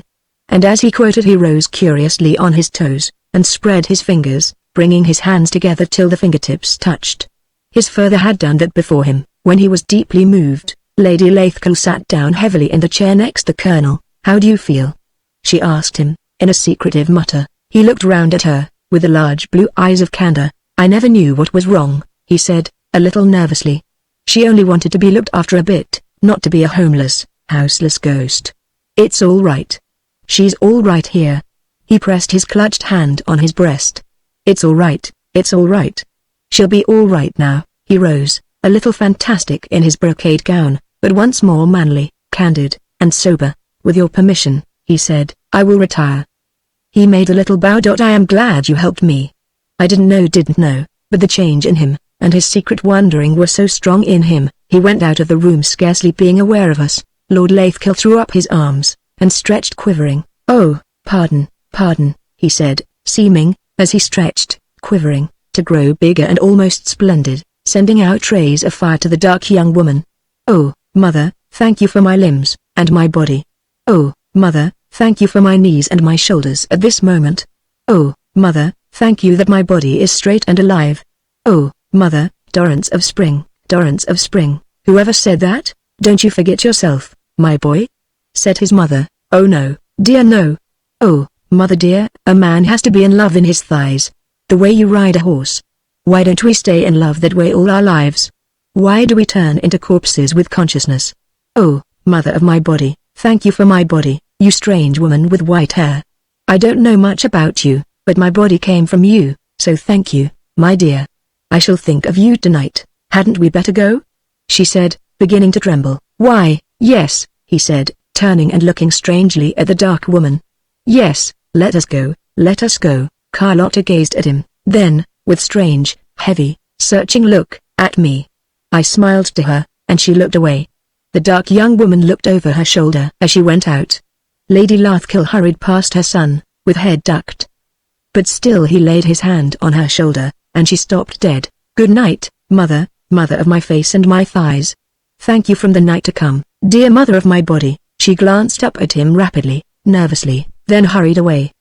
He stared after her, then switched off the light. Funny old mother, he said. I never realized before that she was the mother of my shoulders and my hips, as well as my brain.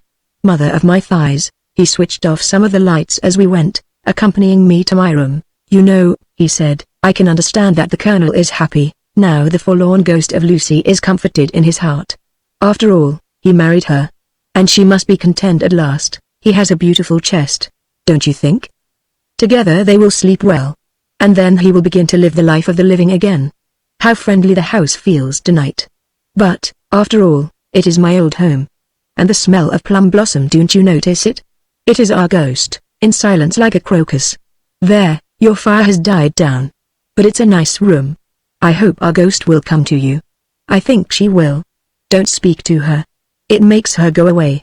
She, too, is a ghost of silence. We talk far too much. But now I'm going to be silent too, and a ghost of silence. Good night. He closed the door softly and was gone. And softly, in silence, I took off my things. I was thinking of Carlotta, and a little sadly, perhaps, because of the power of circumstance over us. This night I could have worshipped her with my body, and she, perhaps, was stripped in the body to be worshipped. But it was not for me, at this hour, to fight against circumstances. I had fought too much, even against the most imposing circumstances, to use any more violence for love. Desire is a sacred thing, and should not be violated. Hush, I said to myself. I will sleep, and the ghost of my silence can go forth, in the subtle body of desire, to meet that which is coming to meet it. Let my ghost go forth, and let me not interfere. There are many intangible meetings, and unknown fulfillments of desire, so I went softly to sleep, as I wished to, without interfering with the warm, crocus-like ghost of my body, and I must have gone far, far down the intricate galleries of sleep, to the very heart of the world. For I know I passed on beyond the strata of images and words, beyond the iron veins of memory, and even the jewels of rest, to sink in the final dark like a fish, dumb, soundless, and imageless, yet alive and swimming. And at the very core of the deep night the ghost came to me, at the heart of the ocean of oblivion, which is also the heart of life. Beyond hearing, or even knowledge of contact, I met her and knew her. How I know it I don't know. Yet I know it with eyeless, wingless knowledge, for man in the body is formed through countless ages, and at the center is the speck, or spark upon which all his formation has taken place. It is even not himself, deep beyond his many depths. Deep from him calls to deep. And according as deep answers deep, man glistens and surpasses himself. Beyond all the pearly mufflings of consciousness, of age upon age of consciousness, deep calls yet to deep, and sometimes is answered. It is calling and answering, new awakened God calling within the deep of man, and new God calling answer from the other deep. And sometimes the other deep is a woman, as it was with me, when my ghost came. Women were not unknown to me. But never before had woman come, in the depths of night, to answer my deep with her deep. As the ghost came as a ghost of silence, still in the depth of sleep. I know she came. I know she came even as a woman, to my man. But the knowledge is darkly naked as the event. I only know, it was so. In the deep of sleep a call was called from the deeps of me, and answered in the deeps, by a woman among women. Breasts or thighs or face. I remember not a touch, no, nor a movement of my own. It is all complete in the profundity of darkness. Yet I know it was so. I awoke towards dawn, from far, far away. I was vaguely conscious of drawing nearer and nearer, as the sun must have been drawing towards the horizon, from the complete beyond. Till at last the faint pallor of mental consciousness colored my waking, and then I was aware of a pervading scent, as of plum blossom, and a sense of extraordinary silkiness, though where, and in what contact, I could not say. It was as the first blemish of dawn, and even with so slight a conscious registering, it seemed to disappear. Like a whale that has sounded to the bottomless seas. The knowledge of it, which was the mating of the ghost and me, disappeared from me, in its rich weight of certainty, as the scent of the plum blossom moved down the lanes of my consciousness, and my limbs stirred in a silkiness for which I have no comparison. As I became aware, I also became uncertain. I wanted to be certain of it, to have definite evidence. And as I sought for evidence, it disappeared, my perfect knowledge was gone. I no longer knew in full. Now as the daylight slowly amassed, in the windows from which I had put back the shutters, I sought in myself for evidence, and in the room, but I shall never know. I shall never know if it was a ghost, some sweet spirit from the innermost of the ever-deepening cosmos, or a woman, a very woman, as the silkiness of my limbs seems to attest, or a dream, a hallucination. I shall never know. Because I went away from Riddings in the morning on account of the sudden illness of Lady Lathkill. You will come again, Luke said to me. And in any case, you will never really go away from us. Goodbye, she said to me. At last it was perfect. She seemed so beautiful, when I left her, as if it were the ghost again, and I was far down the deeps of consciousness. The following autumn, when I was overseas once more, I had a letter from Lord Lathkill. He wrote very rarely. Carlotta has a son, he said, and I an heir. He has yellow hair, like a little crocus, and one of the young plum trees in the orchard has come out of all season into blossom. To me he is flesh and blood of our ghost itself. Even mother doesn't look over the wall, to the other side, anymore. It's all this side for her now, so our family refuses to die out, by the grace of our ghost. We are calling him Gabriel. Dorothy Hale also is a mother, 3 days before Carlotta. She has a black lamb of a daughter, called Gabrielle. By the bleat of the little thing, I know its father. Our own is a blue-eyed one, with the dangerous repose of a pugilist. I have no fears of our family misfortune for him, ghost-begotten and ready-fisted. The Colonel is very well, quiet, and self-possessed. He is farming in Wiltshire, raising pigs. It is a passion with him, the creme de la creme of swine. I admit, he has golden sows as elegant as a young Diana Poictes, and young hogs like Perseus in the first red gold flush of youth. He looks me in the eye, and I look him back, and we understand. He is quiet, and proud now, and very hale and hearty, raising swine ad maiorem gloriam de. A good sport. I am in love with this house and its inmates, including the plum blossom scented one, she who visited you, in all the peace. I cannot understand why you wander in uneasy and distant parts of the earth. For me, when I am at home, I am there.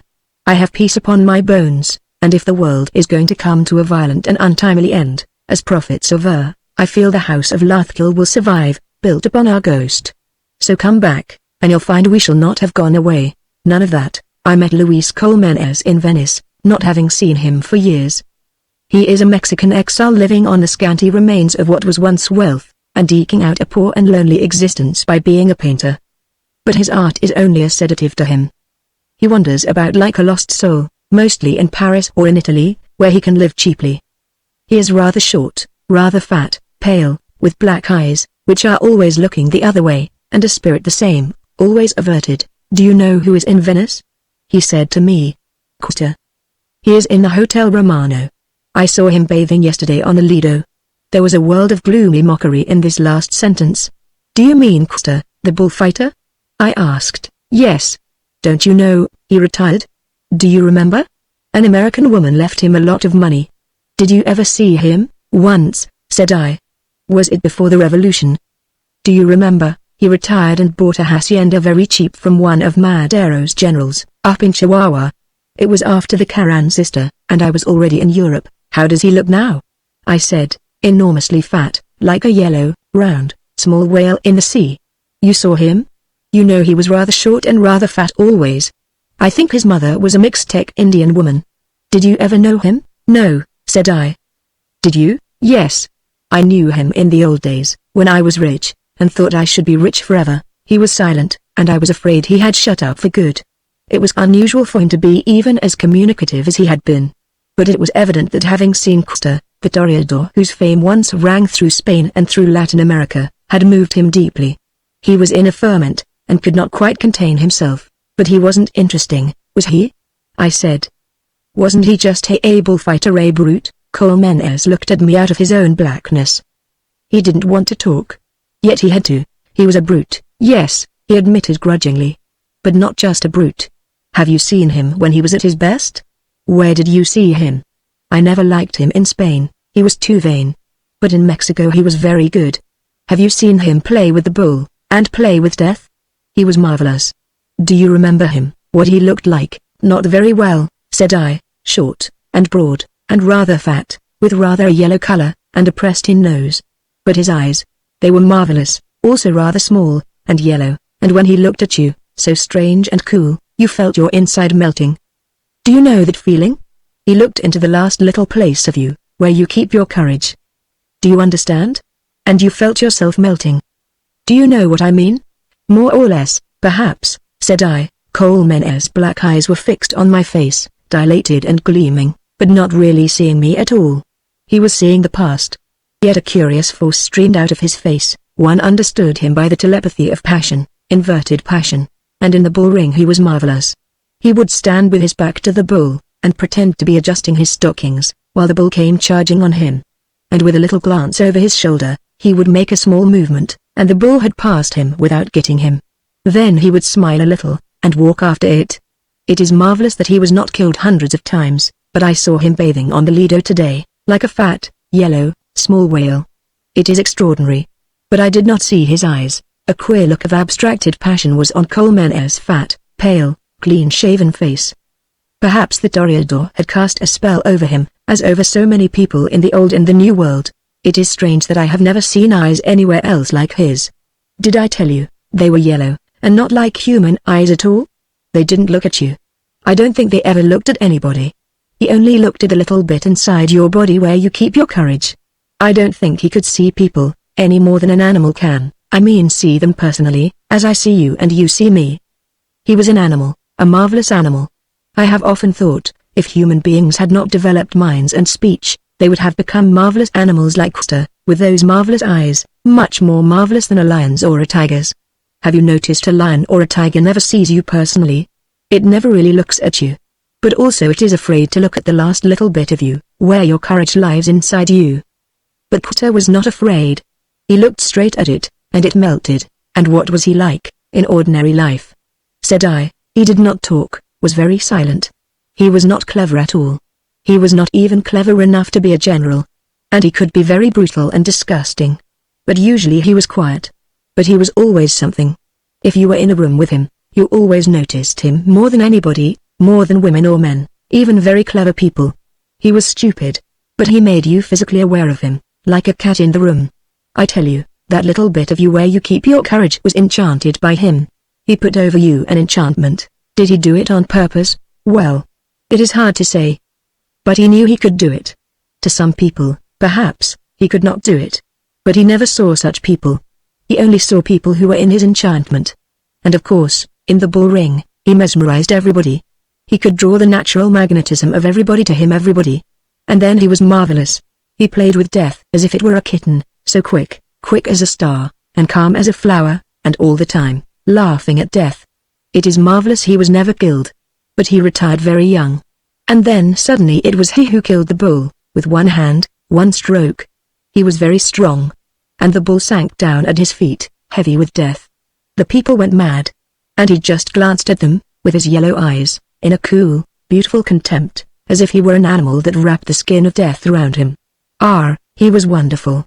And today I saw him bathing on the Lido, in an American bathing suit, with a woman. His bathing suit was just a little more yellow than his. I have held the towel when he was being rubbed down and massaged often.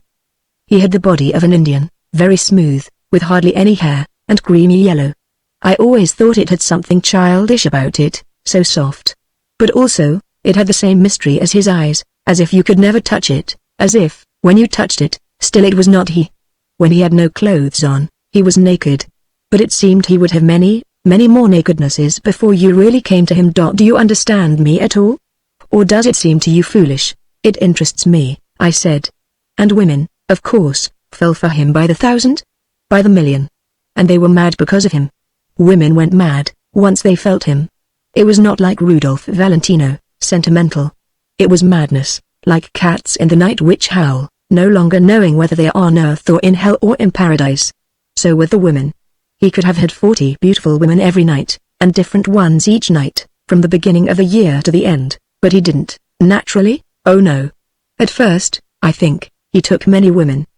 But later, when I knew him, he took none of those that besieged him. He had 2 Mexican women whom he lived with, humble women, Indians. And all the others he spat at, and spoke of them with terrible, obscene language. I think he would have liked to whip them, or kill them, for pursuing him, only he must enchant them when he was in the bull ring, said I. Yes. But that was like sharpening his knife on them, and when he retired he had plenty of money. How did he amuse himself? He was rich, he had a big hacienda, and many people like slaves to work for him. He raised cattle. I think he was very proud to be haciendado and padron of so many people, with a little army of his own. I think he was proud, living like a king. I had not heard of him for years. Now, suddenly, he is in Venice with a French woman who talks bad Spanish. How old is he? How old? He is about 50, or a little less, so young. And will you speak to him? I don't know. I can't make up my mind. If I speak to him, he will think I want money. There was a certain note of hatred now in Colmenare's voice. Well, why shouldn't he give you money? He is still rich, I suppose. Rich, yes. He must always be rich. He has got American money. An American woman left him $500,000. Did you ever hear of it? No. Then why shouldn't he give you money?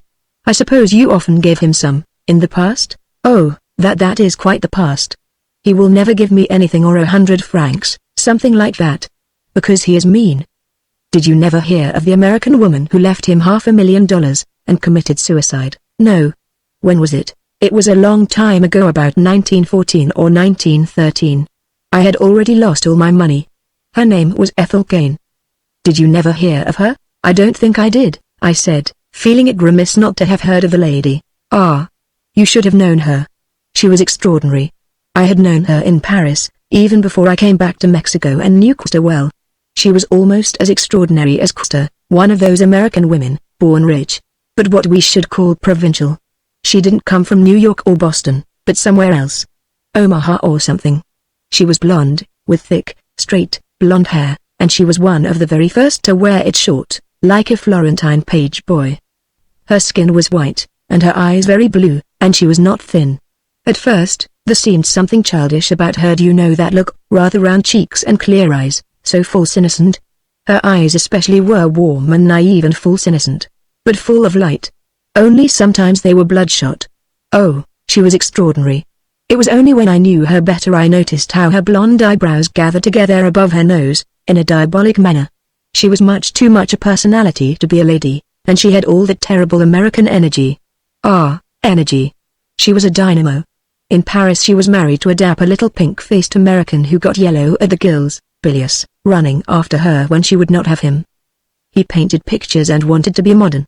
She knew all the people, and had all sorts come to her, as if she kept a human menagerie. And she bought old furniture and brocades. She would go mad if she saw someone get a piece of velvet brocade with the misty bloom of years on it, that she coveted. She coveted such things with lust, and would go into a strange sensual trance, looking at some old worm-eaten chair. And she would go mad if someone else got it, and not she, that nasty old wormy chair of the Quattrocento. Things. She was mad about things. But it was only for a time. She always got tired, especially of her own enthusiasms. That was when I knew her in Paris. Then I think she divorced that husband, and, when the revolutions in Mexico became quieter, she came to Mexico. I think she was fascinated by the idea of Carranza. If ever she heard of a man who seemed to have a dramatic sort of power in him, she must know that man. It was like her lust for brocade and old chairs and a perfect aesthetic setting. Now it was to know the most dangerous man, especially if he looked like a prophet or a reformer. She was a socialist also, at this time. She no longer was in love with chairs. She found me again in Mexico. She knew thousands of people, and whenever one of them might be useful to her, she remembered him. So she remembered me, and it was nothing to her that I was now poor. I knew she thought of me as that little Louise something, but she had a certain use for me, and found, perhaps, a certain little flavor in me. At least she asked me often to dinner, or to drive with her. She was curious, quite reckless and a daredevil, yet shy and awkward out of her own milieu. It was only in intimacy that she was unscrupulous and dauntless as a devil incarnate. In public, and in strange places, she was very uneasy, like one who has a bad conscience towards society, and is afraid of it. And for that reason she could never go out without a man to stand between her and all the others. While she was in Mexico, I was that man. She soon discovered that I was satisfactory. I would perform all the duties of a husband without demanding any of the rights. Which was what she wanted. I think she was looking round for a remarkable and epoch-making husband. But, of course, it would have to be a husband who would be a fitting instrument for her remarkable and epoch-making energy and character. She was extraordinary, but she could only work through individuals, through others. By herself she could accomplish nothing. She lay on a sofa and mused and schemed, with the energy boiling inside her.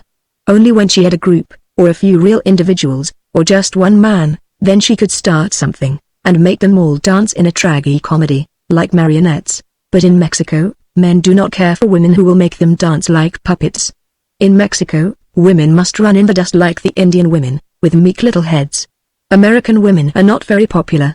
Their energy, and their power to make other people do things, are not in request. The men would rather go to the devil in their own way than be sent there by the women, with a little basket in which to bring home the goods. So Ethel found not a cold shoulder, but a number of square, fat backs turned to her. They didn't want her. The revolutionaries would not take any notice of her at all. They wanted no women interfering. General Isidore Garibay danced with her, and expected her immediately to become his mistress. But, as she said, she was having none of that. She had a terrible way of saying "I'm having none of that" like hitting a mirror with a hammer. And as nobody wanted to get into trouble over her, they were having none of her. At first, of course, when the generals saw her white shoulders and blonde hair and innocent face, they thought at once, "Here is a type for us." They were not deceived by her innocent look. But they were deceived by what looked like her helplessness. The blood would come swelling into her neck and face, her eyes would go hot, her whole figure would swell with repellent energy, and she would say something very American and very crushing, in French, or in American. None of that. Stop that. She, too, had a lot of power. She could send out of her body a repelling energy, to compel people to submit to her will. Men in Europe or the United States nearly always crumpled up before her. But in Mexico she had come to the wrong shop. The men were a law to themselves. While she was winning and rather lovely, with her blue eyes so full of light and her white skin glistening with energetic health, They expected her to become at once their mistress. And when they saw, very quickly, that she was having none of that, they turned on their heels and showed her their fat backs. Because she was clever, and remarkable, and had wonderful energy and a wonderful power for making people dance while she pulled the strings, they didn't care a bit. They, too, wanted none of that. They would, perhaps, have carried her off and shared her as a mistress, except for the fear of trouble with the American government. So, soon, she began to be bored, and to think of returning to New York. She said that Mexico was a place without a soul and without a culture, and it had not even brain enough to be mechanically efficient. It was a city and a land of naughty little boys doing obscene little things, and one day it would learn its lesson. I told her that history is the account of a lesson which nobody ever learns, and she told me the world certainly had progressed. Only not in Mexico, she supposed. I asked her why she had come, then, to Mexico. And she said she had thought there was something doing, and she would like to be in it.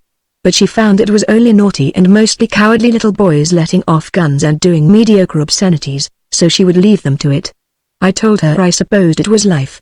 And she replied that since it was not good enough for her, it was not life to her. She said all she wanted was to live the life of the imagination and get it acted on. At that time, I thought this ridiculous. I thought she was just trying to find somebody to fall in love with. Later, I saw she was right. She had an imaginary picture of herself as an extraordinary and potent woman who would make a stupendous change in the history of man. Like Catherine of Russia, only cosmopolitan, not merely Russian. And it is true, she was an extraordinary woman, with tremendous power of will, and truly amazing energy, even for an American woman. She was like a locomotive engine stoked up inside and bursting with steam, which it has to let off by rolling a lot of trucks about. But I did not see how this was to cause a change in the tide of mortal affairs.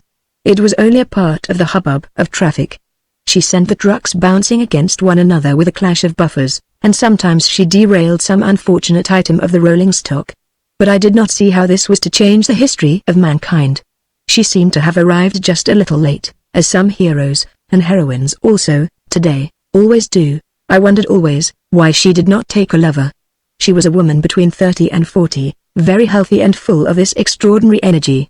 She saw many men, and was always drawing them out, always on the qui-vive to start them rolling down some incline. She attracted men, in a certain way. Yet she had no lover. I wondered even with regard to myself. We were friends, and a great deal together. Certainly I was under her spell. I came running as soon as I thought she wanted me. I did the things she suggested I should do. Even among my own acquaintances, when I found everybody laughing at me and disliking me for being at the service of an American woman, and I tried to rebel against her, and put her in her place, as the Mexicans say, which means to them, in bed with no clothes on still, the moment I saw her, with a look and a word she won me round. She was very clever. She flattered me, of course. She made me feel intelligent. She drew me out. There was her cleverness. She made me clever. I told her all about Mexico, all my life, all my ideas of history, philosophy. I sounded awfully clever and original, to myself. And she listened with such attention, which I thought was deep interest in what I was saying. But she was waiting for something she could fasten on, so that she could start something. That was her constant craving, to start something. But, of course, I thought she was interested in me.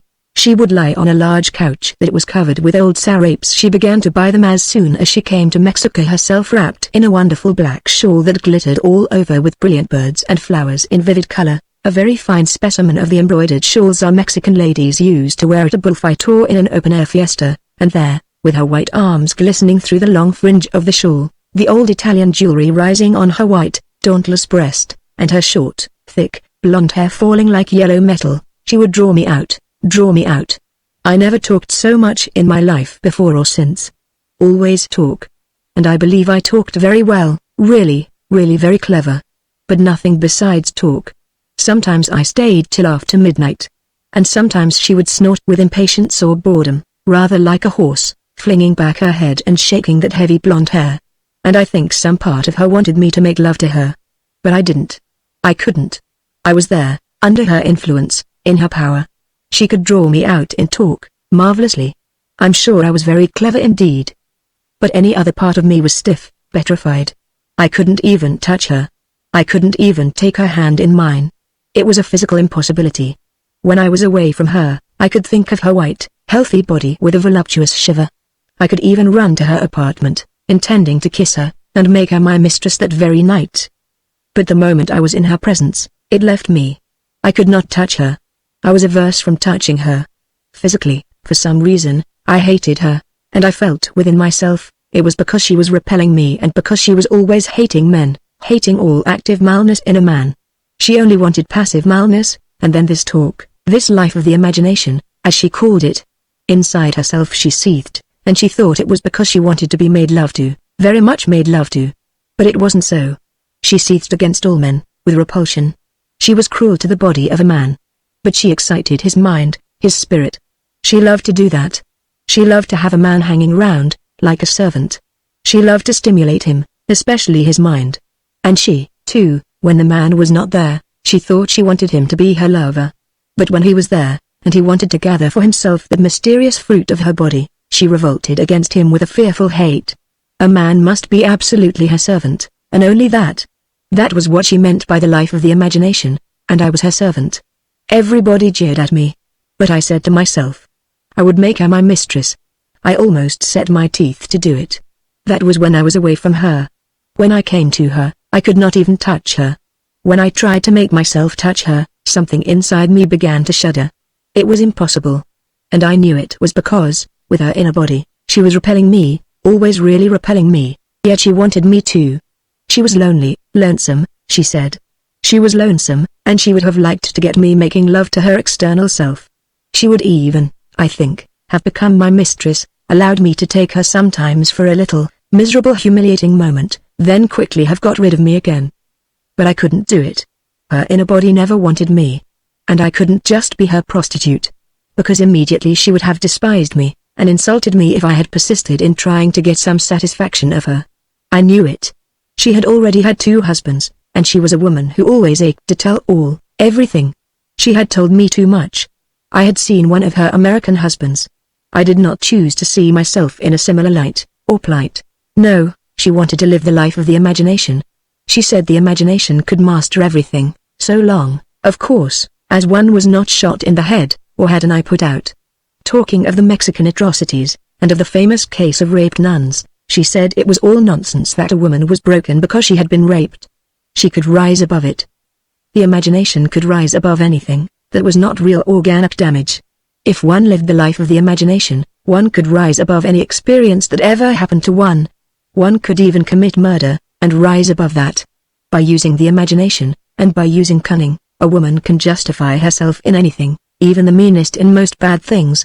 A woman uses her imagination on her own behalf, and she becomes more innocent to herself than an innocent child, no matter what bad things she has done. Men do that, too, I interrupted. It's the modern dodge. That's why everybody today is innocent.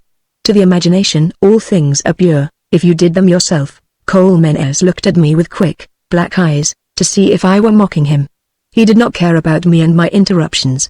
He was utterly absorbed in his recollections of that woman, who had made him so clever, and who had made him her servant, and from whom he had never had any satisfaction. And then what? I asked him. Then did she try her hand on Custer? Ah, said Colmenares, rousing, and glancing at me suspiciously again. Yes. That was what she did. And I was jealous. Though I couldn't bring myself to touch her, yet I was excruciated with jealousy, because she was interested in someone else. She was interested in someone besides myself, and my vanity suffered tortures of jealousy. Why was I such a fool? Why, even now, could I kill that fat, yellow pig Custer? A man is always a fool. How did she meet the bullfighter? I asked. Did you introduce him to her? She went once to the bullfight, because everyone was talking about Custer. She did not care for such things as the bull ring. She preferred the modern theater, Jews and Reinhardt, and things of the imagination. But now she was going back to New York, and she had never seen a bullfight, so she must see one. I got seats in the shade high up, and went with her. At first she was very disgusted, and very contemptuous, and a little bit frightened, because a Mexican crowd in a bull ring is not very charming. She was afraid of people. But she sat stubborn and sulky, like a sulky child, saying, can't they do anything more subtle than this, to get a thrill? It's on such a low level. But when Custer at last began to play with a bull, she began to get excited. He was in pink and silver, very gorgeous, and looking very ridiculous, as usual. Till he began to play, and then there really was something marvelous in him, you know, so quick and so light and so playful, do you know? When he was playing with a bull and playing with death in the ring, he was the most playful thing I have ever seen, more playful than kittens or leopard cubs, and you know how they play, do you? Oh, marvelous. More gay and light than if they had lots of wings all over them, all wings of playing. Well, he was like that, playing with death in the ring, as if he had all kinds of gay little wings to spin him with the quickest, tiniest, most beautiful little movements, quite unexpected, like a soft leopard cub. And then at the end, when he killed the bull and the blood squirted past him, ugh! It was as if all his body laughed, and still the same soft, surprised laughter like a young thing, but more cruel than anything you can imagine. He fascinated me, but I always hated him. I would have liked to stick him as he stuck the bulls. I could see that Ethel was trying not to be caught by his spell. He had the most curious charm, quick and unexpected like play, you know, like leopard kittens, or slow sometimes, like tiny little bears. And yet the perfect cruelty. It was the joy in cruelty. She hated the blood and messiness and dead animals. Ethel hated all that. It was not the life of the imagination. She was very pale, and very silent. She leaned forward and hardly moved, looking white and obstinate and subdued. And Krista had killed 3 bulls before she made any sign of any sort. I did not speak to her. The 4th bull was a beauty, full of life, curling and prancing like a narcissus flower in January. He was a very special bull, brought from Spain, and not so stupid as the others. He pawed the ground and blew the breath on the ground, lowering his head. And Krista opened his arms to him with a little smile, but endearing, lovingly endearing, as a man might open his arms to a little maiden he really loves, but, really, for her to come to his body, his warm, open body, to come softly. So he held his arms out to the bull, with love. And that was what fascinated the women. They screamed and they fainted, longing to go into the arms of Krista, against his soft, round body, that was more yearning than a figo. But the bull, of course, rushed past him, and only got 2 darts sticking in his shoulder. That was the love. Then Ethel shouted, "Bravo! Bravo!" And I saw that she, too, had gone mad. Even Krista heard her, and he stopped a moment and looked at her. He saw her leaning forward, with her short, thick hair hanging like yellow metal, and her face dead white, and her eyes glaring to his, like a challenge. They looked at one another, for a second, and he gave a little bow, then turned away. But he was changed. He didn't play so unconsciously anymore, he seemed to be thinking of something, and forgetting himself. I was afraid he would be killed. But so afraid. He seemed absent-minded, and taking risks too great. When the bull came after him over the gangway barrier, he even put his hand on its head as he vaulted back, and one horn caught his sleeve and tore it just a little. Then he seemed to be absent-mindedly looking at the tear, while the bull was almost touching him again. And the bull was mad. Krista was a dead man it seemed, for sure, yet he seemed to wake up and waked himself just out of reach. It was like an awful dream, and it seemed to last for hours. I think it must have been a long time, before the bull was killed. He killed him at last, as a man takes his mistress at last because he is almost tired of playing with her. But he liked to kill his own bull. Ethel was looking like death, with beads of perspiration on her face. And she called to him, "That's enough. That's enough now. Yes, bastante. Basta." He looked at her, and heard what she said. They were both alike there, they heard and saw in a flash. And he lifted his face, with the rather squashed nose and the yellow eyes, and he looked at her, and though he was so far away, he seemed quite near. And he was smiling like a small boy. But I could see he was looking at the little place in her body, where she kept her courage. And she was trying to catch his look on her imagination, not on her naked body inside. And they both found it difficult. When he tried to look at her, she set her imagination in front of him, like a mirror they put in front of a wild dog. And when she tried to catch him in her imagination, he seemed to melt away, and was gone. So neither really had caught the other, but he played with 2 more bulls, and killed them, without ever looking at her. And she went away when the people were applauding him, and did not look at him. Neither did she speak to me of him. Neither did she go to any more bullfights. It was Krista who spoke to me of her, when I met him at Clavel's house.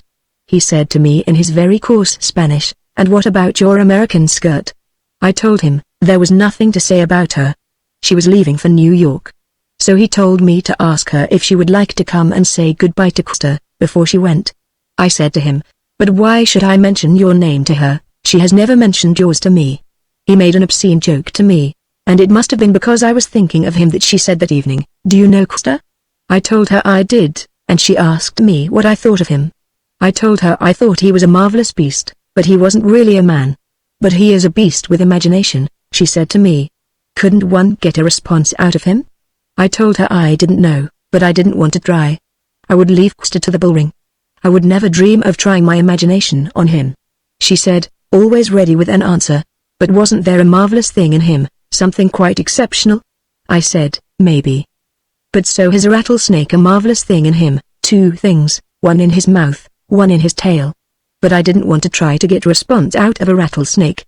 She wasn't satisfied, though. She was tortured. I said to her, anyhow, you are leaving on Thursday. No, I've put it off, she said. Till when? Indefinite, she said. I could tell she was tormented. She had been tormented ever since she had been to the bullfight, because she couldn't get past Kster. She couldn't get past him, as the Americans say.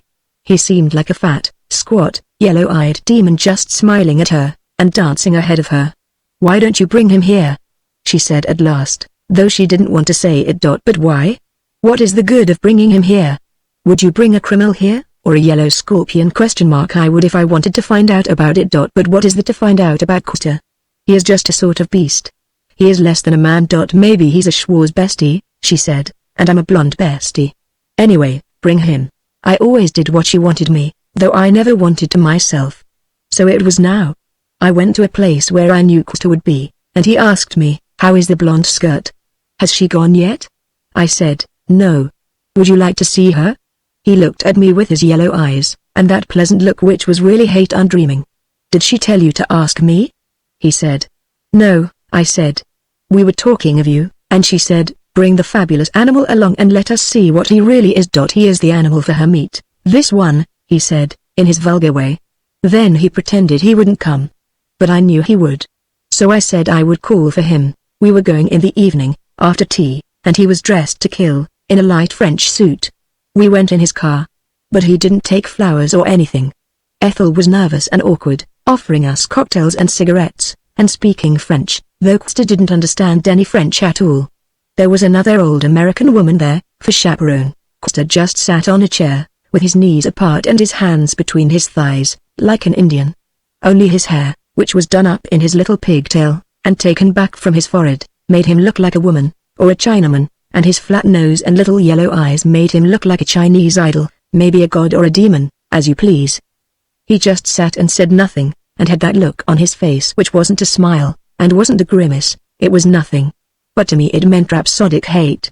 She asked him in French if he liked his profession, and how long he had been doing it, and if he got a great kick out of it, and was he a pure-blood Indian ? All that kind of thing. I translated to him as short as possible, Ethel flushing with embarrassment. He replied just as short, to me, in his coarse, flat sort of voice, as if he knew it was mere pretense. But he looked at her, straight into her face, with that strange, far-off sort of stare, yet very vivid, taking no notice of her, yet staring right into her, as if all that she was putting forward to him was merely window dressing, and he was just looking way in, to the marshes and the jungle in her, where she didn't even look herself. It made one feel as if there was a mountain behind her, Popocatépetl, that he was staring at, expecting a mountain lion to spring down off a tree on the slopes of the mountain, or a snake to lean down from the bough. But the mountain was all she stood for, and the mountain lion or the snake was her own animal self, that he was watching for, like a hunter. We didn't stay long, but when we left she asked him to come in whenever he liked. He wasn't really the person to have calling on one, and he knew it, as she did. But he thanked her, and hoped he would one day be able to receive her at her, meaning his humble house in the Guadeloupe road, where everything was her own. She said, why, sure, I'll come one day. I should love to. Which he understood, and bowed himself out like some quick but lurking animal, quick as a scorpion, with silence of venom the same. After that he would call fairly often, at about 5 o'clock, but never alone, always with some other man. And he never said anything, always responded to her questions in the same short way, and always looked at her when he was speaking to the other man. He never once spoke to her, always spoke to his interpreter, in his flat, coarse Spanish. And he always looked at her when he was speaking to someone else. She tried every possible manner in which to touch his imagination, but never with any success. She tried the Indians, the Aztecs, the history of Mexico, politics, Don Porfirio, the bull ring, love, women, Europe, America, and all in vain. All she got out of him was verdad. He was utterly uninterested. He actually had no mental imagination. Talk was just noise to him. The only spark she roused was when she talked of money. Then the queer half-smile deepened on his face, and he asked his interpreter if the senora was very rich. To which Ethel replied she didn't really know what he meant by rich, he must be rich himself. At which he asked the interpreter friend if she had more than $1 million American dollars. To which she replied that perhaps she had but she wasn't sure.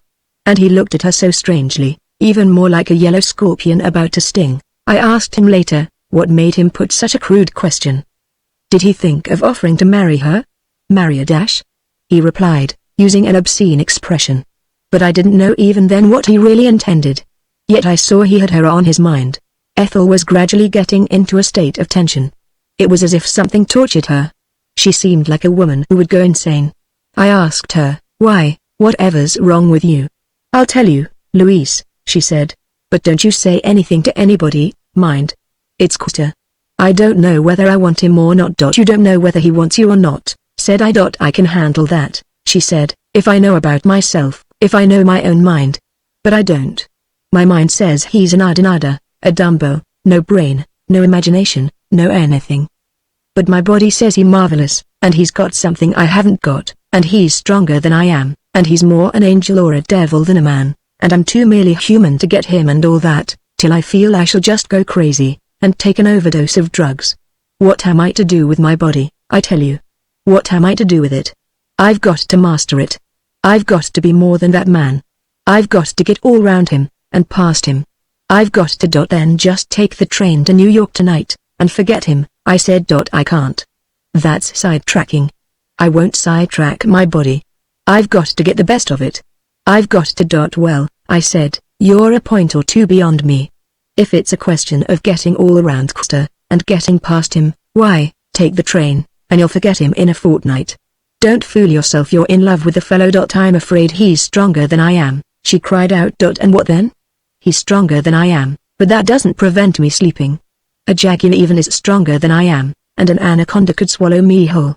I tell you, it's all in a day's march. There's a kind of animal called Custer. Well, what of it? She looked at me, and I could tell I made no impression on her. She despised me. She sort of wanted to go off the deep end about something. I said to her, God's love, Ethel, cut out the Custer caprice. It's not even good acting. But I might just as well have mewed, for all the notice she took of me. It was as if some dormant pocket pit inside her had begun to erupt. She didn't love the fellow. Yet she was in a blind kill-me-quick sort of state, neither here nor there, nor hot or cold, not desirous nor undesirous, but just simply insane. In a certain kind of way, she seemed to want him. And in a very definite kind of way she seemed not to want him. She was in a kind of hysterics, lost her feet altogether. I tried might and main to get her away to the United States. She'd have come sane enough, once she was there. But I thought she'd kill me, when she found I'd been trying to interfere. Oh, she was not quite in her mind, that's sure. If my body is stronger than my imagination, I shall kill myself, she said. Ethel, I said, people who talk of killing themselves always call a doctor if they cut their finger. What's the quarrel between your body and your imagination? Aren't they the same thing? No. She said. If the imagination has the body under control, you can do anything, it doesn't matter what you do, physically. If my body was under the control of my imagination, I could take Custer for my lover, and it would be an imaginative act. But if my body acted without my imagination, I'd kill myself. But what do you mean by your body acting without your imagination? I said. You are not a child. You've been married twice. You know what it means. You even have 2 children. You must have had at least several lovers.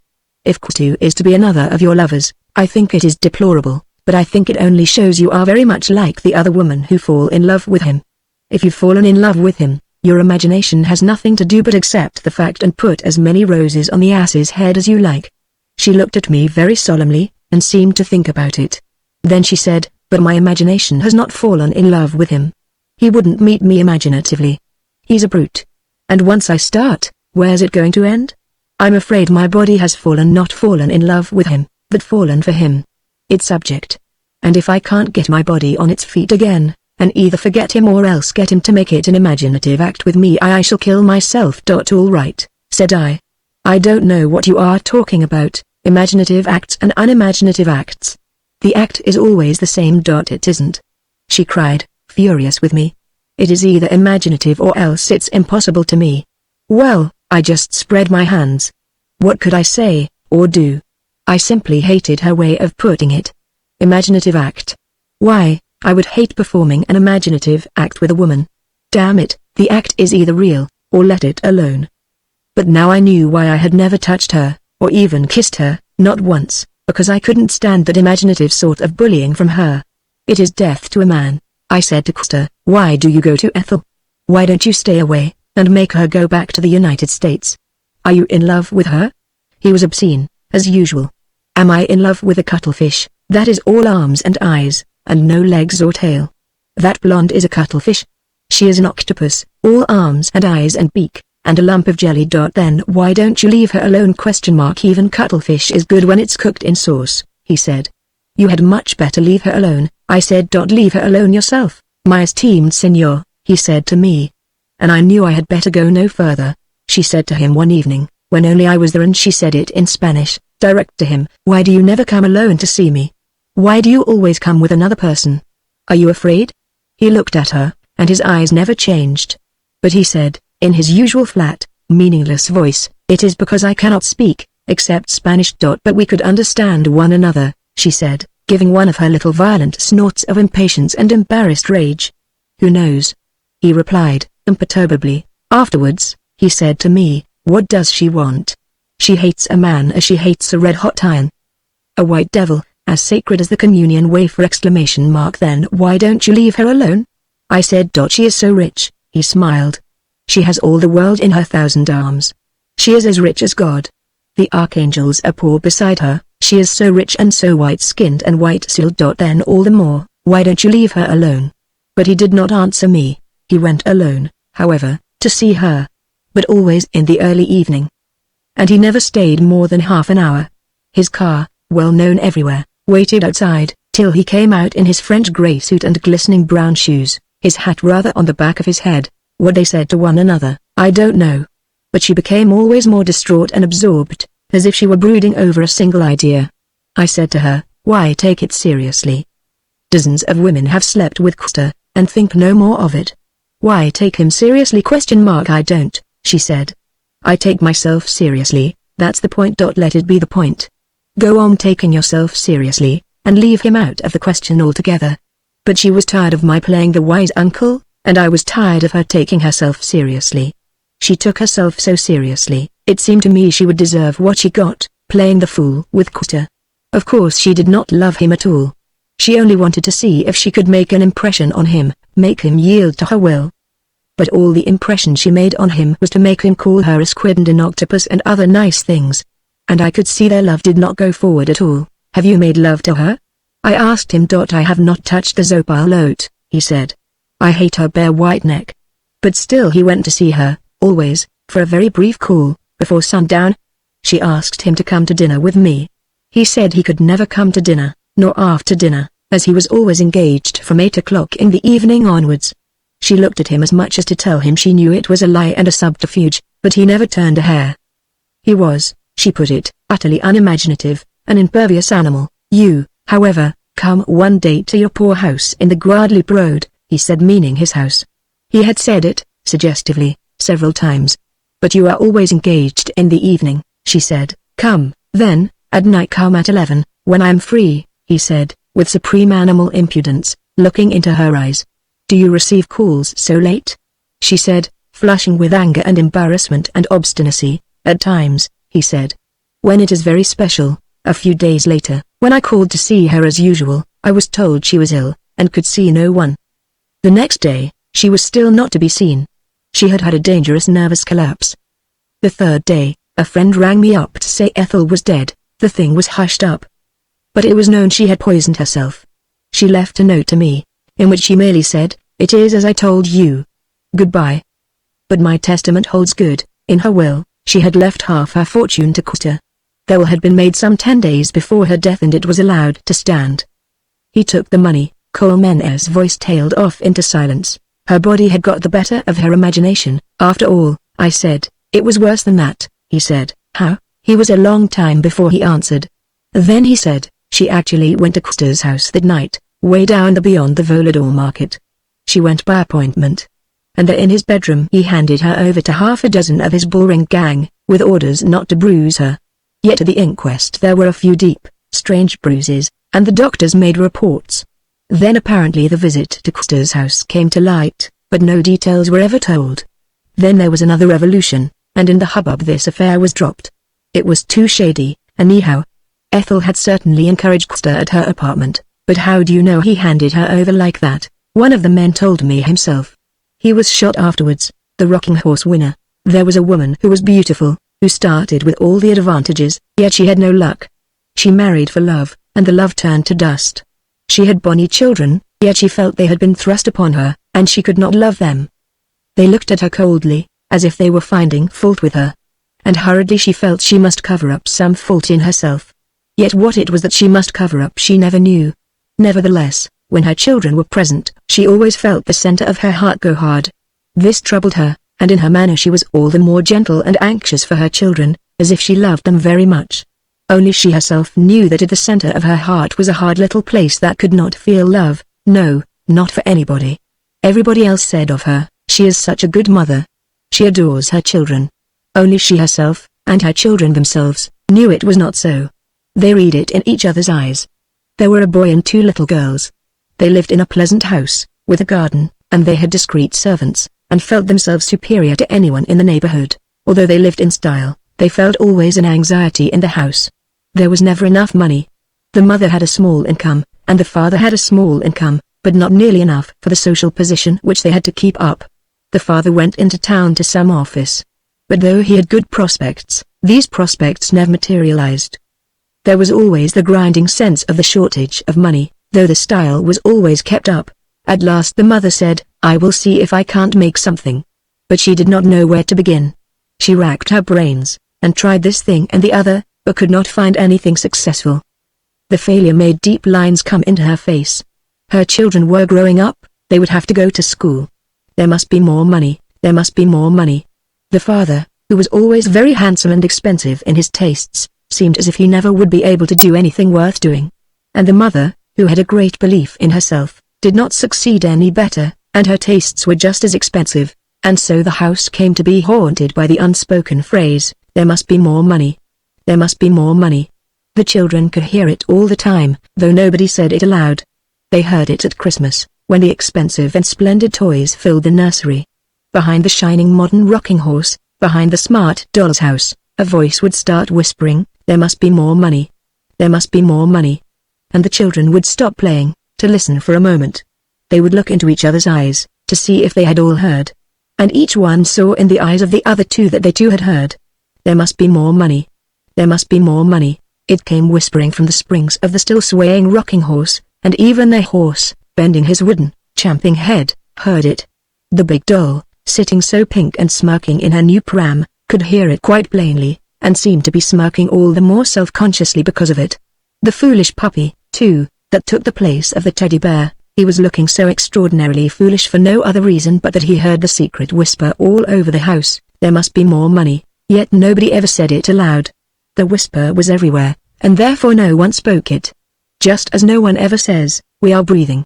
In spite of the fact that breath is coming and going all the time, Mother, said the boy Paul one day. Why don't we keep a car of our own? Why do we always use Uncle's, or else a taxi? Because we're the poor members of the family, said the mother. But why are we, Mother? Well, I suppose, she said slowly and bitterly, it's because your father has no luck. The boy was silent for some time. Is luck money, Mother? He asked, rather timidly. No, Paul. Not quite. It's what causes you to have money. Oh, said Paul vaguely. I thought when Uncle Oscar said filthy lucre, it meant money. Filthy lucre does mean money, said the mother. But it's lucre, not luck. Oh, said the boy. Then what is luck, Mother? It's what causes you to have money. If you're lucky you have money. That's why it's better to be born lucky than rich. If you're rich, you may lose your money. But if you're lucky, you will always get more money. Oh, will you? And is further not lucky? Very unlucky, I should say, she said bitterly. The boy watched her with unsure eyes. Why? He asked. I don't know. Nobody ever knows why one person is lucky and another unlucky, don't they? Nobody at all? Does nobody know? Perhaps God. But he never tells. He ought to, then. And aren't you lucky either, Mother? I can't be, if I married an unlucky husband, but by yourself, aren't you? I used to think I was, before I married. Now I think I am very unlucky indeed. Why? Well, never mind. Perhaps I'm not really, she said. The child looked at her, to see if she meant it. But he saw, by the lines of her mouth, that she was only trying to hide something from him. Well, anyhow, he said stoutly, I'm a lucky person. Why? Said his mother, with a sudden laugh. He stared at her. He didn't even know why he had said it. God told me, he asserted, brazening it out. I hope he did, dear. She said, again with a laugh, but rather bitter. He did, Mother. Excellent. Said the mother, using one of her husband's exclamations. The boy saw she did not believe him, or rather, that she paid no attention to his assertion. This angered him somewhere, and made him want to compel her attention. He went off by himself, vaguely, in a childish way, seeking for the clue to luck. Absorbed, taking no heed of other people, he went about with a sort of stealth, seeking inwardly for luck. He wanted luck, he wanted it, he wanted it. When the two girls were playing dolls, in the nursery, he would sit on his big rocking horse, charging madly into space, with a frenzy that made the little girls peer at him uneasily. Wildly the horse careered. The waving dark hair of the boy tossed, his eyes had a strange glare in them. The little girls dared not speak to him. When he had ridden to the end of his mad little journey, he climbed down and stood in front of his rocking horse, staring fixedly into its lowered face.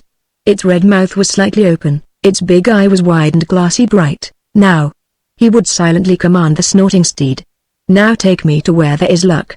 Now take me, and he would slash the horse on the neck with the little whip he had asked Uncle Oscar for. He knew the horse could take him to where there was luck, if only he forced it. So he would mount again, and start on his furious ride, hoping at last to get there. He knew he could get there. You'll break your horse, Paul, said the nurse. He's always riding like that. I wish he'd leave off, said his elder sister Joan, but he only glared down on them in silence. Nurse gave him up. She could make nothing of him. Anyhow, he was growing beyond her. One day his mother and his Uncle Oscar came in when he was on one of his furious rides. He did not speak to them. Hello, you young jockey. Riding a winner? Said his uncle. Aren't you growing too big for a rocking horse? You're not a very little boy any longer, you know, said his mother. But Paul only gave a blue glare from his big, rather close-set eyes.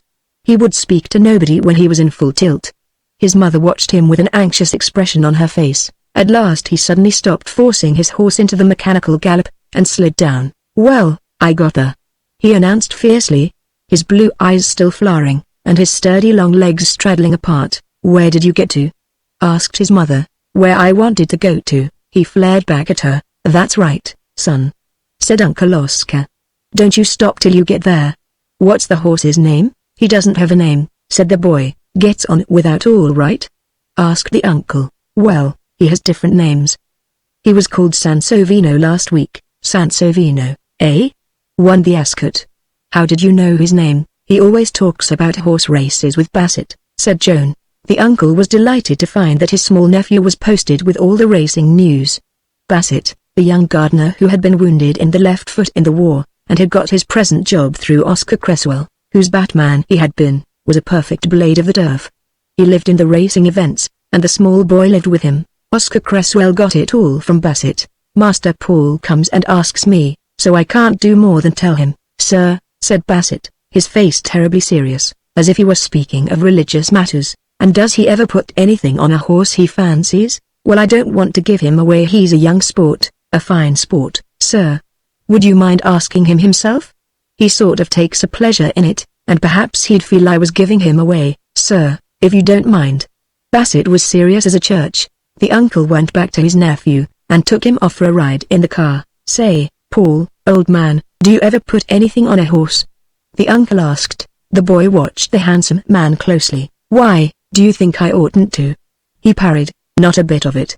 I thought perhaps you might give me a tip for the Lincoln. The car sped on into the country, going down to Uncle Oscar's place in Hampshire. On a bright? Said the nephew. On a bright, son, said the uncle. Well, then, Daffodil, Daffodil. I doubt it, sonny. What about Mirza? I only know the winner, said the boy. That's Daffodil. Daffodil, eh? There was a pause. Daffodil was an obscure horse comparatively. Uncle, yes, son, you won't let it go any further, will you? I promised Bassett. Bassett be damned, old man. What's he got to do with it? We're partners. We've been partners from the first. Uncle, he lent me my first 5 shillings, which I lost. I promised him, honor bright, it was only between me and him, only you gave me the 10-shilling note I started winning with, so I thought you were lucky. You won't let it go any further, will you? The boy gazed at his uncle from those big, hot, blue eyes, set rather close together.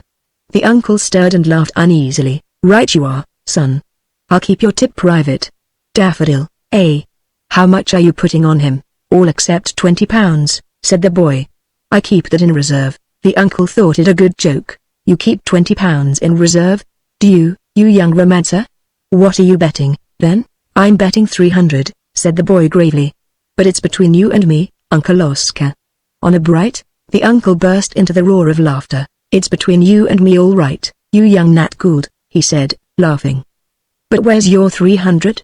Bassett keeps it for me. We're partners. You are you? And what is Bassett putting on Daffodil? He won't go quite as high as I do, I expect. Perhaps he'll go 150, what, pennies? Laughed the uncle. Pounds, said the child, with a surprised look at his uncle. Bassett keeps a bigger reserve than I do. Between wonder and amusement, Uncle Oscar was silent. He pursued the matter no further, but he determined to take his nephew with him to the Lincoln races. Now, son, he said, I'm putting 20 on Mirza, and I'll put 5 for you on a horse you fancy. What's your pick, Daffodil, uncle? No, not the 5 on Daffodil. I should if it was my own 5, said the child. Good. Good. Right you are. A 5 for me and a 5 for you on Daffodil. The child had never been to a race meeting before, and his eyes were blue fire. He pursed his mouth tight, and watched. A Frenchman just in front had put his money on Lancelot.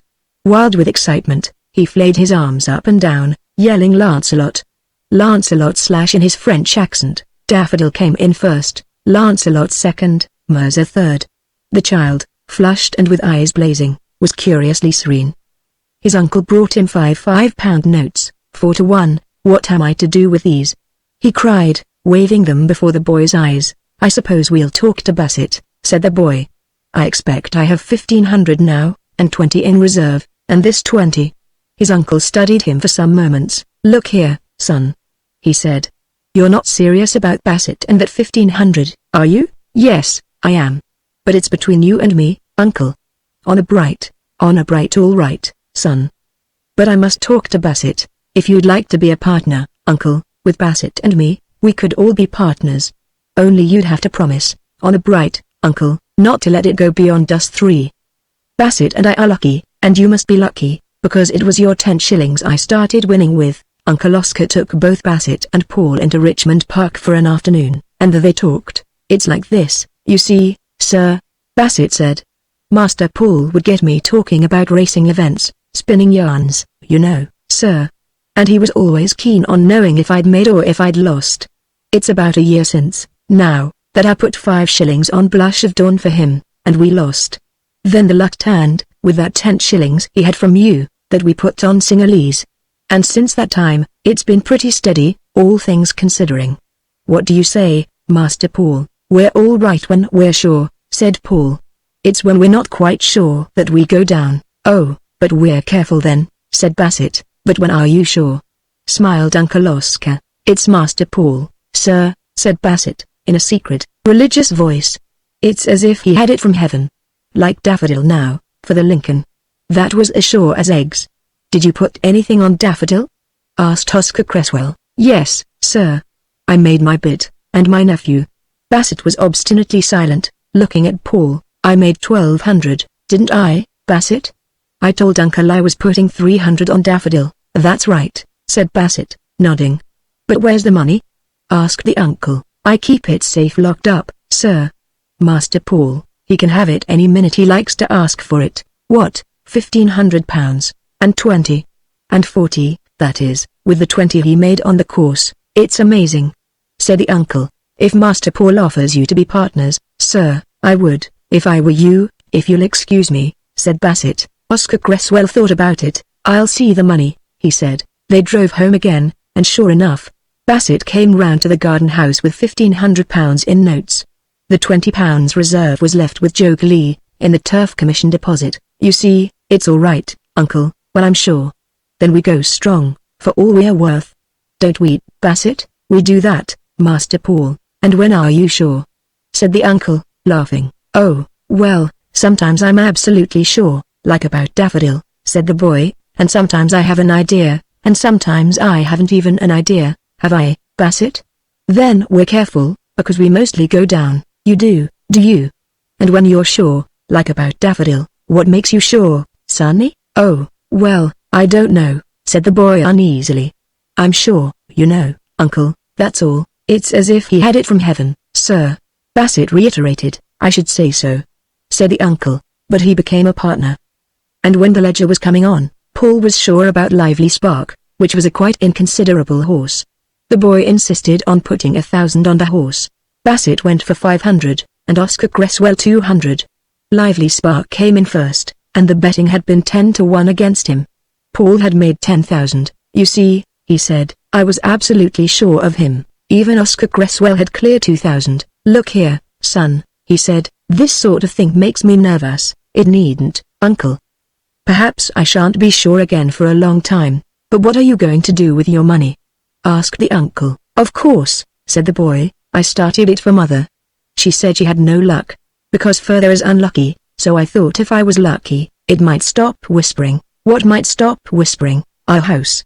I hate our house for whispering. What does it whisper? Why the boy fidgeted. Why, I don't know.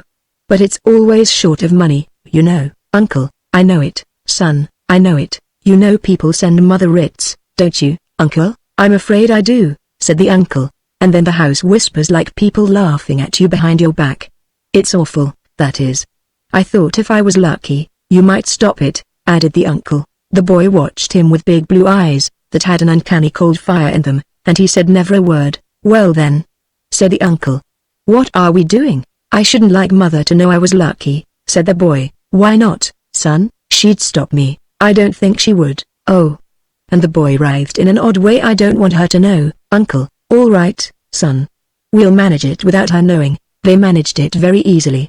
Paul, at the other's suggestion, handed over £5,000 to his uncle, who deposited it with a family lawyer, who was then to inform Paul's mother that a relative had put £5,000 into his hands, which sum was to be paid out £1,000 at a time, on the mother's birthday, for the next 5 years. So she'll have a birthday present of £1,000 for 5 successive years, said Uncle Oscar. I hope it won't make it all the harder for her later. Paul's mother had her birthday in November. The house had been whispering worse than ever lately, and even in spite of his luck, Paul could not bear up against it. He was very anxious to see the effect of a birthday letter, telling his mother about the £1,000. When there were no visitors, Paul now took his meals with his parents, as he was beyond the nursery control. His mother went into town nearly every day. She had discovered that she had an odd knack of sketching furs and dress materials, so she worked secretly in the studio of a friend who was the chief artist for the leading drapers. She drew the figures of ladies in furs and ladies in silk and sequins for the newspaper advertisements. This young woman artist earned several £1,000s a year, but Paul's mother only made several hundreds, and she was again dissatisfied. She so wanted to be first in something, and she did not succeed, even in making sketches for drapery advertisements. She was down to breakfast on the morning of her birthday. Paul watched her face as she read her letters. He knew the lawyer's letter. As his mother read it, her face hardened and became more expressionless. Then a cold, determined look came on her mouth. She hid the letter under the pile of others, and said not a word about it. Didn't you have anything nice in the post for your birthday, Mother? Said Paul. Quite moderately nice, she said, her voice cold and absent. She went away to town without saying more, but in the afternoon Uncle Oscar appeared.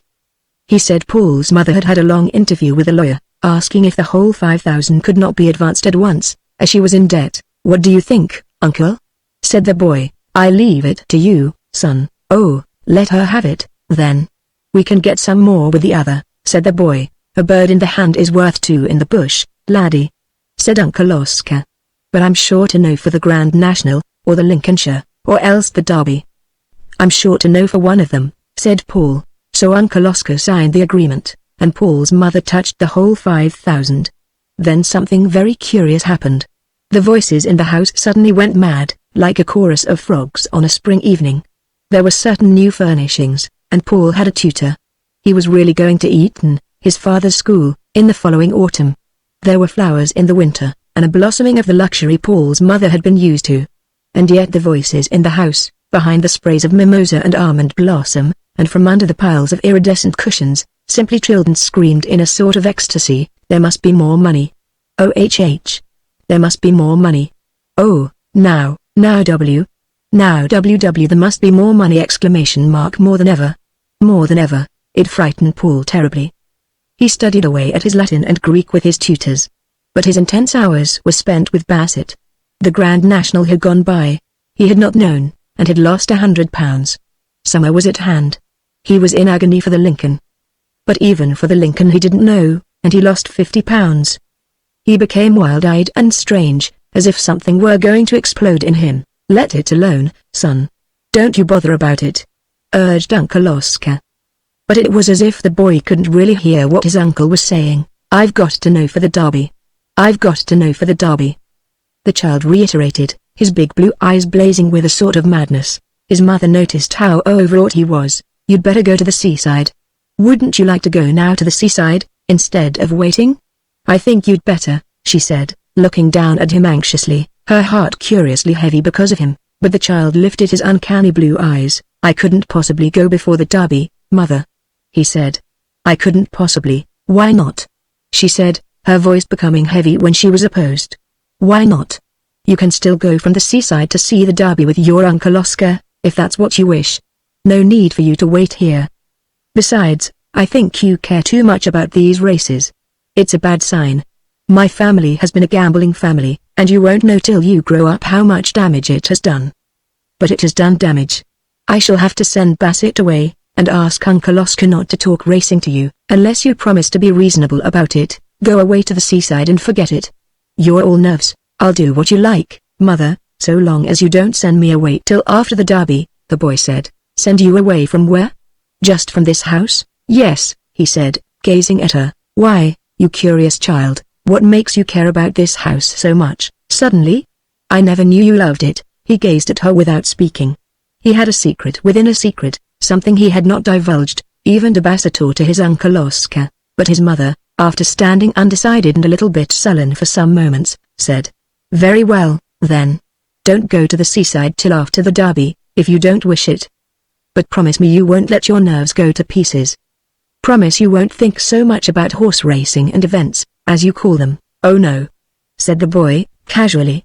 "I won't think much about them, Mother. You needn't worry." "I wouldn't worry, Mother, if I were you." "If you were me and I were you," said his mother, "I wonder what we should do." "But you know you needn't worry, Mother, don't you?" the boy repeated. "I should be awfully glad to know it," she said wearily. "Oh, well, you can, you know. I mean you ought to know you needn't worry," he insisted. "Ought I? Then I'll see about it," she said. Paul's secret of secrets was his wooden horse, that which had no name. Since he was emancipated from a nurse and a nursery governess, he had had his rocking horse removed to his own bedroom at the top of the house. "Surely you're too big for a rocking horse," his mother had remonstrated. "Well, you see, Mother, till I can have a real horse, I like to have some sort of animal about," had been his quaint answer. "Do you feel he keeps you company?" She laughed. "Oh yes. He's very good, he always keeps me company, when I'm there," said Paul. So the horse, rather shabby, stood in an arrested prance in the boy's bedroom. The derby was drawing near, and the boy grew more and more tense. He hardly heard what was spoken to him. He was very frail, and his eyes were really uncanny. His mother had sudden strange seizures of uneasiness about him.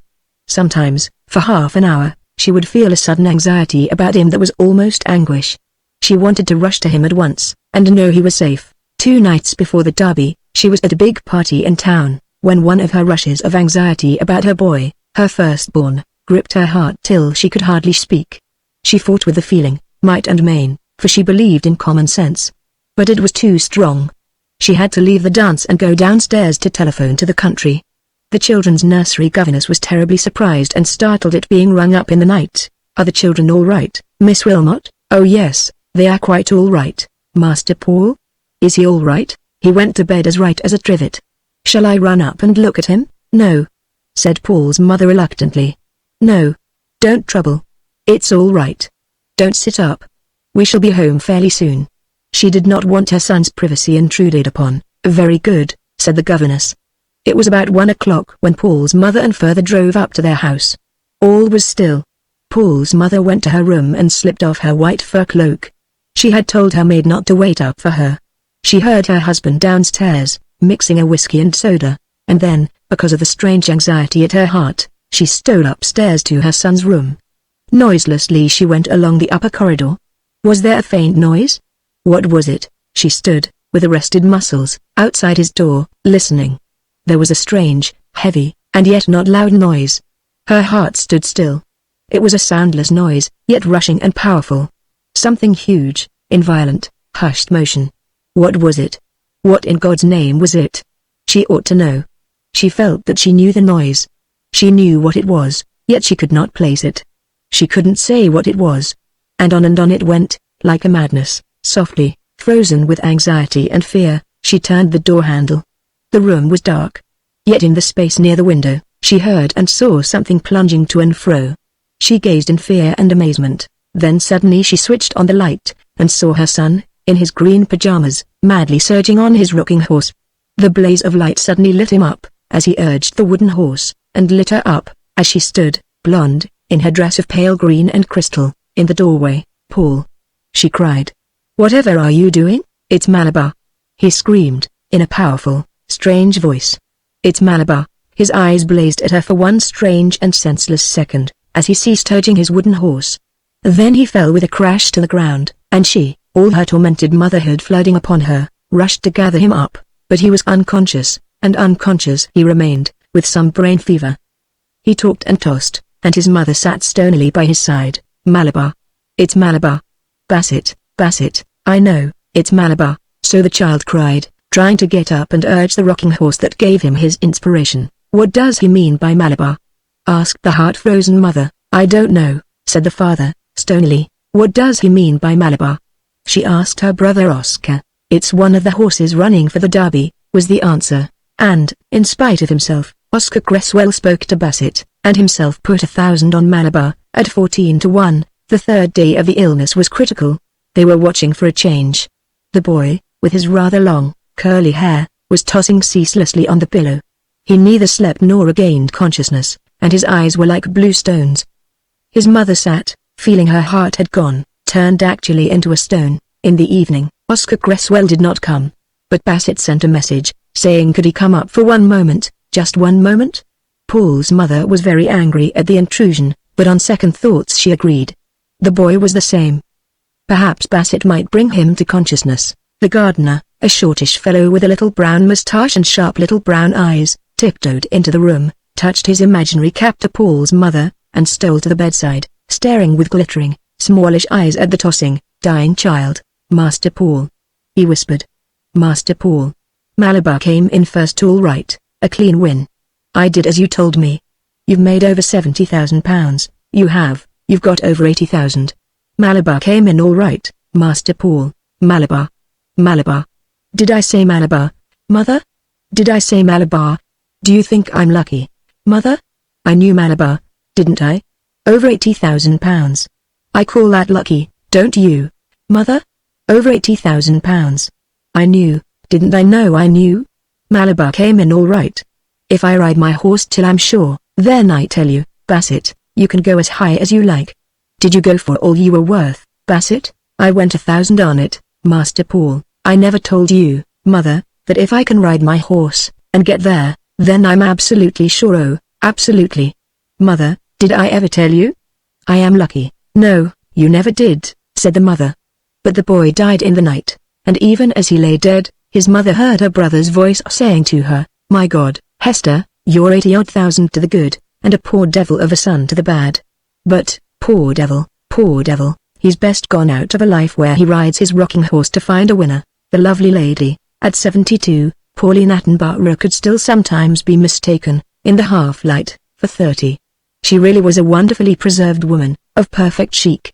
Of course it helps a great deal to have the right frame. She would be an exquisite skeleton, and her skull would be an exquisite skull, like that of some Etruscan woman with feminine charm still in the swerve of the bone and the pretty, naive teeth. Mrs. Attenborough's face was of the perfect oval and slightly flat type that wears best. There is no flesh to sag. Her nose rode serenely, in its finely bridged curve. Only the big grey eyes were a tiny bit prominent, on the surface of her face, and they gave her away most. The bluish lids were heavy, as if they ached sometimes with the strain of keeping the eyes beneath the margin bright, and at the corners of the eyes were fine little wrinkles which would slacken into haggardness, then be pulled up tense again to that bright, gay look like a Leonardo woman who really could laugh outright. Her niece Cecilia was perhaps the only person in the world who was aware of the invisible little wire which connected Pauline's eye wrinkles with Pauline's willpower. Only Cecilia consciously watched the eyes go haggard and old and tired, and remain so, for hours, until Robert came home.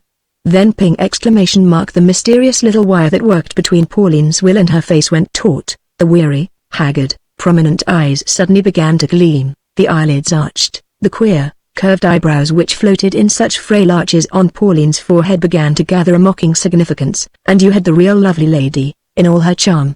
She really had the secret of everlasting youth, that is to say, she could don her youth again like an eagle. But she was sparing of it. She was wise enough not to try being young for too many people. Her son Robert, in the evenings, and Sir Wilfrid Knipe sometimes in the afternoon to tea, then occasional visitors on Sunday, when Robert was home for these she was her lovely and changeless self, that age could not wither, nor custom stale, so bright and kindly and yet subtly mocking, like Mona Lisa, who knew a thing or two. But Pauline knew more, so she needn't be smug at all. She could laugh that lovely, mocking pageanty laugh of hers, which was at the same time never malicious, always good-naturedly tolerant, both of virtues and vices, the former, of course, taking much more tolerating. So she suggested, roguishly, only with her niece Cecilia she did not trouble to keep up the glamour. Cis was not very observant, anyhow, and, more than that, she was plain. More still, she was in love with Robert, and most of all, she was 30, and dependent on her Aunt Pauline. Oh, Cecilia, why make music for her? Cecilia, called by her aunt and by her cousin Robert just Cis, like a cat spitting, was a big, dark-complexioned, pug-faced young woman who very rarely spoke, and when she did couldn't get it out. She was the daughter of a poor congregational clergyman who had been, while he lived, brother to Ronald, Aunt Pauline's husband. Ronald and the congregational minister were both well dead, and Aunt Pauline had had charge of Cis for the last 5 years. They lived all together in a quite exquisite though rather small Queen Anne house some 25 miles out of town, secluded in a little dale, and surrounded by small but very quaint and pleasant grounds. It was an ideal place and an ideal life for Aunt Pauline, at the age of 72. When the kingfishers flashed up the little stream in her garden, going under the alders, something still flashed in her heart. She was that kind of woman. Robert, who was 2 years older than Cis, went every day to town, to his chambers in one of the inns. He was a barrister, and, to his secret but very deep mortification, he earned about £100 a year. He simply couldn't get above that figure, though it was rather easy to get below it. Of course, it didn't matter. Pauline had money. But then, what was Pauline's, and though she could give almost lavishly, still, one was always aware of having a lovely and undeserved present made to one. Presents are so much nicer when they're undeserved, Aunt Pauline would say. Robert, too, was plain, and almost speechless. He was medium-sized, rather broad and stout, though not fat. Only his creamy, clean-shaven face was rather fat, and sometimes suggestive of an Italian priest, in its silence and its secrecy. But he had grey eyes like his mother, but very shy and uneasy, not bold like hers. Perhaps Cis was the only person who fathomed his awful shyness and malaise, his habitual feeling that he was in the wrong place, almost like a soul that has got into a wrong body. But he never did anything about it. He went up to chambers, and read law. It was, however, all the weird old processes that interested him. He had, unknown to everybody but his mother, a quite extraordinary collection of old Mexican legal documents, reports of processes and trials, pleas, accusations, the weird and awful mixture of ecclesiastical law and common law in 17th century Mexico. He had started a study in this direction through coming across the report of a trial of 2 English sailors, for murder, in Mexico, in 1620, and he had gone on, when the next document was an accusation against a Don Miguel Estrada for seducing one of the nuns of the Sacred Heart Convent in Oaxaca in 1680. Pauline and her son Robert had wonderful evenings with these old papers. The lovely lady knew a little Spanish. She even looked a trifle Spanish herself, with a high comb and a marvelous dark brown shawl embroidered in thick silvery silk embroidery. So she would sit at the perfect old table, soft as velvet in its deep brown surface, a high comb in her hair, earrings with dropping pendants in her ears, her arms bare and still beautiful, a few strings of pearls round her throat, a puce velvet dress on and this or another beautiful shawl, and by candlelight she looked, yes, a Spanish hybrid beauty of 32 or 3. She set the candles to give her face just the chiaroscuro she knew suited her. Her high chair that rose behind her face was done in old green brocade, against which her face emerged like a Christmas rose. They were always 3 at table, and they always drank a bottle of champagne, Pauline 2 glasses, Sis 2 glasses, Robert the rest. The lovely lady sparkled and was radiant.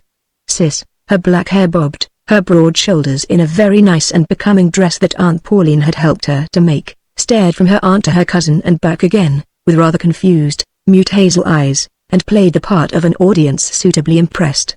She was impressed, somewhere, all the time, and even rendered speechless by Pauline's brilliancy, even after 5 years. But at the bottom of her consciousness was the date of as weird a document as Robert ever studied, all the things she knew about her aunt and her cousin. Robert was always a gentleman, with an old-fashioned, punctilious courtesy that covered his shyness quite completely. He was, and Sis knew it, more confused than shy. He was worse than she was. Cecilia's own confusion dated from only 5 years back. Robert's must have started before he was born. In the lovely lady's womb he must have felt very confused. He paid all his attention to his mother, drawn to her as a humble flower to the sun. And yet, priest-like, he was all the time aware, with the tail of his consciousness, that Sis was there, and that she was a bit shut out of it, and that something wasn't right. He was aware of the third consciousness in the room. Whereas to Pauline, her niece Cecilia was an appropriate part of her own setting, rather than a distinct consciousness.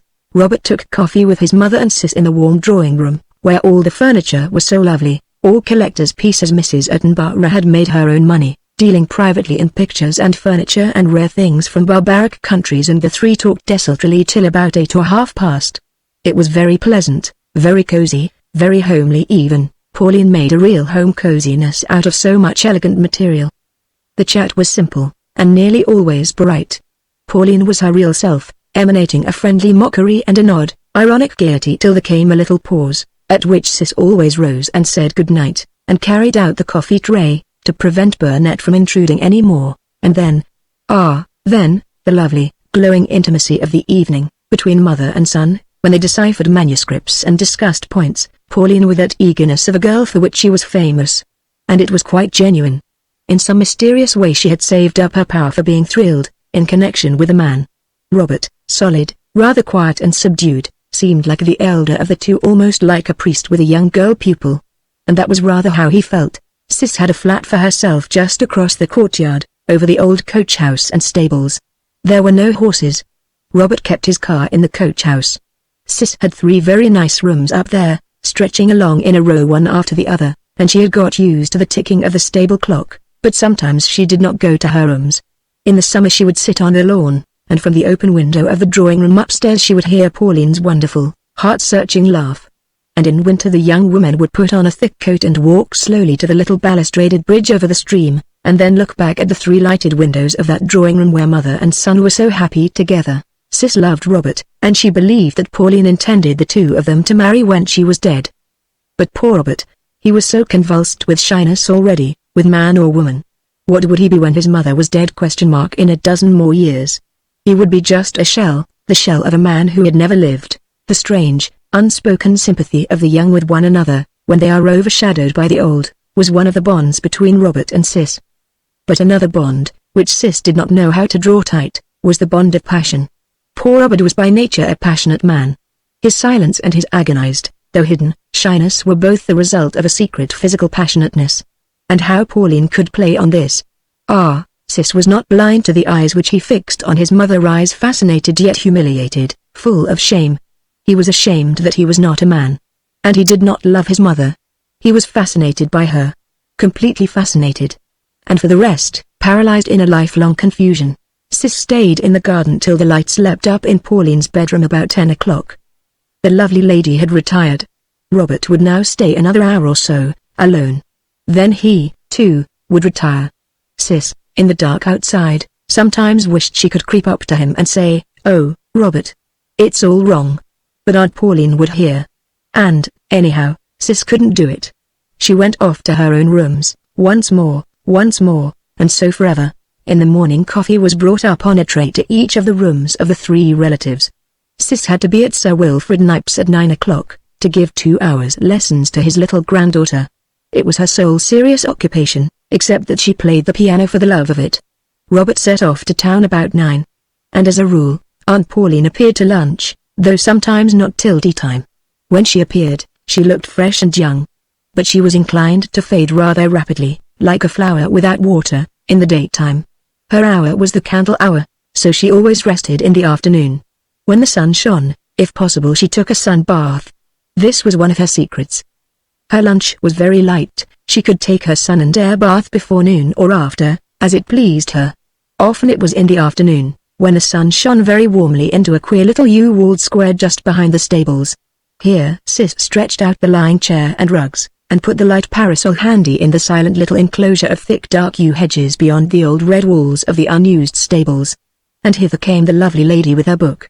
Sis then had to be on guard in one of her own rooms, should her aunt, who was very keen-eared, hear a footstep. One afternoon it occurred to Cecilia that she herself might while away this rather long afternoon hour by taking a sun bath. She was growing restive. The thought of the flat roof of the stable buildings, to which she could climb from a loft at the end, started her on a new adventure. She often went on to the roof. She had to wind up the stable clock, which was a job she had assumed to herself. Now she took a rug, climbed out under the heavens, looked at the sky and the great elm tops, looked at the sun, then took her off her things and lay down perfectly securely, in a corner of the roof under the parapet, full in the sun. It was rather lovely, to bask all one's length like this in warm sun and air. Yes, it was very lovely. It even seemed to melt some of the hard bitterness of her heart, some of that core of unspoken resentment which never dissolved. Luxuriously, she spread herself, so that the sun should touch her limbs fully. If she had no other lover, she should have the sun. She rolled over voluptuously, and suddenly her heart stood still in her body, and her hair almost rose on end as a voice said very softly, musingly, in her ear, "No, Henry dear. It was not my fault you died instead of marrying that Claudia. No, darling. I was quite willing for you to marry her, unsuitable though she was." Cecilia sank down on the rug, powerless and perspiring with dread. That awful voice, so soft, so musing, yet so unnatural. Not a human voice at all. Yet there must be someone on the roof. Oh, how unspeakably awful. She lifted her weak head and peeped across the sloping leads. Nobody. The chimneys were too narrow to shelter anybody. There was nobody on the roof. Then it must be someone in the trees, in the elms. Either that, or terror unspeakable, a bodiless voice. She reared her head a little higher, and as she did so, came the voice again. "No, darling. I told you you would tire of her in 6 months. And you see it was true, dear. It was true. I wanted to spare you that. So it wasn't I who made you feel weak and disabled, wanting that very silly Claudia, poor thing." She looked so woebegone afterwards! Wanting her and not wanting her. "You got yourself into that perplexity, my dear. I only warned you. What else could I do? And you lost your spirit and died without ever knowing me again. It was bitter." The voice faded away. Cecilia subsided weakly onto the rug, after the anguished tension of listening. Oh, it was awful. The sun shone. The sky was blue, all seemed so lovely and afternoony and summery. And yet, oh, horror! She was going to be forced to believe in the supernatural. And she loathed the supernatural, ghosts and voices and rappings and all the rest, but that awful, creepy, bodiless voice, with its rusty sort of whispers of an overtone. It had something so fearfully familiar in it, too. And yet was so utterly uncanny. Poor Cecilia could only lie there unclothed, and so all the more agonizingly helpless, inert, collapsed in sheer dread. And then she heard the thing sigh! A deep sigh that seemed weirdly familiar, yet was not human. Ah well. The heart must bleed. Better it should bleed than break. It is grief. But it wasn't my fault, dear. And Robert could marry our poor, dull Sis tomorrow, if he wanted her. But he doesn't care about it, so why force him into anything? The sounds were very uneven, sometimes only a husky sort of whisper. Listen. Cecilia was about to give vent to loud and piercing screams of hysteria, when the last two sentences arrested her. All her caution and her cunning sprang alert. It was Aunt Pauline. It must be Aunt Pauline, practicing ventriloquism, or something like that. What a devil she was! Where was she? She must be lying down there, right below where Cecilia herself was lying. And it was either some fiend's trick of ventriloquism, or else thought transference. The sounds were very uneven, sometimes quite inaudible, sometimes only a brushing sort of noise. Sis listened intently. No, it could not be ventriloquism. It was worse, some form of thought transference that conveyed itself like sound. Some horror of that sort. Cecilia still lay weak and inert, too terrified to move, but she was growing calmer with suspicion. It was some diabolic trick of that unnatural woman. But what a devil of a woman. She even knew that she, Cecilia, had mentally accused her of killing her son Henry. Poor Henry was Robert's elder brother, 12 years older than Robert. He had died suddenly when he was 22, after an awful struggle with himself, because he was passionately in love with a young and very good-looking actress, and his mother had humorously despised him for the attachment.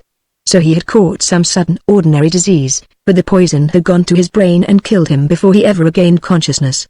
Sis knew the few facts from her own father. And lately she had been thinking that Pauline was going to kill Robert as she had killed Henry. It was clear murder, a mother murdering her sensitive sons, who were fascinated by her. The source. I suppose I may as well get up, murmured the dim, unbreathing voice. Too much sun is as bad as too little. Enough sun, enough love thrill, enough proper food, and not too much of any of them, and a woman might live forever. I verily believe, forever. If she absorbs as much vitality as she expends. Or perhaps a trifle more. It was certainly Aunt Pauline. How terrible. She, Sis, was hearing Aunt Pauline's thoughts. Oh, how ghastly. Aunt Pauline was sending out her thoughts in a sort of radio, and she, Sis, had to hear what her aunt was thinking. How ghastly. How insufferable. One of them would surely have to die. She twisted and lay inert and crumpled, staring vacantly in front of her. Vacantly. And her eyes were staring almost into a hole. She was staring in it unseeing, a hole going down in the corner, from the lead gutter. It meant nothing to her. Only it frightened her a little more, when suddenly, out of the hole came a sigh and a last whisper, "Ah well. Pauline. Get up, it's enough for today." Good God. Out of the hole of the rain pipe. The rain pipe was acting as a speaking tube. Impossible. No, quite possible. She had read of it even in some book. And Aunt Pauline, like the old and guilty woman she was, talked loud to herself. That was it. A sullen exultance sprang in Sis's breast. That was why she would never have anybody, not even Robert, in her bedroom. That was why she never dozed in a chair, never sat absent-minded anywhere, but went to the room, and kept to the room, except when she roused herself to be alert. When she slackened off she talked to herself. She talked in a soft little crazy voice to herself. But she was not crazy. It was only her thoughts murmuring themselves aloud. So she had qualms about poor Henry. Well, she might have. Sis believed that Aunt Pauline had loved her big, handsome, brilliant firstborn much more than she loved Robert, and that his death had been a terrible blow and a chagrin to her. Poor Robert had been only 10 years old when Henry died. Since then he had been the substitute. Ah, how awful, but Aunt Pauline was a strange woman. She had left her husband when Henry was a small child, some years even before Robert was born. There was no quarrel. Sometimes she saw her husband again, quite amiably, but a little mockingly. And she even gave him money, for Pauline earned all her own. Her father had been a consul in the East and in Naples, and a devoted collector of beautiful exotic things. When he died, soon after his grandson Henry was born, he left his collection of treasures to his daughter. And Pauline, who had really a passion and a genius for loveliness, whether in texture or form or color, had laid the basis of her fortune on her father's collection. She had gone on collecting, buying where she could, and selling to collectors or to museums. She was one of the first to sell old, weird African figures to the museums, and ivory carvings from New Guinea. She bought Renoir as soon as she saw his pictures. But not Rousseau. And all by herself she made a fortune. After her husband died she had not married again. She was not even known to have had lovers. If she did have lovers, it was not among the men who admired her most and paid her devout and open attendance. To these she was a friend. Cecilia slipped on her clothes and caught up a rug, hastening carefully down the ladder to the loft. As she descended she heard the ringing, musical call, "All right, Sis," which meant that the lovely lady was finished, and returning to the house.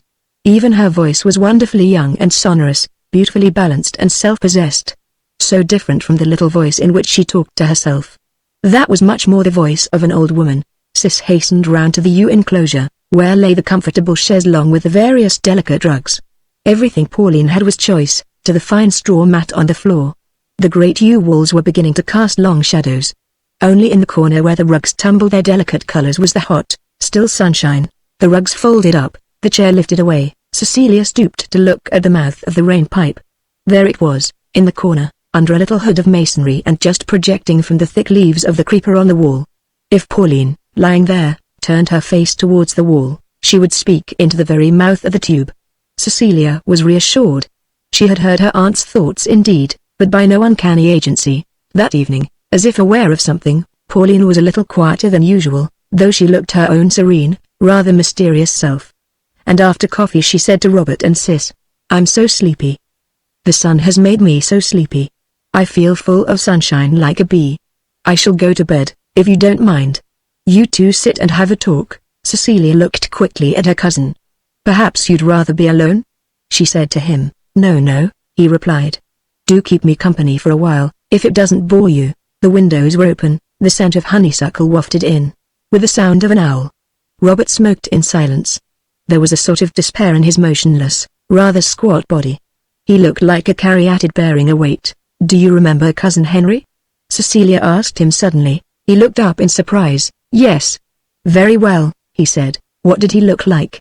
she said, glancing into her cousin's big, secret troubled eyes, in which there was so much frustration. "Oh, he was handsome, tall, and fresh-colored, with mother's soft brown hair." As a matter of fact, Pauline's hair was grey. The ladies admired him very much, and he was at all the dances. And what kind of character had he? Oh, very good-natured and jolly. He liked to be amused. He was rather quick and clever, like mother, and very good company. And did he love your mother? Very much. She loved him too, better than she does me, as a matter of fact. He was so much more nearly her idea of a man. Why was he more her idea of a man? Tall, handsome, attractive, and very good company, and would, I believe, have been very successful at law. I'm afraid I am merely negative in all those respects. Sis looked at him attentively, with her slow-thinking hazel eyes. Under his impassive mask she knew he suffered. "Do you think you are so much more negative than he?" she said. He did not lift his face. But after a few moments he replied, "My life, certainly, is a negative affair." She hesitated before she dared ask him, "And do you mind?" He did not answer her at all. Her heart sank. "You see, I'm afraid my life is as negative as yours is," she said. "And I'm beginning to mind bitterly. I'm 30. She saw his creamy, well-bred hand tremble. "I suppose," he said, without looking at her, "one will rebel when it is too late." That was queer, from him. "Robert," she said. "Do you like me at all?" She saw his dusky creamy face, so changeless in its folds, go pale. "I am very fond of you," he murmured. "Won't you kiss me?" "Nobody ever kisses me," she said pathetically. He looked at her, his eyes strange with fear and a certain haughtiness. Then he rose, and came softly over to her, and kissed her gently on the cheek. "It's an awful shame, Sis," he said softly. She caught his hand and pressed it to her breast. "And sit with me sometimes in the garden," she said, murmuring with difficulty. "Won't you?" He looked at her anxiously and searchingly. "What about mother?" Sis smiled a funny little smile, and looked into his eyes. He suddenly flushed crimson, turning aside his face. "It was a painful sight, I know," he said. "I am no lover of women." He spoke with a sarcastic stoicism, against himself, but even she did not know the shame it was to him. "You never try to be," she said. Again his eyes changed uncannily. "Does one have to try?" he said. "Why, yes. One never does anything if one doesn't try." He went pale again.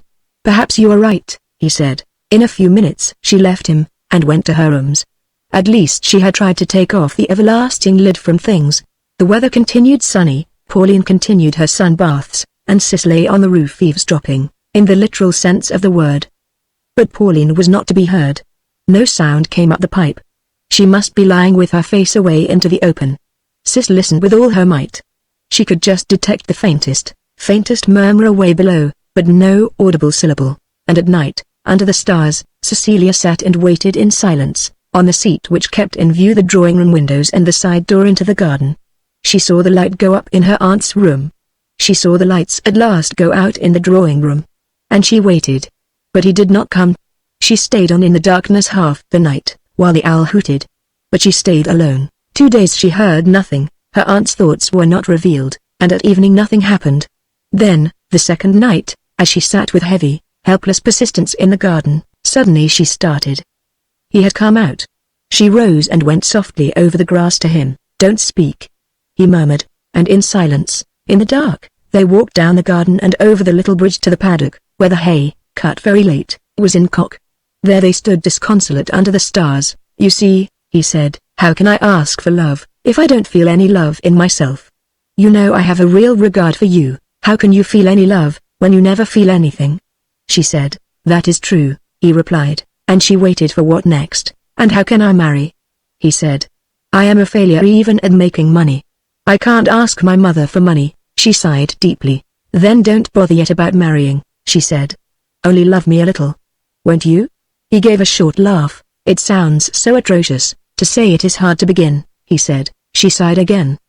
He was so stiff to move. "Shall we sit down a minute?" she said.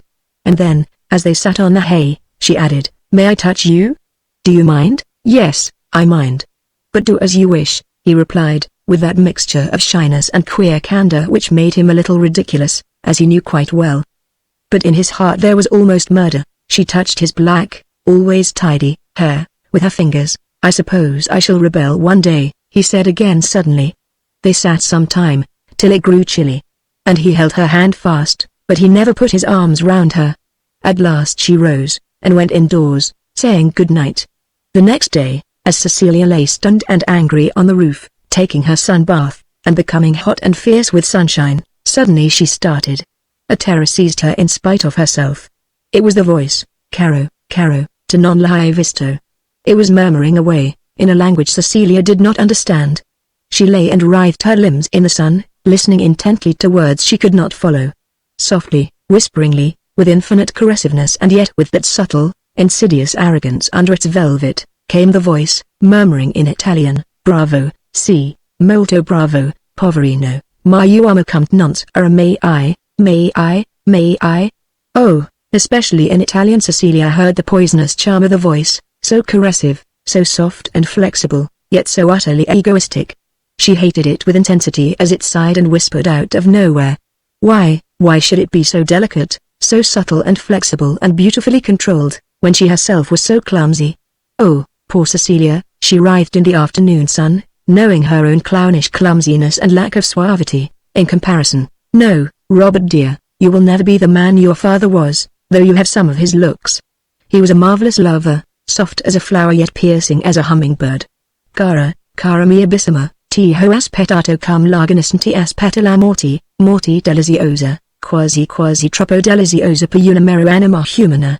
He gave himself to a woman as he gave himself to God. Moro. How you loved me. How you loved me. The voice ceased in reverie, and Cecilia knew what she had guessed before, that Robert was not the son of her Uncle Ronald, but of some Italian. "I am disappointed in you, Robert. There is no poignancy in you. Your father was a Jesuit, but he was the most perfect and poignant lover in the world. You are a Jesuit like a fish in a tank. And that sis of yours is the cat fishing for you. It is less edifying even than poor Henry." Cecilia suddenly bent her mouth down to the tube, and said in a deep voice, "Leave Robert alone. Don't kill him as well." There was dead silence in the hot July afternoon that was lowering for thunder. Cecilia lay prostrate, her heart beating in great thumps. She was listening as if her whole soul were anear. At last she caught the whisper. Did someone speak? She leaned again to the mouth of the tube. "Don't kill Robert as you killed me," she said, with slow enunciation, and a deep but small voice. "Ah!" came the sharp little cry. "Who is that speaking?" "Henry," said the deep voice. There was dead silence. Poor Cecilia lay with all the use gone out of her. And there was dead silence. Till at last came the whisper. "I didn't kill Henry. No, no. No, no. Henry, surely you can't blame me. I loved you, dearest, I only wanted to help you, you killed me." Came the deep, artificial, accusing voice. "Now let Robert live. Let him go. Let him marry." There was a pause. "How very, very awful," mused the whispering voice. "Is it possible, Henry, you are a spirit, and you condemn me?" "Yes, I condemn you," Cecilia felt all the pent-up rage going down that rain pipe. At the same time, she almost laughed. It was awful. She lay and listened. No sound. As if time had ceased, she lay inert in the weakening sun, till she heard a far-off rumble of thunder. She sat up. The sky was yellowing. Quickly she dressed herself, went down, and out to the corner of the stables. "Aunt Pauline," she called discreetly. "Did you hear thunder?" "Yes. I am going in." "Don't wait," came a feeble voice. Cecilia retired, and from the loft watched, spying, as the figure of the lovely lady, wrapped in a lovely wrap of old blue silk, went rather totteringly to the house.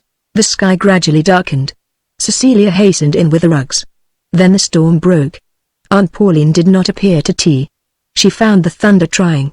Robert also did not arrive till after tea, in the pouring rain. Cecilia went down the covered passage to her own house, and dressed carefully for dinner, putting some white columbines at her breast. The drawing-room was lit with a softly shaded lamp. Robert, dressed, was waiting, listening to the rain. He too seemed strangely crackling and on edge. Cecilia came in, with the white flowers nodding at her dusky breast. Robert was watching her curiously, a new look on his face. Cecilia went to the bookshelves near the door, and was peering for something, listening acutely. She heard a rustle, then the door softly opening. And as it opened, Sis suddenly switched on the strong electric light by the door. Her aunt, in a dress of black lace over ivory color, stood in the doorway. Her face was made up, but haggard with a look of unspeakable irritability, as if years of suppressed exasperation and dislike of her fellow men had suddenly crumpled her into an old witch. "Oh, Aunt!" cried Cecilia. "Why, Mother, you're a little old lady," came the astounded voice of Robert like an astonished boy, as if it were a joke. "Have you only just found it out?" snapped the old woman venomously. "Yes. Why, I thought," his voice tailed out in misgiving. The haggard, old Pauline, in a frenzy of exasperation, said, "Aren't we going down?" She had not even noticed the excess of light, a thing she shunned. And she went downstairs almost stuttering. At table she sat with her face like a crumpled mask of unspeakable irritability. She looked old, very old, and like a witch. Robert and Cecilia fetched furtive glances at her. And Sis, watching Robert, saw that he was so astonished and repelled by his mother's looks that he was another man. "What kind of a drive home did you have?" snapped Pauline, with an almost gibbering irritability. "It rained, of course," he said. "How clever of you to have found that out," said his mother, with a grisly grin of malice that had succeeded her arch smile. "I don't understand," he said, with quiet suavity. "It's apparent," said his mother, rapidly and sloppily eating her food. She rushed through the meal like a crazy dog, to the utter consternation of the servant. And the moment it was over she darted in a queer, crab-like way upstairs. Robert and Cecilia followed her, thunderstruck, like two conspirators. "You pour the coffee. I'll oath it. I'm going. Good night," said the old woman, in a succession of sharp shots. And she scrambled out of the room. There was a dead silence. At last he said, "I'm afraid Mother isn't well. I must persuade her to see a doctor." "Yes," said Cecilia. The evening passed in silence. Robert and Sis stayed on in the drawing-room, having lit a fire. Outside was cold rain. Each pretended to read. They did not want to separate. The evening passed with ominous mysteriousness, yet quickly. At about 10 o'clock the door suddenly opened, and Pauline appeared, in a blue wrap. She shut the door behind her, and came to the fire. Then she looked at the two young people in hate, real hate. "You two had better get married quickly," she said, in an ugly voice. "It would look more decent, such a passionate pair of lovers." Robert looked up at her quietly. "I thought you believed that cousins should not marry, Mother," he said. "I do. But you're not cousins. Your father was an Italian priest." Pauline held her daintily slippered foot to the fire, in an old coquettish gesture. Her body tried to repeat all the old graceful gestures. But the nerve had snapped, so it was a rather dreadful caricature. "Is that really true, Mother?" he asked. "True.